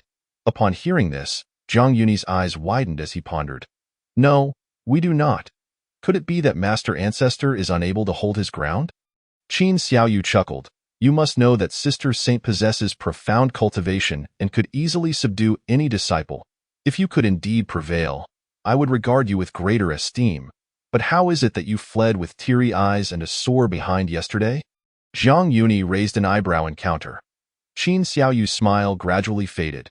The tasks listed on the whiteboard at Tianling's outer sect were primarily undertaken by Jiang Yuni, apart from a few insignificant disciples of the rhythm realm, whose efficiency paled in comparison to his. When tasked with harvesting spiritual herbs, Jiang Yuni initially intended to complete it alone, but Lu Ningxuang was evidently unwilling to allow him to venture forth by himself, even for a mundane task. Nonetheless, she eventually consented to let him carry out the task independently. After walking several miles, deep within the forest, Jiang Yuni caught sight of a nearby village, which astonished him. "There's a village here? Where there is a city, there must be a village."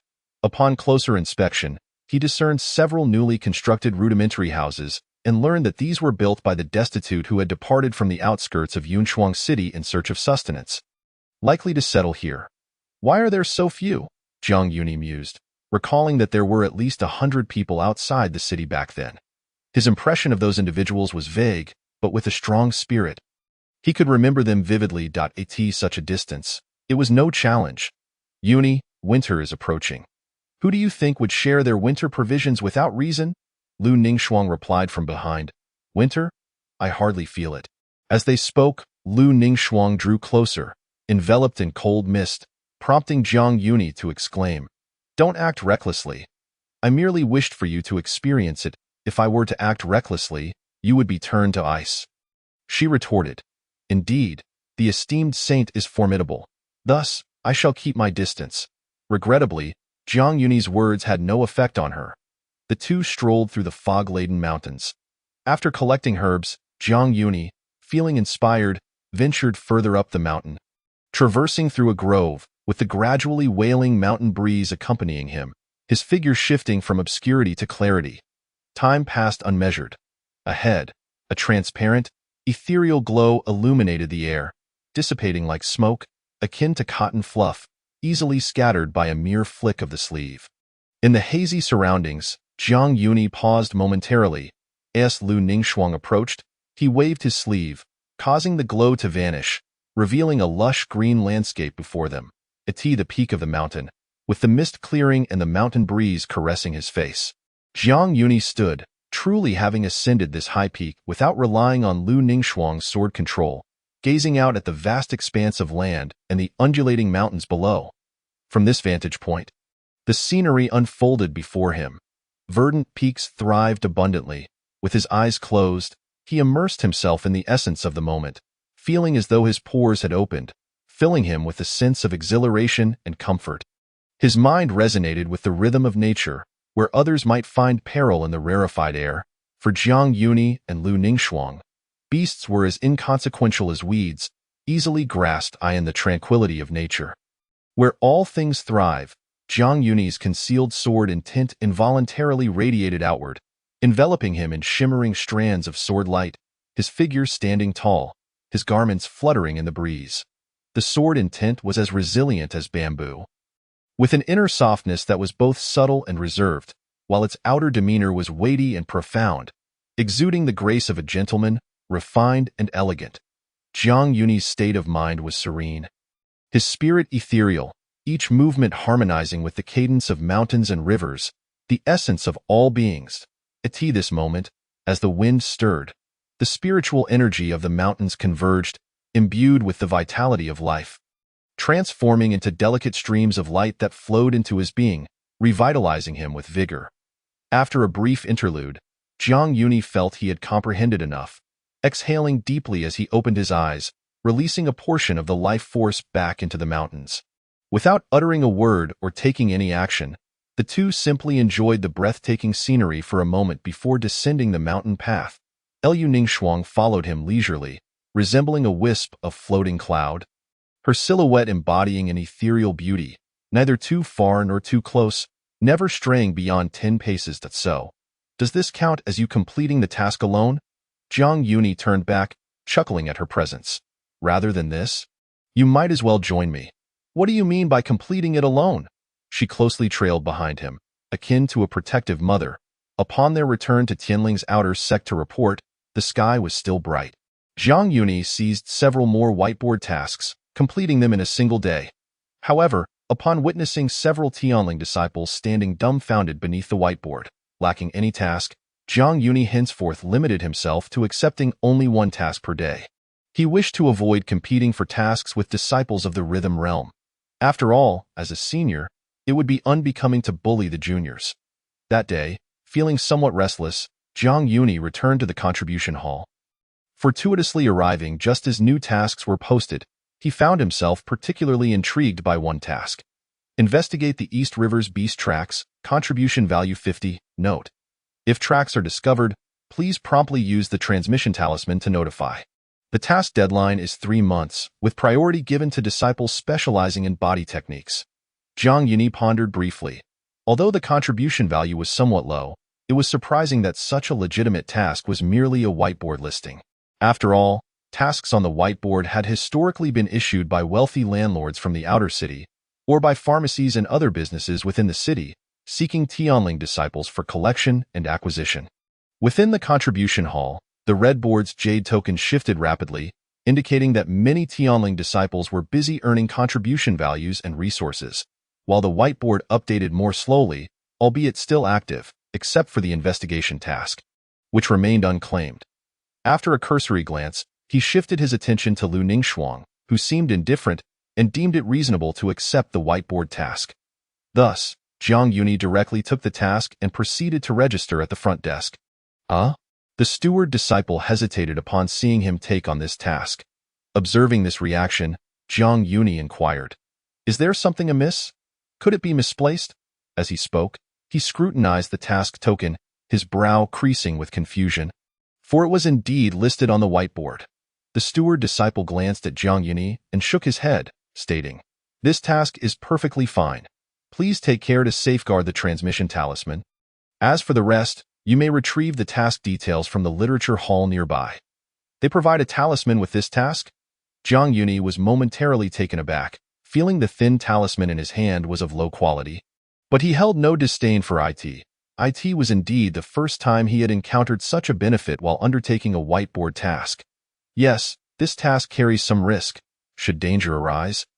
This talisman, the steward disciple intended to offer a warning, but upon seeing Jiang Yuni and Lu Ningxuang behind him, he found himself unable to speak, instead altering his words.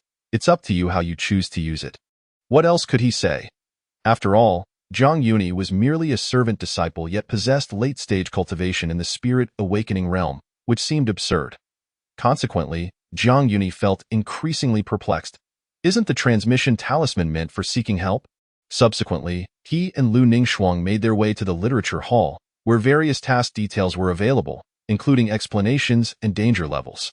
Without a thorough understanding of the tasks, recklessly accepting them could lead to peril. Especially when hunting down hidden beasts was no simple feat after all, beasts naturally possessed advantages. They were more perceptive than humans, adept at evasion, and some possessed innate abilities that made them formidable foes. Why only a map? Jiang Yuni discovered that the literature hall provided them with merely a map of the area surrounding the village. "Are you investigating the East Seas beasts?" "Indeed," Jiang Yuni nodded.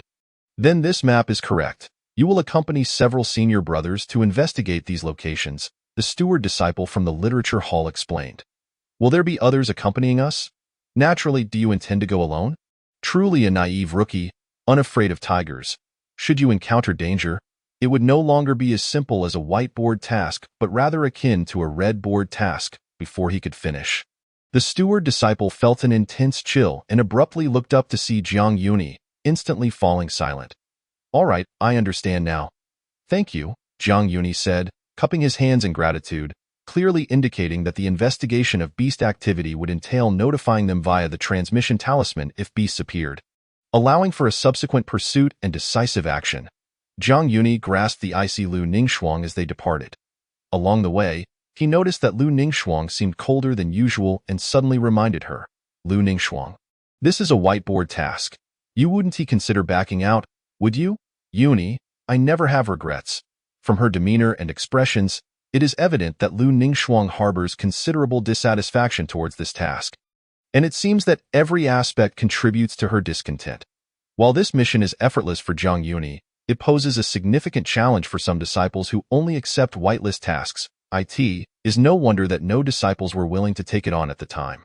It appears that lacking a certain level of strength renders one incapable. Jiang Yuni initially assumed that the investigation would also encompass his own slaying, as the intersect's investigation tasks typically demand complete personal accountability. Upon returning to the courtyard, he found that Qin Xiaoyu, upon learning of the matter, expressed keen interest in joining, only to be met with a sidelong glance from Lu Ningxuang that immediately subdued her enthusiasm. However, the addition of more participants was clearly not within Jiang Yuni's purview. It was inappropriate for Lu Ningxuang to voice such a proposition, as only the disciple responsible for issuing the task possessed the authority to make such decisions. Thus, on the day of the mission, an astonishing occurrence unfolded. The main team, despite being the primary force, possessed lower cultivation levels than Jiang Yuni and his companions, who were merely accepting whitelist tasks. The disciple who had originally issued the task, upon spotting Jiang Yuni and his group, experienced a brief twitch of his cheeks, caught between laughter and tears, ultimately expressing a deep sigh of resignation. Chapter 34. He has fallen asleep. In his embrace the thunder rumbled ominously, yet the raindrops were scant in a perilous domain. Where rocks prevailed over flora, no signs of human habitation could be found for miles. And even the traces of birds and beasts were elusive. Such a desolate area, seemingly devoid of resources worth contending for, paradoxically became the stronghold of the demonic sect, and no one wished to venture here unless absolutely necessary. Dark clouds loomed overhead, and a fierce wind howled, filling the air with a bone-chilling cold that threatened to freeze the entire valley point. One of the demonic sect's disciples, murmured his bewilderment at the leader's decision to establish the headquarters in such a barren location. Questioning the wisdom behind it, the disciple in black responded, "Though this place is desolate, it is safe, free from the worry of ambushes. Here, we are not likely to engage in combat. If I were the demonic lord, I would seize a land of abundance to establish a demonic palace, such as the Tianling's sacred ground, which not only boasts rich spiritual veins for transformation, but also houses many treasures." Young lad, you speak so lightly, yet the Tianling's sacred ground is not to be trifled with. The current Tianling sacred master is renowned across the world, having single-handedly subdued the former demonic lord. Showcasing unparalleled strength, another disciple shot a glare at the previous speaker and added, "Moreover, the foundation of the demonic sect is still shallow. How could we dare provoke the Tianling's sacred master?" "I understand." "I understand." He waved his hand dismissively, curiosity piqued as he inquired, "But what of the current demonic lord's strength?" "The former lord was subdued and then mysteriously ascended to power, never having made an appearance." "Who knows? Perhaps only the saintess has seen him." The man voiced his perplexity. Logically, power should be respected, yet it seemed odd that such a strong figure had not revealed himself, nor acted to instill fear. Nevertheless, the current demonic lord's reputation had spread far and wide, even without such actions. Within a cave behind them, faint traces of demonic energy wafted through the the mountainside. An arched plaza had been constructed, its ancient inscriptions clearly weathered by countless years. From a distance, the cracked earth resembled a landscape ravaged by axes. Barren and lifeless, it exuded an aura of desolation. Upon reaching the edge of the arched plaza, the demonic disciples turned to the two and said, "It is time to depart. Once we reach Plague City, there will be opportunities for you to showcase your skills. If we linger too long, it will become troublesome when the righteous path arrives." Plague City. The inquisitive disciples' eyes sparkled with excitement. It would be their first appearance in years. Other demonic sects remained at large, while they hid in this desolate place. Despite being the foremost power of the demonic sect, it was utterly stifling. Today, they finally had a chance to emerge from the shadows, and, even more so, the opportunity to slaughter a city was rare.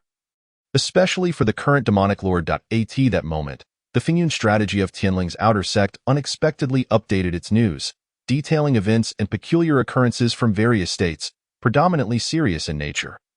Among the highlights was the alarming report of a city far away suffering from a plague, a unique miasma that spread contagion, claiming countless lives day and night, leaving a vast area devoid of any signs of life, while numerous beasts had migrated elsewhere, causing untold havoc along the way. It was a sight too grim to behold and too horrific to hear. Upon reading this, Zhang Yuni initially suspected the demonic sect's involvement, as they were notorious for creating calamities, slaughtering the innocent, and utilizing the resulting bloodshed to enhance their cultivation. However, Lu Ningxuang informed him otherwise. The eventual outcome of the events mirrored her words. The cause was a legendary beast, perishing due to a calamity of heaven and earth, its obliterated soul leaving behind a corpse that became the source of the affliction. "The soul transformation calamity?" Zhang Yuni exclaimed in astonishment. The transformation realm comprises 3 stages: bone transformation, blood transformation, and soul transformation, each subject to the tribulation of lightning. Successfully overcoming the final soul transformation calamity grants one the ability to master the principles of the universe, enabling boundless exploration and manipulation of natural laws, effectively doubling one's lifespan. "Indeed," Lu Ningxuang replied nonchalantly, "but how could such a valuable corpse go unclaimed?" Zhang Yuni questioned, perplexed. The remains of such a being, every bone, drop of blood, an inch of skin were treasures. Brimming with essence, they could be used for crafting weapons, concocting elixirs, and making garments, akin to returning to primordial times, creating various items from the materials derived from beasts. Liu Ningxuang cast him a knowing glance and remarked lightly, "Perhaps it is because they are unable to take it, much like how you might become a corpse." The implication of her words was clear to Zhang Yuni, yet he was not a beast. Once he passed, how could various forces scramble to seize him? Moreover, in life, he possessed neither beloved companions nor siblings, nor offspring. Even those he knew were merely acquaintances. Liu Ningxuang, naturally, was aware of this, but their interactions had been minimal. Even if there were connections, they were merely nods of acknowledgement. The overwhelming reason for this was undoubtedly Liu Ningxuang's aloof demeanor that kept others at bay. Don't make it sound like anyone would come to rescue me after my death.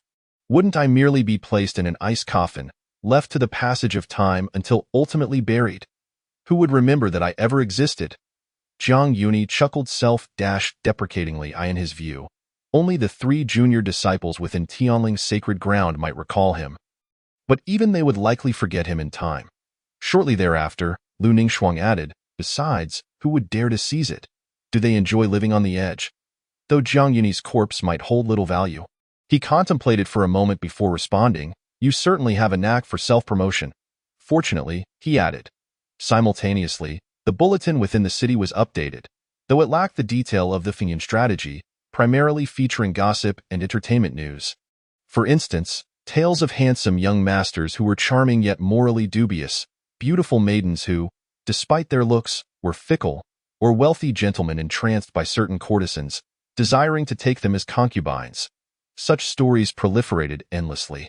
Qin Xiaoyu found delight in these tidbits, noting that within the inner sect, one encountered only serious and legitimate information regarding the righteous path and demonic sect events, with no room for gossip.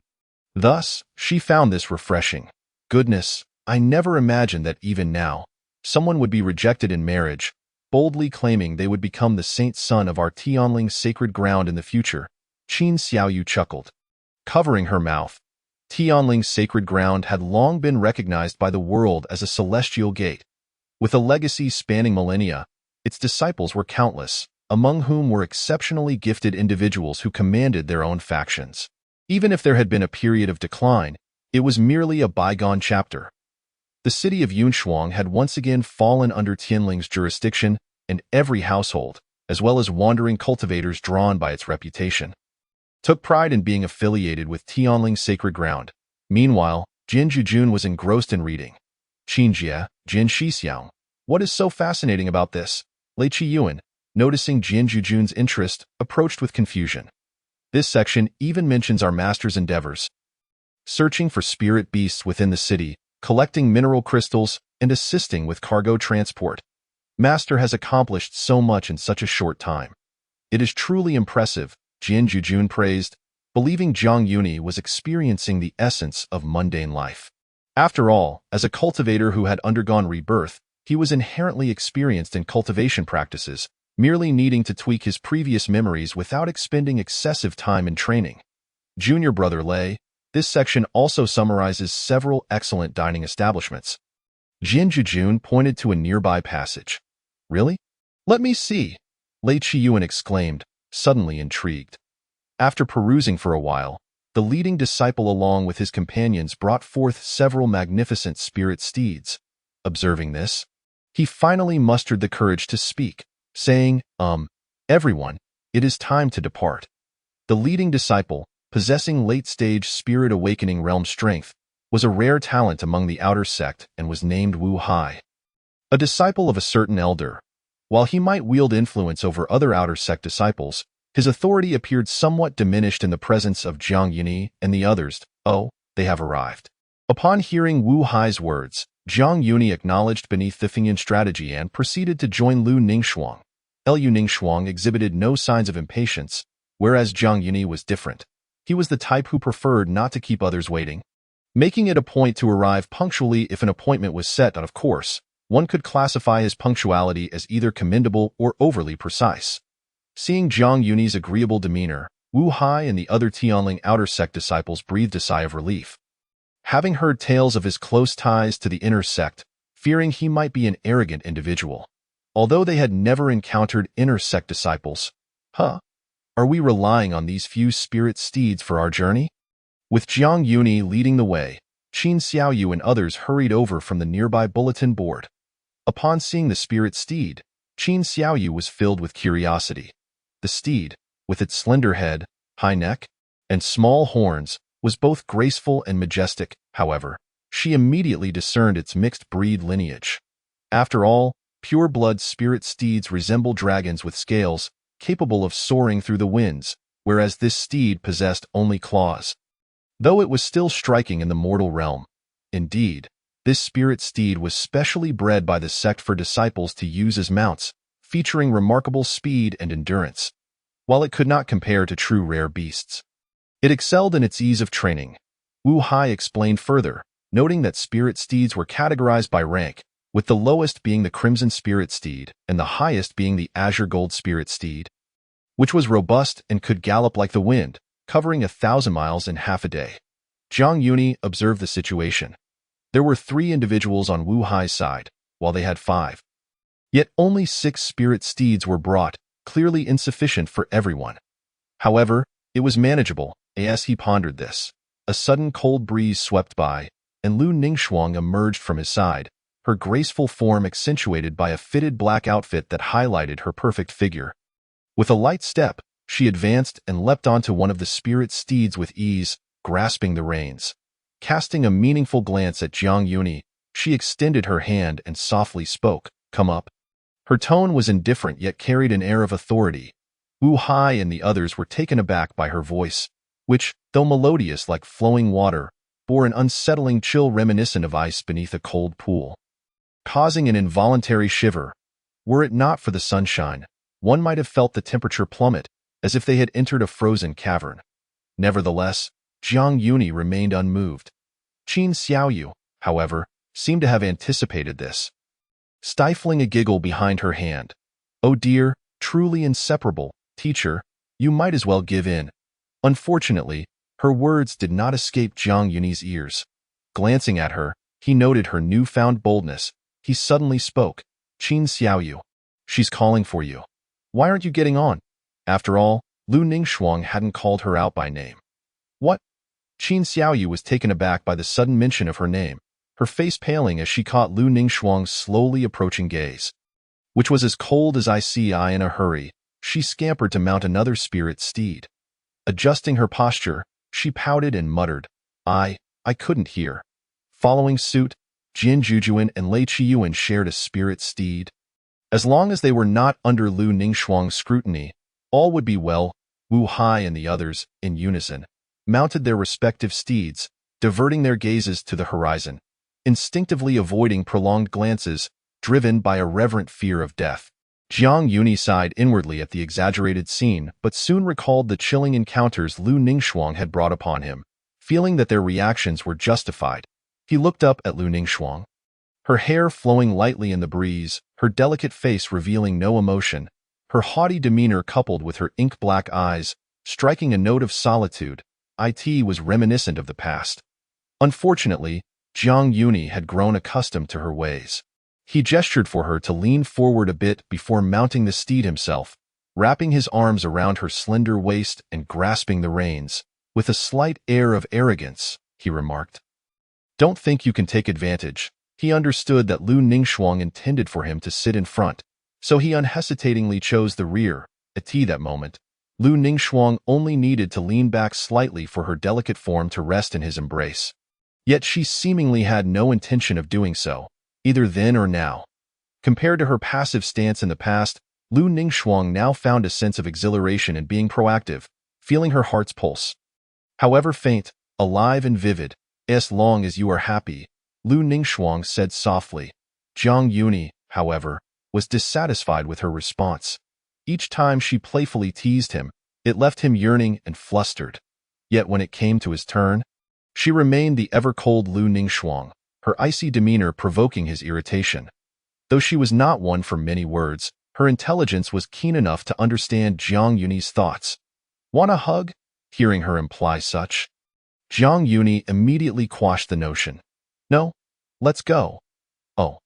Her simple reply brought Jiang Yuni back to his previous self, on the spirit steed, with one hand holding the reins and the other wrapped around Lu Ningxuang's waist. He gently nudged the horse's belly with his foot, setting off smoothly towards the city outskirts, the journey passing in silence. The spirit steed sauntered along the smooth path, the monotonous scenery gradually receding behind them. Yet Lu Ningxuang's gaze remained fixed upon Jiang Yuni's face. He appeared drowsy. Not long ago, after leaving the city on their steeds, Jiang Yuni realized that due to his shorter stature compared to Lu Ningxuang, sitting atop the spirit steed felt somewhat constrained. Moreover, Lu Ningxuang's poised and elegant posture completely obstructed his view. Jiang Yuni could only tilt his head slightly, finding her exquisitely sculpted face just within reach, causing him to breathe with newfound caution. Finally unable to endure, he spoke, "Lu Ningxuang, could you lean to the side or back a bit?" "Why?" Jiang Yuni frowned. "I can't see the road, and tilting my head is tiring." "Then just rest on my shoulder." Her suggestion was clearly an invitation for him to rest his head upon her shoulder. "Me? Yes, you're in front now. Shouldn't you lean on me? You're the one uncomfortable." "Not me." Lu Ningxuang was both gentle and firm, leading Jiang Yuni to initially consider enduring the discomfort. But as time passed and the road became smoother, surrounded by the monotonous greenery of trees, the calming scent emanating from Lu Ningxuang eased his long-standing fatigue, bringing a sense of tranquility. Yet this peace did not last long, as Jiang Yuni soon found himself succumbing to slumber, unconsciously leaning against her shoulder. As he relaxed, the spirit steed came to a halt, and Lu Ningxuang, upon dismounting, effortlessly lifted Jiang Yuni down. "I'll catch up with them." The spirit steed seemed to ask, "Is there a problem?" Lu Ningxuang's piercing gaze swept towards the steed. Under her command, it galloped forward, afraid to linger too long, lest it provoke her ire. Yet Lu Ningxuang appeared oblivious to the spirit steed, her attention solely on Jiang Yuni, who lay defenseless in her embrace. He had fallen asleep in her arms. Qin Xiaoyu and the others had already come to a halt ahead, waiting.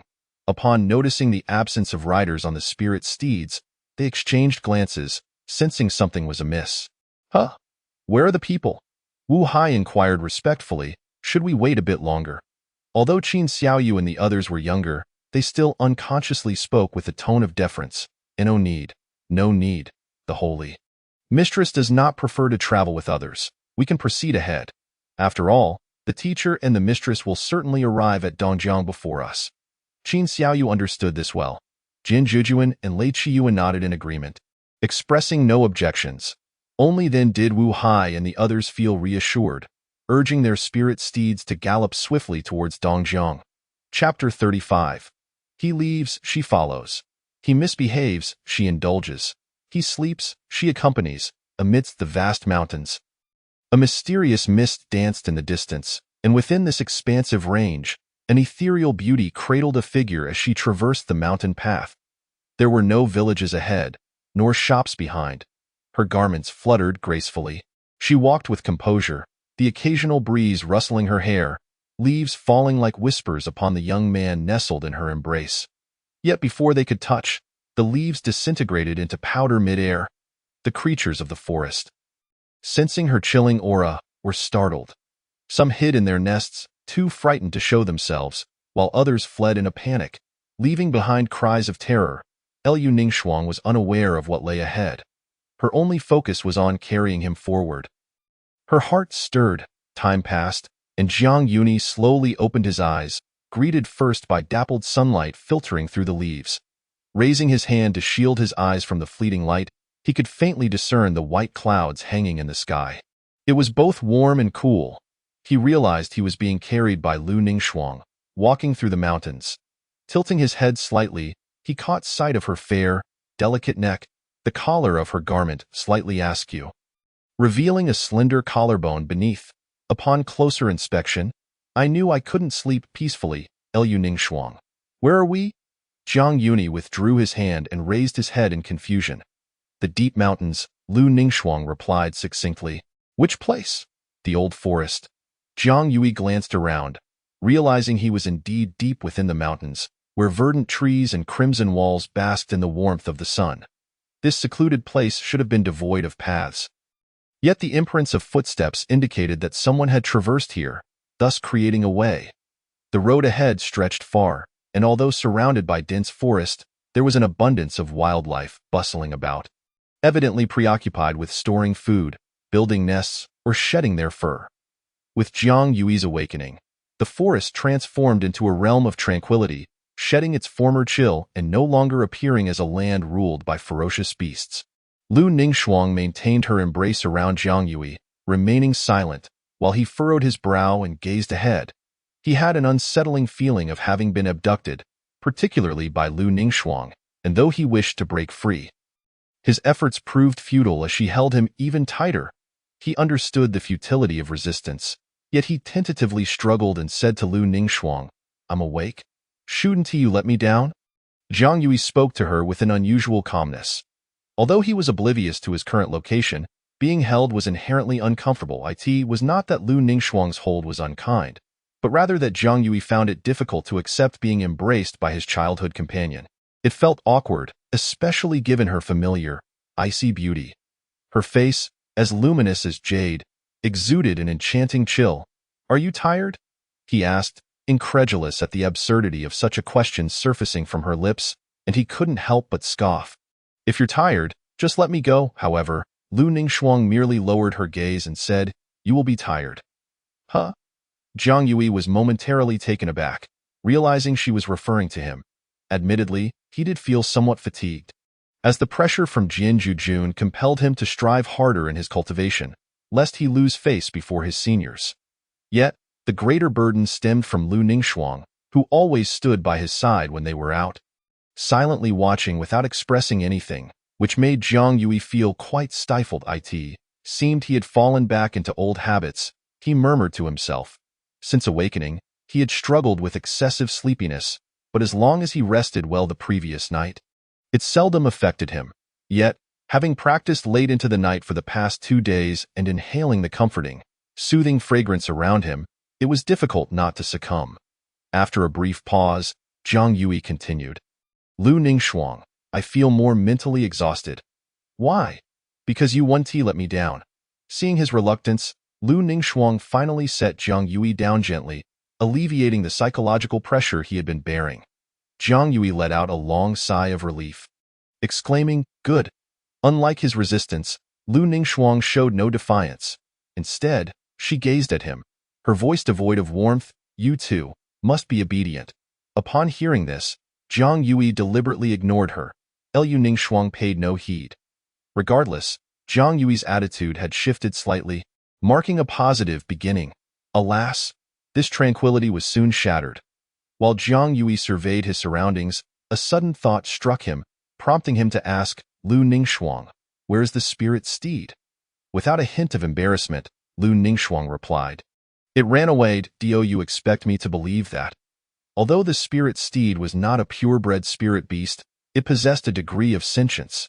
It was implausible for it to flee without reason, unless faced with some threat or life-and-death scenario. After a moment of silence, Lu Ningxuang stated flatly, "It left of its own accord." "Left of its own accord? Why not say you forced it to leave?" Jiang Yui walked ahead, speechless, but ultimately waved his hand dismissively. "Never mind, Lu Ningxuang. When shall we depart?" "Where to?" Jiang Yui looked back. "Naturally, we head to Dongjiang to eliminate demons. Aren't we already on our way?"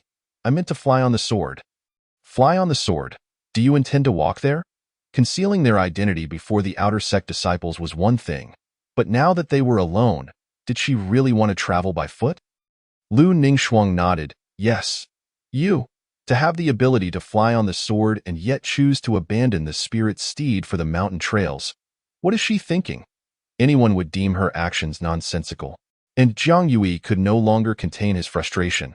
"Lu Ningxuang, if you can fly, why on earth would you not use it? Is there something wrong with you?" Suddenly, Lu Ningxuang's demeanor shifted, her aura deepening as she approached him, her gaze piercing and serious.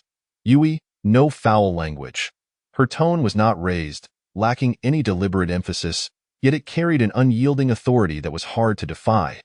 Jiang Yui met her gaze without flinching, even widening his eyes slightly. After a moment, Lu Ningxuang added a single statement that left Jiang Yui momentarily speechless. "I just want to be alone with you." Although her words were casual, the moment they left her lips, a chill in the air transformed into a warm current, filling the atmosphere with a fragrant essence. Had it been 500 years ago, Jiang Yui might have felt elated. Yet now, 5 centuries later, he could only confront the reality in silence, looking at Lu Ningxuang, unsure of what to say. Ultimately, He turned on his heel and walked away. Liu Ningxuang quietly followed him, mirroring his steps. The two of them walked through the vast mountains, but before long, Lu Ningxuang took the initiative to grasp his hand, and despite his attempts to struggle, he was unable to shake her off. In the end, Jiang Yui resigned himself to the situation, realizing he could not escape Lu Ningxuang. "Don't get lost," she said. Jiang Yui replied with silence. As night deepened, the moonlight grew hazy, and the temperature dropped significantly, causing the flora and fauna of the mountains to tremble. If one were to attune themselves to the surroundings, they could perceive a palpable vitality in the air. A campfire crackled, and the two of them rested in a clearing within the forest, while Lu Ningxuang erected a simple yet remarkably sturdy barrier around them. To Jiang Yui, it felt as though it were constructed more to prevent his escape than for anything else, of course. Even if he had no intention of fleeing, he resigned himself to fate, leaning against a tree and closing his eyes to rest, the fire's crackling sounds providing warmth as he drifted into slumber. Under the moonlight, everything seemed to shimmer with a silver glow. Liu Ningxuang, impervious to the elements, remained silently beside him, offering quiet companionship.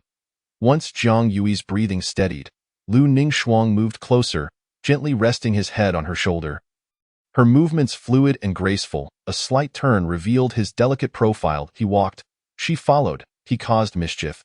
She indulged, he slept, she kept him company. Today passed uneventfully, and Jiang Yui succumbed to sleep. The campfire radiated warm hues, illuminating a small area amidst the pitch-black expanse, creating an atmosphere of unexpected coziness. In the latter half of the night, faint sounds echoed through the forest, suggesting that various mountain spirits and creatures were stirring. While a faint glow emerged from the darkness, the white light belonged to a small creature known as the Xianong. Upon spotting the glow in the night, Lu Ningxuang merely gestured dismissively, and the small creature wandered off in a daze. This place, having been traversed by others, surely harbored malicious spirits. Soon after, flickers of light began to emerge from the shadows, accompanied by a chorus of low, labored breaths drawing nearer. They exuded a menacing aura, filled with brutality and bloodlust. Although danger loomed ever closer, Jiang Yui felt no sense of peril, thanks to the protective array set up by Lu Ningxuang. The pressure remained concealed, as she did not wish to alarm him, and no further actions were taken. With a mere flicker of her cold gaze, a chilling wind swept through, and in an instant, the sword-like aura surged forth like a dragon unleashed. At that moment, the creatures were seemingly bound, unable to move, only echoing with eerie wails through the night. The next morning, Jiang Yui dreamt of the past, recalling a time when he descended the mountain for training. Spending several days alone with Lu Ningxuang in a certain forest, with no one else around, she was not averse to conversing with others.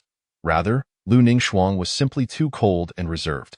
Yet, during their time together, she was still able to engage with Jiang Yui. He found that experience both ordinary and fulfilling, claiming that if they could retreat to the mountains and live a carefree life as a couple of immortal beings, it would be quite delightful. Yet, dreams inevitably fade upon waking, and he never expected that upon awakening now, he would feel discontented. Jiang Yui hesitated, asking, Lu Ningxuang, "You Haven Tea built a house here with the intention of hiding away in the mountains with me.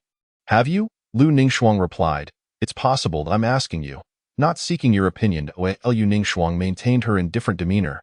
"If you wish, I am agreeable." Jiang Yui had grown accustomed to Lu Ningxuang's character, yet he couldn't help but twitch at the corners of his mouth. One might say she was indifferent, yet she would now dance around the subject with him. One might say she was cold and domineering, yet she often indulged his whims. As Jiang Yui rose and prepared to leave, he had barely taken a few steps when Lu Ningxuang wrapped her arms around his waist and shielded his forehead, saying, "Yui, there's a magical barrier. Am I going to bump into it?" "Yes." Jiang Yui was at a loss for words. Magical barriers typically targeted intruders. When had it become necessary to protect one's own? However, when the barrier dissipated, Jiang Yui sensed something amiss, frowning as he muttered, "Strange, why is there a faint smell of blood? It could be the remains of some animal." He thought it best to ignore it. Liu Ningxua's expression was serene as she and Jiang Yui hurried towards the distant horizon. Jiang Yui did not press the matter further. After all, Lu Ningxue was right. Amidst these mountains, there were likely hunters roaming about, alongside the flying beasts and terrestrial creatures. Otherwise, how could paths exist in the mountains? Lu Ningxue and Jiang Yui traversed directly through the mountain range, while Qin Xiaoyu and the others took the route around the mountains on their spirited steeds. The outcome was predictable, even on foot. Jiang Yui and Lu Ningxue arrived at their destination earlier. The East River flowed serenely, its azure waves rippling gently. Lu Ningxue had departed. What was she still doing here? Turning back to glance at the tranquil mountains, Lu Ningxue then shifted her gaze toward the bustling entrance of the town, where numerous cultivators congregated. She softly uttered, "To retreat into the mountains and remain indifferent to worldly affairs. How splendid that is." As they journeyed, Jiang Yui had intended to inquire about the East River, but Lu Ningxue, leading him through the mountains, had afforded him no opportunity. Jiang Yui resolutely declined, "Do not even think about it. I cannot agree to that now." Without further discussion, as Lu Ningxue donned her veil, they gradually approached the town. In the distance, a stone tablet inscribed with the words Panlong Town could be seen. This was not a remote area. Panlong Town was modest in scale, housing approximately 1,000 families, thriving on fishing and thus relatively prosperous. Before long, Jiang Yui made his way alone towards the town gate, while Lu Ningxue remained behind, seemingly observing.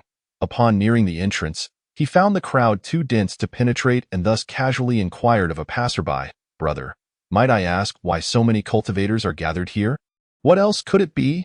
"Naturally, the town mayor has issued a notice," the wandering cultivator replied nonchalantly.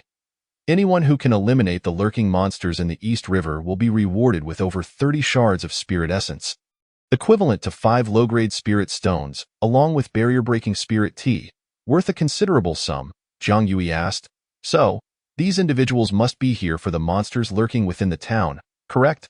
"Indeed," the cultivator confirmed. Jiang Yui glanced at the crowd. Most of these wandering cultivators were at the qi refining stage, evidently drawn by the mayor's vague descriptions of the beasts, hence their willingness to join the fray. As for why the mayor dared to reveal such riches without fearing robbery, it was simply a matter of confidence. The wandering cultivator elaborated, "I heard that the Tianling sacred ground has dispatched disciples to handle this matter. If any cultivator were to raid the mayor's home for the spirit shards and barrier-breaking tea, they'd best make a hasty retreat, for the Tianling disciples would surely not stand idly by." "Thank you for the information, fellow cultivator," Jiang Yui replied with a smile, clasping his fists in gratitude before departing. Feeling the chill from afar, the wandering cultivator began to wave him off. He suddenly sensed something amiss and turned abruptly in his line of sight. Jiang Yui's figure vanished in an instant, only to reappear beside a woman several paces away, leaving the cultivator astounded, staring in shock at Jiang Yui. With a physique honed in yang energy and such youth, paired with the cultivation of the qi refining stage, he must surely be a disciple of a major sect. Yet, it was not that there were no wandering cultivators with such capabilities. They were simply rare, for those who reached such heights were inherently extraordinary and unlikely to remain as wanderers. On the other hand, Lu Ningxue thought, "That wandering cultivator is a man. Don't act as if a few words exchanged will lead me astray." Pulling his arm closer, Lu Ningxue gazed down at him, speaking calmly, "Regardless, you can only be led astray by me." In response, Jiang Yui crossed his arms and chuckled lightly. "Well then, let us see." Chapter 36. We belong to each other. There is no escape. The weather was slightly cold, the vitality of the earth gradually waning, and the biting wind rendered even the day somewhat frigid in Panlong Town. The bustling market shattered the tranquility, not due to the townsfolk's fear of the lurking beasts, but rather because the incidents transpired by the riverside. The victims were either fishermen or ordinary townspeople passing by, mysteriously disappearing, suggesting that the beasts were most likely lying in wait within the river. At this moment, as they entered the town, Jiang Yui and Lu Ningxue sat beneath a stall along the street, savoring steaming wontons amidst a throng of cultivators who had gathered from all directions. The town mayor had summoned experts from the Tianling sacred ground, attempting to eradicate the lurking beasts in East River Town.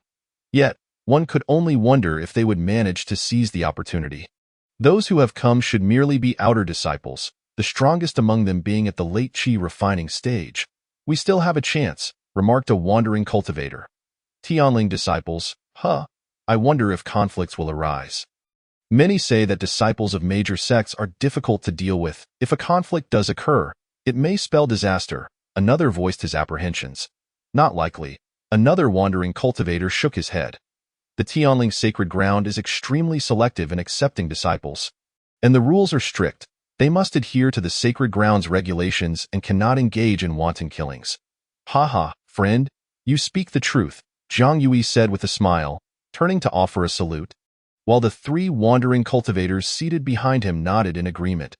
However, before they could continue their conversation, the three wandered off in haste, as if confronted with an inexplicable chill, fearing for their lives and wishing to leave. Zhang Yui assumed they had pressing matters to attend to and paid little heed, only to turn back and find Lu Ningxue methodically transferring her wontons into his bowl. Yui, eat more, she urged. Seeing this, he grimaced and queried, if you're not eating, why order it? Unlike her, Zhang Yui had yet to attain the state of complete fasting. Upon entering the town, he had chanced upon a wonton stall and thought to indulge. He had to admit, the long-missed flavor was quite nostalgic. Lu Ningxue, naturally, had followed suit, ordering a bowl, yet only took one bite before leaving it untouched. This led the elderly vendor to nearly question her cooking skills, until she overheard Lu Ningxue elegantly seated across from Zhang Yui, her deep, captivating eyes fixed upon him as she calmly declared, if you find it insufficient, I can provide more. If it suffices, I can keep you company. Upon hearing this, the elderly vendor realized that these two truly shared a deep affection, and she couldn't help but breathe a sigh of relief. If it truly were her wontons that were lacking, it would be a blow to her family's legacy. Meanwhile, Zhang Yui took a deep breath, striving to restrain himself. Her allure was overwhelming. Should this continue, he might lose control. He glanced down at his bowl filled with wontons, and then back up at Lu Ningxue. Lightly biting his lips, if you won't eat, then give it all to me. Very well. Lu Ningxue sat across from him, quietly observing, her impassive gaze reflecting only his image, as if merely having him in her sight was enough. Zhang Yui felt utterly helpless, inwardly lamenting how beauty could lead one astray. Those around viewed Lu Ningxue as unremarkable, merely a woman seated here, ordinary and distant, unlike the celestial being he perceived her to be. Subsequently, Zhang Yui buried his head in his wontons, choosing not to look further. Next, they needed to address their lodging situation. Given their status, they could easily resolve this by presenting themselves to the town mayor to confirm their identities. However, Lu Ningxue chose not to do so, and instead led him to a tavern to settle in. She explained that it was more convenient for their investigation. If the beasts were intelligent and possessed some power, they would have likely been keeping a close watch on the mayor's residence. After all, the mayor's grandiose intentions to eliminate the monsters were common knowledge, with the promise of spirit shards and barrier-breaking tea as rewards.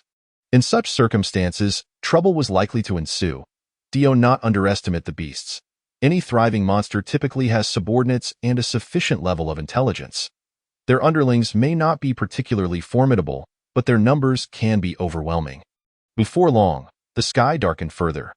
They arrived at the best inn in Panlong Town, and at the front desk, Zhang Yui's expression quickly soured. "1 superior guest room. 2 rooms.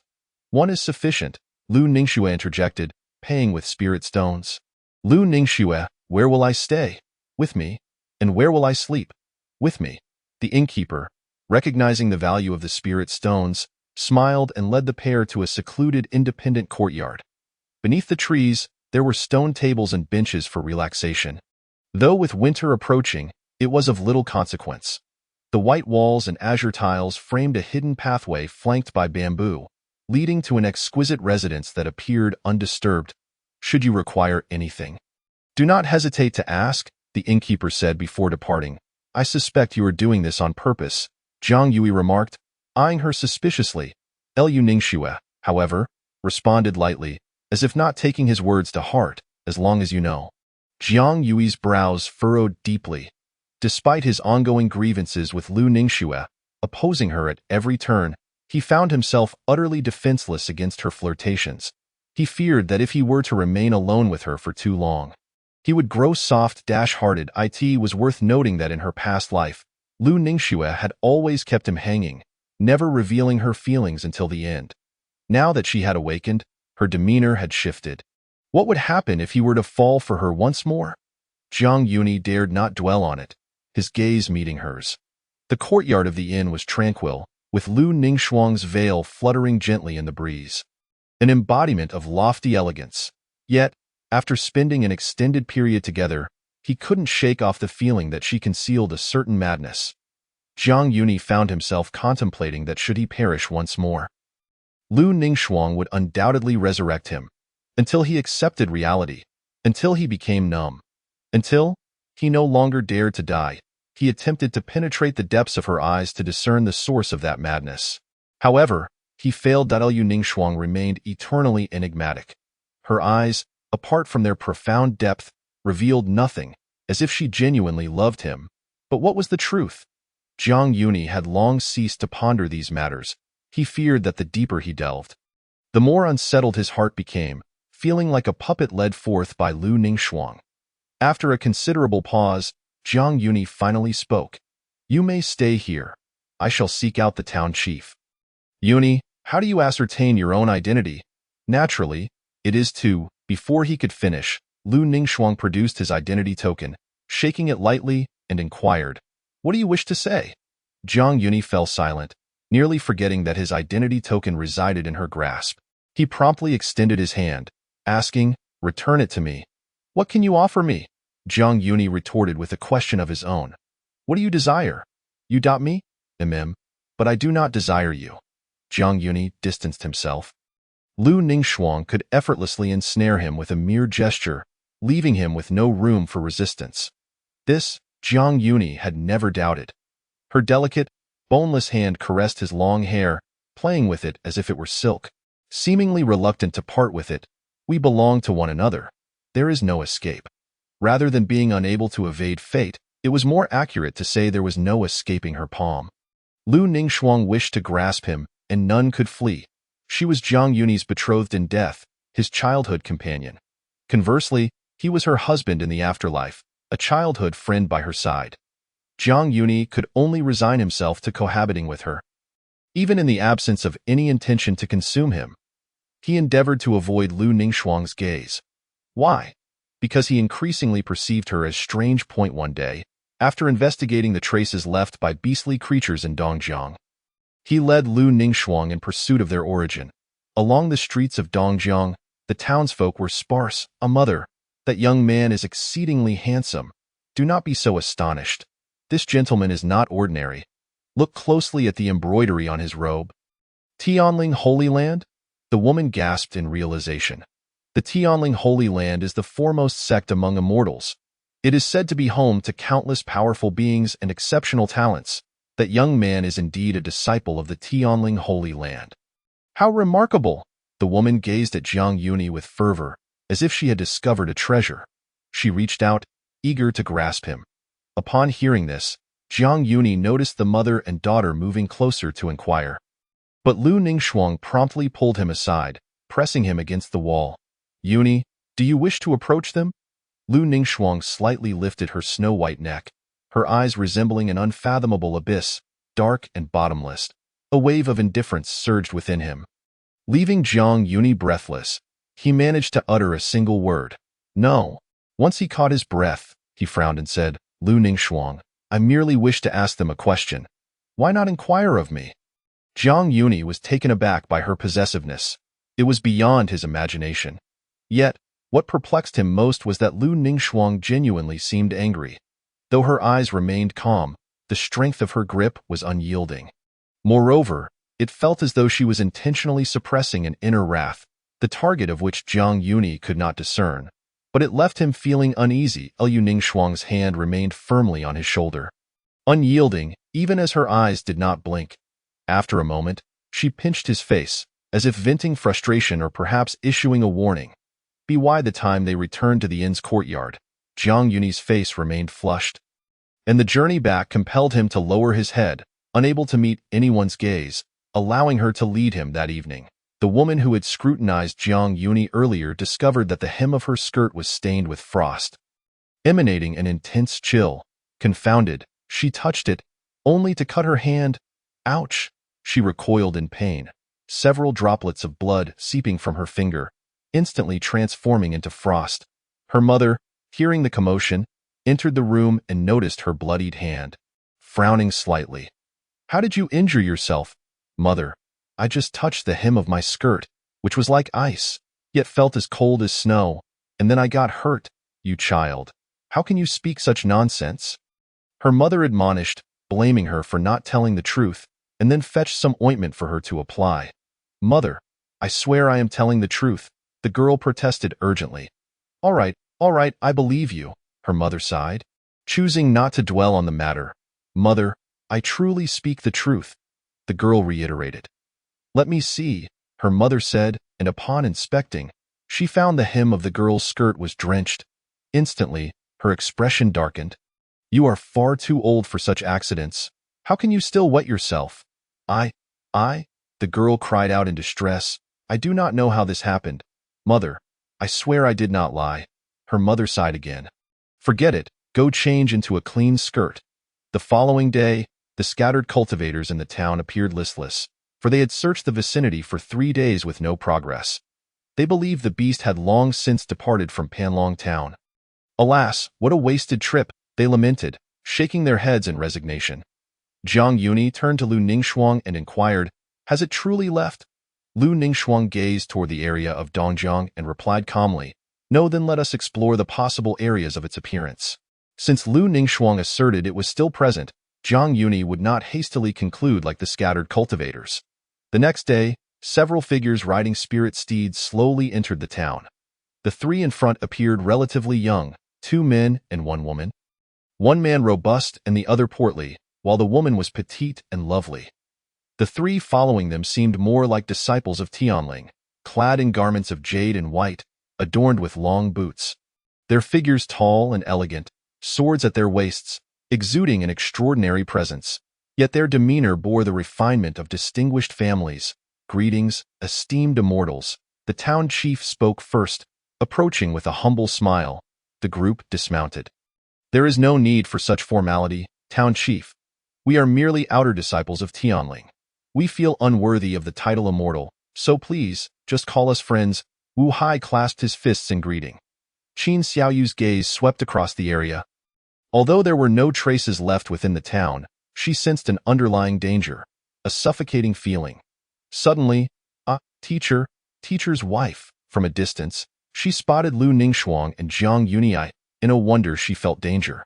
It was because of Sister Shangzhu. The town chief followed her gaze, his expression perplexed. Teacher's wife. Could it be that these 2 are extraordinary individuals? Though such a possibility seemed slim, seeing Jiang Yuni's youthful visage, he still bowed respectfully, even arranging a welcoming banquet for the Tianling guests. "Forgive us for not receiving you properly. We were unaware that 2 eminent figures resided in the town. This evening, we shall host a banquet in honor of our distinguished guests, as an apology." However, Jiang Yuni declined, saying, "There is no need. We have already experienced the local hospitality upon our arrival and have observed the town, finding no traces of the beast. Thus, we intend to continue our pursuit." Upon hearing this, the town chief sighed in relief.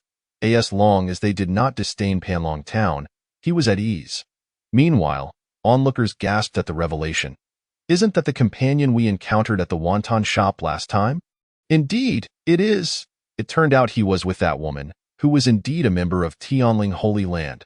It seemed those from prominent sects were not as arrogant as commonly believed.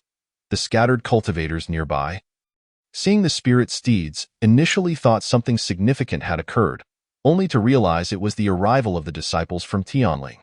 Although the banquet was declined, the town chief arranged for the finest accommodations for the group.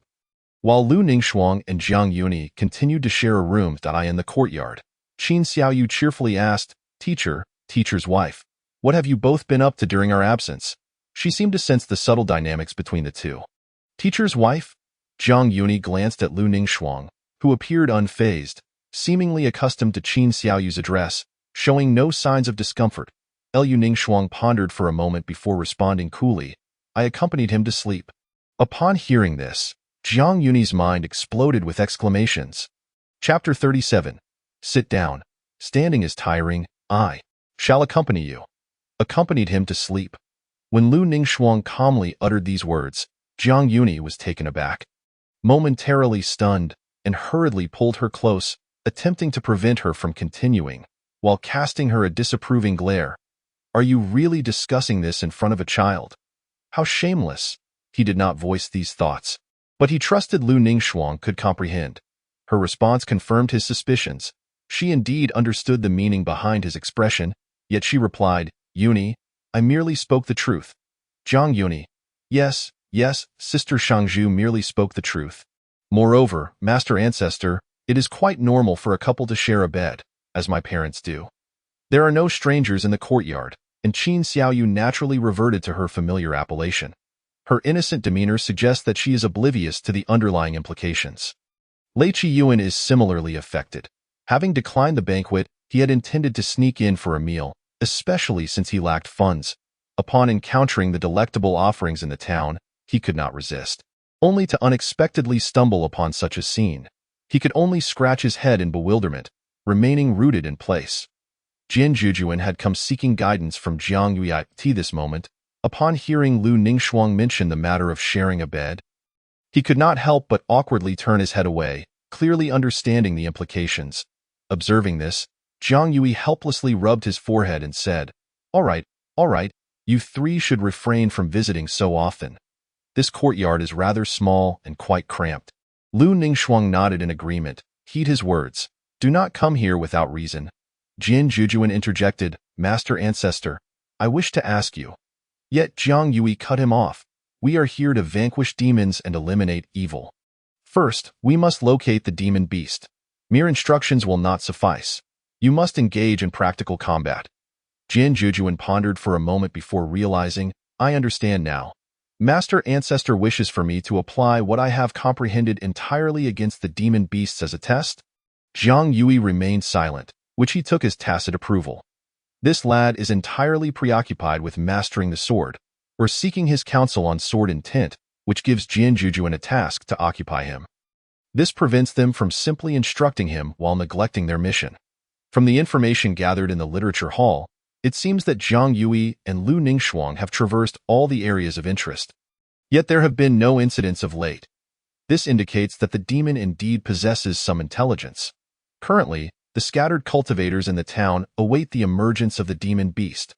Once any news arises, they will likely rush to hunt it down. A few days later, tranquility reigns supreme. Indeed, one townsfolk remarked, not only are there disciples of Tianling stationed here, but numerous scattered immortals are present, who would dare to act recklessly? Even if the demon possesses astonishing abilities, it would only serve to alert us. Laughter echoed. All of this is undoubtedly thanks to the esteemed immortals and the benevolent town leader. Otherwise, the common folk of Dongjiang would surely suffer at the hands of the demon. The praises resonated throughout the vicinity of the Dongjiang River. The calmness, however, was merely a facade, akin to the calm before a storm, as one scattered cultivator remarked. At this moment, Jiang Yunyi observed the local delicacies and various novelties along the way. He found them intriguing, yet did not lose sight of the purpose of their outing. Only the waters of the Yangtze flowed silently eastward. Qin Xiaoyu and her companions wandered nearby, while Jiang Yunyi and Lu Ningxuang patrolled the riverbank where the demon beast might appear. The waves surged, and everything seemed exceptionally serene, devoid of any sense of danger. He gazed at the magical formation with a wry smile. Alas, this demon is quite troublesome. It has yet to reveal itself after all these days. Jiang Yunyi had instructed Lu Ningxuang to set up a magical array along the riverbank. Should any demon appear, it would activate immediately to avoid harming the innocent. Regrettably, they had not caught even a glimpse of the demon's shadow. Lu Ningxuang, standing beside him, reassured, it will eventually show itself. Jiang Yunyi, however, found the pace unsatisfactory, clicking his tongue. If only I could master the water control technique, I would have plunged into the waters by now.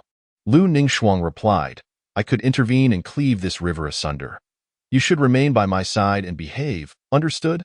Lu Ningxuang's words carried a weight that made Jiang Yunyi instinctively retreat a step, only to find her drawing nearer, correcting him in a moment of tension. A voice rang out from a distance, breaking the silence. Sister Shangzhu, may I take this fish home to raise?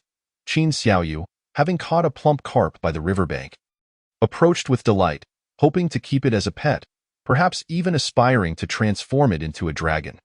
Her inquiry toward Lu Ningxuang stemmed from the fact that the Tianling's sacred ground indeed harbored a true dragon that coiled around the sect.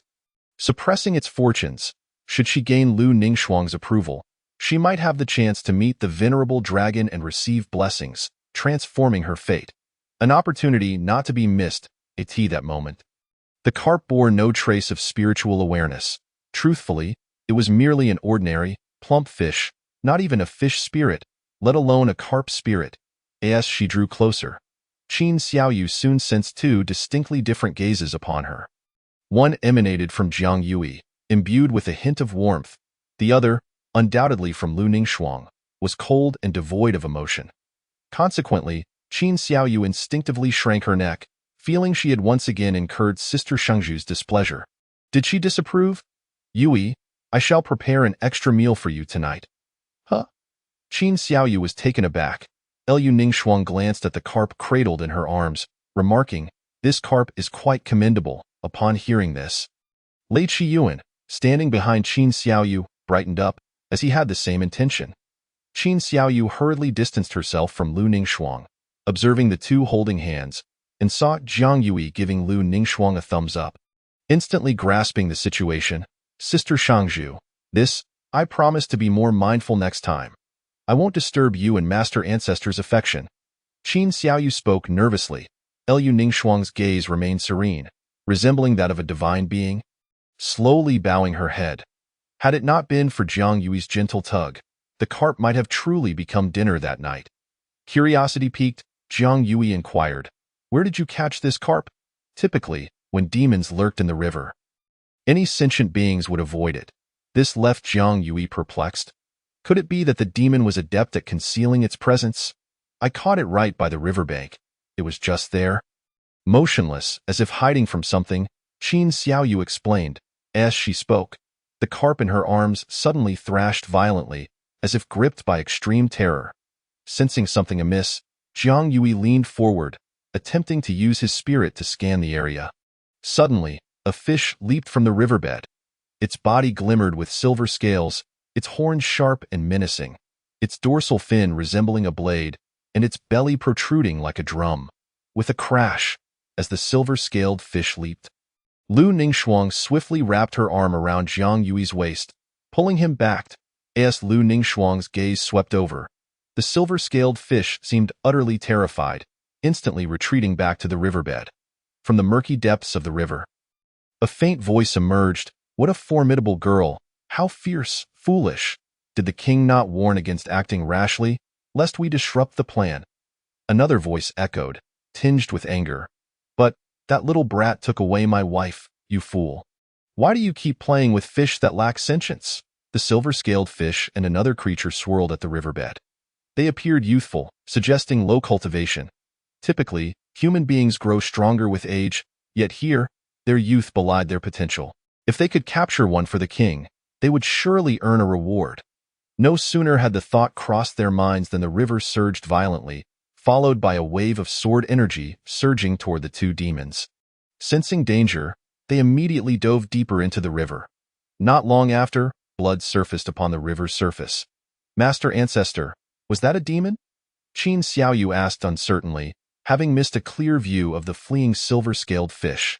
Jiang Yui sheathed his sword and replied, that was a silver-scaled fish. It has likely cultivated for over 200 years. It is said that this aquatic demon has the ability to devour the essence of flesh and blood. Thus, the demon has indeed been lurking in the river, too fearful to show itself. Moreover, judging by that one, there must be other minions lurking about. After saying this, he glanced at Lu Ningxuang, as if seeking confirmation. And she nodded in agreement. Qin Xiaoyu inquired, Master Ancestor, Sister Shangzhu, should we wait? Perhaps its flight was merely to summon reinforcements, and it may return for revenge. Meanwhile, Jian Jujuan fidgeted with anticipation, having witnessed Jiang Yui's sword strike that could penetrate the river and harm the enemy. If he could learn such techniques, his strength would undoubtedly increase. Zhang Yui did not respond, instead pointing at the carp in Qin Xiaoyu's arms. I think you should return it to the water. Otherwise, it might truly become tonight's dinner. Qin Xiaoyu noticed that the carp in her arms was gradually losing its vitality, and she immediately panicked. She hastily threw the carp back into the water, where it struggled for a moment before regaining a semblance of life. The moon and stars shone brightly, casting a serene glow over the vast river. Looking around, there was no one in sight. Only a few of them by the riverbank, while the distant sounds of the town faded gradually, leaving only faint echoes lingering in their ears.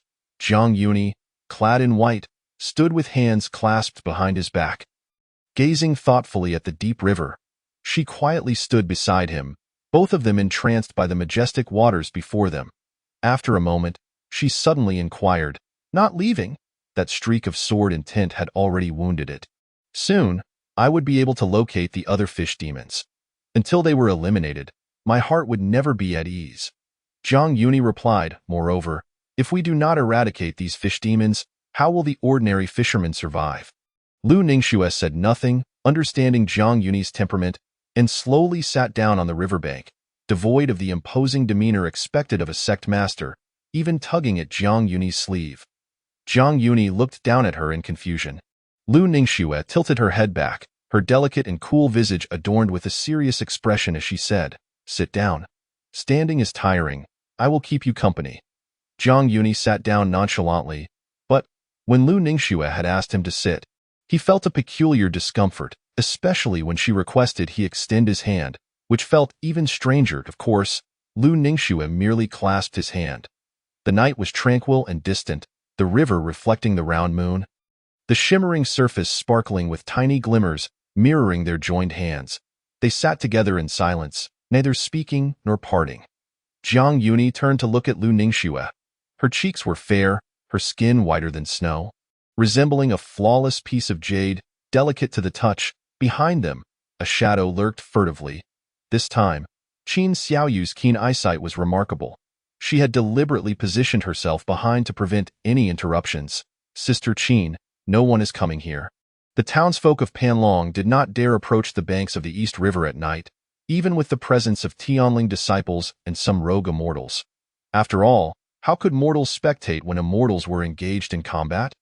Qin Xiaoyu raised her hand, intending to pat his head. However, Lei Qiyuan, unlike his usual self, swiftly dodged away. "Oh, so you dare to evade."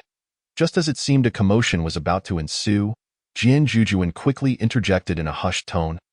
"Stop fooling around. It seems the master has noticed something." Upon hearing this, Qin Xiaoyu and Lei Qiyuan immediately turned to look, only to see Zhang Yuni had risen, eyes closed, sensing the streak of sword and tint that had wounded the fish demon.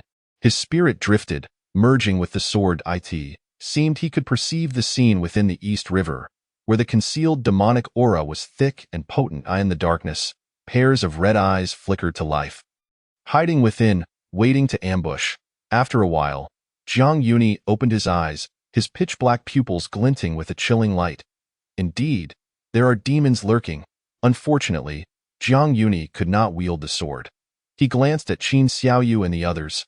Troubled, contemplating how to proceed, Lu Ningxue's sword passed him, standing proudly above the river, as the cold moon and solitary wind caressed her, lifting her garments to reveal a silver luminescence, making her even more breathtaking. Her eyes were indifferent, resembling both a celestial being and a demon, as the rules of heaven and earth surged around her. She tilted her head, addressing him. "Yuni, point me a direction." Her voice was soft and melodious. Pleasant to the ear, Zhang Yuni hesitated for a moment, but eventually pointed towards a location, saying, 5,000 zhang distance. The moment he finished speaking, the temperature plummeted sharply, and shards of ice began to form. As the river suddenly seemed to explode, creating a long pathway of frost that extended into the depths, Lu Ningxue descended from the sky, lightly stepping onto the frosty road as if it were solid ground. Reaching out to him, "Shall we go?" Zhang Yuni almost thought she intended to directly confront the demons, but upon glancing at the icy path, it seemed rather conspicuous. "Let's go." Zhang Yuni followed in her footsteps. stepping onto the path without a hint of discomfort. In fact, he felt a warmth enveloping him. With a thought, Lu Ningxue took his hand and led him away, like drifting duckweed. "Hey, wait for us." Qin Xiaoyu hurriedly followed suit. Meanwhile, Lei Qiyuan scratched his head from behind, asking, "Senior brother Jian, why don't we use our swords?" Jian Zhijuan replied, "You must not voice that in front of the master. While he may not react strongly, the sect master certainly would." He had already noticed the sect master's particular regard for the master. Chapter 38. It is not that she fears, but that he should not fear. The world was desolate. All sounds hushed. Under the night sky, Panlong town lay quiet. Only the inns near the East River gradually lit their sparse lanterns, illuminating the scene with glimmering glass lanterns. The tranquility was soon shattered. What's happening? What is going on at the East River? Wisps of cold mist floated, permeating the air, awakening many scattered cultivators who were meditating or asleep. Sensing the sudden chill, they instinctively turned their gazes toward a particular direction. Some who had been sleeping on the streets did the same. However, apart from them, no ordinary person in the town felt anything unusual, as if they were ensnared in a sort of winter hibernation. Suddenly jolted awake, as they gazed toward the East River, they realized the demonic aura was all directed that way. "Let us go to the East River and see what is happening." The demonic aura was heavy, gathering toward the East River, indicating something was amiss. At this moment, an elderly scattered cultivator had already arrived at the riverbank ahead of the rest, raising his head to focus intently on the bridge formed of ice crystals. The unmelting ice, appearing in hues of deep blue under the moonlight, emanated a chilling glow that instilled fear. He squinted, his eyes gleaming with insight, murmuring, "What a domineering ice-sealing technique! Who is it? Who possesses such formidable power to wield an ice-sealing technique?" Ice-sealing, Tianling, outer sect disciples? The elderly cultivator muttered to himself, pondering for a moment before exclaiming, "I never imagined the current leaders of the righteous path, even outer sect disciples, could achieve such feats, truly worthy of being the foremost sect in the ages." His expression was one of shock, his gaze fixed on the distance of the icy path, unblinking, as he understood that the aggregation of so much demonic aura there would undoubtedly attract numerous demonic beasts. Before long, other scattered cultivators began to gather at the riverbank. The closer they got, the more alarmed they became, until they beheld the frost-laden pathway under the night sky, witnessing the sprawling icy scene that seemed to traverse the entire East River. This place was indeed the source of the bone-chilling aura, severing the East River, the waters frozen. This scattered cultivator felt a profound sense of dread. He wondered which great figure had graced Panlong town. Someone speculated, such a terrifying feat could only be achieved by an inner sect disciple of Tianling. Impossible. Those figures would not be idly wandering around, and besides, weren't only outer sect disciples supposed to come? Could outer sect disciples possess such strength? Perhaps. One scattered cultivator cautiously began to voice a hypothesis, only to fall silent, feeling it was somewhat deflating to his own prestige while elevating others. Suddenly, the bright moon was obscured by dark clouds, plunging everything into shadow. Just as the crowd was filled with perplexity, "Kill, kill, kill," a chorus of kill echoed from afar, sweeping through the air, instilling fear in many scattered cultivators of lower realms who clutched their ears in agony. Their faces contorted in pain, as if bearing immense pressure. Buzzing. The numerous formations set by Lu Ningxue at the riverbank suddenly activated, muffling the deafening sounds from reaching the town, sparing the gathered individuals from immediate distress. Yet that terrifying aura still lingered. Many scattered cultivators attempted to step onto the frosty path to investigate, but as soon as their feet touched the ground, the road before them instantly dissolved into nothingness, leaving them stunned. Meanwhile, in the highest and most opulent inn, a true outer sect disciple of Tianling, Wu Hai, gazed toward the riverbank and, upon witnessing the formation of the icy path, a flicker of surprise crossed his eyes. Could it be that they have already taken action? He too was awakened by this scene, unsure whether to feel heartbroken or envious. He had originally intended for new disciples to investigate the traces of demonic beasts while he devoted every moment to cultivation. Yet it seemed Jiang Yuni and the others had clearly forgotten about them. Not long ago, stars hung low over the vast plains, and the moon surged forth with the flowing river, the end of the icy path. Pairs of eyes gradually lit up around the river, all belonging to ferocious and violent demonic beasts. Whoosh! A gust of demonic wind swept in from the river, and suddenly, a demon's low voice emerged. Human race, you should not have come here, it lamented, having already concealed itself deep within the river, only needing a brief respite to regain its peak strength, yet it had not expected to be discovered and confronted here. It believed Lu Ningxue's power far too formidable, hence it chose to hide. But now, it was evidently unable to retreat. Eradication of demons is the righteous path. Jiang Yuni nodded slightly, as if stating an obvious fact. Ha! The lurking demonic beast scoffed, its voice hoarse and sharp as a knife. The human race is weak and pitiful. Having entered our territory, you shall remain. Demons possess an inherent pride. The ancient rare treasures and extraordinary beasts are all part of the demon clan. Even the most rudimentary among them wields extraordinary power, particularly the three clans of dragons, phoenixes, and Qilins. Even amidst the conflicts of the three clans during the primordial calamity, which diminished their fortunes and led to their abandonment by the heavenly Tao. Evolving into the current predicament, they have never regarded humanity with any semblance of respect. In quick succession, traces appeared on the ice layer, swiftly spreading across its surface. In an instant, the entire expanse of ice was riddled with menacing fissures. Resembling a spider's web, crack! A sharp sound resonated from the depths of the East River, as if something was breaking through the water as surface. With a thunderous roar, the ice shattered. The fish demon, which had been lying in wait beneath the water, emerged, brandishing a trident, and instantly unleashed a terrifying aura that seemed poised to engulf the entire night. These demon beasts, having long fed on the essence of human flesh and blood, possessed limbs like humans, their massive forms adorned with dark scales that exuded a chilling presence. Their aura was evidently no weaker than that of someone at the late stage of the spirit-opening realm. Jiang Yuni mused. It seems the intelligence was flawed. Had it been those three outer disciples, they likely would not survive even a cup of tea's worth of time. Kill! The lurking entity at the riverbed suddenly bellowed, causing visible ripples on the river's surface that surged outward. Kill! Kill! Kill!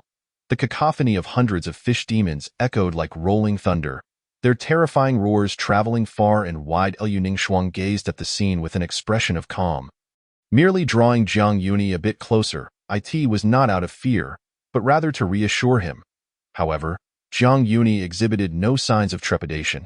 Instead, he turned to the three individuals beside him and remarked, "Let us see how you perform."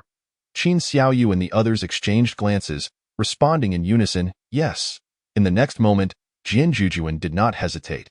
Without uttering a word, he drew his sword. Swish! The sword's edge sliced through the air, instantly conjuring a chilling wind as he charged forth to meet the enemy in a flash of sword light. A fish demon's neck was adorned with a splash of bright red blood. "Master, watch as I carve my way through." The stout Lei Qiyuan shouted confidently, bolts of lightning erupting from his being as he surged forth alongside Jian Jujuan. One wielded swordsmanship and celestial arts, while the other commanded thunder. Yet, when it came to Qin Xiaoyu, things took an unexpected turn. Hee, little black carp, let us have some fun. As Jiang Yuni had anticipated, the black carp was not released by Qin Xiaoyu. Instead, she stowed it in her bag, genuinely wishing to cultivate it. However, when she tossed the black carp out, it proved futile. It merely floundered on the ground. The onlookers were left speechless. Jiang Yuni found himself caught between laughter and tears. Are you joking? Chapter 39. Time to return home. Qin Xiaoyu approached and picked up the black carp, pouting, "Master, you just don't understand. This carp has great potential." Among the horde of demons, a particularly dark-faced fish demon harbored a grudge. Having nearly succeeded in its last attempt, only to have its prize snatched away by Qin Xiaoyu, it had long held a grudge and charged forward in a fit of rage, and then there was nothing more to tell. As Jiang Yuni observed quietly, he noticed that while they initially coordinated well, Qin Xiaoyu's prowess remained formidable even without a spirit beast by her side. However, when they acted together, chaos ensued. Swish, beside Jian Jujuan, Lei Qiyuan ducked as the blade came hurtling towards him. The sword grazed his hair, shortening his already sparse locks. "Senior brother, I'm right here," Lei Qiyuan exclaimed, looking pitifully at Jian Jujuan. "Apologies." Yet, in the next moment, "Hiss, junior brother Lei, I am not a demon." Lei Qiyuan's mastery of his abilities was evidently lacking. "You two, quickly dodge. Get out of the way." The black carp smacked into their faces, causing both to shudder and nearly topple over. Before long, they found themselves in a state of disarray, not due to the fish demons, but rather their own comrades. Jiang Yuni covered his face in disbelief. And even Lu Ningxuang, usually composed, displayed a flicker of emotion, a glint of coldness in her eyes that sent shivers down the spines of the trio. It was crucial to remember that Qin Xiaoyu and her companions were inner disciples. And as the sect's master, Jiang Yuni felt that the dignity of the Heavenly Spirit sect had been thoroughly tarnished by their antics, further compounded by the fact that it was all unfolding before him. Were it possible, Lu Ningxuang would have already dismissed them from the sect, lest Jiang Yuni mistake the current state of the Heavenly Spirit sect for what it truly was. She wished for him to understand that the Heavenly Spirit sect still retained its former grandeur, with its disciples excelling. Upon witnessing the disheveled state of Qin Xiaoyu and the others, the fish demons became increasingly agitated. "Eliminate them, and take down those two wretched souls." Seeing this, Jiang Yuni did not allow Qin Xiaoyu and her companions to continue their chaos. Instead, he called them back. If this continued, it would only serve to restore the demon lurking at the riverbed. He could already sense a potent demonic aura brewing beneath, wounded yet formidable, likely linked to the earlier disappearances of villagers. After all, demons consume flesh and blood to heal, treating humans as treasures to be exploited. He could not afford to be negligent. Jiang Yuni attempted to withdraw his hand from Lu Ningxuang's grasp. She held on tightly. He turned to meet her gaze, frowning. Why hold on so tightly? He did not believe Lu Ningxuang would still fear that he could not hold his OW, and Lu Ningxuang stepped forward to adjust his attire. Fixing her gaze upon him with deep, captivating eyes that seemed to draw him in, stating coolly, "After we deal with the demons, shall we return?" "First, we eliminate the demons," Jiang Yuni replied mildly, brushing aside her hand as he strode purposefully towards Qin Xiaoyu and the others, leaving her with a resolute silhouette. Upon seeing him approach, Qin Xiaoyu and the others immediately rushed towards Jiang Yuni, with numerous fish demons hot on their heels. Jian Jujuan brushed past him.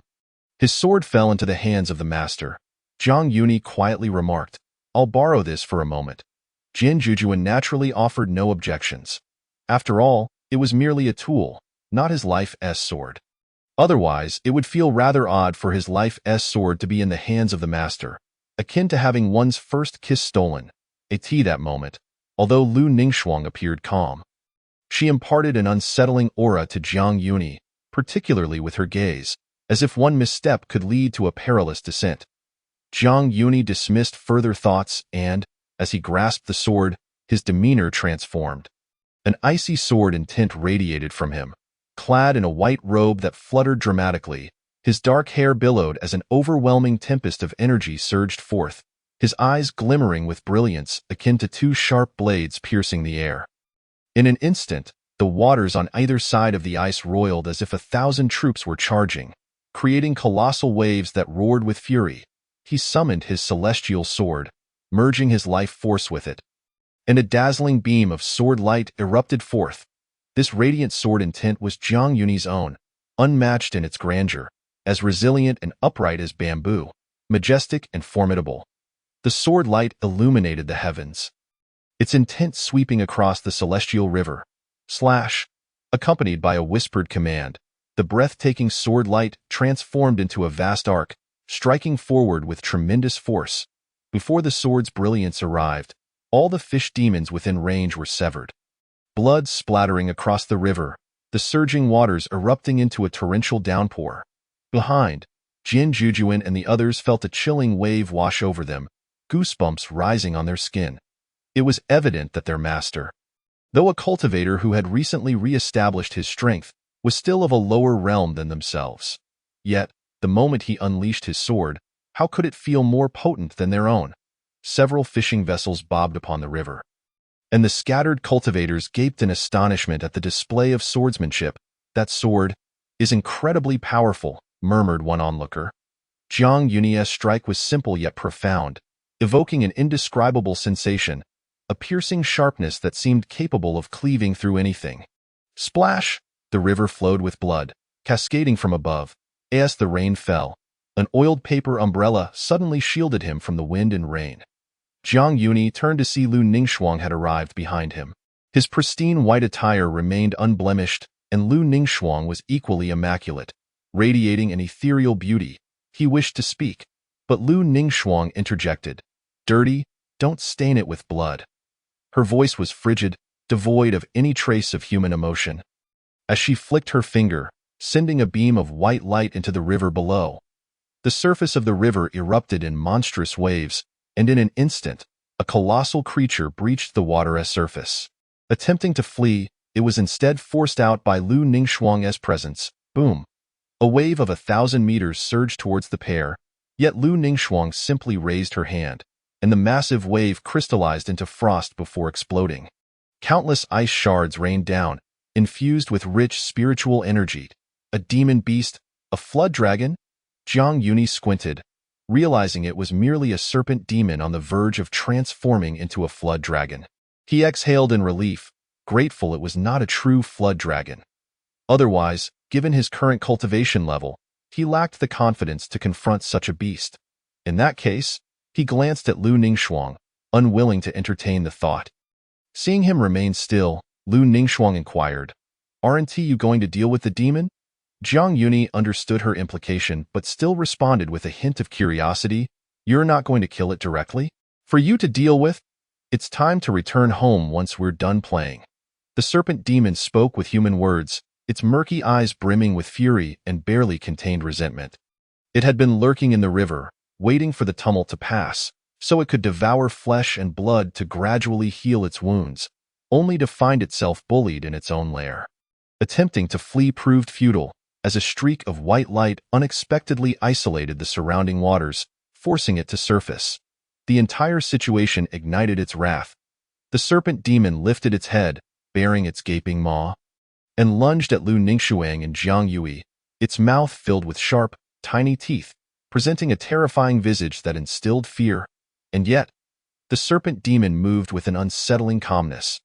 Meanwhile, behind Lu Ningxuang and Jiang Yui, Lei Qiyuan and Jian Jujun appeared even more disheveled, drenched, and reeking of fish.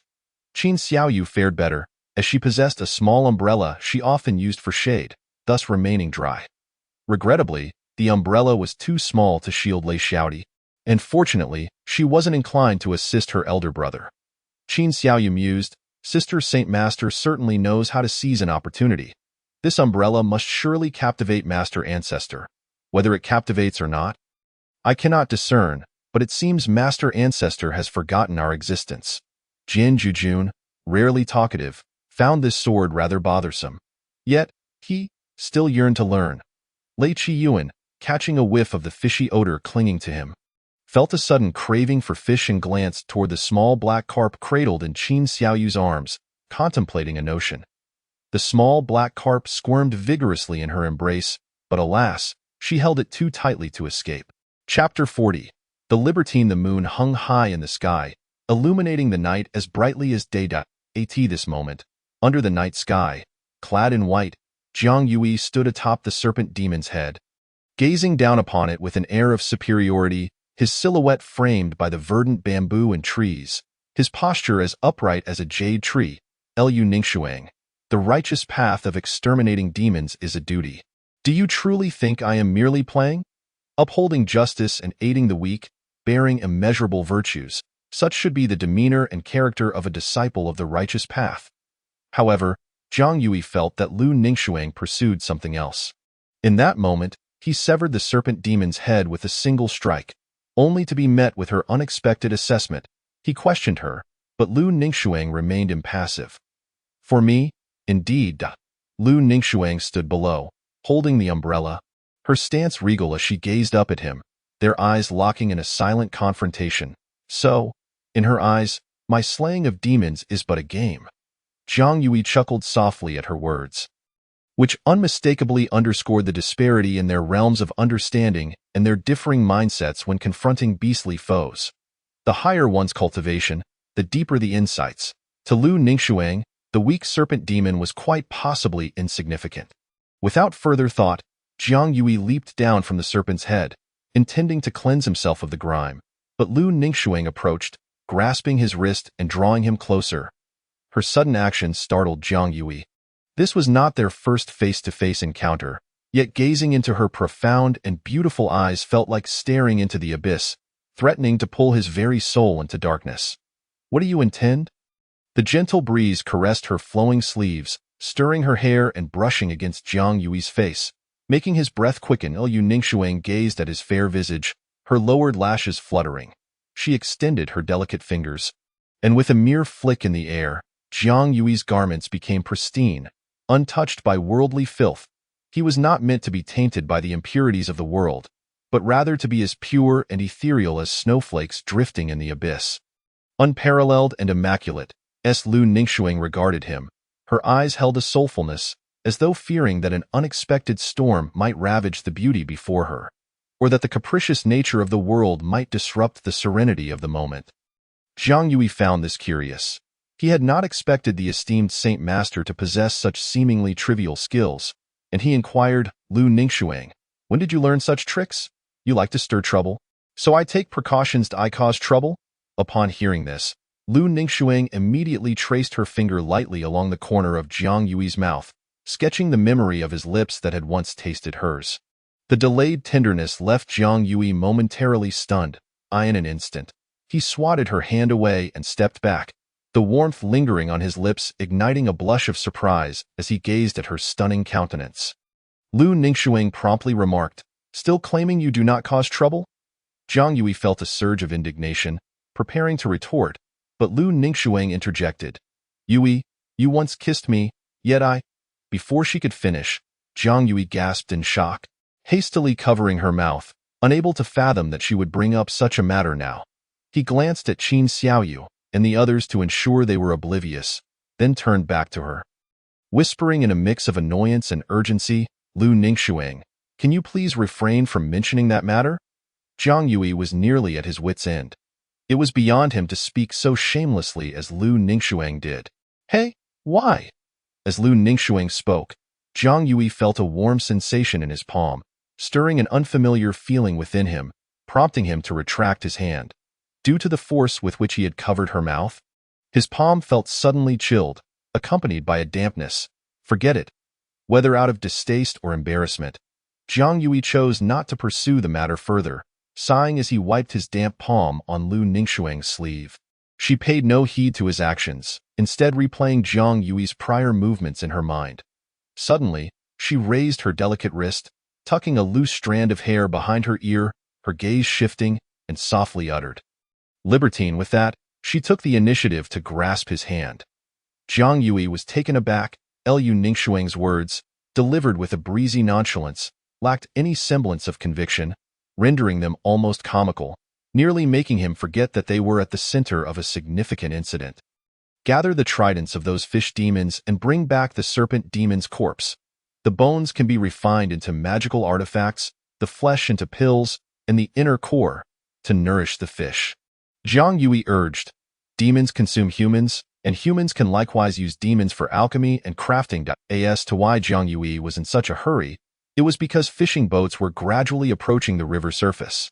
If other loose cultivators arrived and beheld the numerous demon corpses strewn about, it would be hard not to be tempted.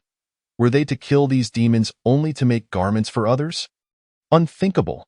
Although they possessed the strength to remain unafraid, Zhang Yui found it cumbersome to reveal the identity of Tianling Holy Land, as it would undoubtedly elicit a chorus of flattery that would soon wear on his ears.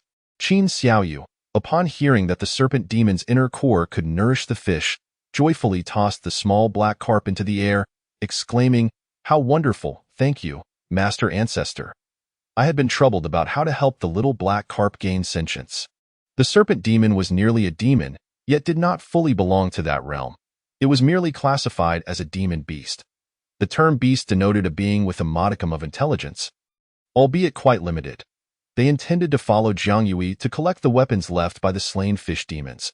Then, Qin Xiaoyu returned the carp to the water tank in her bag and inquired, "By the way, Master Ancestor, what do you plan to do with these tridents infused with a hint of blood energy?" It was difficult for her to fathom that as an inner sect disciple and the current spirit maiden of Tongling Peak, she would ever collect weapons from demon beasts. The scene felt utterly incongruous. What else could it be for? Naturally, they are for use. These tridents can be melted down for materials, and there are hundreds of them here. Even if we don't use them, they can be sold, Jiang Yui replied nonchalantly. The three exchanged glances and shrugged. Qin Xiaoyu, emboldened, murmured, "Master Ancestor is indeed frugal, but with Sister Saint Master around, does it really matter?" Her words drew a sharp glance from Lu Ningxuang, causing Qin Xiaoyu to immediately fall silent, her cheeks flushing that moment. As Jiang Yui bent down to gather the tridents, Lu Ningxuang stopped him, saying, "Let me handle it." She extended her delicate fingers, and with a simple gesture, the tridents scattered across the ground and the serpent demon's corpse vanished into her bag. Jiang Yui exclaimed, "It can be done this way? Yui, I possess many more abilities. In due time, you will come to learn them all," Lu Ningxuang assured him. As Jiang Yui regarded her earnestly, Lu Ningxuang's azure eyes held a depth, laced with a hint of icy sarcasm. As she stood before him with an elegant poise, exuding a mature allure. Momentarily taken aback, Jiang Yui shook his head vigorously. For reasons unknown, her words seemed to evoke a different interpretation in his mind. Yet, Lu Ningxuang remained composed, not even furrowing her brow, as if she were entirely oblivious to the thoughts swirling in Jiang Yui's mind, leaving him perplexed. Just as they were about to depart, they turned to find the path behind them had vanished, leaving only a frozen platform with no way to traverse. In a wonder, those loose cultivators opted to take fishing boats across. "Shall we ride our swords?"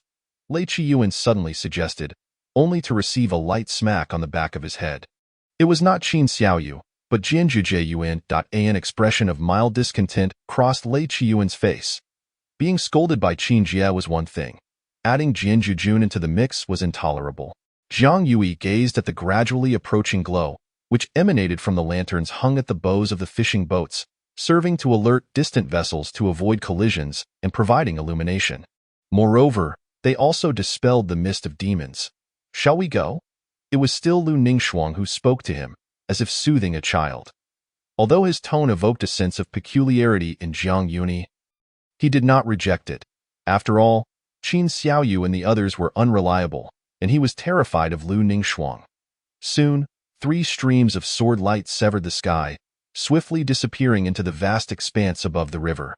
As several fishing boats approached the icy surface, a pungent scent of blood assaulted the senses, while the lingering sword intent in the air was chilling, indicating that a fierce battle had transpired here. Alas, apart from the sword intent, nothing of value was discovered. It seemed they had arrived too late. Someone sighed, lamenting that they had hoped to scavenge. Those esteemed predecessors had likely departed, leaving behind only a trace of sword intent, which we are unworthy to comprehend. Sword cultivators are no less formidable than body cultivators. Among scattered cultivators, they are exceptionally rare, holding a distinguished status across various states, earning immense respect. Indeed, some sword cultivators are even courted by various factions, for their potential is boundless. Thus, even upon arriving at this location, they could merely sense the extraordinary sword intent, unable to glimpse any opportunities therein. "Let us return," one suggested. With that, several boats turned their prows toward Panlong town, and just as everyone departed, the ice surface collapsed with a thunderous roar. Demon blood seeped into the river, while beneath the riverbed lay a pile of corpses and remains, the anguished cries of countless souls reverberating throughout the river, as if pleading for mercy. Yet, a beam of white light swiftly subdued the cacophony, silencing the cries and restoring tranquility, as if nothing had ever occurred. In the skies above, flying on swords, the speed was astonishing. Behind Lu Ningxuang, Jiang Yuni sensed something amiss and glanced back, yet saw nothing. His brow furrowed, and he murmured, "Strange." Lu Ningxuang's gaze remained indifferent, calm as still water, As days passed, the demon beasts were vanquished, and Panlong Town returned to serenity. Fishermen cast their nets daily, leading simple, unadorned lives, free from the disturbances of fish demons. Presently, the most heated topic in the cultivation world undoubtedly revolves around the events of Frost and Sword Intent in Panlong Town, drawing significant attention, condensing into frost, sealed as a path, a sword's brilliance, as cold as ice, ascends to the heavens. Overnight, the entire river solidified into ice, slaying all the demon beasts lurking beneath the waters, leaving them no chance to escape. The ice techniques were the preferred cultivation methods of the inner disciples of the Tianling sacred land. Even the outer disciples aspired to them, inspired by Lu Ningxuang's example.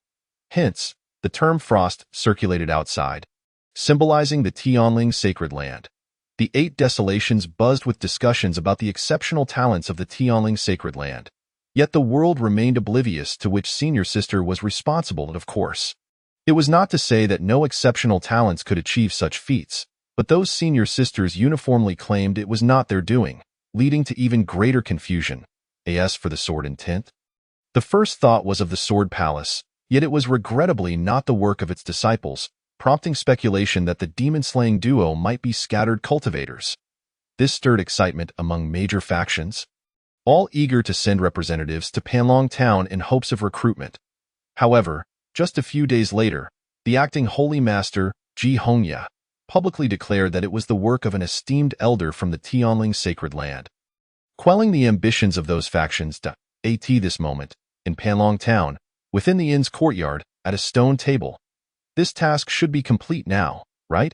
In response to Jiang Yunyi's inquiry, Wu Hai forced a bitter smile, wiping the sweat from his brow, and said, "Indeed, it is complete. Now we merely need to return to the Tianling outer sect to submit the task. It was their mission. Yet Jiang Yunyi and his companions had directly resolved it, even slaying the troubling demon, thus completing the task. However, as the main force, they had proven to be of little use, leaving Wu Hai feeling embarrassed. Jiang Yunyi, sitting opposite, added, "This task was not executed with precision. There were hundreds of minor demons, and even a serpent demon on the verge of transformation. Such a crisis should ideally be handled by inner disciples. Given that outer disciples were already aware of his connection to the inner sect, Jiang Yunyi decided to speak candidly. Hundreds of minor demons? And a serpent demon about to transform? Wu Hai nearly jumped in shock. Such a level of danger would be formidable even for inner disciples. How could it manifest near this remote Panlong town? Wu Hai declared earnestly. I will personally report this matter to my master, ensuring all hidden dangers are eradicated to prevent future troubles. Jiang Yunyi shook his head. That is unnecessary. It has all been dealt with. Upon hearing this, Wu Hai was stunned for a long moment before realizing, You have already handled it. Yes, my lord. Are you saying you single-handedly defeated hundreds of minor demons and also slayed a serpent demon on the cusp of transformation? Wu Hai sought confirmation. Jiang Yunyi waved his hand dismissively. Of course, I wasn't alone. They contributed as well. He gestured toward the other side of the courtyard. Heh, little black carp, when you transform into a dragon, don't forget to let me ride you. Qin Xiaoyu leaned by the small lotus pond, resting her chin on her hands, her eyes fixated on the black carp in the water, brimming with excitement. Senior brother Jian, prepare to meet your demise. Despite Lei Qiyuan and Jian Zhoukuan sparring, they dared not utilize any spells or supernatural abilities, thus resorting to the most fundamental sword techniques and physical skills. The reason being, Lei Qiyuan still bore a grudge from their last encounter, and he had come to this courtyard to demonstrate their strength to Jiang Yunyi. After all, their last appearance had been rather embarrassing. Hey, it's small here. Don't break anything. That would require Sister Holy Master to foot the bill for repairs. Qin Xiaoyu, unlike them, was not so bored. Upon seeing the two engaged in sparring, she hurriedly reminded them. He withdrew his gaze. Wu Hai's expression was exceedingly complex, and after a long pause, he asked, My lord, could you enlighten me on how you accomplished this? From the auras of Lei Qiyuan and Jian Zhoukuan, it was evident they were quite formidable. However, their every move seemed stiff and unrefined, reminiscent of novices. How did you achieve this? Jiang Yunyi pondered briefly before responding. It's simply a matter of training. Then training some more, followed by calming the mind and further calming it. As he spoke, Jiang Yuni shifted his gaze toward Lu Ningxuang, who was chopping vegetables in the kitchen, muttering, "You also need someone you aspire to surpass yet find it difficult to do so. Someone you wish to resist but cannot, becoming a nightmare." In the kitchen, Lu Ningxuang paused with the knife, lifting her head to gaze at Jiang Yuni, her expression solemn, transmitting, "Yuni, do you wish to flee?" Chapter 41. Because I am beautiful. You wish to see what was spoken without intent was heard with intention. To be frank, Lu Ningxuang possessed the ability to discern Jiang Yuni's every move, regardless of whether he was facing a male or female, human or demon. With such formidable prowess, it seemed rather trivial for her to trouble a nascent cultivator like him. Jiang Yuni felt it was merely a display of idleness, especially since Ji Hongya had taken on all the burdens. Flee! Upon seeing Lu Ningxuang in the kitchen, seemingly poised for a murderous act, Jiang Yuni thought it futile to consider escape. If he attempted to run, Lu Ningxuang could likely ensnare him as easily as those fish demon weapons, confining him within her grasp, imprisoning him in her spatial pouch, and leaving him at her mercy. Noticing Wu Hai was earnestly learning, Jiang Yuni proactively shifted the topic. "You need not worry about the matters following Panlong Town. We do not intend to depart hastily today." "My lord, you are not leaving?" Wu Hai inquired, puzzled. Jiang Yuni cradled a cup of tea, appearing leisurely, yet his thoughts were already set on reprimanding Lu Ningxuang. He was unafraid of any threats, especially those posed by Lu Ningxuang. After all, he had already faced death once. What was there to fear? Were it not for Lu Ningxuang's unwavering presence, Jiang Yuni would have traveled far and wide, fulfilling his desires from both life and death. Unfortunately, Lu Ningxuang was quite domineering. If he wished to descend the mountain, she merely brought him to the Tianling outer sect. When he received an invitation, she severed ties with the inviting sword palace. To this day, the Dao Sword Conference had seemingly been cancelled as well. If Jiang Yuni wished to explore the world, would Lu Ningxuang not combine both, annihilating the 8 desolations and confining him within a space cut off from the world? Jiang Yuni sighed and replied, "Yes, we shall not depart for now. Let us first ascertain the safety of Panlong Town." The serpent demon dared to lurk here, nursing its wounds, and had even reached the brink of transformation, indicating there must be some opportunity nearby that Jiang Yuni was unwilling to miss. Not to mention, this was his first venture far from home, and he had yet to take in the sights of Panlong Town. Wu Hai did not press further, nor did he linger for too long. Before they had their meal, he had already taken his leave. Not only did Wu Hai depart voluntarily, but so did Qin Xiaoyu and the others, even if Lei Qiyuan wished to stay for a meal. He was escorted away by Qin Xiaoyu and Jian Zhoukuan. Disturbing the world of Sister Holy Master and Uncle Ancestor is not to be taken lightly. You won't be able to eat and run. Qin Xiaoyu warned with a serious expression, cough cough. Jian Zhoukuan cleared his throat a couple of times, adding, "Junior brother Lei, life's priorities should be clearly distinguished from meals. Playful as it may be, the revelry must eventually yield to the solemnity of life." Gradually retreating, he returned to his abode in the courtyard. Before long, only Jiang Yuni remained. He sat solitary at the table, where withered branches, adorned with a delicate frost, lay scattered upon the ground, occasionally shedding a few flakes. Yet, he was not the sole occupant of the courtyard. A fragrant aroma wafted gently towards him, instantly captivating Jiang Yuni's attention, compelling him to turn his gaze anew. In the kitchen, Lu Ningxuang busied herself, her profile strikingly beautiful. Whether she was washing vegetables, chopping meat, or stirring a pot, each movement displayed an effortless grace. Jiang Yuni propped his chin on one hand, his eyes glazed with admiration. After a moment's contemplation, he resolved to remain as an observer. As Lu Ningxuang washed the vegetables, he watched. As she sliced them, he continued to gaze, and as she sought Ed, he remained entranced, observing yet refraining from interruption. A quarter of an hour passed, and dish after dish emerged from her skilled hands. Yet Lu Ningxuang remained undeterred, engrossed in her culinary endeavors. After a while, Jiang Yuni, with a hint of suspicion, finally spoke. "Lu Ningxuang, do you not wonder why I am here so intently?" Only then did Lu Ningxuang deign to acknowledge him.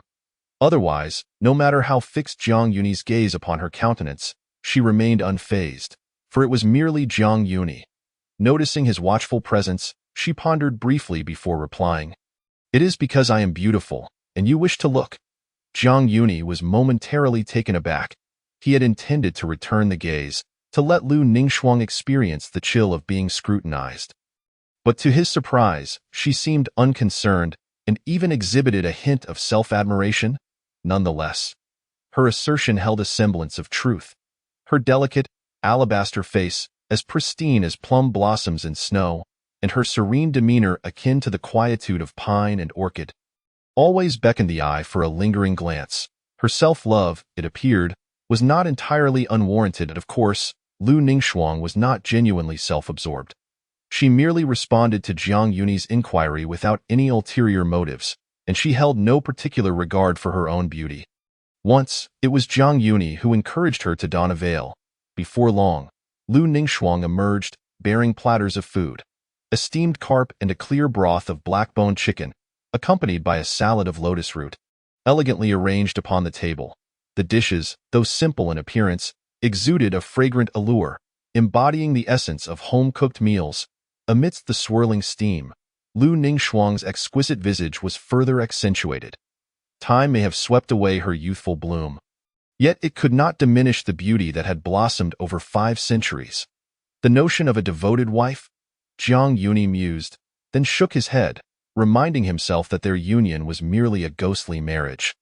Devoid of significance, as he contemplated, Lu Ningxuang took her seat, glanced at him, and unexpectedly grasped Jiang Yuni's hand, placing it against her cheek with an unanticipated nonchalance. Her icy skin felt like silk under his touch, soft and inviting, as if his fingers were sinking into a realm of ethereal snow. Lu Ningxuang's long eyelashes fluttered slightly, her eyes holding a depth of meaning as her palm rested upon his hand. Tender and smoothed in this moment, he could see and touch. Her radiant face nestled gently in his palm, reminiscent of a docile kitten, yet her demeanor conveyed an undeniable sharpness, an unspoken elegance that surged forth. Jiang Yuni's hand stiffened, his heart momentarily thrown into disarray. In recent times, Lu Ningxuang had extracted the inner core of the serpent demon, using its flesh as materials for alchemy. Though it bore a hint of a pungent odor, it proved immensely beneficial for Jiang Yuni. However, he could not afford the cost of her alchemical services. Initially, he had intended to seek other alchemists for compensation, but since Lu Ningxuang offered her expertise for free, it was an opportunity not to be missed. Jiang Yuni's physical cultivation had reached perfection, and the next stage required him to resist the strength of 100 bulls, demanding a substantial intake of blood and flesh. Currently, the flesh from the serpent demon's carcass could only satisfy his immediate needs, insufficient for fortifying his physique. Moreover, there was the matter of sword intent, necessitating the practice of sword into pill, a challenge akin to forming a Dan. Not to mention Jiang Yuni had yet to achieve Dan formation, with his consciousness still lacking the refinement of a residence. Logically, he should have been able to condense a residence in the mid-stage. Yet he had surprisingly advanced to the late stage of the spirit-opening realm without doing so, nearly believing he had veered off course. The following day, during his cultivation, Jiang Yuni circulated through 76 major circulatory pathways. And amidst the purging of righteous energy and the essence of the Qingzhou sword intent, a glimmer of hope sparked in the depths of his consciousness. Faintly, he heard the sound of cracking. Jiang Yuni opened his eyes exhilarated. Lu Ningxuang, my consciousness residence has finally shown some signs of activity. Yet, as soon as he spoke, regret washed over him. Why had he felt the need to report this to her? Lu Ningxuang nodded calmly in response. Congratulations. Her demeanor remained as indifferent as ever. Jiang Yuni sighed inwardly, acknowledging his current lack of strength. Once he grew powerful enough, he was certain Lu Ningxuang would no longer remain so unmoved. Suddenly, a series of knocks echoed at the door. Jiang Yuni's intuition suggested it would be Qin Xiaoyu, and instinctively, his gaze fell upon Lu Ningxuang. The knocks were urgent in nature. The latter placed her book upon the table and rose to answer the door. As expected, Qin Xiaoyu stood outside, flanked by Jian Jujuan and Lei Qiyuan. Upon seeing the door open, Qin Xiaoyu rushed inside, clutching a black carp, her urgency palpable as she called out, "Master Ant, please save little black carp."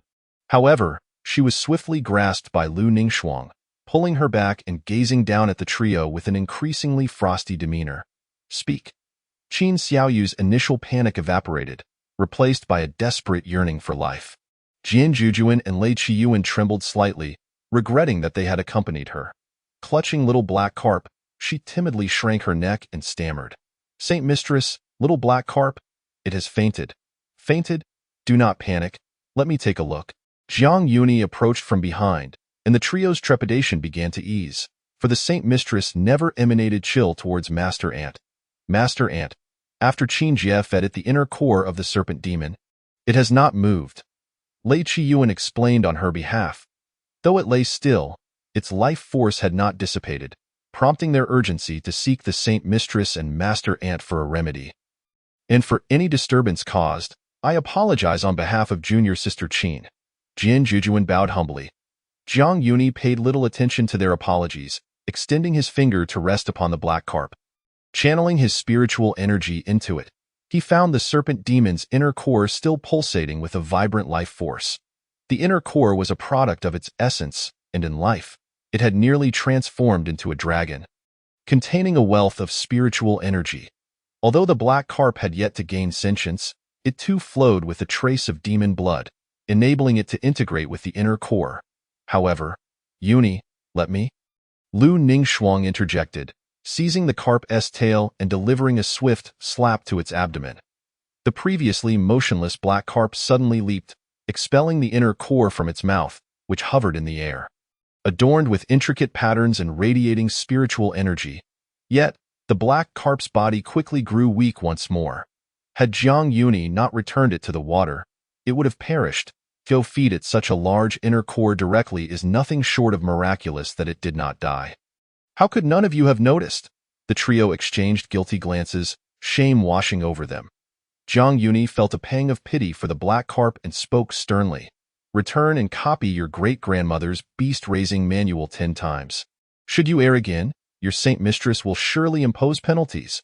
Qin Xiaoyu blinked her eyes in grievance, yet upon seeing Jiang Yuni's serious expression, she could only meekly respond, "Oh." Jiang Yuni then shifted his gaze to Jian Jujuan and Lei Qiyuan, who promptly took a step back, waving their hands. "Master Ant, I have indeed been diligently practicing that secret manual." Jiang Yuni had shared several portions of the serpent demon's flesh with them, which greatly aided their physical cultivation. As for Jian Jujuan, he did not retreat but instead stepped forward, earnestly stating, "Senior brother, I have genuinely been training." Jiang Yuni nodded in acknowledgement. He trusted Jian Jujuan's honesty, for the eagerness to spar was evident in his expression, yet Jiang Yuni feigned ignorance, declaring, "Next time, for sure, at the Heavenly Spirit's sacred land, in the sacred hall," just as Jiang Yuni had anticipated.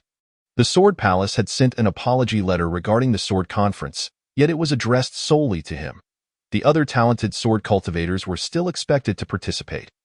However, Ji Hongya had not found an opportune moment to convey it, and after being expressly instructed by her master at Panlong Town not to disturb anyone, she had not contacted him again, leaving her unable to inform him. "Saint Mistress, 10 disciples from the Tianling sect have perished in Wenqing, with 5 others injured. Other factions dare not approach the city at all. What are your thoughts?" An elder approached to report. Upon hearing this, Ji Hongya furrowed her brows. Were they disciples of the demon sect? Indeed, it was the work of the foremost disciples of the current demon sect, the Tianma sect. "Our disciples have recovered the corpses of the monsters, and those 3 disciples of the Tianma sect have fled eastward." "What do you think?" If ordinary disciples of the demon sect were causing trouble, there would be no need to report it to her, but the Tianma sect was different, for it housed an entity capable of threatening her master, the demon lord.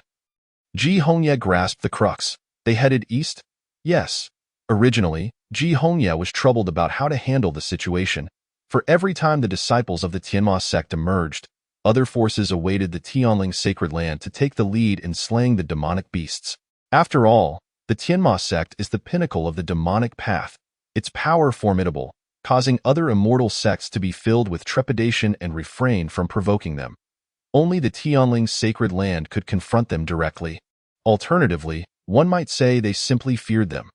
The current demon lord's strength was unknown, yet he could overshadow the major demonic sects, suggesting his prowess was considerable, at least on par with her own master. Upon hearing that the Tianma sect's disciples were heading east, Ji Hongye initially contemplated dispatching the chiefs from various peaks to pursue them, but upon learning of their direction, she promptly changed her mind. There was no need to intervene. Someone would take care of it. Could it be? The Holy Master truly resides in Dongjiang. This elder had also heard of matters concerning Dongjiang, and Ji Hongye had openly acknowledged that it was the doing of two esteemed predecessors. While the world may not know who they were, the astute within the Tianling's sacred land understood that only the Holy Master and her consort had descended, so who else could be in Dongjiang? Ji Hongye nodded and smiled in the bitter cold of winter. As the icy winds swept through, Jiang Yuni arrived by the riverbank, gazing thoughtfully at the tranquil waters, sensing that something was amiss. Was that awareness from that day merely an illusion? Or was there indeed a problem? Nonetheless, Jiang Yuni felt that a fortuitous opportunity lay hidden within. However, Lu Ningxue remarked, "Yuni, there is nothing else here, and no opportunity at all." That serpent demon was an opportunity. The wind howled fiercely, and the fallen leaves at the riverbank danced playfully with the reflections of the sky on the water's surface. Early winter in Dongjiang revealed a scene of serene beauty, attracting not just the couple. Lu Ningxue intentionally draped a fox fur over Jiang Yuni's shoulders, but he remained silent, paying little heed to her kindness. Suddenly, he caught sight of a man not far away, draping his outer garment over another woman's shoulders. Gently saying, "It's chilly, cover up well, thank you, my lord," the woman replied, her head bowed in a mix of shyness and delight, creating an enchanting and ambiguous atmosphere. Witnessing this scene, Jiang Yuni glanced at the fox fur on his shoulders. While he was not cold enough to warrant it, he found it quite comfortable nonetheless. Yet when he looked at Lu Ningxue beside him, she did not wear the feathered skirts typical of other women. Her simple dark attire accentuated her chilling elegance. Without much thought, Jiang Yuni quickly removed the fox fur and offered it back to her, saying, "I'm not cold." "You should wear it." Lu Ningxue gazed at the fox fur he offered without accepting it. Instead, she retrieved another elegant piece from her spatial ring and draped it over herself before slowly placing the fox fur back on Jiang Yuni's shoulders. "I have my own. This is yours." Jiang Yuni was taken aback, thinking Lu Ningxue had given him her only one, but it seemed otherwise. She did not wear it for herself, but instead placed it on him, not because she felt cold, but out of concern for Jiang Yuni, who, due to his low cultivation level, had yet to escape the frailties of the mortal body. Yes, for now, Lu Ningxue still felt no chill. She merely accompanied him, hoping to ease his mind. Chapter 42. If you wish to teach me, you must call me wife. Demonic beasts can transform into true demons, requiring not only a certain level of cultivation but also a catalyst. Fate and opportunity. Upon first gaining sentience, their bloodline may revert to its ancestral form. The cost of such transformation is immense. Many demons have perished in the process. Although the serpent demon did not fail in its transformation, it still became a soul beneath his blade. Dongjiang seemed suspicious.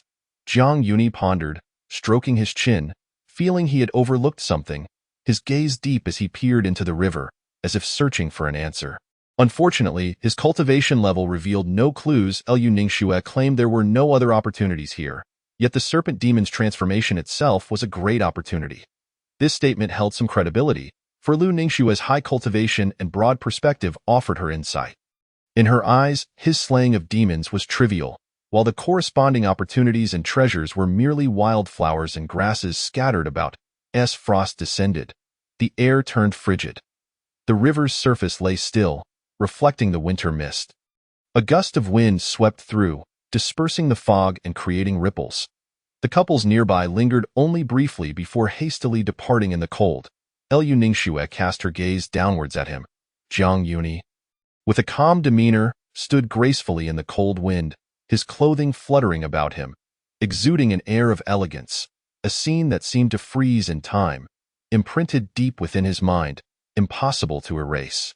Noticing Jiang Yuni's hands turning increasingly purple, Lu Ningxue stepped closer, tightening the fox fur around his shoulders. softly saying, "Either give me your hand, or retract it.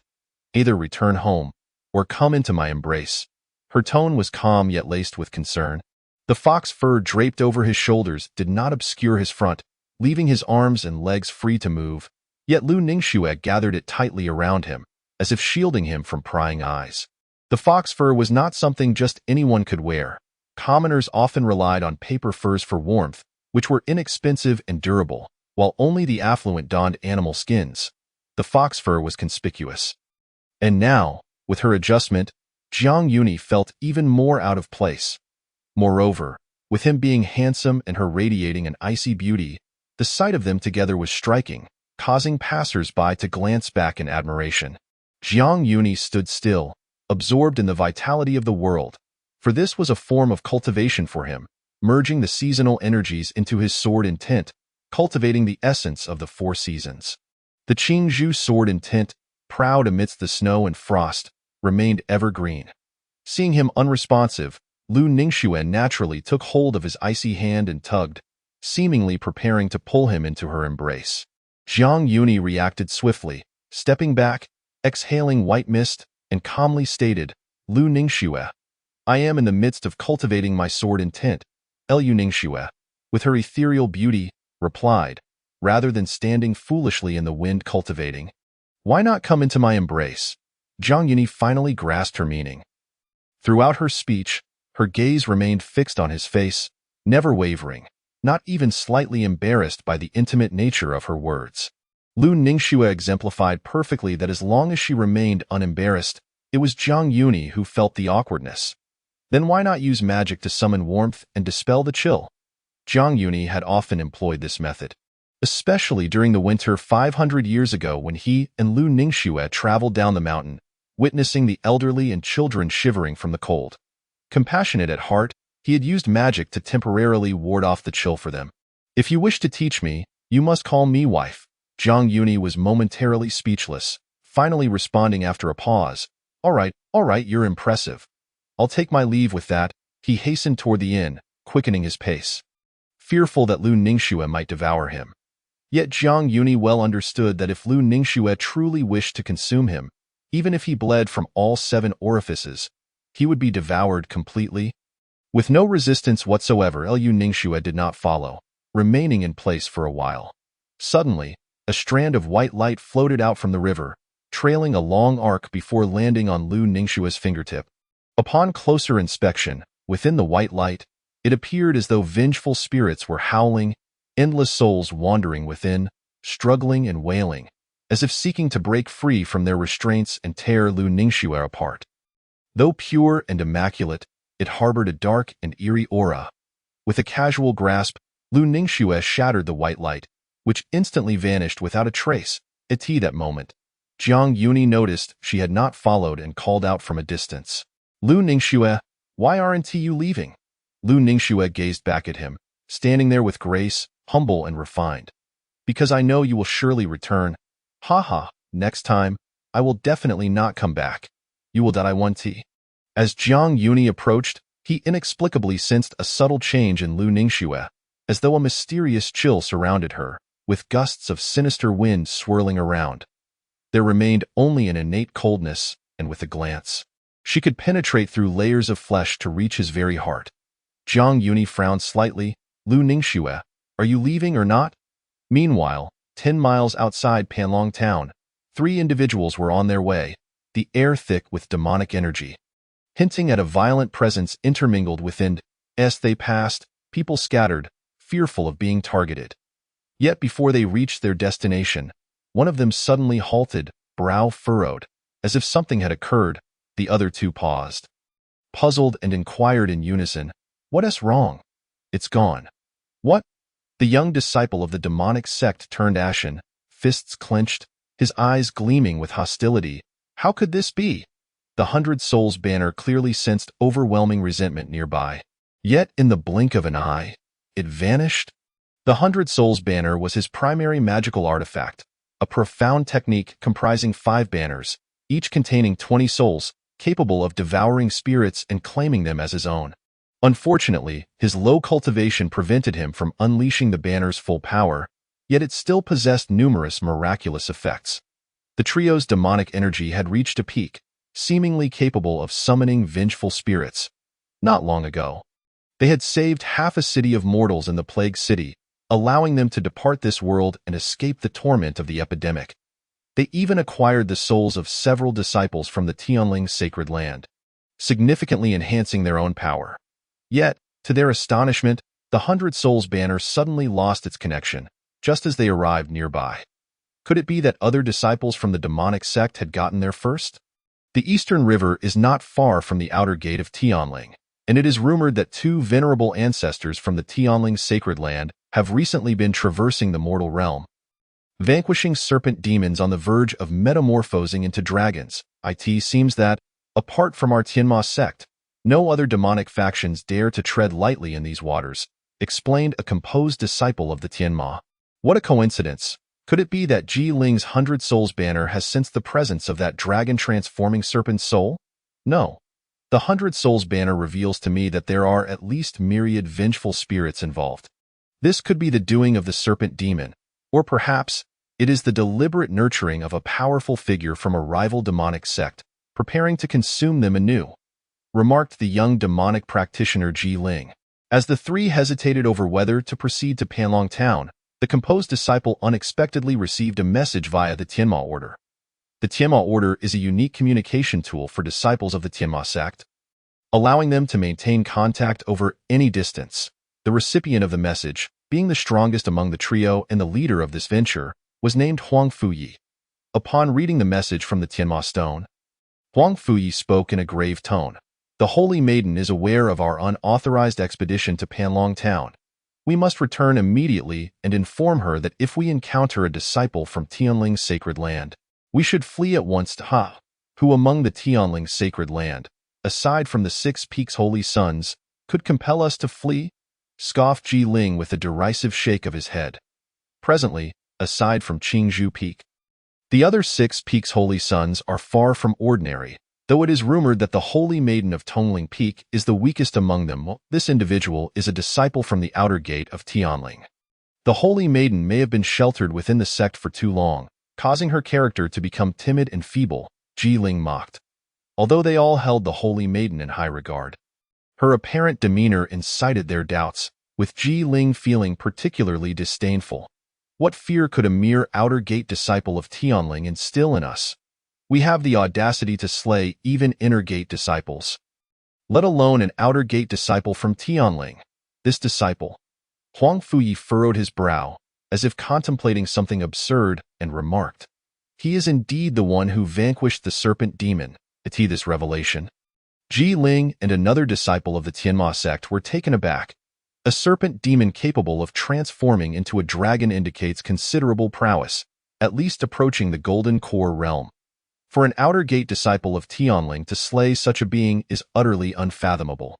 Ji Ling's breath became heavy. "Are you certain?" Huang Fuyi nodded. "It is highly likely.